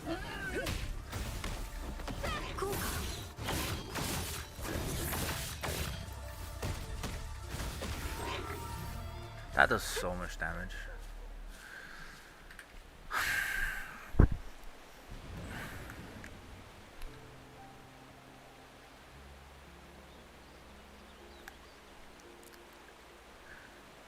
How did they get here?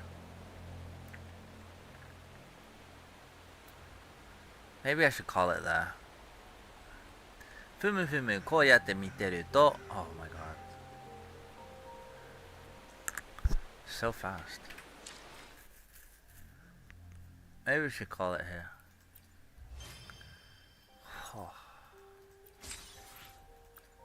We've definitely put in some work today.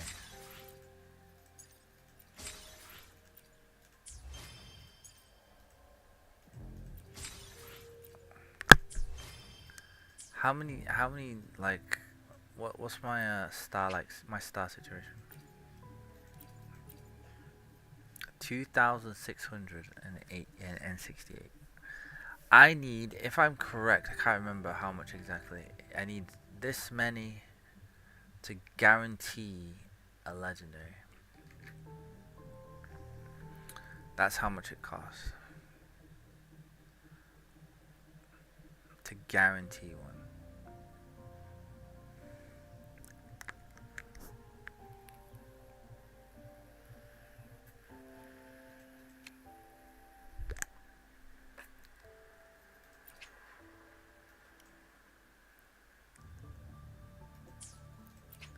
There's only 2 left.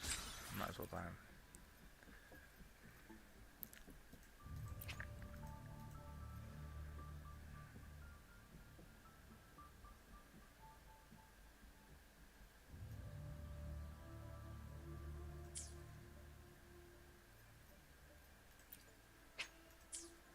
What's that? Ball. Oh, 3 more and I can pull again. Actually, one sec.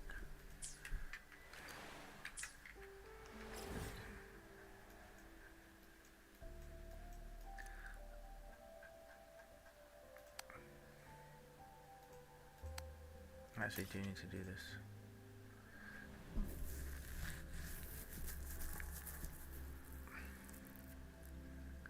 What I really need, what I really need is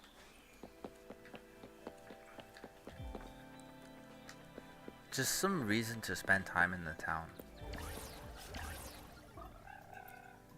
I need to make something as well. I don't know what to make.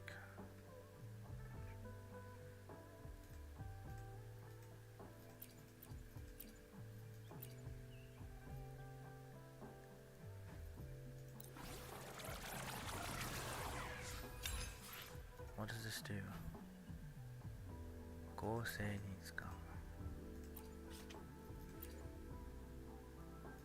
How many of these do I have? I don't have any.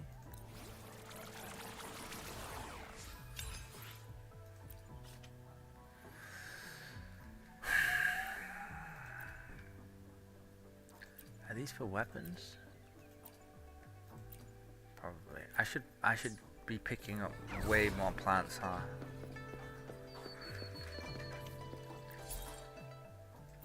Okay, I need... Oh, I need to beat a boss.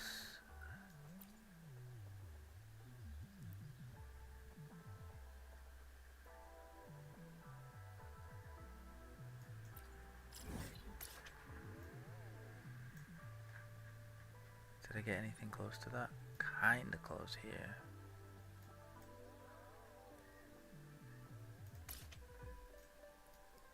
I don't know if I can do that one though. Do I have 60? I have 10. Oh my god.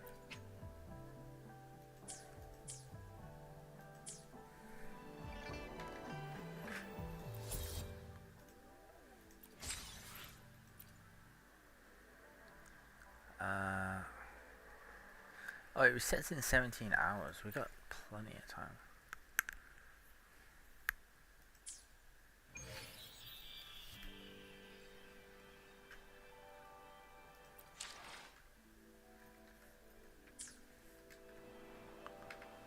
What I need to do is go and check the other girl.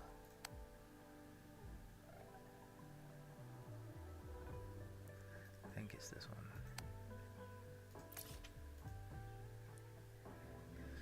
The other girl has what I need. There she is.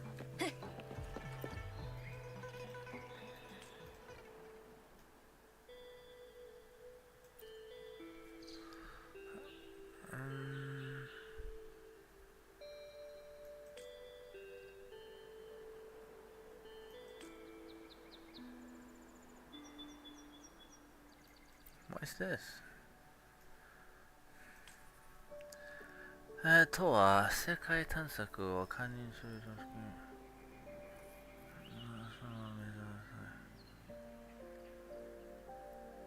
It's like an adventurers guild. But that's what I thought it was. She was already giving me rewards for stuff. ご参加いただく方の経験は問いません。コピーライター。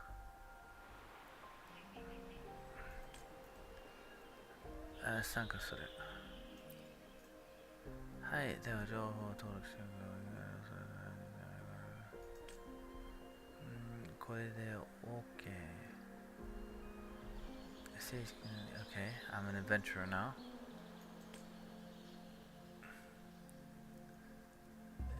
いや、グッズを取り扱っており、イベントも開始する。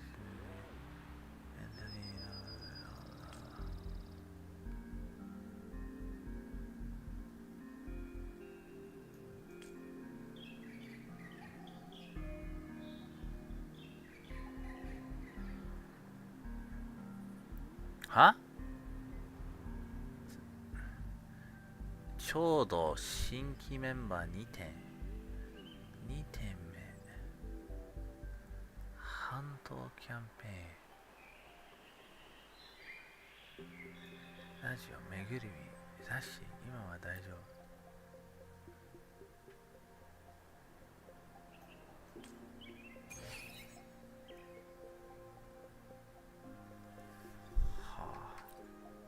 世界はあなたのために開かれる。先駆条約今週支部へようこそ。先駆条約はもともとユニバース地理協会と呼ばれていた世界の探索究明を目的とする組織ですが、今は現地調査を通じて文明が再生していく姿を、世界が復興の道を歩んでいるということを皆様に伝える活動もしています。例えば人類の文明が迎える明日を写真に残すというのもその一環ですね。世界はあなたのために開かれる。先駆条約今週支部へようこそ。デバイスをシステムに登録。 This is all I wanted.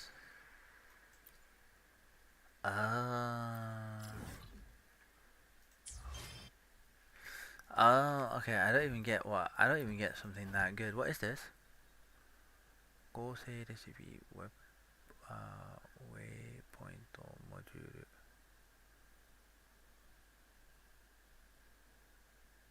Huh? Oh, I can get something that'll. Huh? I don't know what that would do. It doesn't tell me. I thought it might show me waypoints, but it already shows me that. I guess maybe it shows you like the little ones because you can't see it in the dark, can you?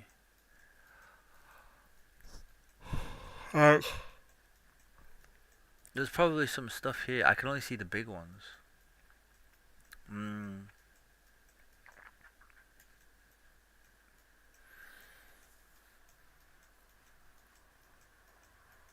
I feel like I've done 90% of the map though. But it's not, it's saying like this area is 6% completed. This area is 16%. So I haven't done much of that.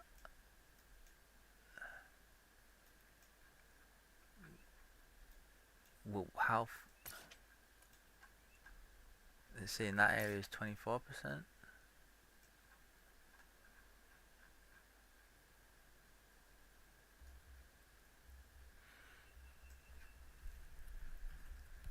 %15% over there.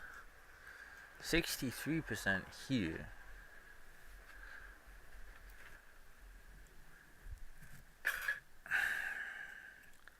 I feel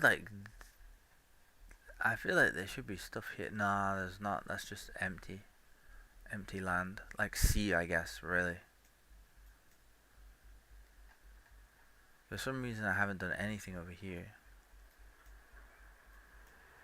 I don't know what this star is. No idea. I put it there to mark something. I don't know what it is though. This is probably 0%, so I've not been anywhere over here.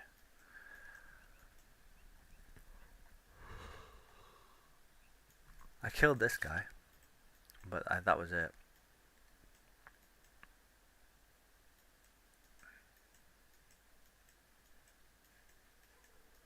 Did I come down here? No, obviously not, because I don't have that. And not this. So there's still some areas that I've done. But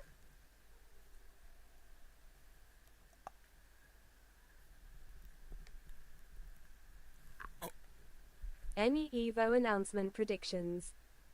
what do you mean? No, I don't think about that.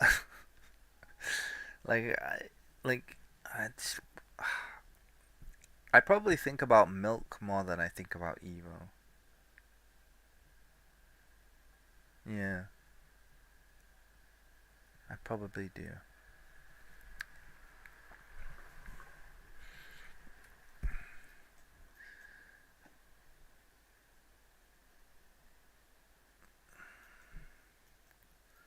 I'm crashing. I'm crashing out.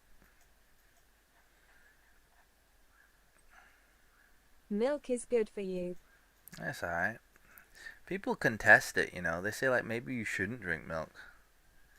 But I like milk. Yeah, scratchy. Yes. Where's that guy that gives us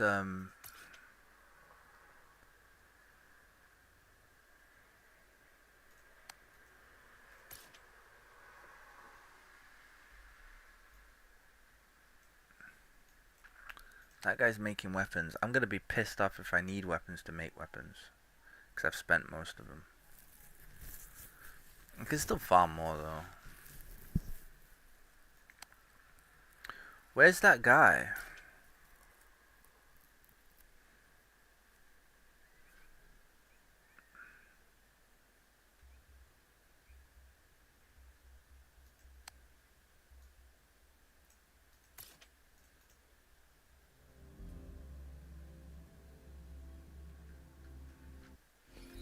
Go.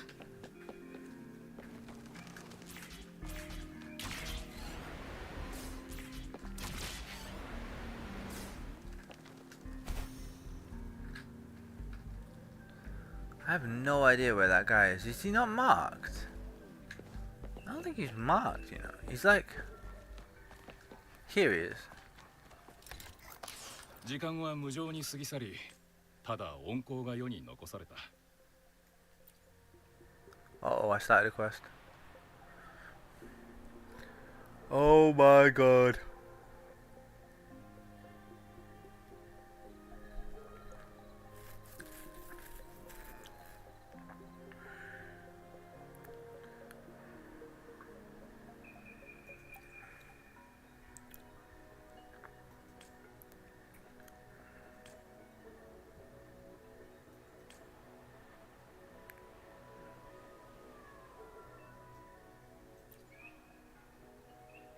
2025 is going to be a great year for video games.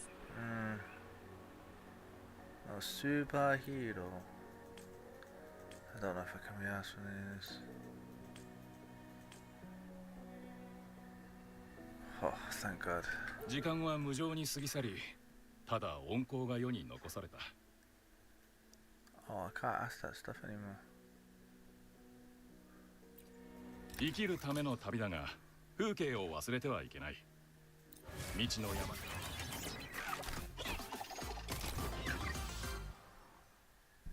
Can't wait. の頂で文明の痕跡が残されているかもしれないしな。Whoa. I wasn't expecting to get that.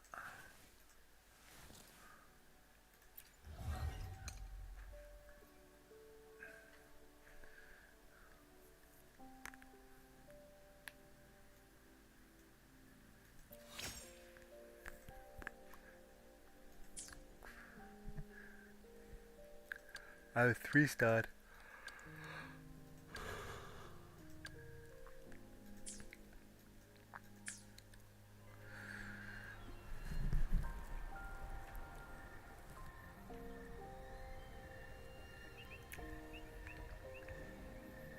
Oh. Alright.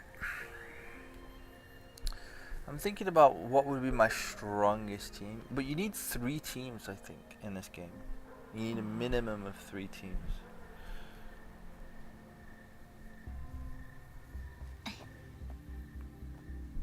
I'm thinking I'm definitely getting Chanley. So, wait, what did you say? 2025 is going to be a good year? Why?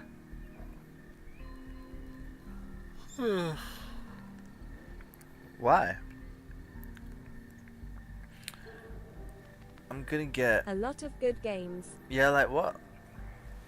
旅を共にしてきたこれが私と世界のつながりを証明してくれる。 Oh.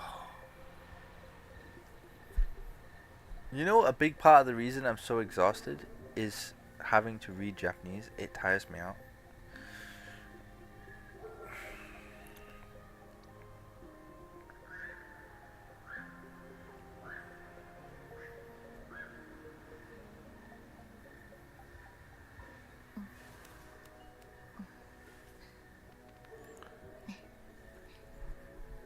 Yes.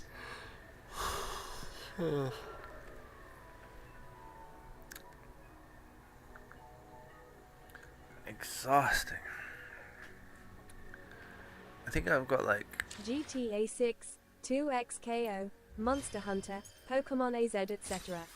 A lot of those are skips for me. I'll play 2KXO. And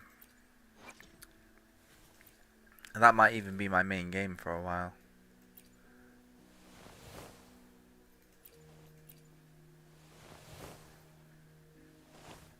I like this character, by the way. I wonder if she's like around, like if I can find her in the world.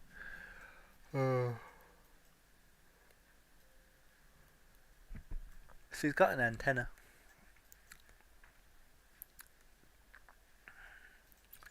I only have 1 extra copy of her as well.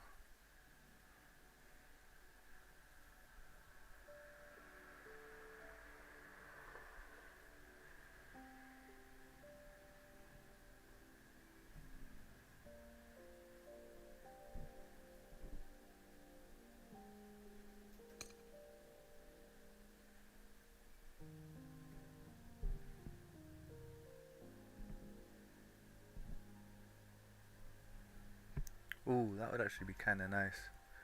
I'll be getting a new job, part-time job this September. I can buy a PS5 with those new games. Yeah, true. I should probably get a part-time job.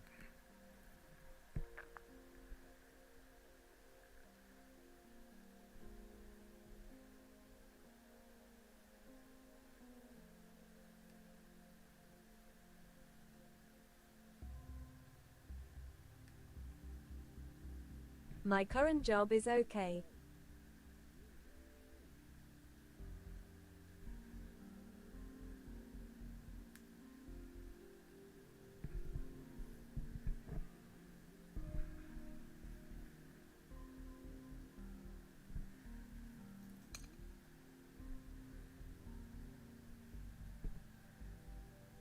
Life is going to be much better from September onwards.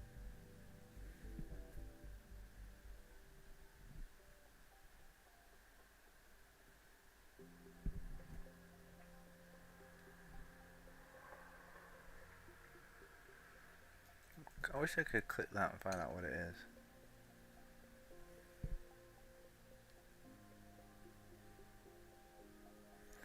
You know, for 5-star Ascension, that doesn't feel that great.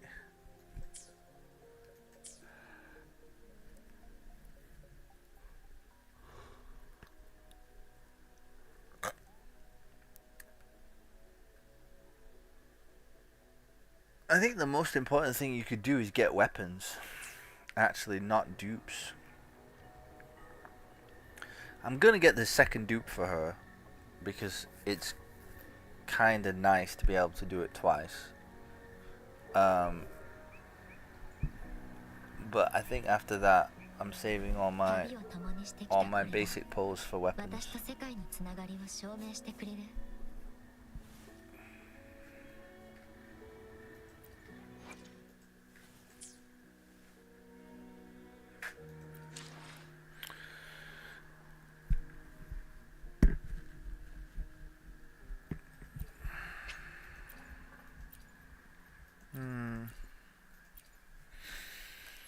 I'm kind of in a situation where I don't really have a good way to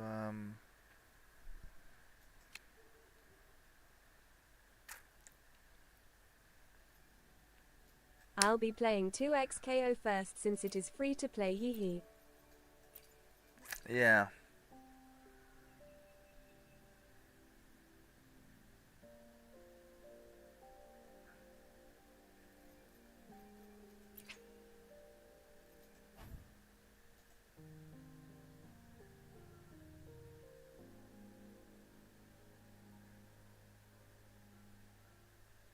Exias is faded, Exias is faded, Exias is faded, Exias is faded. What are these things? That I can understand. This has got a box.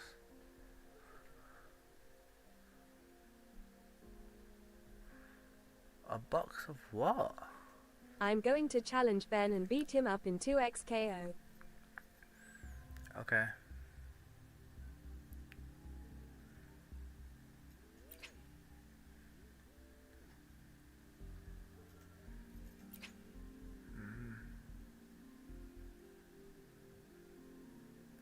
This is how people wail. That's not good though. No, if they want to wail, they have to buy this.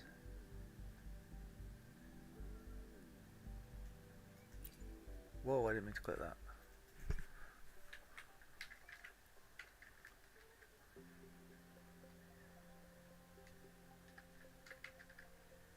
Where's my game at?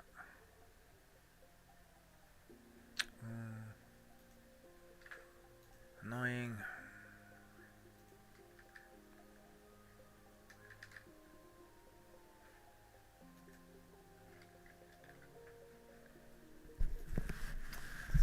I will improve, watch replays and find out his flaws and exploit them, hee hee hee. Okay. I don't know what you want me to say about that.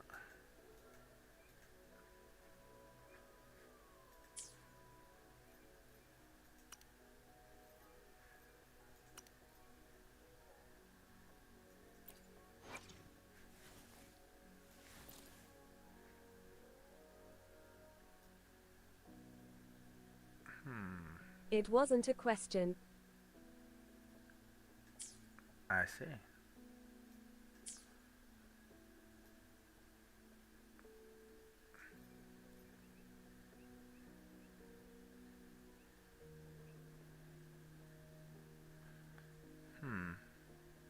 I'm hyped up. 行こう。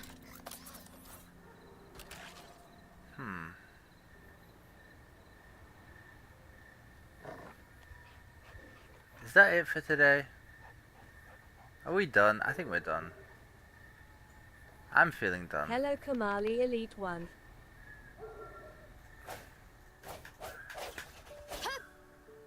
I think I'm done. I think I'm finished, boys and girls and lovers and haters and simps and pimps. I think I'm GG'd.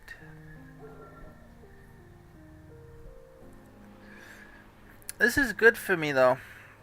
I don't there are any haters and pimps. Excuse me? I'd say Kamali is definitely a pimp and Koryasa is definitely a hater. Yes.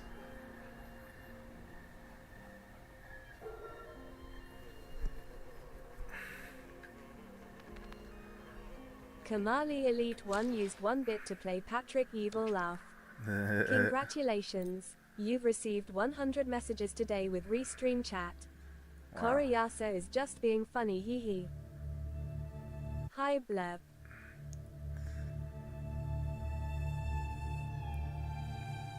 Mecho. What is it doing? Is it updating? What?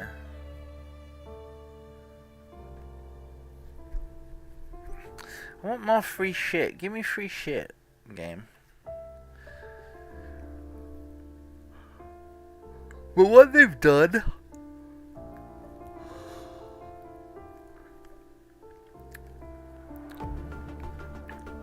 is they've made a game with a pay-to-play element that you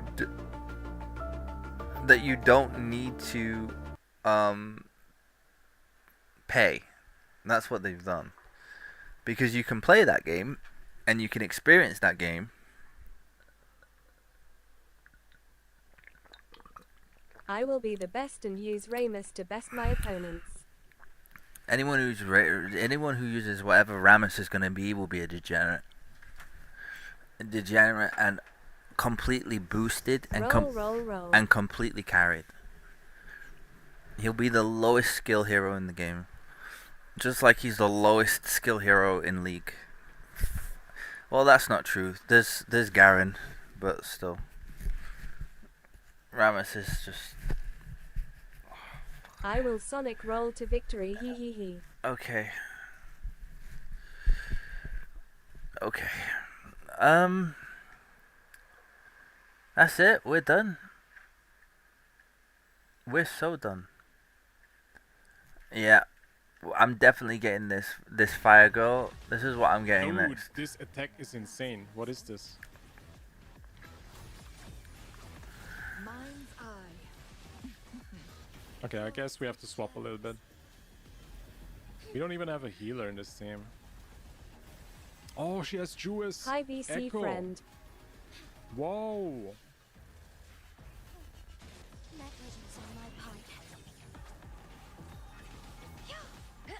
Oh, it's just the YouTuber speaking. Okay, let's use ult. Finally. 20,000k. Okay, let's see. Last attack. Oh. But her moveset is insane. She's actually... Wow, she feels very good to play too. I don't know. First impression wise, Changli kind of feels faster, yeah. Okay, it's a Resonance Liberation deal fusion damage to nearby targets, obtaining 4 stacks of Enflamement. What does Enflamement do? When Changli releases heavy attack Flaming Sacrifice within 10 seconds, her attack is increased by 25%. Insane. Intro skill, appears mid-air, attacks... Yep. I'm gonna go for her. I am going for her. I'm pulling for that jump. Alright, what is there to watch? Is there anything to watch? Guilty Gear is getting another cursed anime. It's alright. We don't need to know about that. There is Dota 2. No, I don't feel like that. Alright, time to watch Maximilian dude, take care. See ya.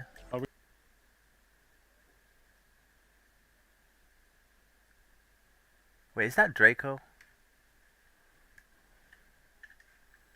Or is that Kami? Draco.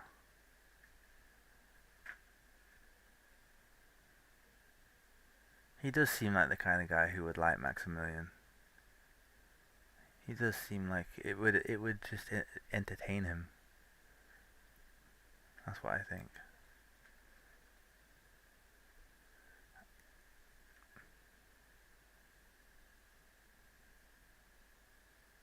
Alright. I think I'm gonna go watch this in Japanese and practice. To be fair, this is at this point I'm just studying. That's what I'm doing. I'm playing video games under the guise of studying Japanese. But I should work harder if I really want to actually get back to my level that I used to be at. Like, I mean, like the level I was at. I was top tier. I was one of the best in the world. ここに表示されてないんですけれど、この上にメインの任務っていうのがあります。まずはそれを進めた方がいいのかと思います。このゲームの世界観どういうものになっているのかとか、ストーリーとか背景部分を知ることができるので、より没入感が生まれてゲームを楽しむことができると思いますので、メインストーリー進めるのは優先事項かなと。そして同じぐらい優先度が高いのがこの緑の基地任務です。この任務、このクエストがどういうものかというと、危険地帯を解放するクエストが結構あるんですよ。例えば言うと、危険地帯を解放するです。この任務、このクエストがどういうものかというと、危険地帯を解放するクエストが結構あるんですよ。例えばマップ開いて、この大猿のボスがいるこのマップ周辺、この辺りって毒の霧があるんですよ。で、入ると一定時間経つとなんかダメージを食らっちゃう感じで、探索するのがすごいめんどくさいんですよね。なので、先にそれを晴らす任務をしないといけません。これが基地任務の中に含まれてます。なんだっけな、森のもやを晴らす前にだったかな。ちょっと後で過去の録画見てみようかと思うんですけどね。そのクエストをクリアすることによって、この大猿のいる場所周辺が普通に歩けるようになります。で、ここだけじゃなくて他の場所にもあるんですよね。なんか危険地帯みたいな場所があって、クエストをクリアすることで、その地域を自由に探索できるようになるっていう条件がある場所が。なので、探索とかをスムーズに進めるようにするためには、この緑の基地任務っていうのは優先的になるかなと思います。はい、そんな感じで、まず一つ目はメインストーリーと、この基地任務っていうのを進めるようにしましょうと。で、余裕が出てきた時とかに、他のサブクエストとかもこなしていったらいいんじゃないかと思います。さあ、続いて2つ目ですね。ワープポイントを全部開放しましょう。ワープポイント、僕今実装してる分のマップはとりあえず開放できてるんですけれど、ワープポイント2種類あるんですよ。この大きめの中枢信号塔っていうワープポイントと、もう1個小さい、この大きめの中枢信号塔っていうワープポイントと、もう1個小さいこれ、小型信号塔っていうワープポイントがあります。で、これ何が違うのかと言いますと、まず小型信号塔っていうのは普通のワープポイントです。で、中枢信号塔っていうのは役割が2つあって、1つ目は回復することができるんですよ。この中枢信号塔にワープしてくると全回復することができます。で、もう1つの役割としては、マップが開放されてない地域を確認することができるようになります。一番最初ですね、ゲームを始めたばかりの頃、マップほとんど真っ黒なんですよ。見ることができない。こんな感じの状態になってます。で、それがこの中枢信号塔を開放することによって、その周辺地域のマップが見れるようになるという仕様になってますね。なので進め方として、まず最初始まるのがおそらくこの今週城ですかね。この辺りからストーリー始まるんですよ。で、そっから始まって、この中枢信号塔の場所まで徒歩で行って、で、開放して、そっからこの地域の探索をしたり、小型のワープポイントを全部開放していったりっていうことをします。続いて、道中で見つけたこういう採取物ですね。これも必ず取るようにしましょう。後から探すのがめんどくさいものとかも結構あるんですよ。なのでこういうウサギとかも買って肉をゲットしておくとか、あとはこういう花を回収しておくとか、こういうの結構大事になりますんで。で、あとはこういう木箱ですね。木箱も壊せますので、壊すと中からアイテムが出てくることもあったり、コインが出てくることもあったりします。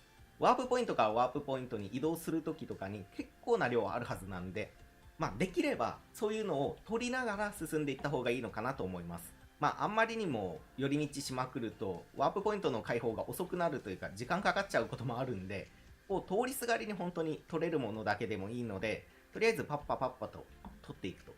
さっき言ったように後から探そうと思うと結構めんどくさいものって多いんですよ。なのでできるだけ取っておくといいかと思います。続いて、これもワープポイントの解放する道中でやれることだと思うんですけれど、気になった場所をピン刺しするようにしましょう。これマップ上で好きな場所を押して好きなアイコンをセットすることができます。好きなっていうかこの6種類ですね、今は。例えばここで強敵がいるから後で倒しに来ようとかアイコンを追加したり、ここになんか鉱石があったから鉱石を後で採掘しに来ようっていうのを設置したりとか、ここに宝箱あったから今はちょっと通り過ぎるだけだけど後で取りに来ようみたいな、こういうマップピンを刺すことによって後で場所がわかるのですぐに来れるようになります。なのでピンを刺して自分でマッピングしていくっていうのも重要になるかと思います。で1個ですね、活用方法というか一つのやり方としてなんですけれど、音箱っていうのがあるんですよ。原神でいうところの瞳みたいなやつで、各地域に一定数存在していて、一度回収したら同じ場所に湧くことはないです。でそれが結構ね集めるの重要になるんですけれど、音箱を見つけた時ではなくて取った場所をマッピングするっていうのも一つのやり方としてありかなと思います。っていうのもですね、後から攻略情報とかが出回って音箱の位置っていうのをマップ一覧で見れるようになる可能性があります。そしたら自分がどこにある音箱を回収してるのか回収してないのかわからなくなったら結構めんどくさいんですよね。なので一応取った場所を確認できるようにピンを刺しておくっていうのも一つのやり方としてありかなと思います。ただね、このマップピンって100個しか打てないんで絶対にやりましょうっていうわけではないので、そこは自分の判断でやっていただければと思います。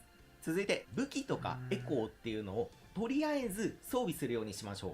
これ結構やりがちなんですけれど、装備持ってるのに装備しない人とか、あと持ってるのに強化しない人とか結構いたりするんですよね。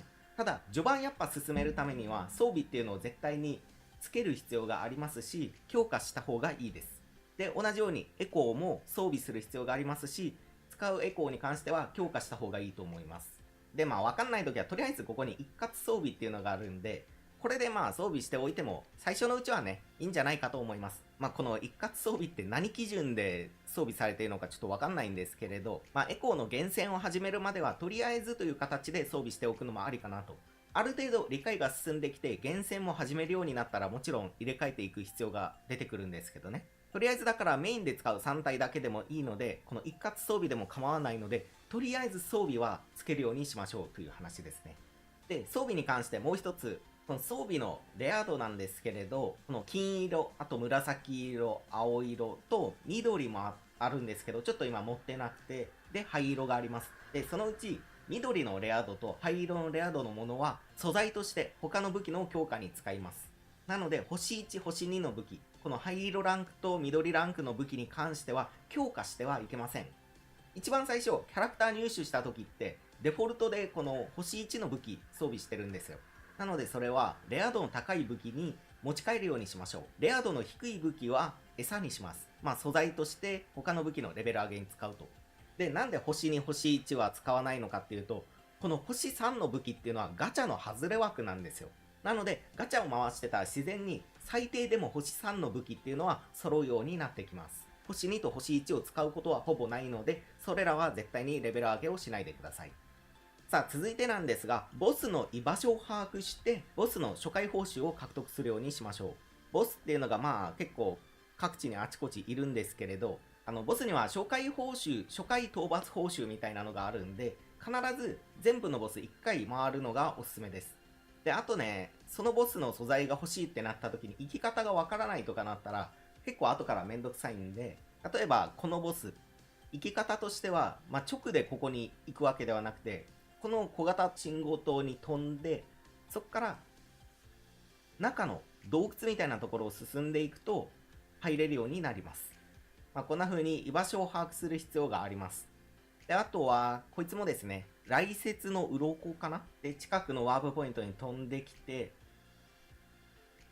このボスもね地上にそのままいるわけではないんですよ。この地下に入っていく必要があります。で地下に入っていくとこの来雪の鱗っていうのがいますんで、居場所をねこんな感じで確認しておくといいんじゃないかと思います。で、あともう一人居場所がちょっと分かりにくかったのは、こいつかな、このロボット。一番近いワープポイントに飛んで、この建物の中に入って、このエレベーターに乗って降下を押して下に行くと。そうするとボスがいる場所に入れますんで。で、あいつですね。こんな感じになっております。ボスの居場所を確認して倒して初回報酬は獲得すると。もう一つ、ボスと同じように無音区っていう場所の行き方を確認するのと初回報酬を獲得するっていうのもやっておきましょう。無音区はだいたいあんな感じでなんか傷マークみたいな場所にあります。で、一応マップ上でも確認できるんですよ。こんな感じで。無音区。あとはどこかなあ、これもそうか。無音区。で、無音区。あ、ここやってないや。ちょうどよかった。無音区も初回報酬があるんで、ちょっとここ行ってクリアして初回報酬をゲットしてこようかなと思います。無音区は近づいていって、これか、解放っていうボタンですね。押すと、モンスターが出てきます。で、そのモンスターを全部討伐し終わると、報酬が獲得できるという感じですね。はい。クリアしました。で、この初回報酬が獲得できましたね、今。初回報酬獲得するだけだったら、この結晶波長板を使わないんですよ。で、さらにこの報酬を受け取るっていうのをやると、結晶波長板を60消費します。で、無音区の報酬っていうのは、共感経験値とあとキャラの好感度、それから高級チュナ、これはエコーにサブステつけるためのものですね。あとは消熱のハーモニー効果を持ったエコーか、この回復のハーモニー効果を持ったエコー。これ多分ランダムでもらえたかなって思うんですよね。と、あとレコードセット。これちょっと獲得してみましょうか。はい、決定。こんな感じですね。エコーももらえて、チュナももらえて、あとレコードセットももらえると。で、今回結構いいですね。金のものを3体ゲットできてます。まあ中身は分かりませんけど。無音区はこんな感じですね。はい、続いてなんですけれど、序盤のうちはこういう人間タイプの敵っていうのをいっぱい飼っておいた方がいいと思います。というのもですね、こいつら素材落とすんですよ。ちょっとこいつらを全部倒してから話しましょうか。こんな感じで、簡単な足かせとか、あと他のタイプの人間系の敵もいるんで、そいつらはまた別の素材を落とします。で、この素材結構使うんですけれど、ゲームをある程度進めていったら、どっちかっていうと、モンスター系の敵ばっかり倒すようになるんですよ。まあ、目的のエコーを入手したいとか、エコーの厳選をするためにね。なので、人間系の敵を倒すのがすごいだるくなってきます。できるだけ、まあ、序盤のうちに素材集めも兼ねて、通りすがりに買っておくとかやった方がいいのかなと思います。はい。というわけで、続いてなんですけれど、とにかくエコーを倒しまくる、集めまくるっていうのをやるようにしましょう。で、これ序盤からやらないといけないってなんでかというと、このデータドック見てもらったらわかるんですが、レベル15になると、星5の、まあ、一番最高ランクのエコーっていうのを獲得できるようになります。で、この15になるまでが結構大変なんですよ。とりあえず時間がある人はできるだけエコーを収集するようにした方がいいと思います。で、収集するときは必ずこのデータドックを見て、で、上から2番目、図鑑が見れますので、ここを見て、あ、こいつまだ入手してないんだ、みたいな。例えば、この上のは僕、黄色ランクまで獲得できてるんですけど、それ以下は紫ランク以下です。例えば、このフルルっていうエコーの金色ランクが出るまで獲得したいってなったら、追跡を押します。そうすると、位置特定っていうのができるので、位置を特定します。で、ここにいるんで、ここに行って借ります。で、この機能を使うと、ここを倒した後すぐ別の場所のフルルが湧いてる場所っていうのが表示されるんですよ。まあ、それもちょっと見てみましょうか。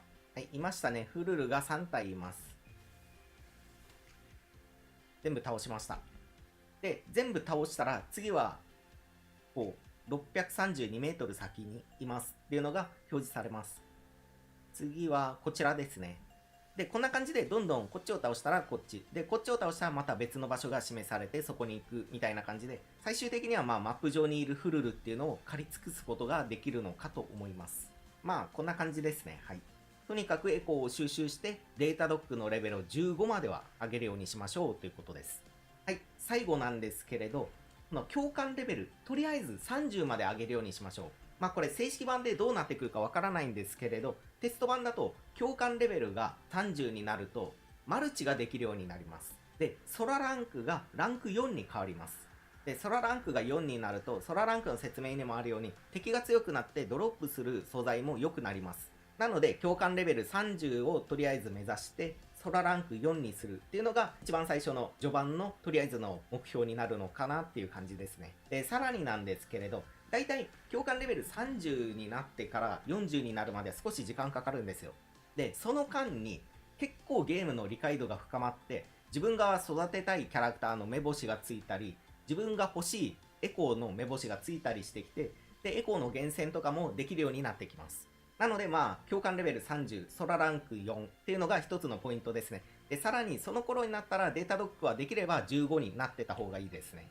そうするともう本当にしっかりエコーの厳選に入っていくことができるようになります。とりあえずそこまではそんなに難しく考えないで進めてもいいのかなとは思いますけどね。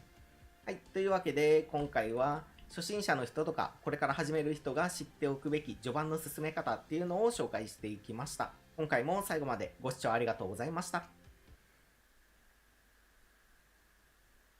Knock out bonk an enemy on the head and render them unconscious for 1 minute if they fail a constitution saving throw. This is so good! What up? It's me, D&D guy, here to talk about new D&D books coming out. Oh, I fell asleep. If you don't know, there's new D&D books coming out at the... I think that's it for me today. It's time for me to call it a day. GG's, boys. GG's.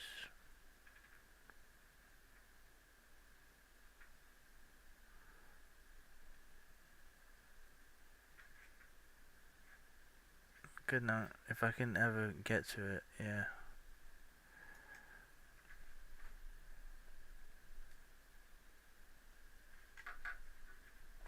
Oh, it's impossible. It's impossible. There we go. GG. Ah.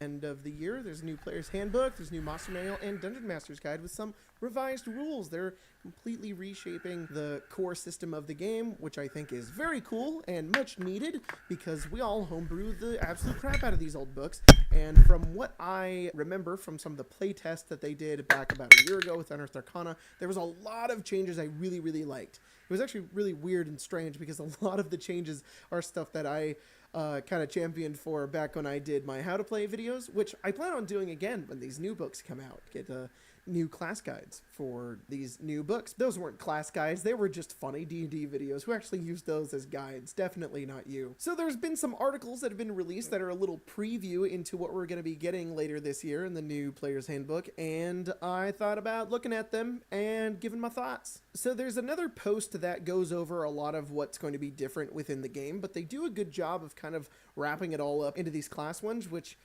there's a lot of stuff in these new books. I mean, Jeremy Crawford talks for a long time in some of those videos that I haven't watched yet. So there's going to be a very cursory glance at the 4 class ones that they've released, and then I'll do more when the other ones come out. So first up, we got Fighter here. This one's written by Mike Bernier. Thanks, Mike. Oh, before we jump in, there was a couple of things that I wanted to say before we get started that are just going to be applicable to this whole thing. Number one, I kind of saw that a lot of the subclasses aren't included in the full book. There's about 4 per class, and that's crazy considering Cleric and Wizard, especially the Wizard, which is wild that there's only like 4. How many Skulls of Magic are there? There's only going to be 4 in the new book? That's crazy, but I think my opinion of that has changed a little bit since I believe is that the subclasses you can kind of plug into the new classes. Hoping that's true. Would love to get a revised version of all the subclasses that are in the 2014 Player's Handbook, but whatever. Oh, also, all of the art is so good. Like, oh my god, look at this. And all of the art in this is amazing. I'm just really, really impressed. Definitely some of the best artwork that we've gotten in any of these books recently, especially the cover arts by Tyler Jacobson. Those are just, oh my god, so good. So if you're one of the artists that worked on one of these books, holy crap, you did great. They look amazing. Props to you. You freaking ate, as the kids say. Rent was due. You know what I mean. This is why Wizard of the Coast doesn't talk to me. All right, we got Fighter. Fighting style, level 1. Fighting style options have remained mostly the same, with a couple of tweaks making them streamlined and more effective. The most significant change is that the options from Tasha's Cauldron of Everything have been included. And all of these features are now considered feats, with a prerequisite that requires the fighting style feature to be picked up. That's really interesting. It's an organization thing. They're putting all of the fighting style stuff into the feats section, but you have to have a class that has fighting style in order to pick up those feats. That's really cool because now as fighter, you're not limited to like the 5 that you have there. Now all of them are an option to every class that gets fighting style. That's really cool. That makes your class that much more customizable, and I love that. That seems to be a really big design thing with the new rule books, is customization, giving you more options to flavor your character, and I think that that's what a lot of people were doing with 5th edition to begin with. We were all just kind of homebrewing all of that stuff in, and it's really cool to see that it's just in the rules and it all is interconnected and works together. I love it. At level 1, you get to choose one of these feats as a part of the fighter's fighting style feature. Every time you get in fighter level, you can swap out your choice in case you get tired of protecting your glass cannon wizard and want to swing a 2-handed weapon instead. I love how this is written. Mike, I'm liking the pizzazz. I really, really like this. I think that just adds to more of the customization, the fact that you can change them. I would almost want it to be that you can change it on a long rest, because I know players are going to want to do that. They're going to be like, DM, do I have the level up? Can I change it now? And I wouldn't have that big of a problem with it being the DM, so it's good to see that they're very malleable with this. Can really make the type of fighter that you want to make, just with this first level 1 ability. Second Wind starts at 2 uses and increases as you level up. Also, on short rests, you get 1 back, and then on your long rests, you get a little more. You can also use Second Wind on 2 new abilities called Tactical Mind and Tactical Shift. This resource has also been made effective when you're not on the edge of death.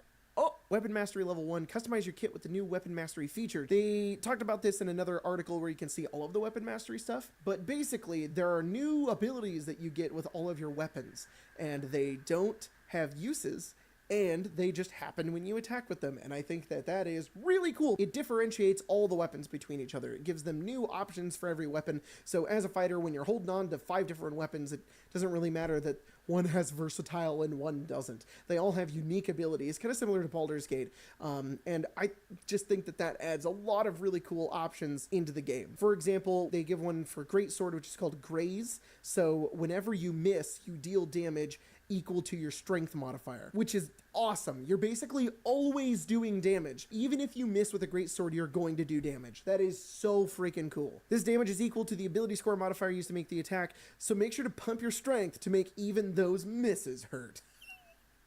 Yeah, Mike. Flail has Sap, which when you hit a creature, they get disadvantage on their next attack roll, and combined with your high AC, this will make you an annoying thorn or flail in your enemy's sides. Javelin, slow. Need to keep a bit of distance between you and your foe. The Javelin slow property reduces your target speed by 10 feet until your next turn when you hit. This will allow you to get out of dodge or allow an ally to create some much needed space. I love how this is written. It's so fun. Tactical Mind, level 2. When you fail an ability check, you can expend a use of Second Wind to gain 1d10 to add to the roll. Plus, your Second Wind usage isn't expended if you still fail. Who said jugs can't be smart? I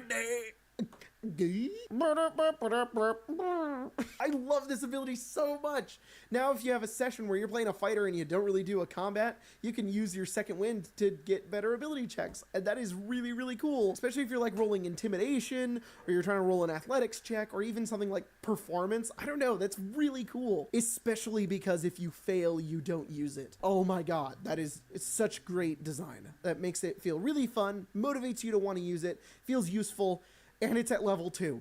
10 out of 10. Fighter subclass level 3. I freaking love this art. Look at that Vorpal sword. Oh, so cool. So it looks like they've got 4 subclasses, including Battle Master, Champion, Eldritch Knight, and Psy Warrior. It looks like they've done some slight tweaks with Battle Master, including stuff from Tasha's Cauldron of Everything, and they tweaked Know Your Enemy, which removes the 1-minute observation condition and only reveals immunities, resistances, vulnerabilities, which I think is great. That ability is super fun, and I think that's a great tweak to that. With Champion, they're kind of centering it around critical hits, and they made some added bonuses. And you also get Remarkable Athlete at level 3, which gives you advantage on initiative rolls and athletics checks. That's super great. Makes it feel like a really good, just kind of base, simple subclass for fighter. So with Eldritch Knight, it looks like they changed some things, but the main one being instead of getting to an attack once as a bonus action when you cast a cantrip, you can replace an attack with a cantrip, which allows you to intermix your magic and attacks more effectively, especially when you get 2 extra attacks at level 11, which is pretty good. I mean, it does depower it just a little bit, but I can see what they're going for here, and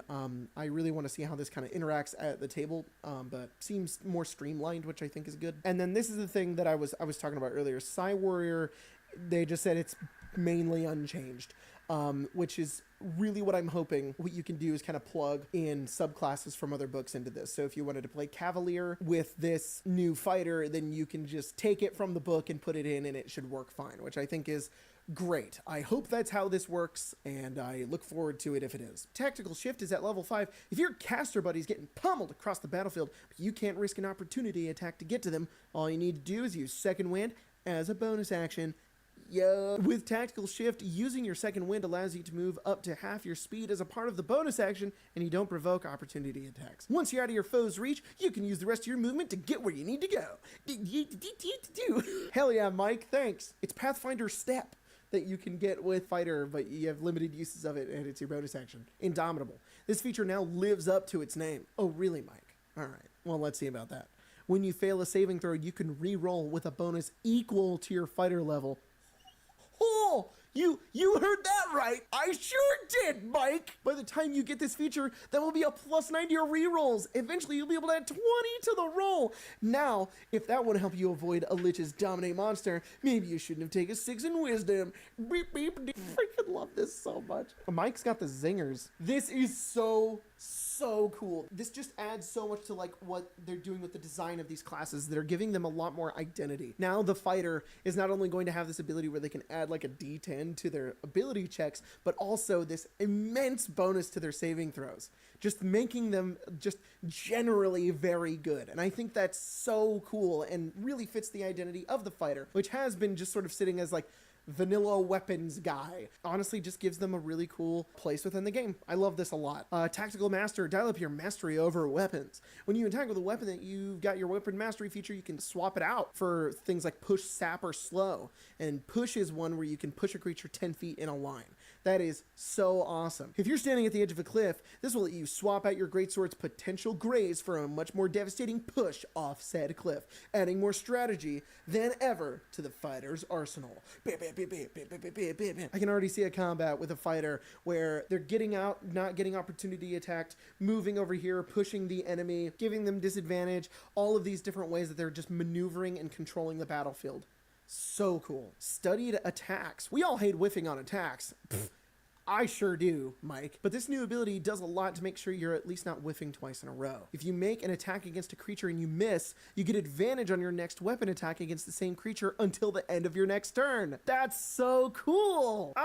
Love that. I love how good they're making fighter. So whenever you miss your first attack and a critical hit on your second because of advantage, you can say, that first one was for research. Dang it, Mike, you're too funny. Epic Boon, level 19. Oh, the Epic Boons are really cool. These were in the Unearthed Arcana, and I'm excited to see what they've got in store. Epic Boons are a new type of feat introduced in the revised core rule set that are level locked. At level 19, the fighter gets their choice of one of the 12 Epic Boons boon feats, found in the 2024 Player's Handbook. The following Epic Boon is a recommended option for the fighter. Boon of the Combat Prowess. Increase one ability score by 1 to a maximum of 30. That's so cool. Also, whenever you miss an attack roll, you can hit instead. Once you use the ability, you can't use it again until the start of your next turn. That's a level 19 ability. That is so cool. God, it just reminds me when I was making the how to play videos and I was always constantly crapping on the higher, like level 19 and 20 abilities. This is so good. Yeah, fighter good. I love this. This updated fighter looks amazing. All right, let's jump over to Paladin. God, that art is so freaking cool. The Sun Sword, man, I love that. Lay on Hands, level 1, formally an action to use. The Paladin's Lay on Hands now only requires a bonus action.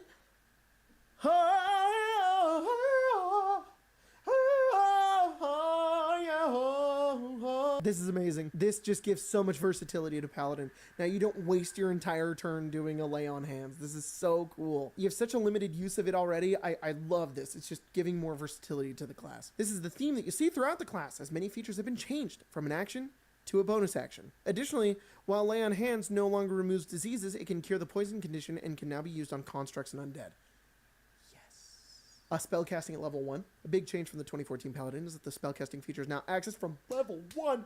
Yes! With the number of spells you can prepare now a fixed number listed in the Paladin table, this opens up a lot more options for level 1 Paladins, especially given the new and improved Smite spells. Oh, great. That's very, very cool. And then we've also got Weapon Mastery here, which was also with Fighter. They've got Sap on Longsword here, which gives disadvantage. It's very cool. Gives a lot more options to Paladin as well, really making you customize the class. I think that's great. Fighting Style level 2, same thing, except we've also got Blessed Warrior option, which was in Tasha's, letting you get 2 Cleric cantrips. Cantrips. Very nice. Paladin Smite. I don't like this name, but whatever. Level 2. Previously a dedicated feature in the 2014 Paladin and formerly known as Divine Smite, the level 2 Paladin Smite feature on the 2024 Paladin works a bit differently. Instead of granting you a Smite feature directly, it gives you the Divine Smite as a permanently prepared spell. So you always have Divine Smite through Paladin Smite. Yeah, this is the other thing that I noticed from the Unearthed Arcana. It's like you get an ability and then the ability gives you a spell, and the spell is the name from the original book, and the ability name is giving you that. It's a little confusing, but I think in play it makes sense. I don't know. I have to trust that it does. The new spell works much like the 2014 Divine Smite class feature with a couple of key differences. First, it can now be used as an unarmed strike. Oh, why wasn't that already a thing? Come on, Bite Smite Funny, which is a relief for paladins who want to sock some monsters with a divine punch to the face. Yeah, Mike. Wait, this isn't Mike. Who wrote this one? David. Second, it now requires a bonus action to use. It now requires a bonus action to use, but that bonus action can be taken immediately after you hit a creature with an attack roll, bringing it mostly in line with the original Divine Smite's mechanics. Griffith! This sucks. No, why? Okay, originally, I know when this was in the Unearthed Arcana, I really championed for it because I thought that it would really limit Divine Smite, which I already think is a really powerful ability that you should only really be able to do once per turn, which I heard about on Twitter that they limited Smite to only being once per turn, which I was like, that's great. I think once per turn is fine. Unless I'm really, really missing something. This takes away a lot of what you can do on your turn as a paladin. You now get to attack, smite, move, and you're done. It doesn't matter that you made Lay on Hands a bonus action. This is not going to give you more versatility with options on your turn if you're going to put Divine Smite, the core ability that the class uses, on a bonus action. That sucks. I know that there's probably some new ways to do smites, but you're only going to get to do like one a turn, and it's just severely debuffing Paladin. They're already having to use a spell slot in order to use that smite. Unlike Rogue, which doesn't have to use anything to use their sneak attack, they just have to meet the conditions. Paladin just gets to do it, but it's already limited with the spell slots. Now it's limited even more, and I don't know. I don't think I vibe with this, but I'm putting trust in this. I don't like it, but I'm gonna trust that maybe there's a reason why. That maybe there's some fundamental gameplay thing that they've added in that is going to make this better. I have no idea, but we're gonna keep reading. I guess you do also get the weapon mastery abilities, which is adding a lot of stuff that you can already do, but I don't know. Paladin subclass level 3, boo. I already ranted a bunch in my old video about subclasses being at level 3. I think it's dumb. I don't like that they're doing this. I know Paladin is already at level 3 within base D&D with 2014 Player's Handbook, but I don't like it. You can go watch my rant in that video if you want to see why. But so the subclasses that they've got are Oath of Devotion, Oath of Glory, Oath of the Ancients, and Oath of Vengeance. It's very cool that they're putting in Oath of Glory. I love Oath of Glory. I mean, slight upgrades, which I think is good. The subclasses were pretty slappy already, but this is streamlining it a lot more, which I like. Faithful Steed, level 5. No! This was in the Unearthed Arcana. I hate this. No! I'm just taking a big dump all over Paladin right now. At level 5, Paladins always have a Faithful Steed. Okay. With the Fine Steed spell always prepared from level 5 onwards, the feature also grants a single free casting of the spell once per day. So you can summon your otherworldly steed. That's right, your mount has an upgrade too. I don't like that we're giving every paladin a horse. I know it can be a pony or a camel or an elk or a mastiff or whatever, but this, again, like what I was saying with Fighter, what they're doing is they're giving abilities to the core classes that changes their identity fundamentally going forward. And the identity with Paladin now is having a horse. And I don't know about that. But I feel like this should be a subclass or something, or at least like one of the fighting style things, like an optional thing you can take. I'm thinking about all of the paladin characters that I've ever DM'd and played, and thinking about any of them having a horse is kind of silly.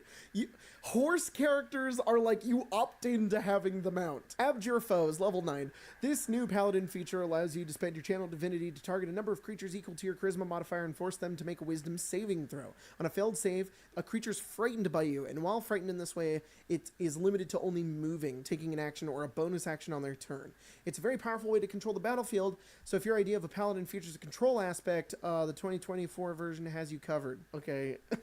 Every paladin gets this? This feels like a subclass. This is the scary horse subclass. Restoring Touch, another new feature for the 2024 paladin. Restoring Touch gives you an alternate use for your lay on hands points. You can now choose to remove one condition from a list of options, and can even do this for multiple conditions if you spend enough hit points. That's cool. You get out like level 14. It's good. It's good.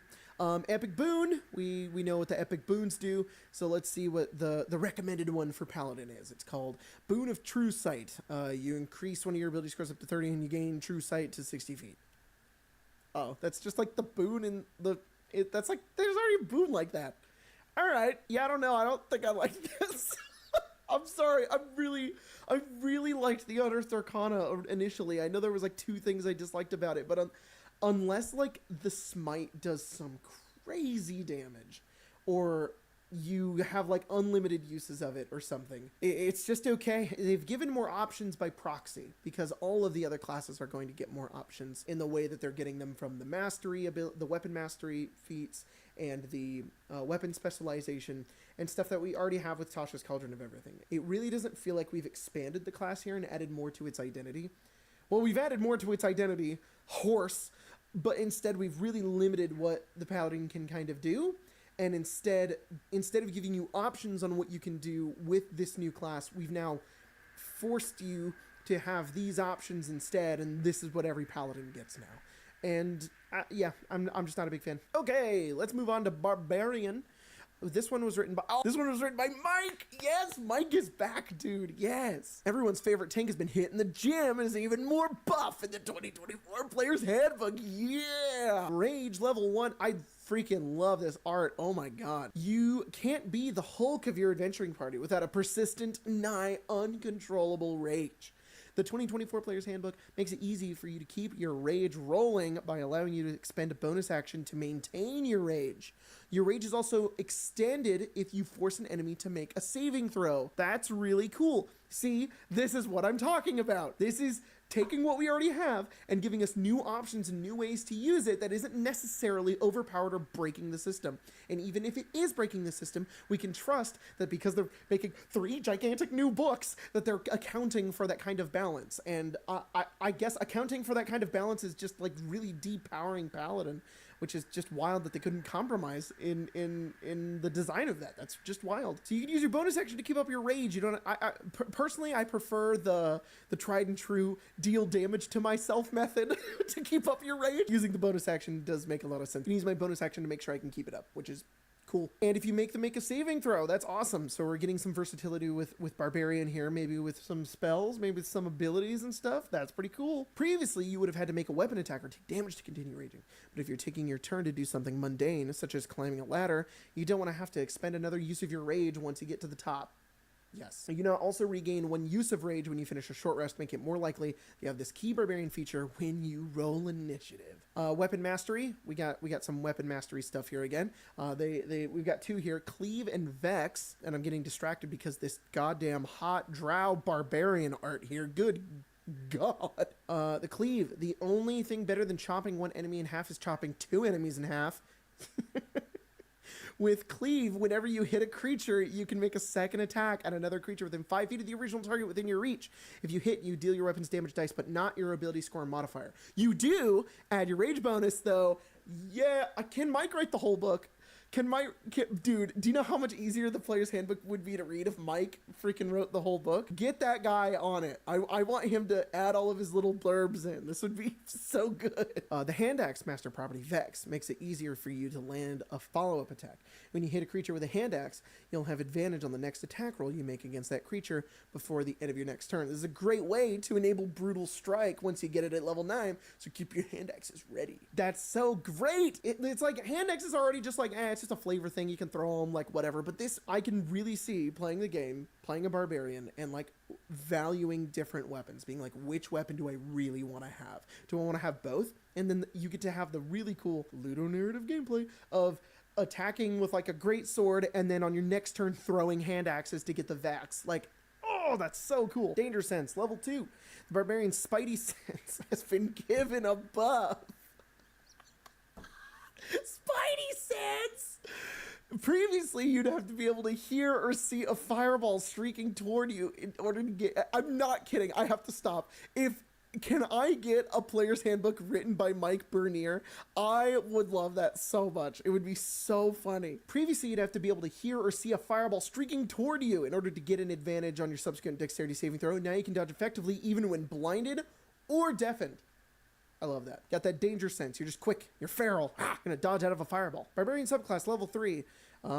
We got Path of Berserker, Wildheart, which was Path of the Totem Warrior, but they've changed to Wildheart because that's what it should be. We've also got a new one called Path of the World Tree. There's been some general updates with all of the subclasses. I'm not really going to dive too deeply into those right now, but what I do want to kind of look at is Path of the World Tree. With this subclass, you can dish out temporary hit points, shift enemies around the battlefield, increase your reach and the versatility of your weapon mastery properties, and as a subclass capstone, teleport around the battlefield with your allies. That's really cool.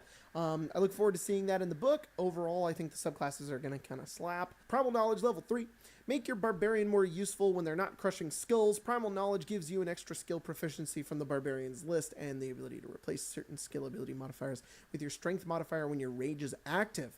Oh, wow. So you just get a big bonus to some of your skills. They're really putting some skill monkey aspects into the martial classes, which is pretty interesting. It definitely gives a lot more versatility to the class when you're not fighting. I think is a design flaw with the current rules. When you're not fighting, you're kind of just not doing much. So it's very cool to see that while you're engaging in other parts of the game that you're getting bonuses and cool stuff for it like the other classes. This means you can now fly into a rage and use your fury to sneak into places, perceive things more easily, and do complex calisthenics.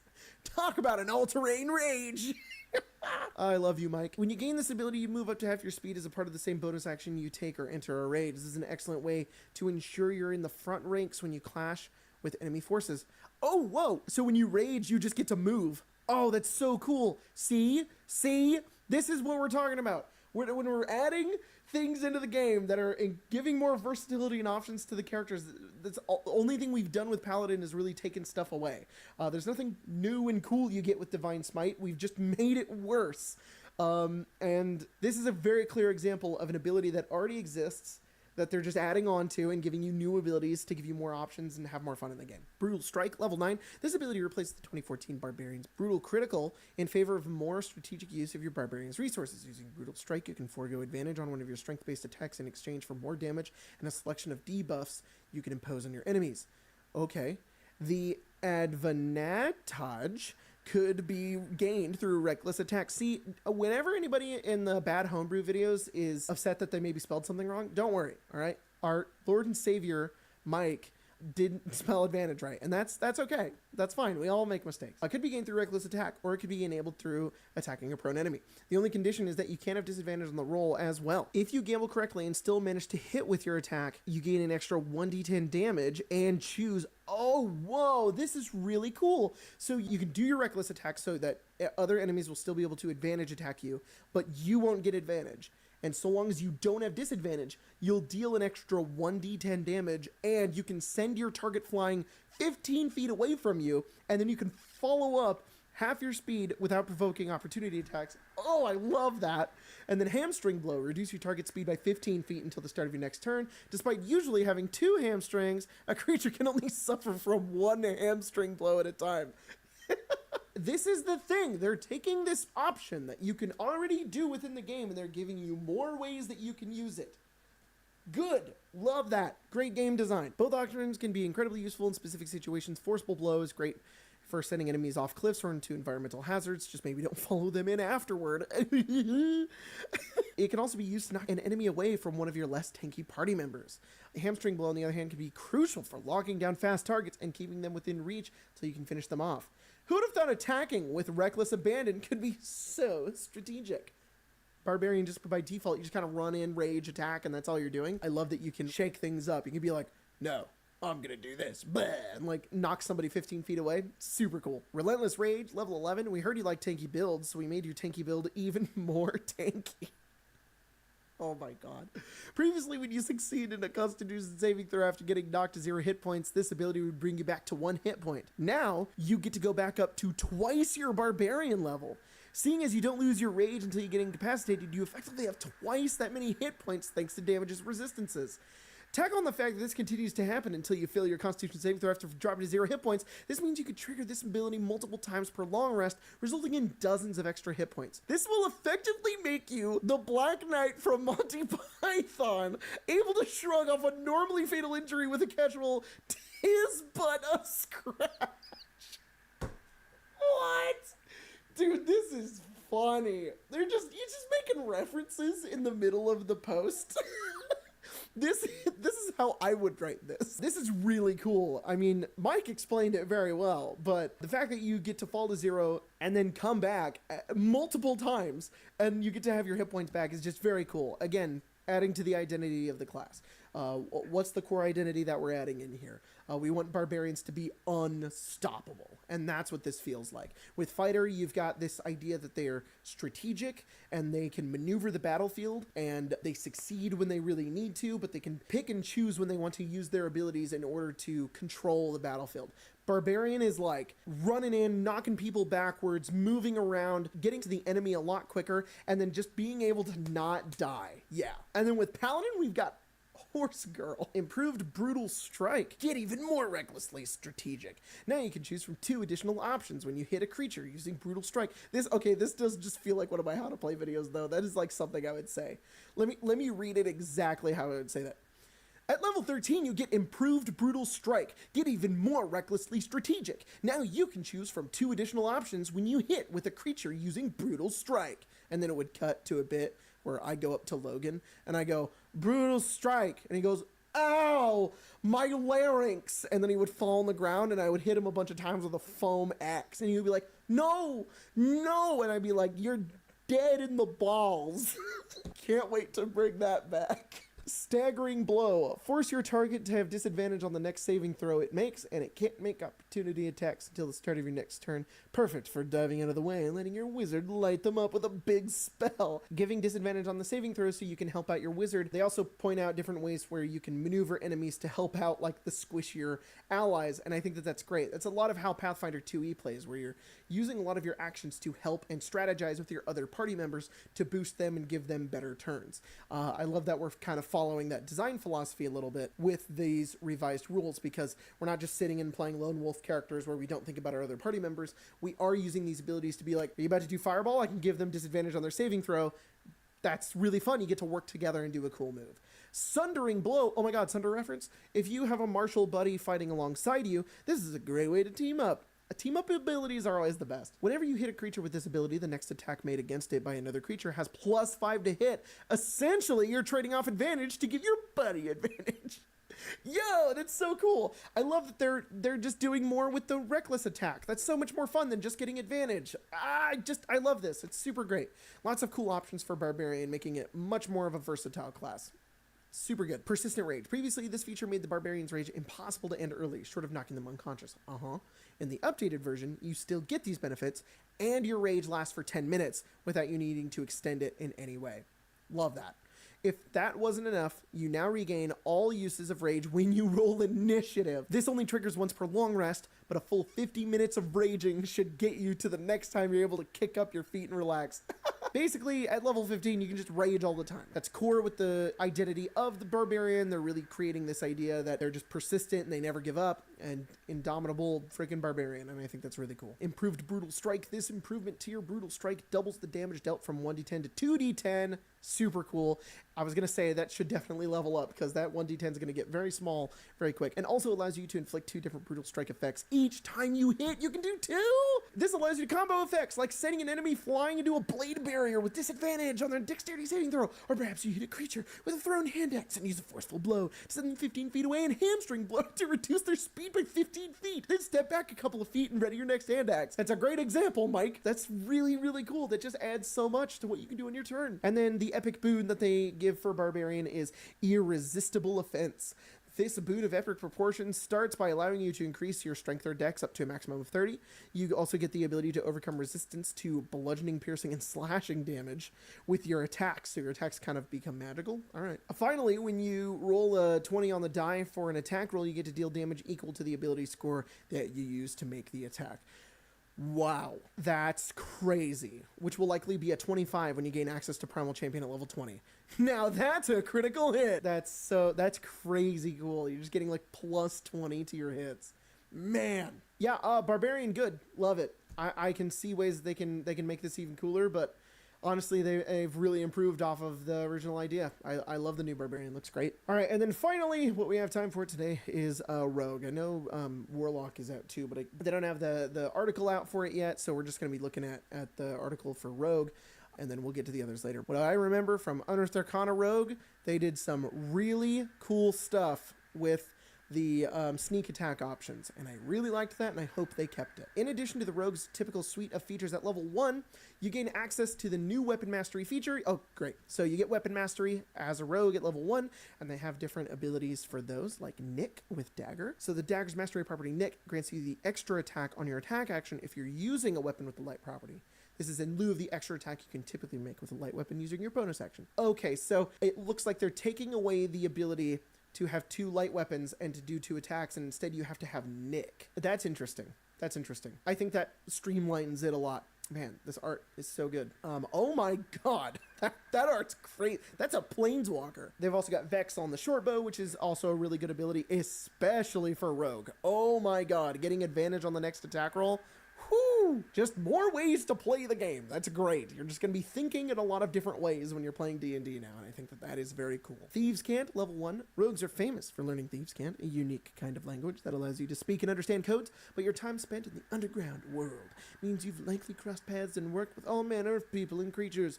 To reflect this, the Thieves' Cant feature not only grants you Thieves' Cant, but additional language proficiency. That's super cool. You get an additional language. Subclass at level 3, we got Arcane Trickster, Assassin, Soul Knife, and Thief, and these are kind of short, so I'll just read them. Our Arcane Trickster, we've got magically inclined rogues now swap out a cantrip each time they level up, granting you greater flexibility in your build. Versatile Trickster has also been changed so that when you use the trip option of Cunning Strike, what? Trip option? They kept the 1d6, they kept the sneak attacks. I'm sorry, I'm getting ahead of myself. You can target an additional creature with your mage hand. Amazing. Assassin, you can now more easily trigger Assassinate and Death Strike, but the damage has been reduced. You're more adept at poisoning and impersonating others, and you can move as you're using steady aim supporting hit and run builds. Meh, I liked that it did big damage, but whatever. Soul Knife, introduced in Tasha's Cauldron of Everything, the Soul Knife is largely unchanged. Your psychic blades now have a range to 60-120 instead of 60, just 60. And they have the Vex Mastery property. Yeah, love that. Thief, the updated Thief can activate magic items as a bonus action. They have a unique Cunning Strike option called Stealth Attack that allows you to remain hidden after attacking. Used magic device saw the most change and now offers you an additional attunement slot, grants a chance to activate magic items without expending charges, allows you to use spell scrolls no matter your class or spellcasting prowess. Thief sounds so cool. I really like the update to Thief. If it's similar to the Unearthed Arcana one, which it seems like it is. Steady Aim at level 3. Steady Aim was introduced in Tasha's Cauldron of Everything. It sure was, and now it looks like it's a base combat feature. I love that. Steady Aim is a great ability that allows you to ensure that you're going to get your sneak attack without having to move that much. I think it's a great ability. I love that it's just a part of the class. Cunning Strike at level 5. Oh, the most exciting new tool in the Rogue's kit is Cunning Strike. It offers you new ways of utilizing sneak attack to cripple enemies or just safely maneuver around the battlefield. When you deal sneak attack damage, you can choose to forego one or more sneak attack damage die to add a Cunning Strike effect to your attack. The DC of your Cunning Strike effect scales off your dexterity. At level 5, you'll be able to choose one of the following Cunning Strike options when you land a sneak attack. Poison costs 1d6. I Love this. Put your Poisoner's Kit to good use. With this option, your target must succeed on a Constitution saving throw or be poisoned for 1 minute. They can repeat the save at the end of each of their turns. Trip. Cost 1d6. Stick them with the pointy end and watch them fall. Prone, that is. On a failed dexterity saving throw, just make sure that your target is large or smaller before choosing this option. And withdraw 1d6. Hit and run with the withdraw option. Lets you move half your speed without provoking opportunity attacks after attacking. At higher levels, you can add more of them together. Oh my god. Rogue takes this cool ability that it's always had, that has always been really good, that is just generally great, and they don't debuff it. Instead, they allow you to do new things with it by taking away some of the damage you're already doing. They don't turn sneak attack into a bonus action. They don't make this way more complicated or worse than it needs to be. You're simply getting to do more with your sneak attack. They're options. You can just keep doing normal sneak attack the way you want to do it, or you can have these really cool options that play into the flavor of playing a rogue. How many rogues do you know really are poisoning people all the time? Well, now they always have this option to be able to poison or trip or withdraw if you don't want to use your bonus action to disengage from cunning action. This is just ways for rogues to be slippery, way more cool, and have just more things that they can do on their turn. This is so great. This is probably one of my favorite things that they've done with the new book. I cannot wait to play with this. I love these rogue abilities a lot. Reliable talent, level 7. I rolled a 2, but it's a 37. Reliable talent is all but guarantees you'll be good at choice skills, whether that's sneaking around, unlocking every door and chest, or just befriending the neighborhood cats. You'll recognize the feature from the 2014 Player's Handbook. However, when the rogue previously gained this feature at level 11, they now gain it at level 7. Oh, this is so cool. I really like this. Nothing more to add other than that good. Improved Cunning Strike. You can do 2 of them. That's so cool. Devious Strikes. Oh, they have more. They have Daze. Who says support build can also deal damage? If your target fails a Constitution saving throw, they'll only get to move or take an action or bonus action on their next turn. Frustrating for dungeon masters, but fantastic for your party. I love that. Knockout. Bonk an enemy on the head and render them unconscious for 1 minute if they fail a Constitution saving throw. This is so good. I love how this is written. This is really funny. Okay, but it uses 66, which is probably all of your sneak attack dice. So you're basically, this is a really cool way to get around what I have seen tons of rogues try to do in games. This is a really simple, elegant solution to that, is spending the dice that you would normally deal, and this one works perfectly here because you're literally going to deal like no damage. You're just going to bonk them on the head a little bit and knock them out. That is just, so good. Obscure costs 3d6. Who needs to sling into the shadow when you could just blind your target? With this Cunning Strike option, your target will need to make a dexterity throw or be blinded until the end of the next turn. Pocket Sand? Yes! Blind Sense, level 14. Blind Sense is not a feature of the 2024 Rogue. Instead, this class gains Devious Strikes and an upgrade to Slippery Mind at level 15. Oh, so they took away Blind Sense. That's fine. It's just kind of taking it away, which is strange, but I don't think that's a giant L. That's whatever. It's fine. Slippery Mind. Slippery Mind has received an upgrade. Now your rogue is cunning, not just in tongue, but in mind. You gain proficiency in wisdom and charisma saving throws instead of just wisdom saving throws. Cool. Just whatever. But cool, you're getting wisdom and charisma. That's neat. And then the epic boon that they gave is a boon of the Night Spirit. Increase one ability up to a maximum of 30. When in dim light or darkness, you have resistance to all damage except psychic and radiant. And as a bonus action, you can go invisible. That's really cool. And then Stroke of Luck at level 20. The capstone. You can use Stroke of Luck on saving throws. And when you fail, they're calling it a D20 test now. When you fail a D20 test, it turns your roll into a 20. This means a missed attack roll can become a critical hit. Very cool. Love that level 20 ability. Honestly, really liking everything that I'm seeing here. About 75% of it.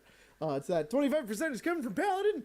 I don't know about that one. I don't know. If that ends up being kind of base Paladin, I'd want to see how it works in game first. And then if it's stinky, then we're probably just going to run with old Paladin. But I think that that's what's really cool about these new books, is that you're kind of getting the option to play with either or. You can plug and play with rules that you want to use or don't want to use, and I think that that is really awesome. I love that they are allowing for that kind of freedom within the system, because 5th edition is just a really, really good system, and they're just adding more onto it here. I really, really like Fighter, Barbarian, and especially Rogue. Those Rogue abilities are so awesome. Rogues and Fighters and Barbarians are just gonna have this like really cool identity within game now that is just gonna be so fun to play with. I can't wait to see it. But yeah, these have been my thoughts about all of this stuff. Let me know what you think down below. I know half of you are gonna disagree with me, so we'll see about that. And then if you guys liked this, let me know. I'd love to do the rest of the classes when they eventually come out. So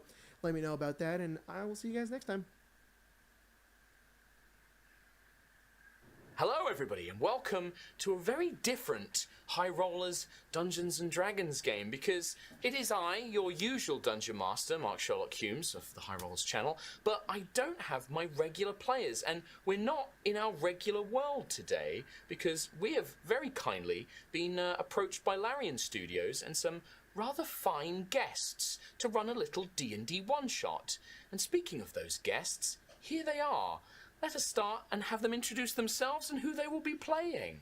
Starting with Mr. Theo, please take us away. Hello everybody, my name is Theo and I'll be playing Will Ravengard, the Blade of Frontiers. The Blade himself is here. Indeed. And then, yeah, moving on, please take us away. Hi, I'm Samantha Bale. I play Karlak. She is a tiefling barbarian, formerly of Baldur's Gate, recently of Hell. Amazing. And I'm Jennifer, and I'm playing Shadowheart, God's favourite princess with the most interesting world in the world. Yes. Wait, is that a tag like God's favourite princess? T-shirt? Yeah. I know, I want a t-shirt. Someone make me a t-shirt. That will probably have already happened by the time this goes out there. Yeah, perfect.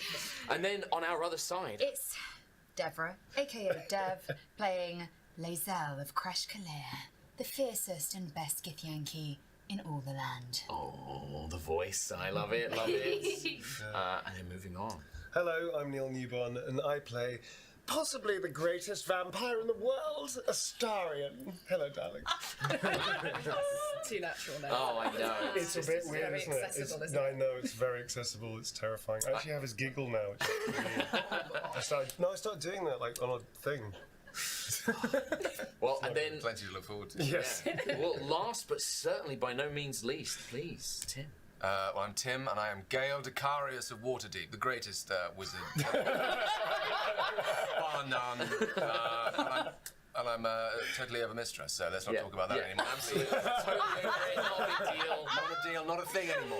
He's not making up for it by eating all the magic items. Yeah, absolutely not. Does Gale do the equivalent of like high fantasy ice cream moments? Like when he just like eats without a shadow of a doubt. Surrounded by tressums. Crying into a book. Oh, this is going to be a very special one. Oh, yeah. Definitely. Amazing. But yes, so thank you very much, Larian, for helping us put this together.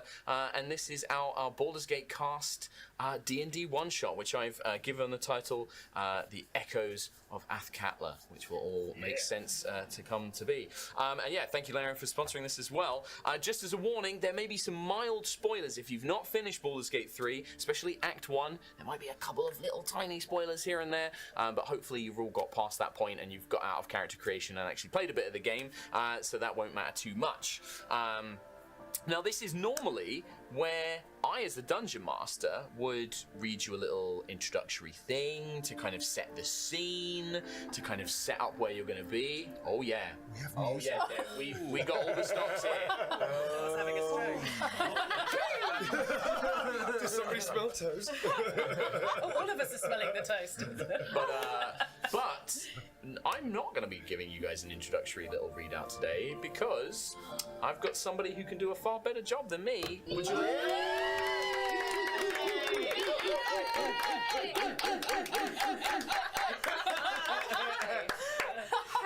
Hello. I've got text.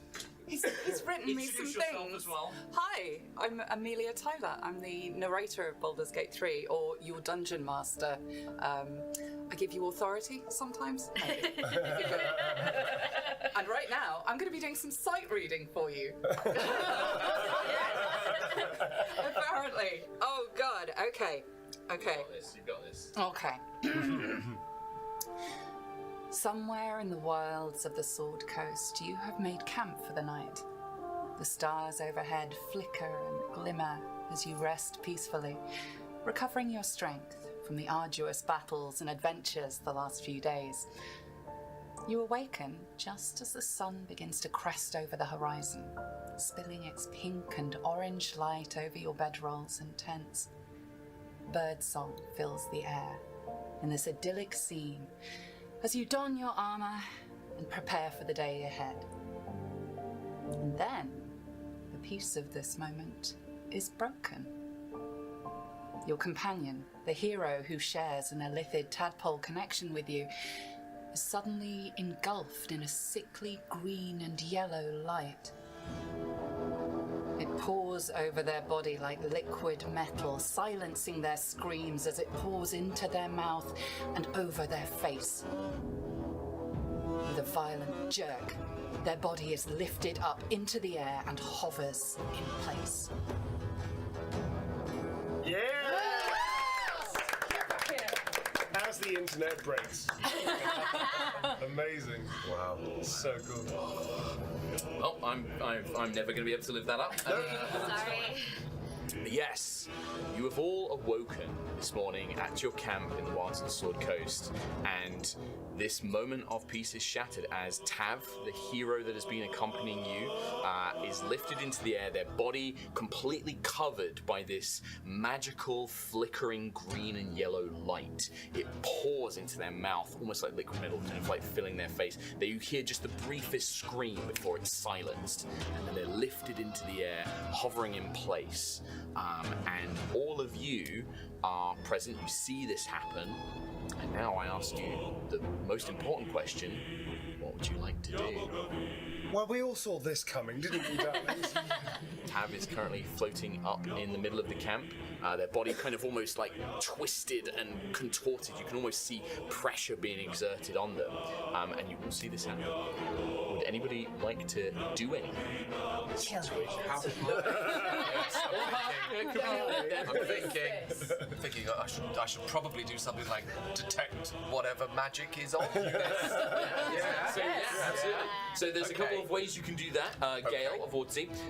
You could use your detect magic spell if you have one. If you have the detect magic spell, you can cast that. Or you could just make an Arcana check, and you could just kind of maybe use your knowledge, your training as a wizard, to try and figure out what might be going on. Let's do that. Let's lean into that. Great. Well, then we're going to make our first roll of the game, and it's Tim's first roll ever. I was concerned that I would have to go first, and lo and behold, here I am going first. Shall I cast guidance? Right. Well, now somebody's been playing the game. Jen, you absolutely can do that. So this, and what we're going to do is we're going to kind of almost, I'd like to know, what does this look like? So Shadowheart, like you see Gale kind of approaching, maybe kind of pondering, thinking over what's happening. How does Shadowheart help? How are you offering this guidance? You'll need help, Gale. I'll deal with this. No, but I will help because I have guidance. Good point, well made. We should probably do this as like a team. Together, yes. Yes, let's do that. How do you imagine Shadowheart's magic to look like as you kind of pull this energy from Shah, the goddess? Like you know, what does it look like? Do you have an idea of how like you might do it, or like what the spell might look like? Yes, I should have looked this up. No. This is pure imagination. I'm imagining some like purple gorgeousness. Yes. Floating. That's it. About, and like surrounding Gale. You're playing D&D. Yes! Did it! So you feel this kind of come over you. So what this means, Gale, for the guidance cantrip, it allows you to add a D4, which is the tiny pyramid dice, to your Arcana check. Right. So when we do I'd this, like to also add moral support by a slow clap. Very well done. Go that, Gale. Thank you. That's going to be most useful. You hear this as you're pretty sure you hear one of Tav's bones like snap as the slow clap out. But moving on from that, you have this is what we call an ability check in the game, a skill check, right? So this is Gale using his arcane knowledge to try and figure out what's going on, and there is a chance that Gale might not know what is happening. So we make a roll. So you can take your big dice, the D20. You're going to add your guidance, which is the D4, which is the little pyramid. This one? Yep. And then you're going to look for under your skills your Arcana skill, and you're going to see that has a bonus. Yep. Plus 5. Plus 5. So you're going to roll those dice together, and you're going to add plus 5 to the roll. Okay. And I have a number in my head that you're trying to beat, and I will tell you if you succeed or fail. So I've rolled a 17. Okay. So add it all up together. Ooh. 22. And then how does this... You add that. So it was a 4, so you add another 4 to it. Yeah, sweet. That is Your number means nothing to Gale of what to do. 26. Indeed it doesn't. Gale, you are a master of the arcane arts. I told you. You are a wizard of great skill and knowledge. And you begin looking over Tav, this champion that you've been traveling with. And there's a couple of things that immediately become apparent to you through your training and knowledge. And perhaps also Shadowheart's spell almost helping clear your mind, allowing you to think clearly as you do. And your clap is being really useful. Appreciated. So you know a couple of things. First of all, you know this spell is very, very powerful and very rare. This is not traditional magic in any sense. It has elements of different schools of magic kind of merged together, but you also, with such a high roll, you know that this spell is somehow being channeled from a great distance. This is not being channeled from anyone nearby. This is miles and miles and miles away that this spell has somehow anchored itself to Tav and is affecting it. And you think what it's doing is it is taking over their body and their mind. It's almost trying to replace it with that of somebody else, right? And that is kind of what you know. So whilst Gale is doing that, and Shadowheart, you're helping with the guidance spell, I'd like to kind of go around the table and find out what everybody is kind of doing. And you do see that as Gale's kind of pondering and thinking and maybe weaving arcane runes to try and figure this out, you begin to see like Tav's body almost shaking and sort of spasming and, you know, dead violently, like you see like the bones almost threatening to kind of like snap and break. So let's go round, unless anybody wants to volunteer themselves with an idea. Okay, let's go with Neil and Sarah, please. So, can we all sense that even though, well, we can all make up knowledge checks in this, but well, obviously this is heavy magic. Yes, I think, and Gale's free. You could have shared. You can say like, "Oh, I'm going to share that information." Absolutely, big magic, people. Big magic. So we both agree. When I hear him say it's big magic, big magic. I'm going to take a few steps back towards like the camp area. Sure. Specifically, I'm also going to have a little look around and see if Tav's stuff is lying around. And well, do you know what I think? Because I feel that Tav hasn't been completely honest with the group. Well, I feel that like the a last, detective. Well, I just feel that maybe Tav was holding on to some items that really could be better served, shared. I think that there's a lot going on right now, so why don't you make me a perception check, Asterion, and to see if you do notice where Tav might have left their pack last night. And you know, you're very seasoned, so you know what this is, but this is the same thing. This is an ability check, so it's a d20 plus the roll, and then we compare it with the skull. No, okay, so will this be stealth or sleight of hand? So this is perception, because you need to see if you can find Tav's pack somewhere. My perception is +3, and this is a wisdom roll as well, right? So it's just the adds the +3 because it's all pre-built into your skills down there. So it's all pre-added. All right, so that's 3. That is 5. 5 total. 5 total. Oh, so you're. I have a thing for this. Yeah, please. Yeah. So I start looking surreptitiously around, and then I start looking as I'm doing this. I notice Gale's boots. I go. Because he's doing all this stuff, so he's hoiked up his clothes a little bit, and I realise they're really nice. They're very nice. I get a little transfixed with his boots, to the point where I can't quite look away from them. The stitching is exquisite. You know, it's double stitched. Cost a fortune. It cost a fortune. Absolutely. I wonder how often he takes them off. So I'm a little fixated. So you're fixated on that. So Asterion kind of looking for Tav's gear to obviously check and make sure everything's all in order. You are distracted by Gale's boots, unfortunately, and you do not seem to be able to find Tav's pack. Now, maybe when you can spend some more time, you'll probably be able to search it and find it easily. But in this minute, like in a quick glance, you'd see no sign of it. Yep. What about Lae'zel, Karlach, or Will? Getting my character minds. Anything that you guys think your characters might do in this scenario? I'm telling Gale to hurry the fuck up. We really don't have time. And neither do we have time for Astarion to be looking at people's boots. This seems like quite an urgent, potentially life-threatening situation. It certainly does. And I don't know why you're taking so long. So while you're kind of like speaking to these guys. This is not easy. It should be for a wizard. Well, what you can do is there's a couple of options. If you want to, like, you can obviously just be yelling at Gale to hurry up and things like that. But you could also, you could try and sort of, motivate him. Yeah, and there's a thing in the game called the help action, which is, Sounds like something I do. it doesn't sound like that's what you're going for, but it's a great chance to bring it up. Yeah, it's tough love. Yeah. And what that would do is if you do take the help action, not necessarily now, but in the future, you can give somebody advantage to a roll. And what advantage means is you roll twice and you take the highest.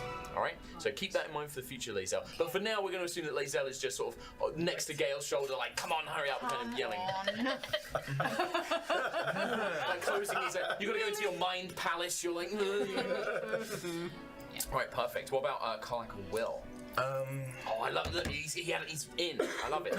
After Gale's told us that somebody could be casting this spell on Tav, I'm having a little look around the area. Oh, brilliant. If potentially that person casting that is close, so I'm a little bit on edge just having a look around. Yeah. Well, if you're having a look around, then there's it's just like a staring. There's a skill called Perception, and that is literally to like notice stuff going on around you. Sure. So I think we're going to make this a Perception skill roll. Yes. So it's a D20. It's the big dice, and then on your list of skills, you've got the big long list of the tables of skills. That's the right one there. And look for Perception. Tiny font. I do apologise. Oh, yeah. Yep. And so what bonus do you have for that? Just +0. +0. So this is just a straight D20 roll.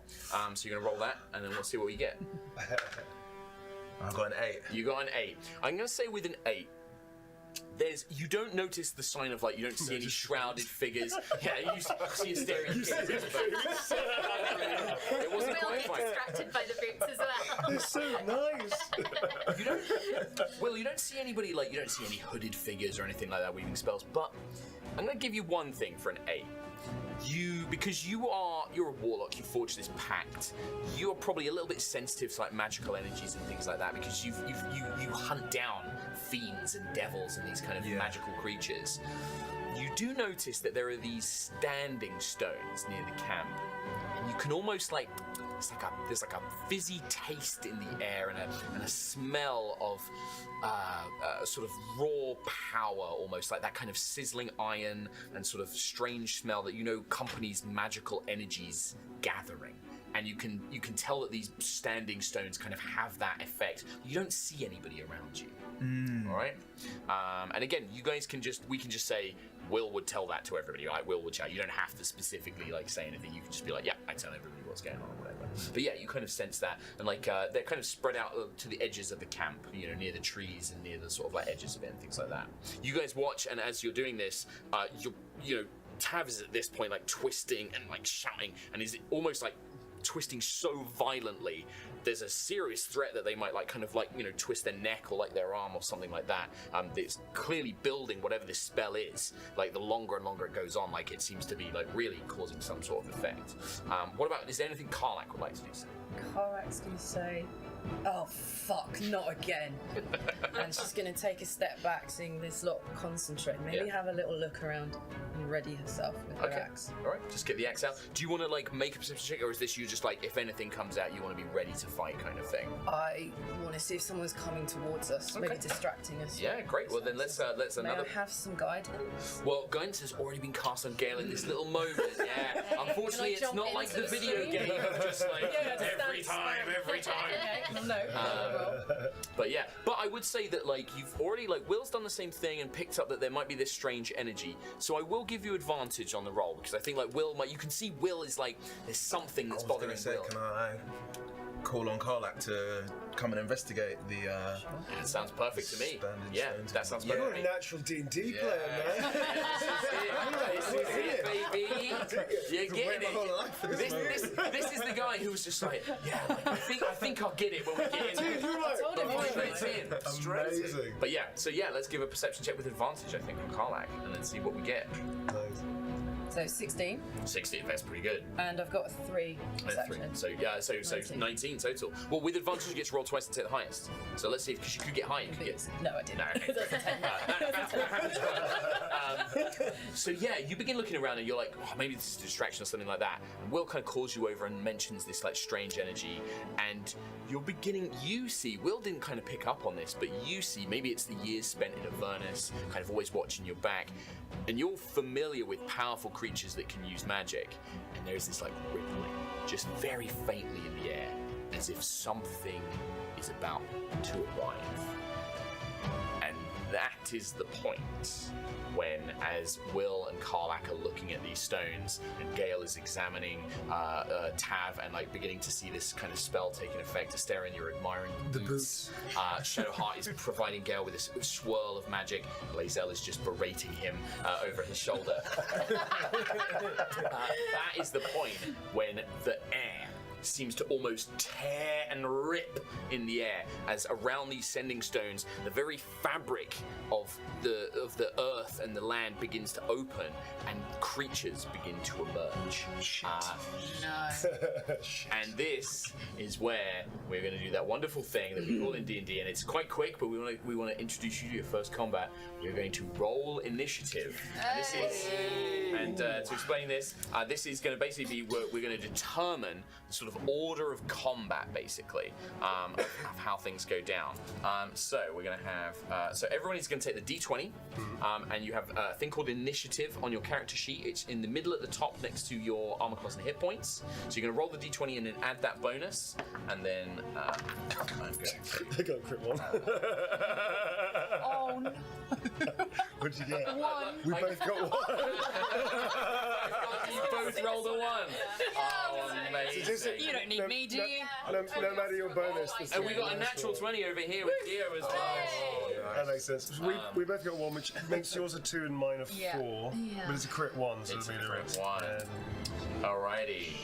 So, if I can go around, so find them.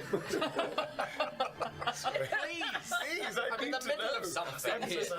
What do we get as a total for Gale? Total 17. 17. Alrighty, perfect. And then Astarion, we have a natural 1, but you do get a bonus. I got a 4. A 4. Well, that might help you go quicker than Lae'zel, who also got a 1. +1, 2. So 2. And then what about Shadowheart? I've got 6 plus 2, so 8. 8. Okie dokie. And you're still berating like 14. 14.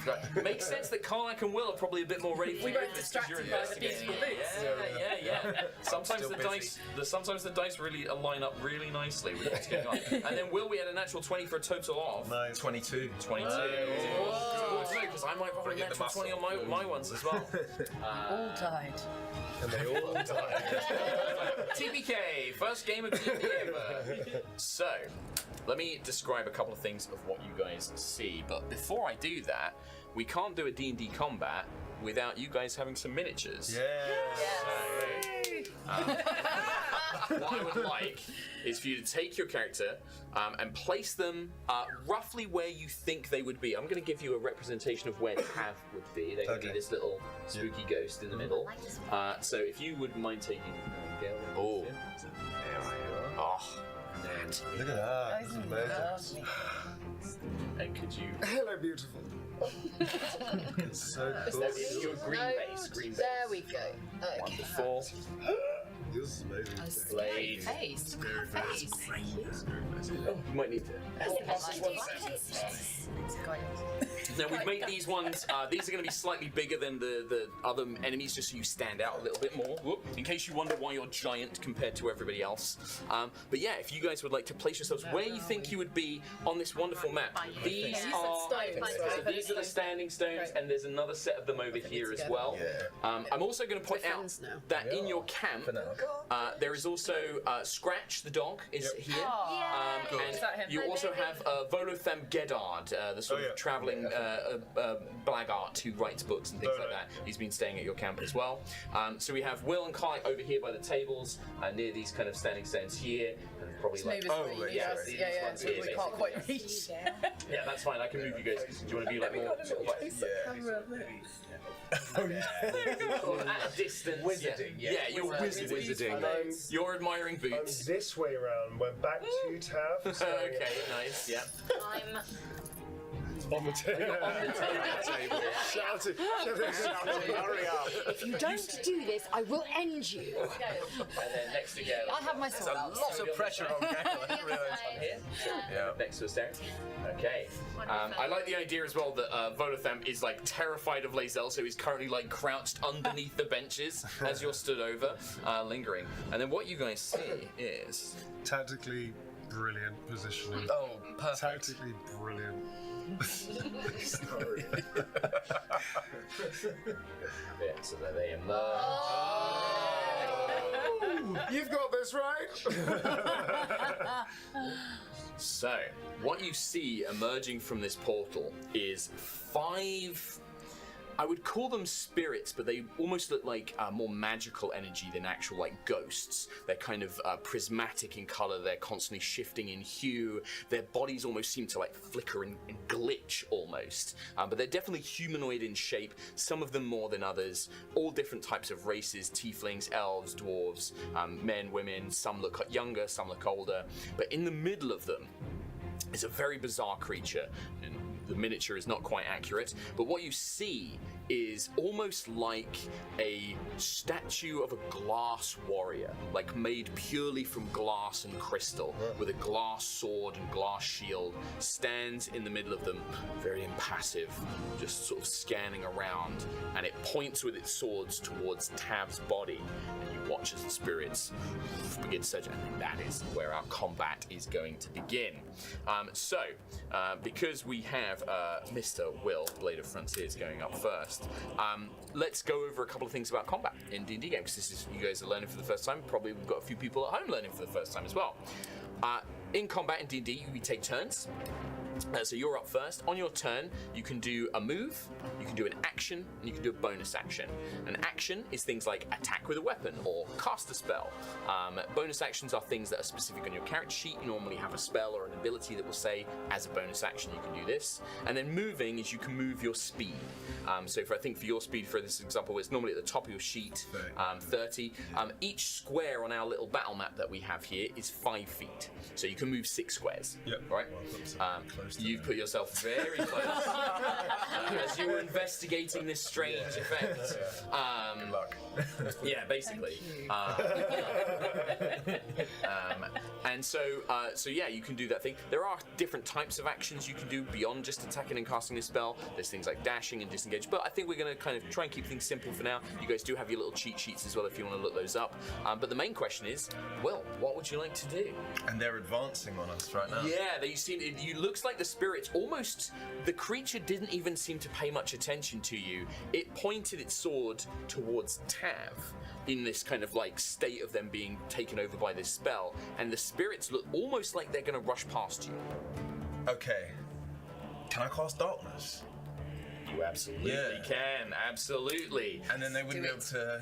I'm going to cast darkness. Okay, that's it. Yeah. This is it, baby! So, in fact, I might even have a little thing for this. Jen, we're very proud. Yes. Baby warlocks, all grown up. I can show you. I'm going to use this to show you. So first of all, let's get into the narrative of it, right? What does it look like when Will casts a spell? Like, what do you imagine that looking like? Like, is this a gesture? Is this his eye, goes black and inky like the night he's about to conjure? Is this like smoke trailing out of his hands? His eyes go black, his other eye like rolls back into his head. Nice. Puts his hands like to the sky, and he sort of like draws the magic down from the heavens. And you watch as the light in the area almost seems to dim, like it's turning night, but just in this small part. Nature itself bending itself to Will's strength, and you hear that feminine devil voice whispering, nothing intelligible, but just you feel her presence, your patron's presence in the back of your mind. And darkness would cover an area like this on the spirits. So where would you like to kind of like center this spell? Like you could have it right on the middle of them. You could have it so it more is affecting like you would like less you and Karlak. Like where roughly would you like it? No, literally like right on top of us. Right on top of them. Just to like disorientate them. Yeah, absolutely. Yeah, absolutely. So you conjure this darkness. Now you have a special ability, Will, which allows you to see in magical darkness. Yes. Unfortunately, Karlak does not.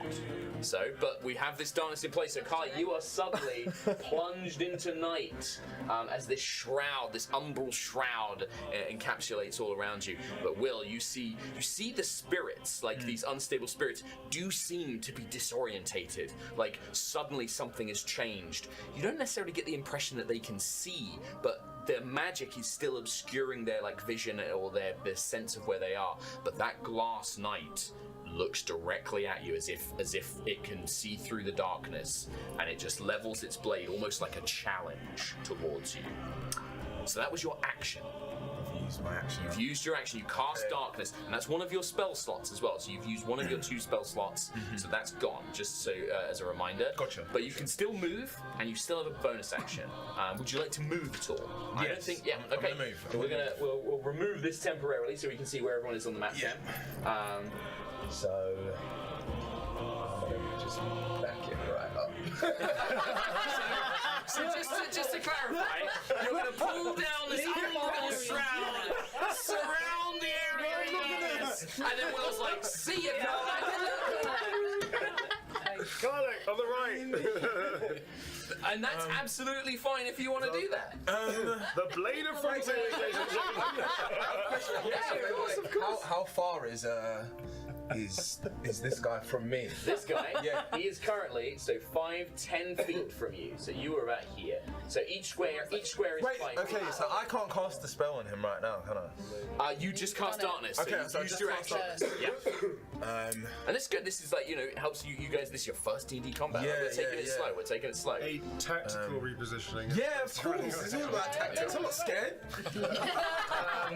So yeah, I'm gonna back it up. Yeah, so you do what you want, man. You absolutely. So you can move 6 squares. I'm gonna move. So you can go. So 1, 2, 3, 4. Oh no! I swear. No, 4. Oh, I see. So you want to go here? I'm just there. I'm just there. All right. Out of the darkness in it, and hopefully some others catch my attention. Amazing.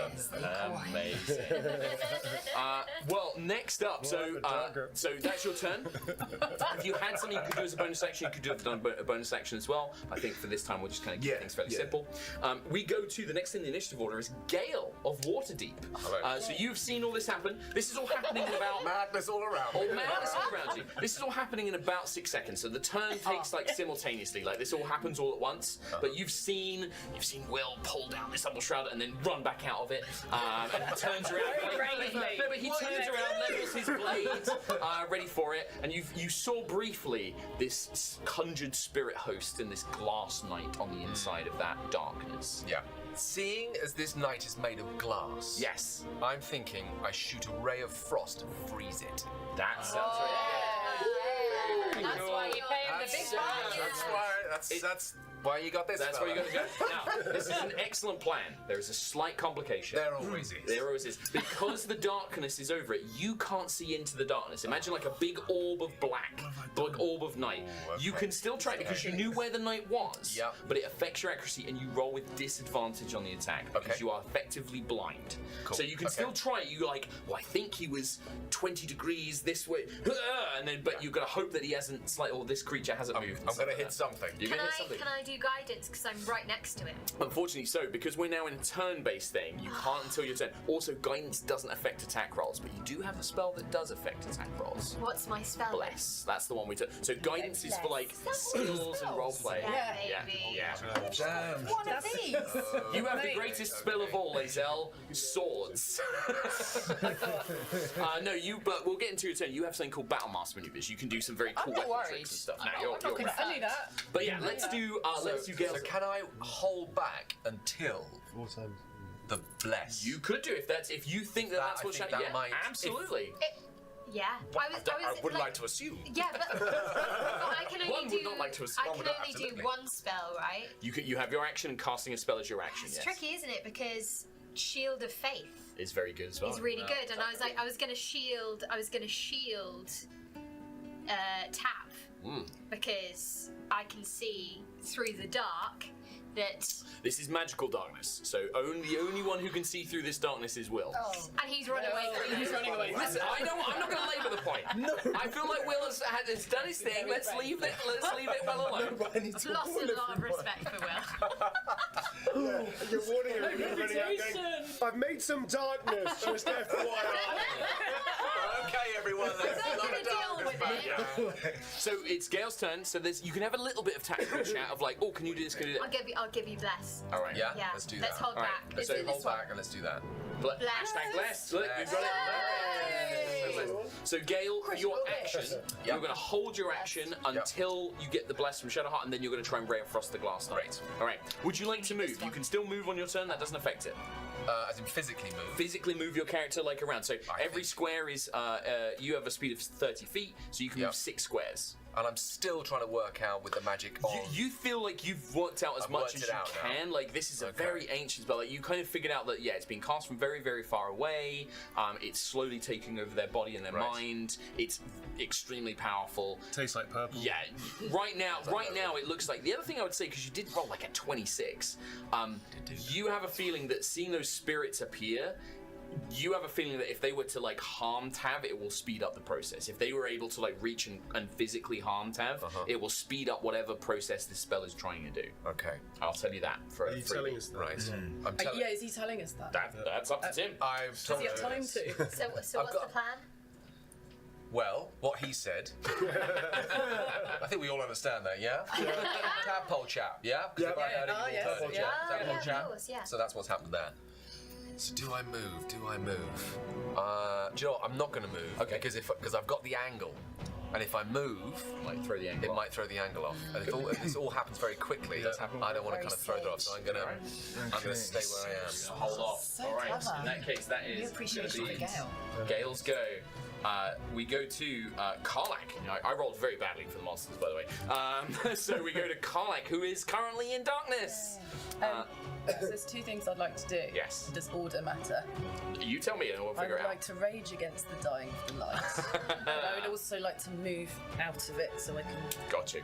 basically put myself between Absolutely. Tav And these creatures. and just the darkness. Yeah, so if you would like to rage, I believe it says, if you want to read it out on your little ability there, I think it says if it's a bonus action. It's a bonus action. There you go. So yeah, it's a bonus action. You can do these in any order. You can move, attack, bonus action, any order you like. So you rage as a bonus action. Do we we imagining like the flames kind of coming out of the engine, venting heat off your body, maybe seeing some of the steam of the morning sun kind of thing. That would be pretty much in character, wouldn't it? It's pretty good. We'll stay with fire, shall we? And then so you kind of, begin to rage, you gain the benefits of that, which we'll go into if that comes into effect, and then you would like to move, so please feel free to move yourself around. You have enough spatial awareness that you're like, I remember where behind me was. Yes. 3, 4, there. 4 there, alrighty. Am I out of the dark? Just about. I'm going to say that you're going to be just out. Basically, if they hit me, I'll take half as much damage. Yeah. That's the deal. And also, like, if these things rush forward, they might rush past you, and that's what we call an opportunity attack. If a creature moves past you, you get to kind of make a free swipe against it. So the tactical retreat is very wise. Long term. Is there anything? It's That was it, wasn't it? marathon That was a moving bonus. That was That's a it. move, a bonus action. Anything you'd like to do on an action? Like, I'm just gonna yell, "Fuck off!"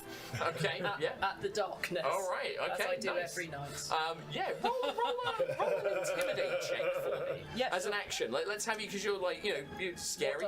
D20. Yeah. So D20 plus your intimidation. So that was 11 plus 3. Plus 3. Okay. Might be a bit upset. Might be a bit upset. Let's find out. So I'm gonna roll to see how scared these spirits might be. Ooh, that's pretty good. Unfortunately, you kind of don't see anything, but you don't hear any sounds that they've been affected by, like kind of shouting at them. Nothing seems to. It's definitely worked. What does happen next is exactly what Karlak and some of you believe might have happened. As these spirits rush out of the darkness, kind of panicked by it, but they do so blindly. So what I'm going to do is I'm actually going to have them so they're going to go. Yes.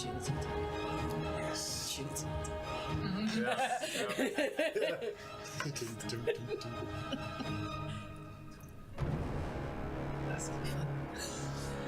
Looks like you need some help, Carla.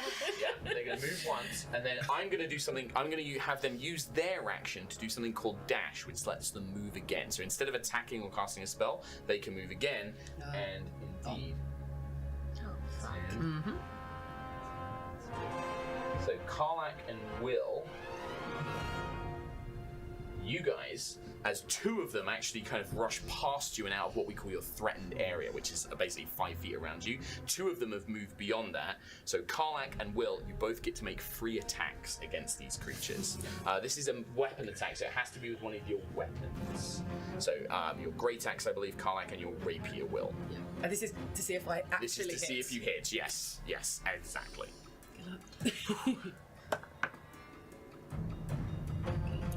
So what do we add to it? The attack bonus. So on the middle column, you should have great axe. No, that's all right. We're learning. So it should have the name of the weapon, great axe, and then the next column is the hit bonus, and then you have the damage. All right. So what do we get for Will? 12 plus 5, 17. 17 is a hit against these creatures. I'll come to the damage in a minute. We'll see if Karlak hits. 15 plus 4, 19. 19, you both hit. So the rapier kind of strikes in, piercing through this, and you see it almost like glitch, like become distorted. The great axe swings through similar kind of thing. This time now you're going to roll damage. So the damage is the next column along. Each weapon has a different amount of damage it can do. So we can actually hurt these things. It does appear to be so.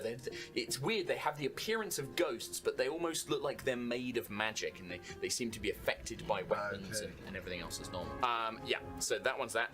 And then what's the bonus you add to it? So it says the damage bonus. 1d8 plus 3. Plus 3. So you're going to roll that, add 3 to it, and that's how much damage you do. 2. 2, so plus 3 is 5. Yeah. So you strike this thing and you watch it kind of dissipate a little bit, but it's almost like parts of it are left, like it's been fragmented, but the whole thing hasn't quite dissipated entirely. But it does look very badly damaged, very, very badly damaged. And then what do we get for Karlak's damage? It's 3. Plus 2. Plus 3, so 5. So same thing. You kind of swing the axe down. Woof. Same thing happens. Oh, but you are raging.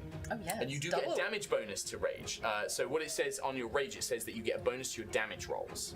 In a rage, you deal plus 2 damage with your attacks, take half damage from everything except psychic damage, and have advantage on strength checks. So it was 5 plus another 2 for your rage, so it's actually 7 points of damage. Nice. Because you add 2 to every attack you make, and that is enough. Yay. You watch, Karlak, as this thing runs past you, you kind of woof, swing the axe down, and it just, woof, like a gust of wind, it kind of just disperses this creature entirely. There's a however. When this type of creature, when this creature in particular is destroyed, it erupts in magical force, and I need you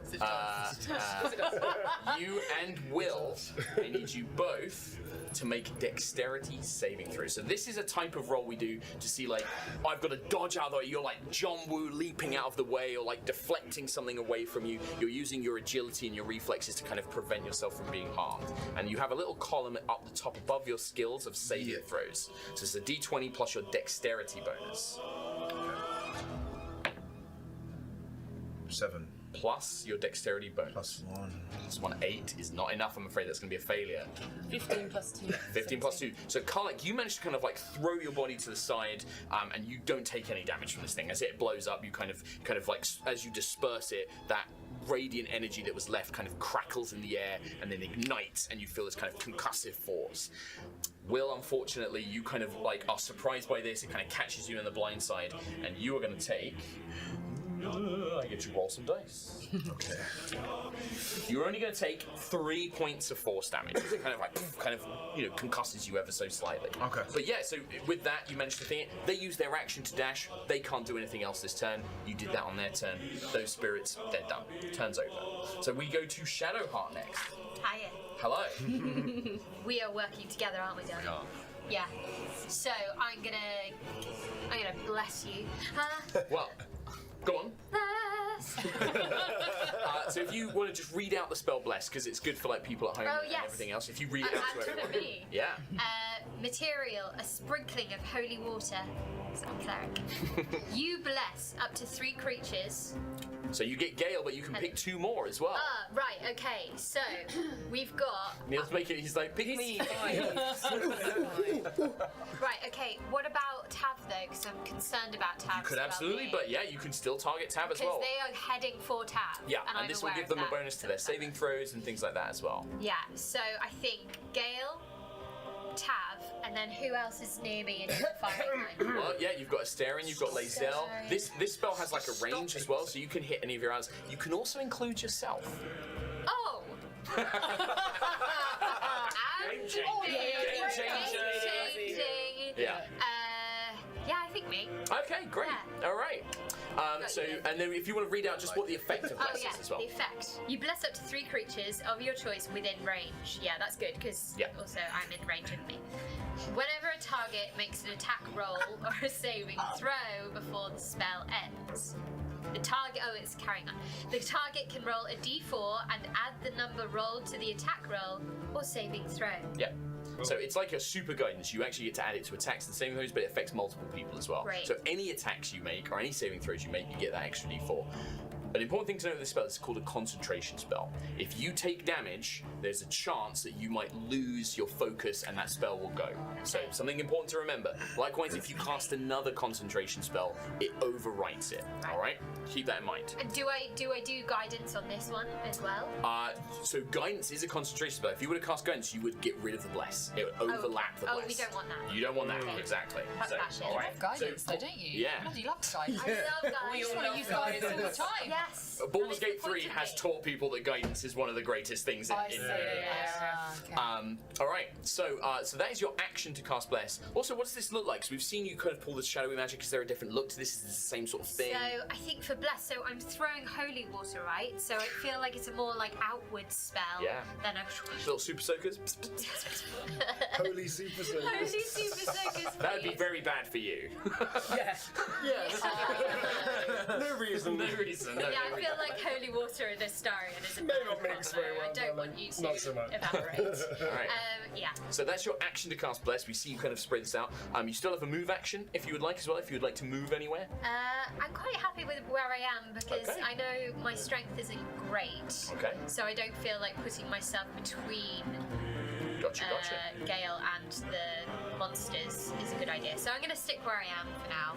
Yeah. Alrighty. And then do I have any more things that I can So do? you could do a bonus action as well. So sometimes you have a spell that's a bonus action, like Shield of Faith, but it's a concentration spell.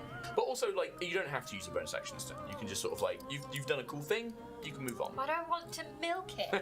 I want to do all the things. Why won't the game let me do all the things? What about invoking duplicity? Would that help with anything? I mean, if you would like to do that, you can totally do that if it's a bonus action. But like, I could just I feel like these guys are easily confused. So like, by adding another like person in the mix for them to like concentrate on, then they can like then they can leave Will and Karlak alone a bit. That sounds very So cool. I'm like, I love it.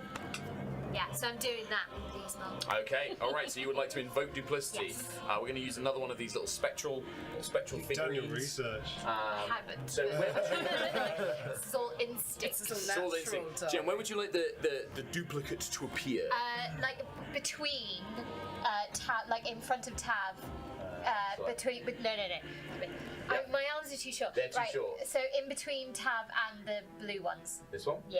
So Is that a cool. duplicate of Duplicate. Shadow? It is. I'll remember it. But yeah. Oh, sorry. Yeah, no. This is the duplicate of Shadowheart. So you guys all see this almost near perfect replica of Shadowheart just sort of spring into existence. This illusory version of Shadowheart, kind of with mace and shield, like threatening them and stuff like that. And you can move it around later on other turns. But right. So you summon this. You call upon Shar, and you feel the shadow almost like the shadow itself forms into Shadowheart. Right. Great. Wow. Very cool. Very cool. Alrighty, so we're going to jump back in, and actually we forgot, Gale, you had held a readied action for when you got blessed. So let's do that before anything else, because Shadowheart's just blessed you. So you wanted to cast Ray of Frost. Yes, I do. On the Glass Knight. Yep. And you now have Bless, so you get to add a d4 to the attack roll. So you're going to use one of your cantrips. This is the first time we're going to be seeing an attack cantrip. So cantrips are like spells that you can cast as many times as you want. They don't cast spell slots. And your Ray of Frost one has information on your attack column in the middle of your sheet. You should have Ray of Frost. Yep. So what's the bonus that you normally +5. get? So you're going to roll a d20 +5 and another d4 because of the bless as well. Right. So that's 15, 20. 20, and then add the d4. So get into good habits of adding out blesses. Yep, that's the one little pyramid. What's that? 2? 22. Now remember, this is at disadvantage, so if you're going to roll that d20 again to see if you get a lower result than a 15, because you're at disadvantage, so you roll twice and you take the lowest, because you're currently unable to see the glass knight in the darkness. But that bless is still going to add 2. Okay. 8. So it would be 8 plus 2 from the bless, 10. plus 5, because your attack bonus. 15. Not bad, not bad. Yeah, might still just be enough. It is. Yes. Thank you. So you cast him and flip him off immediately. So, almost imagine this into this sphere of darkness. Imagine just a completely opaque Vanta black kind of globe in the middle of this field, and you watch Gale. You're kind of angling it and just see the trigonometry in your mind, and then. Do you have an idea of how Gale might channel a ray of frost? Ray of frost. I think he would bring it up from the depths. And then just... Yeah, nice. So we kind of get this freezing beam of cold. So how much damage does Ray of Frost do? Right.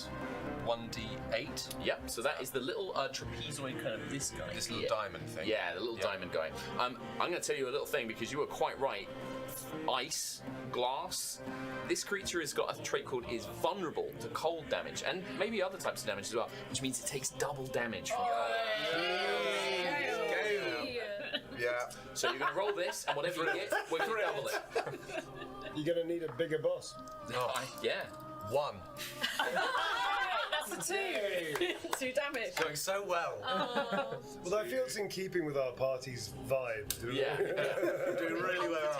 So we watch as this almost impossible angle, tracing it without even being able to see it, and we just get this, maybe the ray kind of diminishes as it gets to the end, and it freezes like a piece of the pauldron, kind of frosts up a little bit like a nice Christmas ornament, but sadly doesn't seem to have a huge. Yeah.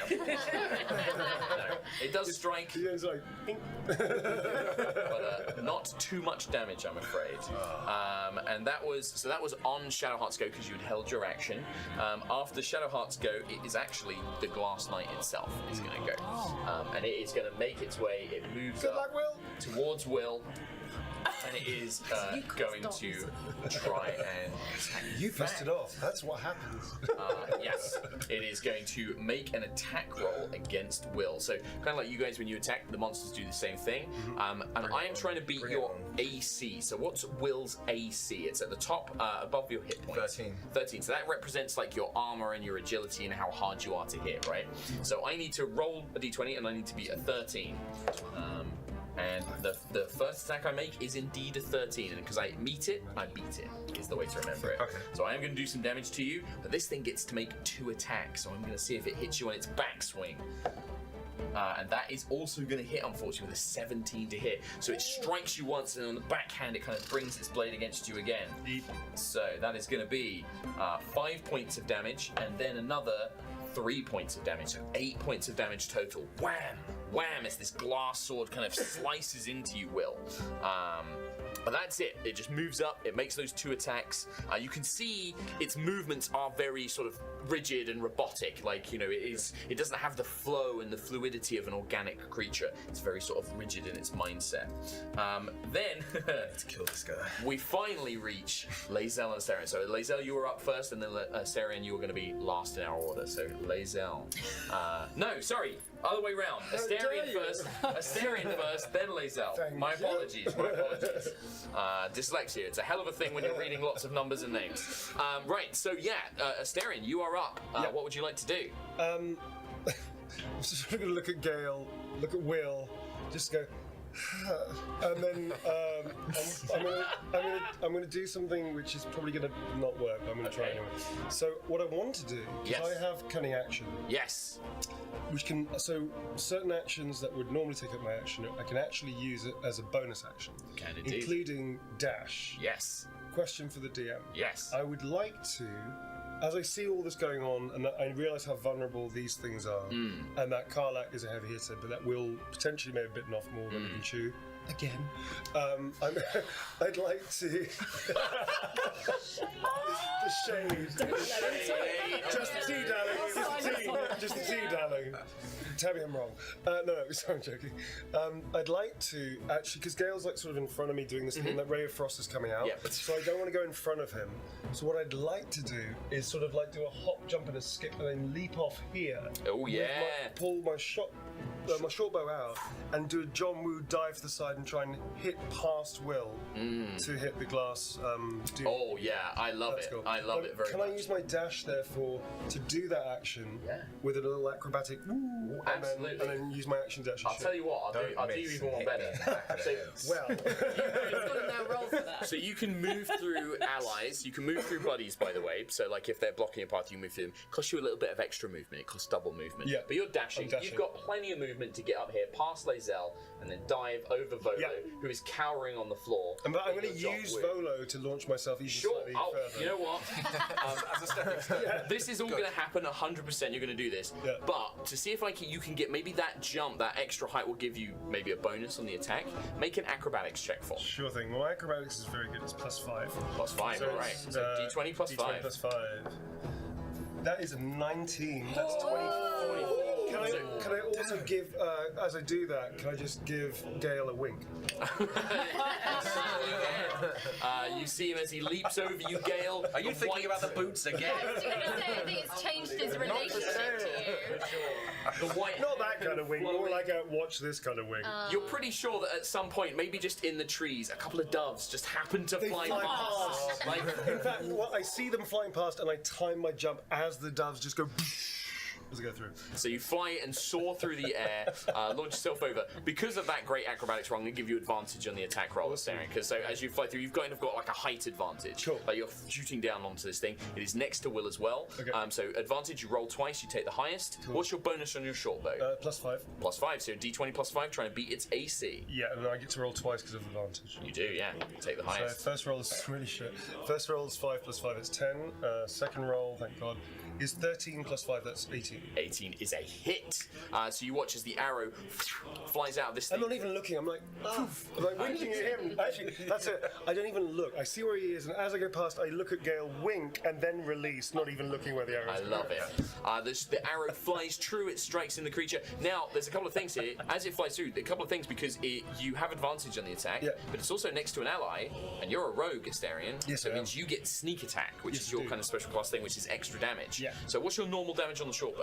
Normal damage is 1d6 + 3. And then how much is your sneak attack? Sneak attack is 2 + 2d6 damage. You can ask some of your friends to lend you some extra d6. You can roll it all together. I'm just going to take yours, and I'm going to take yours. You're stealing your dice. Great. I'm taking your dice. Do it. No, not even asking. Not even asking. But yeah. And so 3d6. And then plus the 3, right? Holy shit. Okay, yeah, cool. That is 3 4s, that's 12 plus 3, it's 15. 15 points of damage. Hot dice. So Thank you, folks. you watch as this arrow thuds into the glass kind of like chest plate of this knight, and you watch as it cracks. Maybe the little bit that Gale had frosted over just gave enough. Just saying. That's why I winked. That's the place to hit it. All right, Astarion, would you like to do any more movement? You probably have about 10, 15, 20... You've probably got another 30 feet of movement. You've got another 6 squares you can move. What I'd like to do is, because he's focused, even though I've hit him, he's focused on Will, they're in combat. Yeah. So I want to flank him from maybe from behind. Like, do you want to move in for melee, or would you like to stay at range? I think range, because I'm probably going to be at the moment a little bit better. Would you like to duck behind here for some cover potentially? Yeah. Actually, yeah. So the jump happens. I'm still doing this. I look at Gale, wink, fire. I land in a rock tuck roll and then just vault over. Yeah, just vault over. I am living out so many fantasies right now. Amazing. I just vault over that thing. Just great. Duck behind it. It's a great chance. So for you guys, like if you're behind something like a stone wall, you can gain a bonus to your defenses called cover, and you can kind of, if somebody's shooting arrows at you, can duck behind it. So if these guys were to start like maybe throwing magic or something against him, he might get a slightly higher defense bonus, right? Because of it. Great, perfect stuff. Then we come to last, but by no means least, Lae'zel. Waiting for this. I know, Lae'zel. Let us pray that the dice reward you for waiting so long. Well, now I was relying on Gale to do a little bit more frosting. So then I could go in and smash those guys to pieces. However, he did not deliver. Unbelievable. It's pretty standard, I would say. Yeah, I mean, yeah, Lot you of could. chat and no action. You've got these guys. These guys here. Wow. So, now, I seem to have a lot of things that I can do. Yes. I'll give you the short of it. Yeah. I'd like to sort of charge in right in the middle there. So we're talking How like does that against work? all of these guys here, or Yeah. against this knight? Probably against those guys there. Yeah, Because they so seem you're to be charging into the spirits, these unstable Yeah. spirits that are attacking, going for Tav basically. So we watch as Laser leaps off of the table, great sword pulled out. You land in the middle. You've got two of them within reach. Right. What would you like to do? Is this Smash them. great? So you've got some choices. Smash. You've got a couple of choices. Because you're a fighter, you can just make a normal attack and just attack with your greatsword. But you can also do these things called battle maneuvers, which are like you can like knock enemies, you can disarm them and things like that. They're all in your little middle column. In your middle column, they should be written down. I'd love to use a menacing attack. Yes. That yes. sounds menacing. Very good. So these you can trigger like when you make an attack, when you hit, you can choose to then you can basically say, I'm going to spend a point to do it basically. Okay. And it means that you get to add extra damage, but also menacing attack. You might make an enemy frightened of you, like they make a saving throw. But first, we have to see if you hit. Oh. I am confident. Nice. I hope so. I hope so. So this is a D20. So this is the big dice, and then you're going to add. What's your bonus for your greatsword? Middle column. Oh, it's a +5 there. +5. Not okay. a bad one. Love to see it. So we're Okay. going to roll this +5. It's a. What is that? It's a oh, it's a 4. 4. Sorry, it was upside down. I was like, what is that strange symbol? That's a 9 then. A 9. So it's the leap off the table. You're a skilled warrior, you know what you're doing, but that leap just gives you that slight momentum where this spirit almost glitches to the side and the greatsword thuds into the grass, missing, unfortunately. You look awesome. Well, well, well. I've got some good news for you, though. Oh, go on. You have an ability, because you're a fighter, called Action Surge. Oh, yeah. And Action Surge lets you take another action. Action, I So see you it can right make here. another attack if you want to. After a short rest? After a short rest, yeah, you get it back after a short rest. Okay, short rest to tell Gail to fuck off. And here we are, we're back. So I don't know why I've got hate for you today. It's usually directed at It's that first roll, like, you know, just nailed it. So yes, you'd like to use your Action Surge and try again. I would love to. Let's do it. So Here make we go, Gail. another attack. It's another 4! Well. Dev, welcome to D&D. Welcome to Surely he now has advantage on everything. I don't like this game. Do I still have my greatsword bonus? No, wait, this is a different thing. Yeah, no, so you didn't spend those points because you didn't actually hit, so you don't need to worry about your menacing attack. You've missed, unfortunately. You still had the 5, but it's only going to be a 9, and that still misses, unfortunately. Right, Yeah, so I have you basically you're telling me I have nothing. I've done nothing. You've swung. After all you've that, swung and it missed. looks very Yeah. heroic. It's I've a done swing and a miss, but you looked really badass. Great. 100%. Sounds right. Glad I waited so long for that. Yeah. We are going slow. We're kind of teaching everybody. Yeah, no, we'll kind of get through it a little bit quicker. It's cool. At the very end of the round, Volo is going to run behind here next to Asterion. Oh, good Master Asterion, I'm so... I see that you've had the tactical decision to retreat to the end of the field as well. And he kind of like ducks down and takes his hat off and crouches. Without you doing any damage, after he said that, I'm just going to stare at him and just slap him. And then just sort of turn back to the fight. Oh yes, I suppose I could lend a hand. And he's sort of like whimpering as he does. All right. And then Scratch is Save the dog! Save the dog! and Scratch is going to make an attack. Oh, as you know, Tav. Best boy. Very good game. Best boy. Best boy. And would one of you like to roll for Scratch, in fact, actually, rather than me? I can. Oh, so then Jen, please. Straight in They have a +3 to hit. So if you just roll the d20, and then you're going to add 3 to it for me. Come on, Scratch.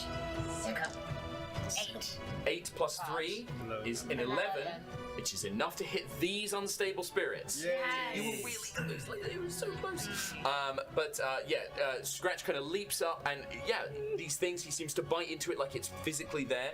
And if you can roll the d6, which is the normal dice, the one that everyone knows and loves, and this is +1 damage. It's on my hand. It was 3. It was 3. 3, so 4 points of damage. So you watch as Scratch kind of bites into one, bears it down, and then, kind of like, wow, wow, wow, wow, wow, and it's like barking and trying to ward them away from Tav. The spirit sort of looks down at this dog, like almost confused on its face, like not sure what it's been attacked by. And that is going to be the end of our first round of D&D combat. Bit of a slow one, but that's okay, because we're learning the game. I do have some bad news, though. No. Because at the start of the second turn, this other standing stone. And they're bigger. What are they? Whoa. What's a chunky monster? So these look very similar to the spirits these unstable spirits, but these don't look human. These look like they've been stitched together by, the wing and an arm of an owlbear and a crocodile's head, like these almost horrific experiments, but spiritual and made of magic almost. Right, and they kind of glitch and and you can hear like noises, but it's echoey and distorted as they do, as they begin to kind of move forward. But that's going to bring us all the way back up to the top with Will. Blade of the Frontiers. I'm going to attack this guy. The Glass Knight. Yeah, I want to attack this Glass Knight. Sure. Yeah. Okay, well, how would you like to attack him? Is this with a rapier? What would you like to do? He's close to me, isn't he? Yeah, he's right next to you. He's up in your face, like swords clashing. Imagine, because also like this is 6 seconds. Like you've probably exchanged, like you've parried and blows. Yeah. Like Zella, you miss with those attacks, but you're probably still like fending off your own attacks and stuff like that as well. Imagine cool cinematic combat. I'm gonna pull my rapier and I'm gonna attack the Glass Knight. Okay. Do you say anything, or is this just like lunge with a parry or or something like that? I'm just gonna say you'll pay for that. Oh, nice. I love it. All right. So this is plus your rapier's attack bonus. So D20 plus your rapier attack bonus. Plus 5, I believe. 18. 18 Nice. plus 5, 23 is Nice. easily a hit. Easily. And then plus 3. 6. So 9 points of damage. So you watch as you'll pay for that, and you thrust, and where the arrow shot from Asterion kind of cracked it, a little bit of frosting from Gale. Thank you. You strike, and you see the cracks almost touching from your 2 strikes, and as they do, the whole knight just bursts into pieces. The Blade of Frontiers, ladies and gentlemen. Just shatters in front of you like an ornament, turning to dust. However, the spirits don't seem to be, they're still going about their business. Like, they don't seem to be, like, disappearing now that the night is gone. But yeah, this creature, which you saw, like, took some pretty big swings at you, like, is now destroyed. That's how it's done, guys. It's how it's done. That's why you came back. Yeah, exactly. A long time. Would you like to move or do a bonus action, Will? I would like to... Now, keep in mind, you do have a couple of these guys next to you, so if you move away, they might get an opportunity attack at you. That's basically what they call it, like Karlak and you did. When something moves past you, if you move away, they'll get to do the same thing. If you want to, you can risk that free attack from the spirits and move somewhere else, or you can stay where you are and just next turn keep fighting. I'm going to stay where I am. Alrighty, perfect. That sounds great. In that case, we go to Gale of Waterdeep. Okay. What would you like to do? Yes. Oh, I love it. No, he's ready. I'm mixing it up. I'm going to try and mix it up. I'm tempted with the new ones that have just arrived, doing some sort of thunder wave. Moving them as far away. That'd be good. Now I'm going to tell you the way the thunder wave works. If you want to read it out for us, because there's a little bit about the area that it affects. Yes, it's each creature in a 15-foot cube originating. Yep. So the way that works, Gale, for you is imagine from your miniature, you draw like a little 15-foot, so 3 square 9x9 cube directly connected to you. Right. So if you wanted to do that, what I would recommend is you would move to like here, and then you can hit all 3 of them. Let's do that. Is that how you want to do it? Yeah, let's do that. I love it. Why not? So if you can continue just reading, so we get the rest of the effect. Right. So on a failed save, a creature takes 2d8 thunder damage and is pushed 10 feet from you. Nice. On a successful save, the creature takes half as much damage and isn't pushed. Constitution saving. Yeah. Yes. Perfect. So I have to make that. So we're going to do that. The other question I'm going to introduce, because we're kind of slowly learning mechanics, is you can cast that at first level, and it will do 2d8 thunder damage. Yep. If you cast it at second level, because you're a 3rd level wizard, yes, I am. You can do it as 3d8 thunder damage. You get extra damage, but you've only got a couple of 2nd level slots. This is the choice. But if you want it, you could wipe all 3 of these things out in one spell. Do it. Let's do it. All right, 2nd level spell. Let's do it. All right. On the second sheet of your character sheet, you have something called your spell save DC written up at the top, very top. Spell save DC, yes. Yes. What number is that? 13. 13. So that's the number I have to beat for these monsters to resist it. And I will tell you that their Constitution save is 0. Hey. So I don't get a bonus. So I have to roll a 13 or higher 3 times for these creatures to save. First one succeeds. I roll a 17.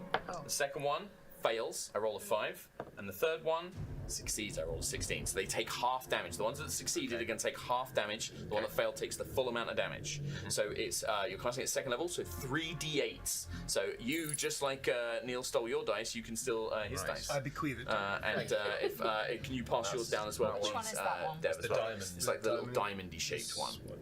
Perfect. Sharing is caring, everyone. That's what we love to see. Let's have a look. Right, and then see how much damage we get. What's that? It's It's a 6. 8, 9, 10, 11. 11 points of damage. Not bad. So you watch, and they're pushed back. If they fail, they're also pushed back 10 feet as well. So you watch as this one is pushed back and evaporates immediately. And because you pushed it back, when it dies, its explosion doesn't hit you because you launched it away from you, sending it flying, and then lands off in some bushes somewhere. The other two, however, because they take half squirrel damage, just flies out the they're gonna bushes. take, they take 5 because we always round down, right? So they are still up. And they don't get pushed back. And you see they're heavily damaged, kind of almost like pieces of these creatures, a feathered arm, a kind of scaly tail have been blown away and almost dissolved, but they are still and now they look at you with hungry eyes, kind of like shuffling towards you. Hungry eyes. Does Gale's hair also get like a little bit of like... Oh yeah, there's definitely like all of you would hear this cacophonous as this like wave of force emanates from Gale's hands, his robes blown back and everything as you boots revealed. Boots fully revealed. They are gorgeous. As a reaction, Starry just has a single tear down the eye and goes, oh, sumptuous. And that is just amazing. So Gale, you've moved, you've cast a spell. That was one of your second level spells, so make sure you mark off your spell slot as well. So it was one of your second spells you've marked off. All right, we go to Karlak next. Now, the problem with destroying whatever those things are next to me is I'm gonna kill Scratch. They blow up. And the poor dog doesn't know that. Well, that's not gonna happen. So being quite inspired by Gale, I'm gonna throw a javelin at the one that's just sitting in the doorway. Just sitting, the one that Gale's just that they just kind of blasted, or a different one? There's one in front that hasn't come off the board. That's bang in between my sending stuff. These ones? Yeah. Yeah, perfect, okay. But also, like, if you want to do something that's not on your sheet, like if you, I don't know, want to try and pick up Scratch, like... I'm on fire, dear. That's true. Very good Set point. fire to the dog. Set fire to the dog. I can't touch the things I love. Yeah, absolutely. So yeah, if you want to pick up that javelin and try Flaming javelin. Flaming javelin's pretty cool. Flaming javelin. Yeah, absolutely. Now, the only thing I'm going to remind you, you have an enemy within range of you, ranged attack, you're going to be at disadvantage because the spirit might use that opportunity to try and attack you. I don't want the dog to die. You don't want a dog to die. It's almost like I moved the dog in on purpose to make things interesting. I wonder if there's a bonus Stupid action. dog. I can use the training whistle that I've been using on the side with Scratch to train him to get out of the battle. Absolutely, you can do that. Little tent. Yeah, absolutely, you can do that. We'll do that as an animal handling check, and I'd say it's a bonus action. Yeah, it's quite quickly, like you've got a little whistle, you kind of blow it, and that's you've been training Scratch to, like, you know, Let's do that back first. off. Sure. Yeah, all right, good. I'll let you do that. Give me an animal handling check. That'll be a +3. +3, that's pretty good. To a D20, yep, +3. And it's going to be a low DC. I'm going to set 14. a low... 14? +3. Easily enough. 17. You kind of let out this loud, like... I've been practicing. Scratch his little ears pop up, and he knows, and I'm just going to give him a free disengage, and he's going to back off. Back to Good bed. boy. So we'll say that's your that was your bonus action. So now you've got your action free, and yeah. Feeling kind of. So I'm trying to see what I can see. So they're still up. They're still in battle. Those two are still that one up. that's furthest away. I want to just push them back into These the void. four are still up. This one is sorry. I think like this one is badly injured, but like these. You might have it on the next go. The difficulty is the I think choice. maybe I should now that the dog is safe. Yeah. Chop I'm going to change everything that I've said. Yep. And I'm going to go back to let's just great axe it in the face. All right, great. Let's go for it. Jeez. Yeah. Yeah. Right. That's kind of So the thing. D20 plus your great axe attack bonus. Yeah. 14 altogether. 14 is enough. These things aren't that hard to hit. And this one's pretty badly damaged as well. D12 is like the one that looks like a D20. Yeah, it looks like a D20, but it's not. 3 plus 2.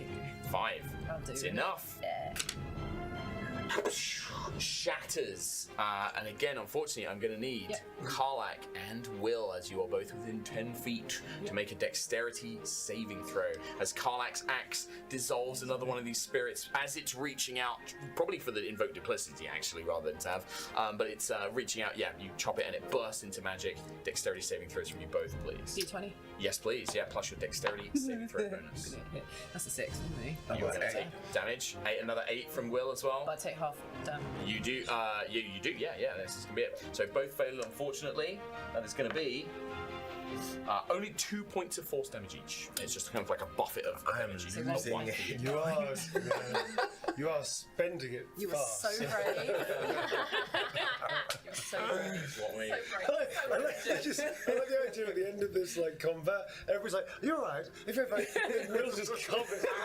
Will's so brave. Well, Cannon fodder. I will say, some of you might be joining Will because as these spirits go, these two Christ. are gonna rush up on and these ones here, 2 of them are going to attack Tav. This one is going to attack the illusion of the invoke duplicity, Right. and it just goes through the illusion, because it's not real. So the creature attacks it, wastes its attack. The ones that attack Tav, because Tav is paralyzed, I'm going to have them hit it automatically.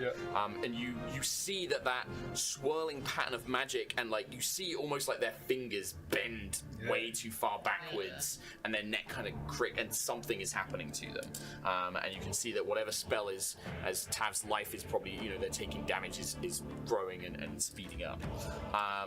The other 2 are going to attack poor Gale of Waterdeep. After all I've done. After all you've done. Unbelievable. So I'm going to roll. I need, what is your AC, Gale? And you have 2, so one is with mage armor, one is without. You're currently without your mage armor. 12, 15. 12, so yeah, it's the first one. 12 is without mage armor. Yep. So I need to be at 12.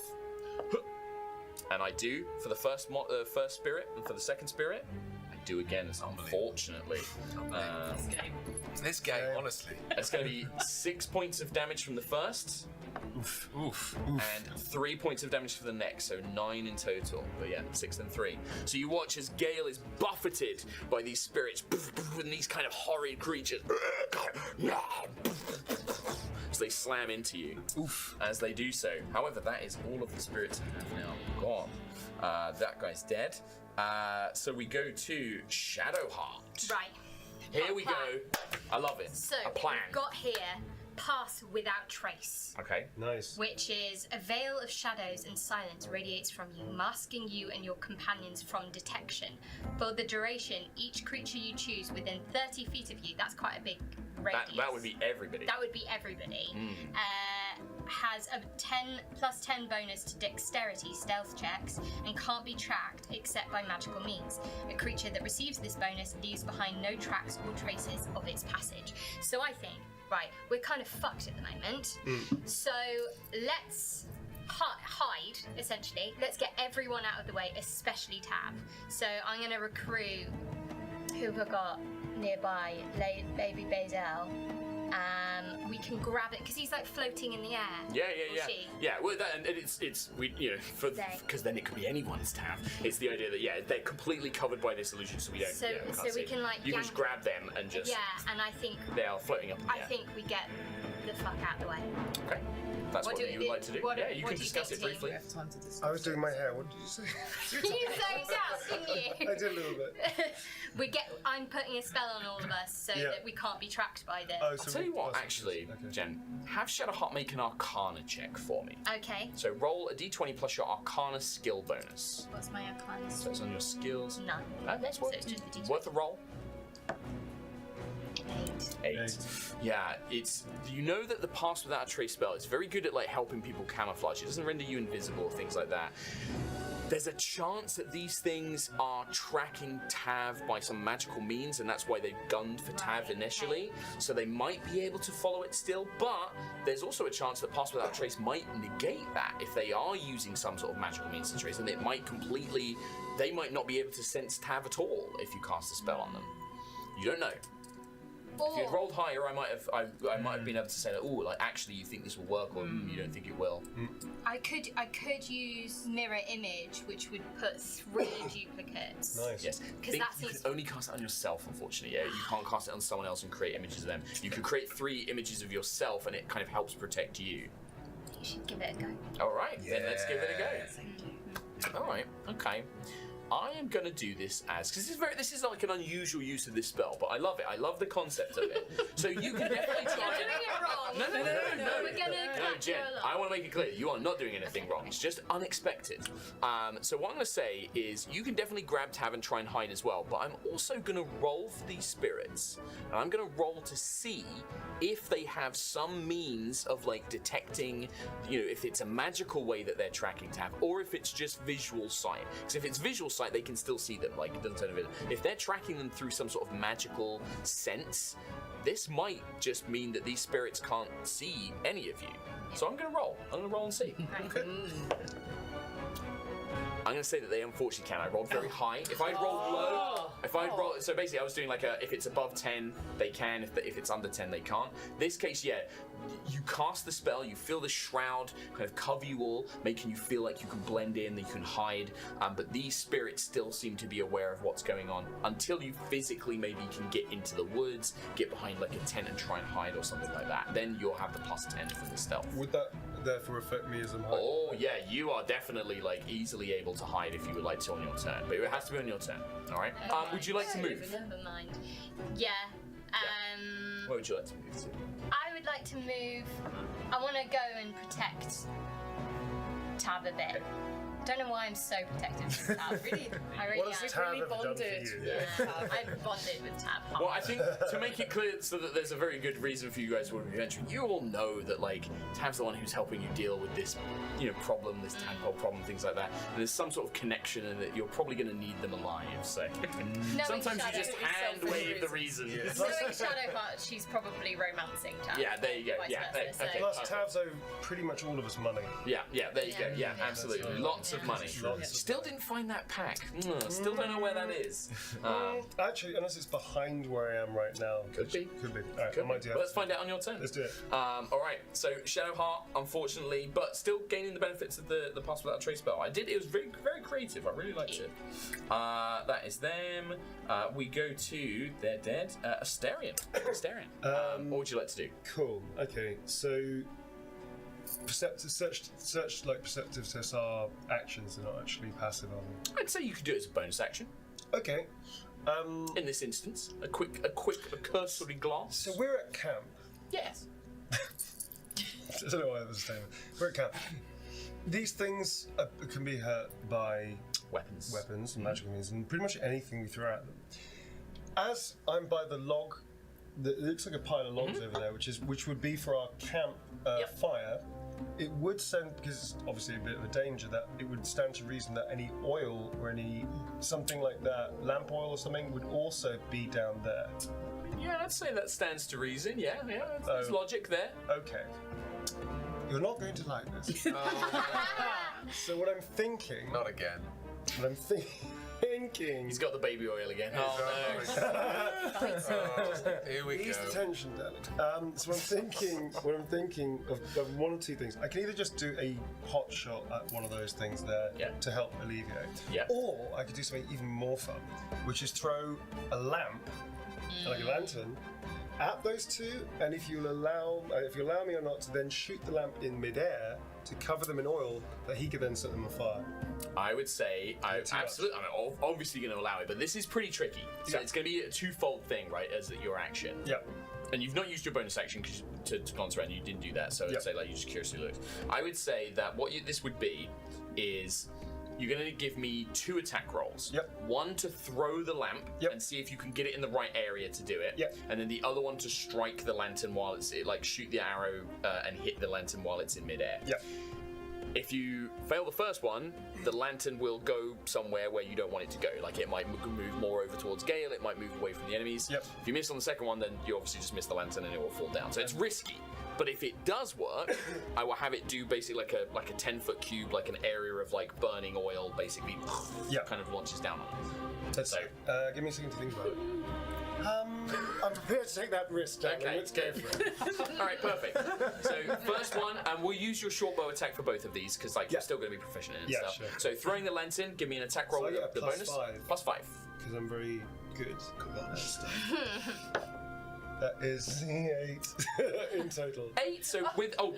Total. Oh. That might be for the best scale. I've got long robes on. I've got long robes on. I'm very So easily I just want to check. ignited. You wanted it to land about here. Ideally, away from Gale so it wouldn't splash him. So 1, 2, 3, 4. Well, that's kind of close to. Oh, okay. So it's actually it's only just slightly off range. It's currently it's gonna be just above this one here. You're fine. Just a bit warm. You're fine. Just the eyebrows have gone. So now to see if you can hit the lantern. It's gone like here. It's basically over this guy. If you hit it now, it will hit Gale and the two creatures. You've got a few seconds. It's flying through the air. Alright, fuck it. That's a 7 plus 5, that's 13. 13. 12. Sorry, 12. I'm going to say it's a small... Do I knock it off? Do I just knock it in the air and it spins around and hits somewhere else? I'm going to say, yeah, it's too small. Like, a 12 is not enough because it's quite a small, hard target. So you fire the arrow, it flings the lantern off into the far distance, like somewhere over here. And then it says fire to the top. Everything. It's just like... That was all our food! Yeah. Well, actually, no, I'd say that with that, you hit, like, the metal casing, it doesn't shatter it and just kind of, like, cartwheels it. And so there's this lantern that's all bent and buckled, but that's it. But unfortunately, yeah, very cool. Would have been amazing. If it paid off. As and that's the fun of D&D. It's a free action, I'm just going to shout out, I saved you, Gale! There was a flying lantern at your head, you're welcome! You are so lucky. Lae'zel, let's make up for it. Let's hit big. Right. Well, so Gale's pretty much fucked, is he? I mean, you're dead now. We'll find out. But you also see these two, the ones in front of you, the ones that attack Tav, and if you don't think that if they do that again, that's going to be bad. Great, right. So let's get rid of those two then. Let's try and kill them. How do I do that? So you can make an attack against one of them, because you've got to choose which one you're going to attack. No, I can't attack both. I do have a long sword. You do have a long sword. I mean, you can try if you want to try and like do like a sweeping, cleaving I would blow. love that. Yes. Sure. What I would say with that is you target one. If you do enough damage to kill it, any remaining damage will go into the next one. How about that? Yeah, that sounds like a deal. All right, sure. Right. What Cool. do I do? This So one? this is the big D20, and then what's your great? So you add your greatsword bonus, and it's your attacking with your greatsword. So you're adding Don't plus let me 5. down this time. If it's another 4, that dice is going It's a 19!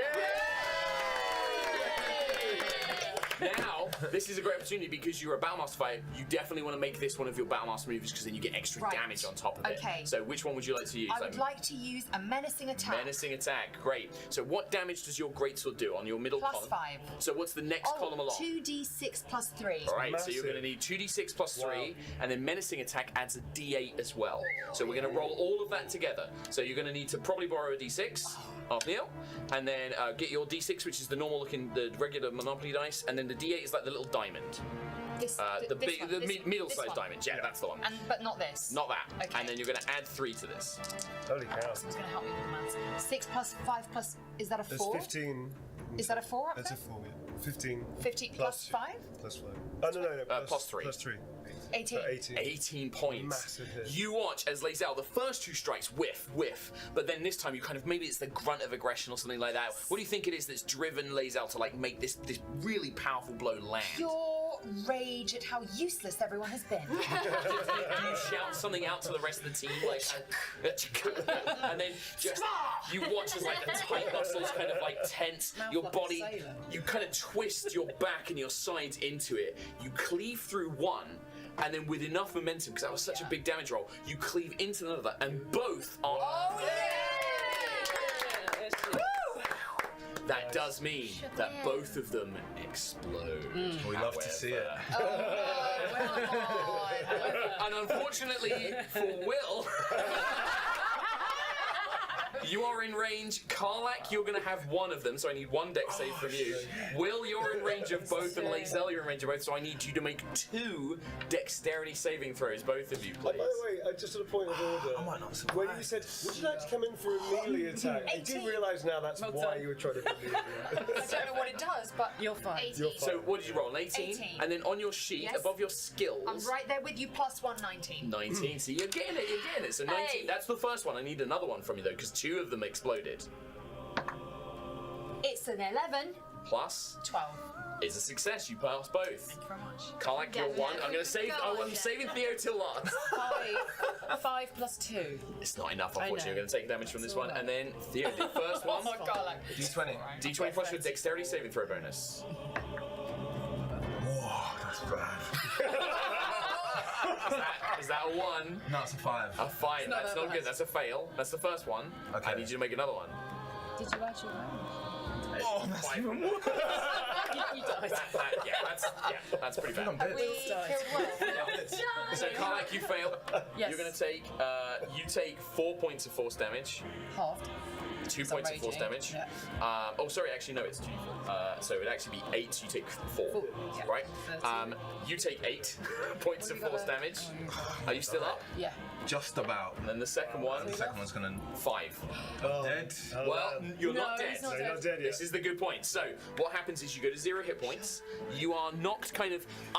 in the raw rules of D&D, you're supposed to go unconscious and you're knocked out. I don't like that because it means you can't roleplay and stuff. So you're kind of dying. You can't do anything. You can't cast spells. You can't do... I'll let you crawl 5 feet, but you're basically bleeding out. You're the Left 4 Dead, in your last moments, kind of last stand. But you can't do anything. You can speak a bit and sort of roleplay with your friends, but you're basically out of the fight. If you get healed, you come back in, you get your hit points, you're back up and stuff like that, right? Might use the help up action as well.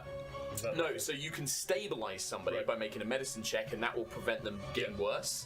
But the only way to get them back up is with giving hit points, right? So healing spells like Cure Wounds, feeding them the magic potion, that kind of stuff. That's the raw rules of D&D. We're going to use that a little bit because otherwise it gets a bit tricky. But the other thing you need to know is on your turn now for Will, you need to make something called Death Saving Throws. We'll get into that on your turn. But you are currently at 0 hit points. As you watch, all of you see the Blade of Frontiers, this blast of these undead, of these spiritual creatures knocks him back. Like a street fight. And we knock you prone on the mat. Avenge me. And that was on Lae'zel's go. So that was at the end of the round. So would you like to move, Lae'zel? You just chop through these 2, bam, and then you avoid all the damage. Do you feel any kind of bad about the fact No, she doesn't. Wow. Sorry, Noted. Okay. I have one singular mission, that's to get rid of these little blue creatures. So apologies if Will has to be sacrificed. Will has to be sacrificed. Sorry. Not sorry. Right. What's happening with this little blue guy over there? So there's one remaining spirit next to Karlak, very heavily injured. Yeah, definitely. Oh, heavily injured. Is he going for the image? That he was going for it, but now having sensed that it's not real, is probably turning their attention back to Tab. So they kind of got a turn out of it. In fact, I think that one hasn't been injured yet. So yeah, and then there's 2 next to you. But you have used your action. So No, okay, I'm going to move over to Gale, because I think he needs all the help he can get, and Karlak can probably deal with that one. Great, I really need your help, considering you just killed one. Yeah. So you move up unconscious next to Gale. All good. So at the top of the round, there is you kind of hear a crackle and a flash. This time, it is not from the Sending Stones. Instead, you see a figure dressed in a kind of red robe, kind of red wizardy hat, big white beard. Santa Claus! It's Santa Claus. Ho, ho, ho, adventurers. It is effectively the Santa Claus of Faerun, as you see. And Gale, you would recognize this figure immediately as they arrive as Elminster of Shadowdale. You asshole. Everyone, it's Gale's granddad. You call out as he sort of arrives, and it's like, "Oh, Gale, my boy, I feared that something had gone terribly wrong. What is happening?" And he sort of looks around. You think? Yeah, he looks around, he sees Will on the ground, he sees these spirits, he's like, "Well, let's deal with your friend first." And with a flash, these 3 remaining spirits, he just evaporates with a flash of his hand. Wizard. Could have rocked up a little bit earlier. It's almost like you had to learn the game a little bit. And I needed to give you an easy win in case things went really bad. No. So the forest of tutorial. So you watch as Elminster kind of like banishes these spirits away, even preventing them from exploding to like kind of harm. He almost just banishes them with a spell. And then he looks, he'll probably look to you, my dear, I think that your companion may need a little assistance, as you see Will kind of like blood kind of pouring out of him. But any of you can, at this point, the only thing I want to do before we finish things off, because we are going to have to end our first sort of episode around about now. I'll go to break. Yeah, go to break. That's what we're doing. Yeah. But before we go to break, Will, I would like you to make a death saving throw. So what this is you're going to roll a d20, and if you get a 9 or lower, you get a mark, like a check mark, a bad mark. You don't want those. If you roll a 10 or above, you get a good mark, and you want those. If you roll a 20, you get back up as if you're alive. If you roll a 1, you get 2 bad check marks. If you get 3 bad check marks, you're dead. If you get 3 good marks, you're okay. So roll a d20, and we're looking for a 10 or higher. No. What we got? Well, that's a 6 or a 9. Either way, it's not good. Normally the dots on the bottom. Yeah, thank you, Sim. It's not good. It's so you watch as like Will's like maybe it's like the colour in his cheeks is fading, like kind of like the bloods, your eyes are beginning to kind of waver as you are falling deeper into death. But we will see if the companions we can maybe allies can heal or stabilise them after our little break here. Thanks for watching for part 1. We'll be back with Baldur's Gate Cast D&D part 2 very shortly. See you then. Hello everybody and welcome back to part 2 of our very special Baldur's Gate 3 cast, Play D&D. I'm your Dungeon Master Mark Sherlock Humes, and we are joining us back in the action. To give you a little bit of a recap, our party of adventurers awoke somewhere in the wilds of the Sword Coast. Their companion, the champion, commonly called Tav, seemed to be afflicted by some sort of strange magical spell, taking over their body, changing them, warping them. Knowledge from Gale of Waterdeep revealed that this spell was being channeled from far away and was a very powerful and ancient magic. And just as Will and Karlach were beginning to discern that there may be something else afoot, attackers, strange magical spirits, glass knights appeared from portals and tried to attack the companions. Fending them off with a little help from Elminster of Shadowdale at the very end, the party now find themselves in the camp, but with a badly injured Will on the ground, bleeding out. And that is where we're going to jump back in, my friends, with this little adventure of ours. So, we'll do it as a quick round table, what do you guys want to do? I'm going to have it, Will, you've just made that failed death saving throw, so you've got 1 of your check marks towards death, basically. If you get 2 more, you are dead. And we don't want that to happen. So, ideally.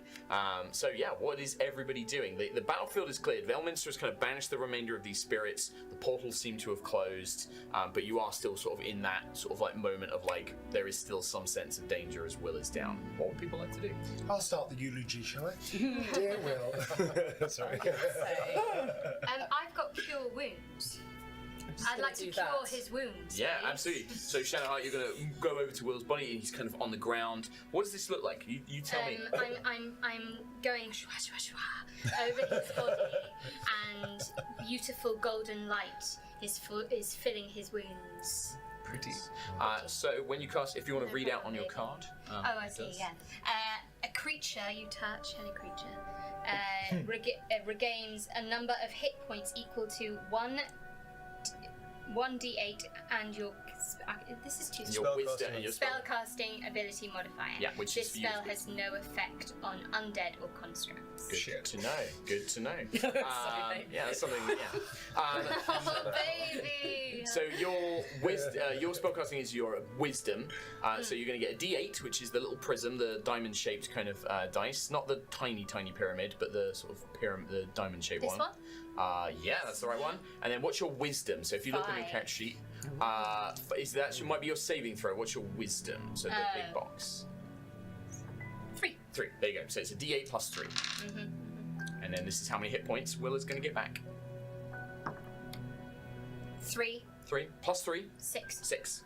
So you start from 0 as well. So if you're down, you start from 0, you get 6 hit points back. So you are on 6 hit points currently, Will. And you that life kind of flutters into you. I like to rule that you're not unconscious, so you are kind of, but you feel your strength regain. You can move under your own power, and you can speak and everything else. Like, what's it? And you see Shadowheart like literally weaving this magic, looking over you. Pleasure, Will. Pleasure. Don't do it again. Karlak rolls her eyes and starts looking for a magic potion to help. Sure. You kind of glance around, and now that there's no real threat, Tab's body is suspended, but you can see that Elminster is doing something, and it seems to have calmed the spasms and things like that. So you kind of have a little minute here, and you begin kind of searching around the camp, looking through supplies. You definitely know that, like, you have things like potions and stuff like that, but Tav keeps it all in their backpack for some reason. Can we do the thing that I may have mentioned earlier? Oh, what was that thing? Sort of rooting around a little bit. Oh yeah, maybe moving around. So Karlak and I'm sort of whistling while I do it. Yeah, that's right. So you guys are like, you're looking for a potion. You're just looking. Will, you're kind of like, your eyes follow you see Shadow. What about Lae'zel and Gale? What are you guys up to at this point? I think I'm going to go to Elminster and ask him what the hell is he doing, because we need to get on with the mission. Absolutely. No time for any of this business. Chitter chatter. Yeah, absolutely. What's he doing to Tab? Okay, sure. Yeah, I think very similar. I think Gail will probably go over to Elminster and go, I had that. Thanks for that, but I have it on hand. Elminster regards you both as like other things. He's just like, oh, Gale, my friend, yes, I'm quite certain you did. I detected a very powerful magical presence somewhere in the area, and I did wonder if something may have. And he sort of taps his chest a little bit. There was a bit of concern for a moment, but thank you. I'm sure that you had everything under control. I did. As it seemed. He kind of glances over at Will, who's like bleeding and everything. Don't look over there. Oh yeah. That was nothing to do with me. And my dear, Lae'zel, I believe I've heard the others call you, is that correct? Lae'zel of Kresh Kalir to you. Lae'zel of Kresh Kalir, of course. An honor to speak with one of the Githyanki people. And he's just sort of like, he smiles a little bit when you say that. And he says like, well, I am beginning to understand a little of what is happening here, but I'm afraid that your companion is in no state to travel or move. There is a far greater force at work in all of this, I'm afraid. Can you heal them? And quickly. The answer is no, I'm afraid, but perhaps we should wait for your companions for the full story. And he'll kind of glance towards everyone else that's going. I will say, for Karlak and Asterion, as you guys are searching around, you managed to find you both, and I like the visual, if you will, of you both eventually like glance over and sort of like nestled under the table. You see Tav's bag, and you both kind of put a hand on it from either side, kind of glancing at each other. But you both have the bag. What happens next? I would like to disarm the bag from her grip. Okay. By using a very nimble, not strength, but using like a sort of like a wrist movement thingy, which I learned on the streets of Baldur's Gate to outdo people when they were trying to get. And is Karlak like, are you going to resist? Do you want to like let him have the bag, or are you like, nope? I'm surprised. What are you doing? Nothing. Look over there. And then I'm going to try and like just knock it out of her hand. Well, how about you both? How about you give me a sleight of hand check, Asterion, and how about Karlak gives me an athletics check to see if you can just iron grip this bag. He's like, ha, and then it's just holding it. Still holding it. Yeah. But let's see who wins. So this is a D20 plus your skill. So sleight of hand for Asterion and athletics for Karlak. That is. And I'll let Neil reveal his roll first. So that's a 16 plus my sleight of hand of 7.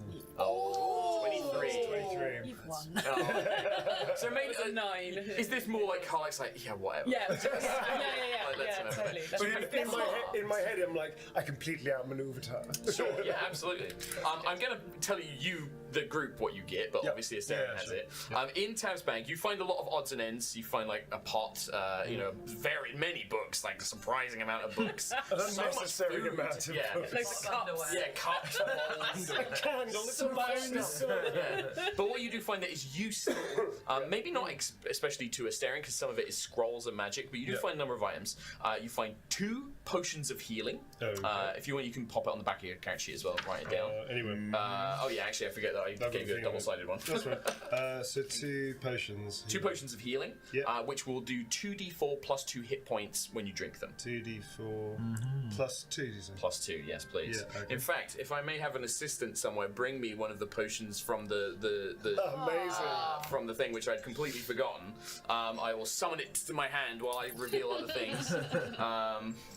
Thank you very much, assistant. So I will pass that to you. I only have the one, but it will count double. You also find 2 other things. Many other things actually. You find a number of scrolls. A scroll of detect thoughts. Okay. And a scroll of counterspell. Oh. And then the last thing you find are 2 arrows of fire. So these are like arrows with like kind of wool and tinder and things wrapped around the head and soaked in oil that you can fire as well. And they deal an extra d4 of fire damage to the creature, and any creatures within 10 feet have to make a save or they take additional fire damage. Okay. So it's kind of like a little kind of burst arrow basically. So counter spells detect thoughts? Yes. And then 2 arrows of fire. Okay. I'm in a hand car, I found a yo-yo, so I find these things, put it and go, oh, look what I found, and I hand them a yo-yo.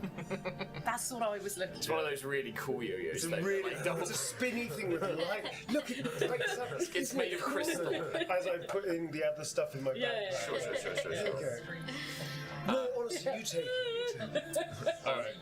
So while that's happening, you guys are kind of filling that, and Astarion's filling his things. Like Shadowheart and Will. So like, you've helped Will up, and like the 2 of you there. What do you do? Do you want to join Lae'zel and Gale? Like, is there anything you guys want to do or say or anything at all? Like, I want to eavesdrop on the whole. Well, not even. I just want to muscle in on the Here we go. elements to conversation before Lae'zel pisses him I mean, off. you easily pick up on the eye rolls and sighs as you begin to approach.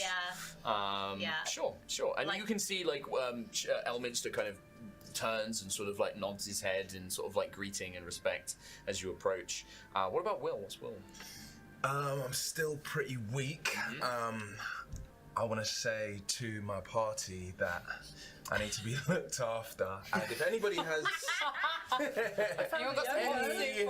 anything that could possibly help me.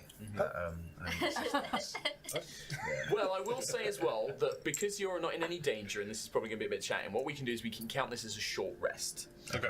So short rest. Some of you will get your things. You get all your spell slots back because you're a warlock. So your darkness spell slot, you get that back. So you're back up to 2 spell slots. Amazing. You can also, for example, Gale, you have a special ability called Arcane Recovery where you can regain spell slots if you like as well. Your action surge comes back later, for example, like that. The other thing you can do on a short rest is you can heal yourselves as well. You have these things called hit dice. You have 3 of them because you're level 3, and the type is determined by your class. So for Will, it's a D8. For Karlach, it's a D12 because they're a barbarian. I think Shadowheart is a D8, Lae'zel is a D10, D8 for the rogue, and D6 for the poor wizard. And you can spend those dice, you roll it, you add your constitution, and you get that many hit points back. But you only have a certain amount of these hit dice per day that you can spend. Right? So you have 3 of them currently. You can roll them one at a time, so you can be like, right, I'm going to see how many hit points I'm back. Oh, I got max HP. That's pretty good. I'm going to just spend the 1. So you can choose if any of you. I think that Will was literally. Oh no, Gale took a little bit. I took a little bit. Yeah. So feel free to spend those as you wish. So yeah, like you can just mark those off. You've got 3 of them. As many as you want to as well, and that's to kind of represent like you taking a breather, getting your energy back. You know, it's not always hit points represent your physical injuries, but it can be your energy, your like health, and your like your mentality and stuff as well. All right. Yeah. Cool. I want to roll for that. All right, cool. So you get the D8, the little diamond. That's it. That you had the first one. That's the one. Yeah. And then what's your constitution? +2. +2. So every time you roll that, you add a +2. So you roll it once, you get +2, and that's how many hit points you get back. D&D. A one. So that's 3 hit points you get back. So you get to add 3 hit points. You spend 1 hit dice. Now you can spend another hit dice if you want and gain some more HP back if you like. Do it. Yeah, I'm gonna do it. Yeah, I mean, like, why not, right? Like, Okay, 3. 3. So you 6. You get 6 hit points back now. Okay. The math. Okay, This is the math time of hit points. Physics, isn't it? So you're probably like feeling pretty good at this point. Like maybe like you're still bruised, you're probably aching a little bit, but you're feeling a lot better. And things like potions can be used like in battle, but also if you want to top up your hit points and things like that as well. I might do the same actually. Yeah, sure. Why Yeah. not? So for you, it's a D6 because you're a little squishy wizard, I'm afraid, Gale. So it's a D6 plus your Constitution, which is +2. +2. So D6 +2. A 3. So 5. 5. Yeah. I'll take a 5. All right, you take a 5. I'll take a 5. I'll take a nice 5. Why I'd not, love to. I'd love to get a 5 back after sitting down for an hour. Exactly. But yeah, so like Lae'zel and Shadowheart, you're sort of like talking to Elminster and Gale, kind of listening in. People are beginning to filter in now, and he says, "Well, I can tell that whatever is affecting this champion is very old and powerful magic. There is something unnatural about it. It is." Gale, have you had time to examine this effect? What could you tell me? What did you learn of it? Well. Thanks. How much were you remembering? Well, it's very old and it's from far away. Yes, you picked up on that. I did pick up on that. It's very good. With my stealth. Yes, very good. You're welcome. I think that I can pinpoint that this... I've never seen a spell channeled from such a great distance. It is being channeled from a city far to the south, beyond the Sword Coast, a place called Athkatla in the nation of Arm. Question. I've been around for 250 years, 300 years, something like that. Yeah. Have I, before I became a vampire, I was a Baldurian. Yeah, Baldurian. I was a magistrate. I'm not sure how widely travelled I may have been. Could I see if I've actually been to Arm? Yeah, you absolutely can. In fact, I would say everybody, with the exception of Karlach and Lae'zel, because Karlach, you've been in Avernus for many, many years and stuff like that, right? Well, actually, you would have been around before then, actually, yeah. So I'd say Karlach can also make this. Lae'zel lives on the... You probably aren't going to be familiar with human cities and things like that. But everybody else, you can all make history checks. And this will be to see how much you might know of this place called Athkatla. Well... So this is a D20. I was rather drunk when I went there, darling. I can't remember much about the place. There might be like just generic information you all know anyway. I got a 5. Yeah, there'll be stuff you know, but it'll be generic stuff. I got 13. 13 for Shadowheart. Great. Okay. Surprising considering 3 she's got minus 1. 2. Never in it. So 2 for Karlach, and then what was that? 16 for Will? 14. 14. Okay. I'd say most of you know sort of like the generic stuff. Very strong whiskey. Yeah. And then Will, you might know a little bit more as well because you kind of got the highest. You got above a 15.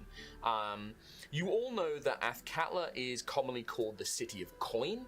It is a big trade city far, far to the south in this place called Arm, which is a very mercantile nation. It's kind of it's like a neighboring nation to what's called the Sword Coast, where Baldur's Gate, Neverwinter, Waterdeep, all of these kind of cities are laid along the coast. It's beyond a group of mountains, I think, called the Cloudspire Mountains. And it perhaps there's something about it. And Karlach, you're like, oh, Athkatla, I know that. Like there's something triggering in the back of your mind because I know that Karlach has a particular love of like stories of heroes and things like that, and would certainly remember certain heroes that were involved in something there. But it's Will that you kind of remember. You're like, yeah, Athkatla. About a century ago, there was this big event that happened there. There was this mage who apparently attacked the place and they like killed a bunch of people, and it was the beginning of a figure who became like a hero of Baldur's Gate and the Sword Coast, who's called the Balspawn. And this figure was an ally of Minsk and Jahira, the Druid of the Harpers, and many, many others. And they had these grand adventures, and they were known as heroes along the coast. But you remember a big part of their story took place in Athkatla, but the details are kind of murky. Are we discussing that, or is that just something that you know? That is up to Will. Will can say, like, if you would you tell that to the group? I would tell that to the group. Yeah. Thank you. So I was in Baldur's Gate 200 years ago when these events took place. So you would have known about Savorok and the first Balspawn and stuff. Yeah. Is it possible I can add in any gaps that he may not know from my own experience as I was present in the city when it happened? Yeah. Well, I think with your history check, I think you were present for the first. You were present for that first part with Saberark and Baldur's Gate, which is, for those who are wondering, this is the events of the previous games, Baldur's Gate 1 and Baldur's Gate 2. So you were aware of that. But then the Balspawn vanished from Baldur's Gate, and that's where your memory is like, but Will's like, then something happened in this place called Arm. And Karlak, I'm very happy for like you to be like, Minsk, can you hear it? Like that kind of triggers the memory of like, you remember that was all attached to that and stuff like that, right? So you know that. You know, I would say Gale, you got high enough, and it's kind of related to your kind of area of expertise. You know that there is a group in Athkatla called the Cowled Wizards, and they kind of control magic in the city. And actually, if you use magic without their permission and a license, you can actually get in trouble. You can actually be arrested. It's illegal to use magic in the city without permission from them. If you get caught. That's why I don't go there much. Exactly. But it's if you get caught. Like, if you get seen out on the street casting magic, they'll come after you. But, like, you can surreptitiously get away with it, but you've got to be careful. And then for Shadowheart, because it ties to matters of religion and faith, you certainly would know that there are any Shah presence in Athkatla is probably not huge, but it might be underground. You know that there is a great temple district with many of the other deities of the Sword Coast. Not Saloon. There are no temples to Saloon there. But generally they tend to worship Joaquin, who's like a goddess of coin, Sune, which is the goddess of beauty and love, gods like Helm and Lathlander, these kind of protective, noble kind of god spirits. Those kind of deities tend to be very, very popular. But Sune and Joaquin especially are very prominent in that place, being religious, knowing a lot about religion and being faithful. And so Elminster kind of says like, I believe that the magic of this spell, whatever it is originating from Athkatla. Unfortunately, it is taking much of my magical might to sort of shield whatever has happened to your friend. I've managed to delay the process, but something is infecting their mind, infecting their body, trying to almost use it for their own. But what I can do is if you wish to save this individual, this champion of which you are connected, I could send you temporarily to Athkatla. You should be protected by the relic that you bear, and this spell, whatever it is shielding your companion from the tadpole's influence. So you would be free to travel to this place and then return, but you do not have much time, a few days at best. You need to find the source of this spell, stop it, disrupt it, whatever it is. Otherwise, I fear that your companion will be lost. Question, man in the pointy hat. Yes, my dear boy. So, you want us to... Well, we could theoretically turn into Gale and turn into Gale. So, we theoretically could go to this Arm place, but it's leagues away. How on earth are we going to get there as soon as possible with that? And pointing up to Tav's situation. Magic. Oh. Astarian. Yes. Just a magical man. Indeed. Are you not? I am indeed. Do your magic. I can spare a teleportation spell. It is a place I'm very familiar with. I can send you there. And he will hand Gale, because Gale is a good friend of his and he knows him. Yeah. He will hand you... I know how this works. He hands you... Touch it. Touch it. Must touch it. It's like a stone slate. And you know that this is basically, it's like a slate of spell storing. Elminster has probably cast a teleport spell into this, and if you break it, it will activate and bring you back here. And he will hand that to you, Gale, and say, you could use this to return to me, and when your mission is complete, and it will return you here safely. Yes. Don't eat it. He doesn't say. As Karlak is putting it in her mouth. I promise nothing. But he says, yes, I can send you there, but this slate will bring you back. But yes, you do not have much time. If I can offer you one piece of advice, find connections within the city, powerful factions, people that may know what's happening. Whatever this is, whatever this source of the spell is, I have a feeling. And he kind of taps his nose, like, I know a rotten cheese when I smell one, and there is something afoot. This spell will likely cause other problems, I am certain of it. So be on the lookout. But yes, if you are prepared... Make a note, cheesy foot. Got it. Well, you understand me completely, my boy. Yes. Quite. Too long have we travelled together that you understand my ramblings. Haven't we just? But he will look around and say, when you are ready, I will cast the spell. Go for it. Hang on, wait. Why are we trusting this Father Christmas stop guy? asking questions. Because Gale... Honest. Because he's Santa Claus. Not my granddad. Perhaps, for my apologies, my dear, I've not introduced myself. I am Elminster of Shadowdale, Archmage, chosen of Mystra. I'm very well versed. Perhaps you've heard of some of my tales and stories? No, I haven't. Oh, I've well. got no memories. Can you make an insight check? Yeah. So there's a skill called Insight, which is like reading people's body language and things. Anybody's welcome to make one, because he makes like a weird face. I rolled 2 + 1, so I have no idea what the weird face is. You're like, oh, he's totally pleased. He's very, very chill, very happy. Yeah. I've got a 4 That's a 9. 9. And insight. Plus 5. I rolled a 19. 19. 14. 14. And I 19. I think we've got less than 10s all over here. 8. 5. 8. 7. 7. You're his old friend. Well, I was very unsure. Yeah, Mr. You and Gale heard Mr. and Son. What? I've drifted off. Yeah, Shadowheart, well, yeah, he's genuinely quite insulted that Shadowheart hasn't heard of him. There's definitely a sort of like, oh, well, yes, I suppose. Do you... perhaps you've not read much. Very, very well known across the room. But it doesn't matter. Doesn't matter at all. No, it's fine. It's totally fine. Anyway, teleportation spell ready to go.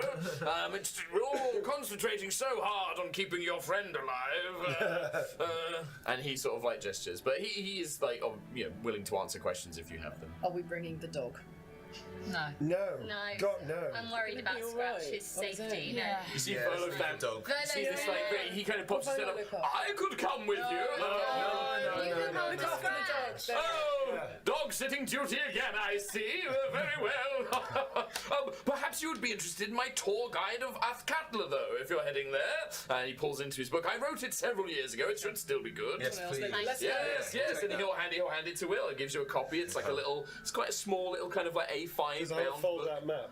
yeah. It has like a little fold-out map in it and things like that.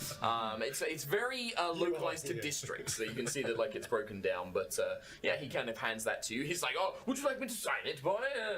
Yes, sign it. Oh, yes, of course. He pulls out, got a quill ready. Volothan Gerard, master author of the realms. There you are. And I'm gonna go to. Take your time, Will. I'm gonna go to Gale's grandfather. Yes. I'm gonna point to the map. Yeah. And I'm gonna say, "Can you teleport us to where you think we need to go?" Well, that is the thing, my boy. I'm not exact. I know that the spell is originating in the city, but it's a large city, and I'm not sure where. I mean, if you would like me to send you to a specific area, I can. I was going to send you to the city gates, likely the best place to start and explore the city, but I'm not sure exactly where this spell is taking How place. about a nice brothel? No. You can see Elminster Steiner think. I know a few. But I will say this. It is the city of coin, my boy. Do keep that in mind. Everything within Athkatla has a cost, and you get what you pay for, as they say. I do have a question. Yeah. Can I whisper it into his ear? Because I'm a bit embarrassed. Yeah. So, I may know a few thieving skill things. I would like to contact Brent's brothel. Don't tell them I'm supposed to be. He nods and says, like, he's just like, he whispers back, if you have such contacts, then I would certainly recommend you. They would likely have information about if anything is happening in the city. Do a little big. He returns it with an even bigger. Yeah. Look, nobody's seen that. Look around. Yeah. Oh, there. Pleasant to meet you. Walk off now. Can Carl Yeah, of ask you, course. like the magic that you were so unfamiliar with, is would that be? But would that be something we could easily identify the person casting that? Is that so unusual that we could pick up a whiff of it and follow that? Gale, you examined the spell. You would recognize it again if you were to locate the source of Let's it. hope so. I'm almost certain. But I also believe, my dear, quite honestly, this level of magic and the nature of it, there is as I said, something unsavory, something unnatural about it. I am certain that you will find some sort of trail. Look for things out of place or nefarious deeds afoot. I'm sure that there will be some sort of connection, or at least it will lead you to a clue or some such. But yes, I don't think the simple sort of spells to detect magic and things like that likely won't help you until you are closer to the source. You would need to find them, and I suspect that they will likely be hidden somewhere in the city. I'm going to sort of do a little coughing. I may have a lead of sorts when we get there. All right. Let's go then. Well, it seems that your friend is getting rather impatient. I don't We're just winding you up now.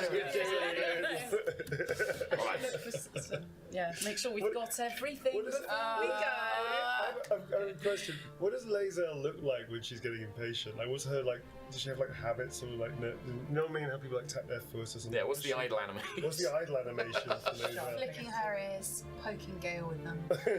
With the ears, like, actual hands, like, complete control. Most likely just hand on sword. Slowly. Ready. Hurry the fuck up! With that last threat from Lae'zel, one hand sort of channeling this energy into Tav, almost kind of forming like an oval barrier around them, but with the other will reach out and you see this old man who just looks like this kindly, wizardly grandfather, very sort of Gandalf from Fellowship of the Ring. His eyes become prisms of light. And you watch as the wrinkles almost seem to melt away, and this is not a man stood before you, but magic manifest. As light spills off of his body, he raises a hand, and speaking in an ancient tongue, Vothmar Kandal Elthkev Athkatla!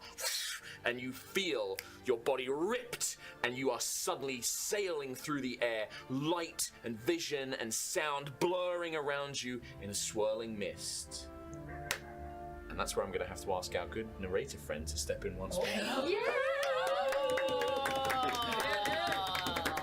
should be on there, my dear. Okie dokie. Enjoy your sight reading. Oh, hi, thanks. Oh, hi.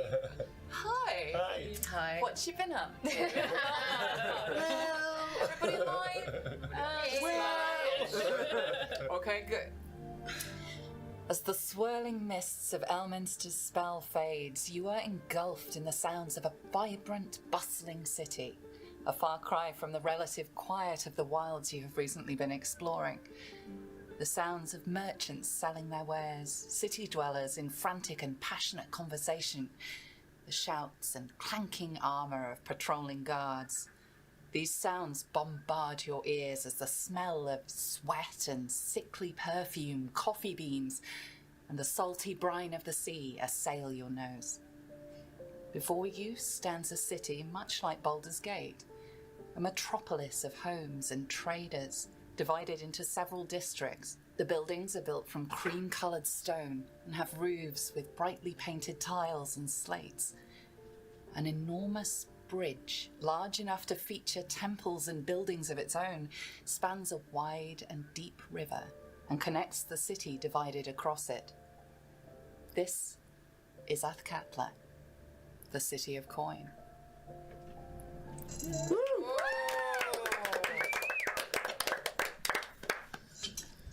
It's great having that. It's like saved my voice. It's lovely.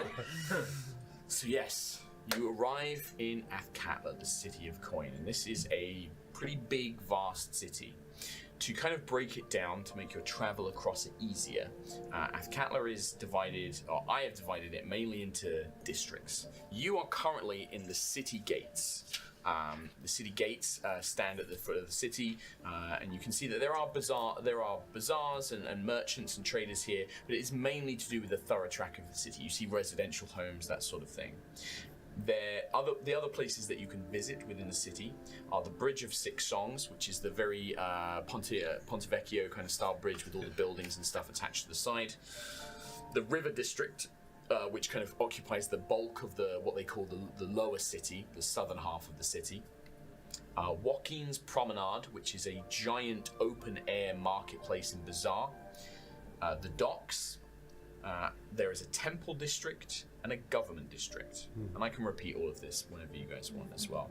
There was also once a graveyard district, but that seems to have been sort of turned into a more pastoral gardens, and the graveyards have been moved outside of the city's walls after an incident with a lot of undead almost a century ago.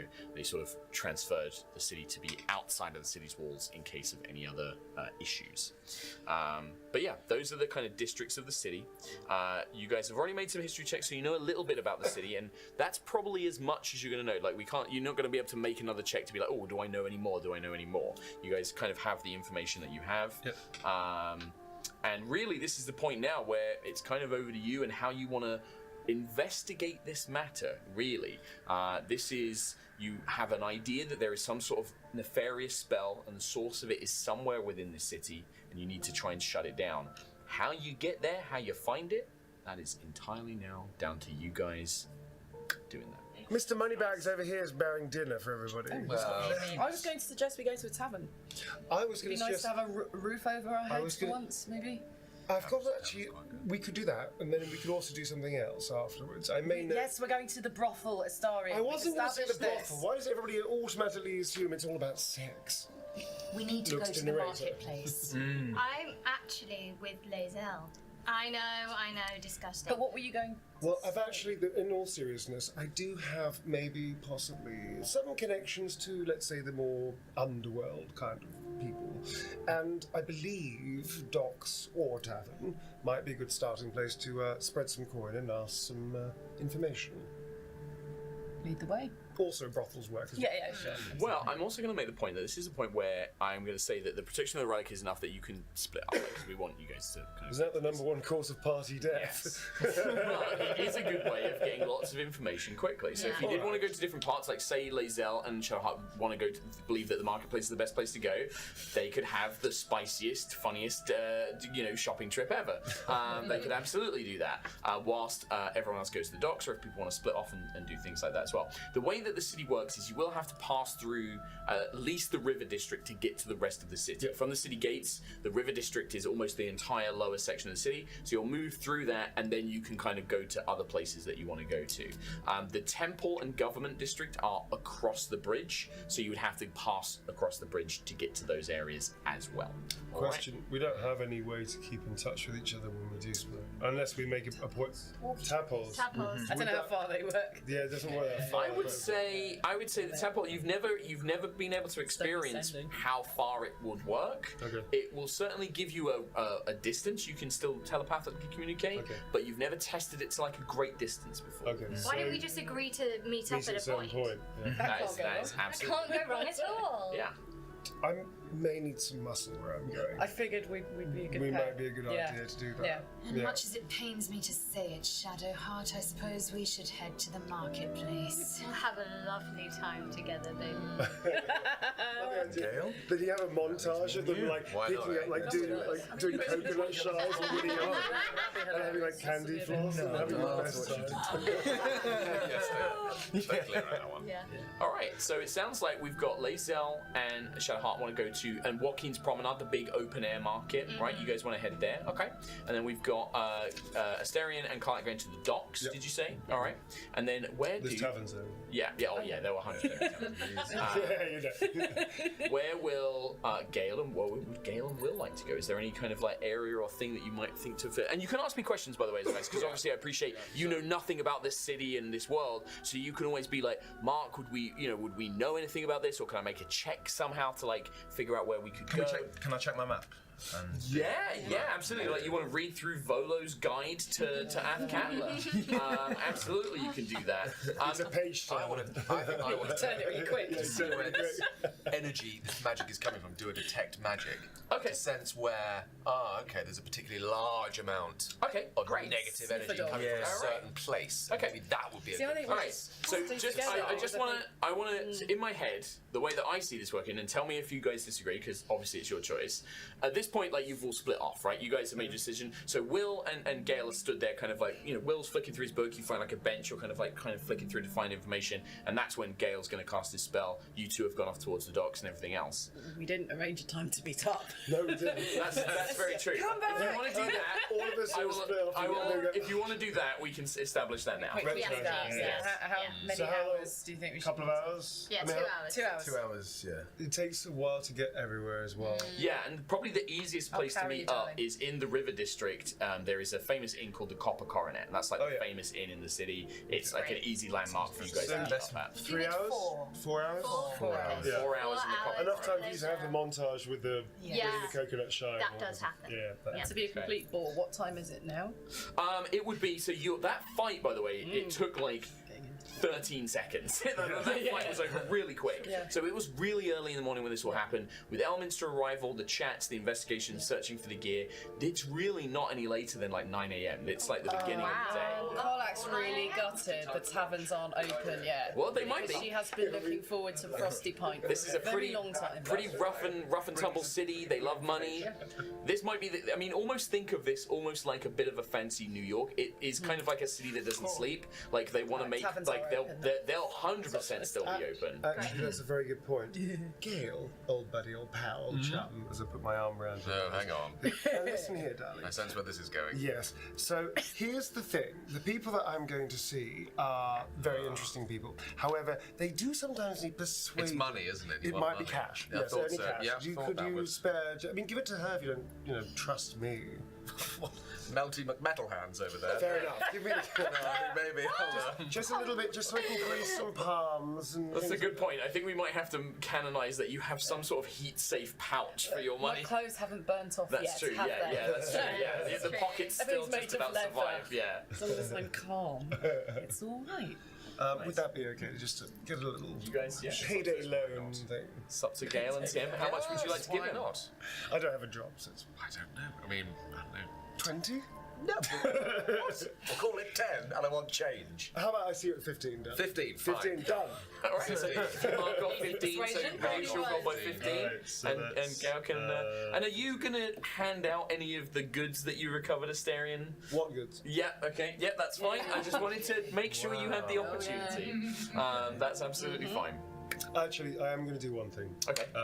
As you do that, I say, thank you. Now listen, here's the thing. Don't tell the others, my medicine master. I'm going to pass him the counter spell scroll. Okay. Because I think it could be useful for me, but to be honest with you, Yeah.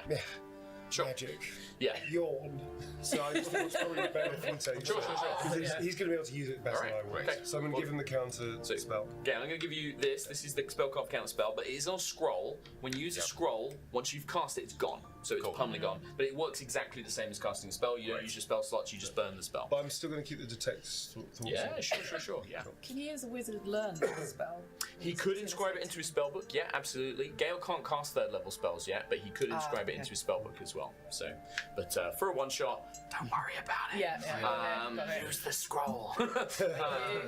Voice of God. Yeah, basically. Yeah. I've played with too many D&D players who hoard scrolls and potions and never use them, and I'm like, I put them there for you to use them. But anyway, so you guys arrange a time to meet up. You kind of split off. The city is bustling. It is morning. Everyone is rushing around, ready to get to market to trade. And as you make your way to your various destinations, there was one thing which was really interesting, and I just want to ask how it's going to go down. Gale, how are you casting Detect Magic? How am I doing Yeah, this? like, are you going to, are you Will sat there on the bench? Are you just going to kind of, cast the spell? Okay. I might wander off into an alley. Good. I'm glad I asked. Wander off into an alley. Yeah, just wander off into an alley. The one that smells least of piss. Where are you going? That's the one I'll go to. So I'd like you to do two things for me. Yep. One is going to be a stealth check. Yep. So this is to see how well you slip off. It's been lovely knowing you, darling. Lovely knowing I'll you. be fine, don't worry. What could possibly go wrong? This is the way to play, baby. This is the way to play. So yeah, this is D20, Yep. and then your stealth is a skill. So it's a skill called stealth. Where's this? It will be Yes, +2. +2. 10. All right, so a total of 12. I'm going to make a note of that. Oh, gosh, this is very serious. Not quite high enough. And then, you cast the Detect Magic spell. Now, Detect Magic, do you want to read it out for us, for the folks at home as well? Yeah, for the duration, you sense the presence of magic within 30 feet of you. If you sense magic in this way, you can use your action to see a faint aura around any visible creature or object in the area that bears magic. Okay. And you learn its school of magic, if any. Okay, and how long does it last? Does it say it should have a duration somewhere at the top? Duration 10 minutes. 10 minutes, okay, cool. So we'll say that that's active. You feel, what does this look like actually for Gale? Like, does this change your eyes, or is this just like an internal sense? What do you think that this might look like as a spell being cast? As a spell being cast, I would see it as like a wave. So it's almost invisible, but it kind of just warps out. You almost like sound waves. Almost like a sound wave, exactly. I like that visual, that's very cool. All right, so you kind of return from you kind of sneak into the alley, you cast your spell.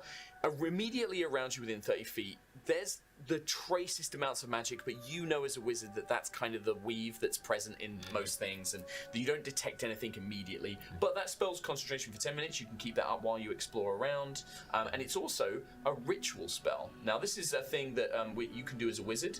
A ritual spell, if you take 10 minutes to cast it, doesn't cost a spell slot. So you can actually cast that and keep casting it as long as you spend longer to actually do the magic to cast it.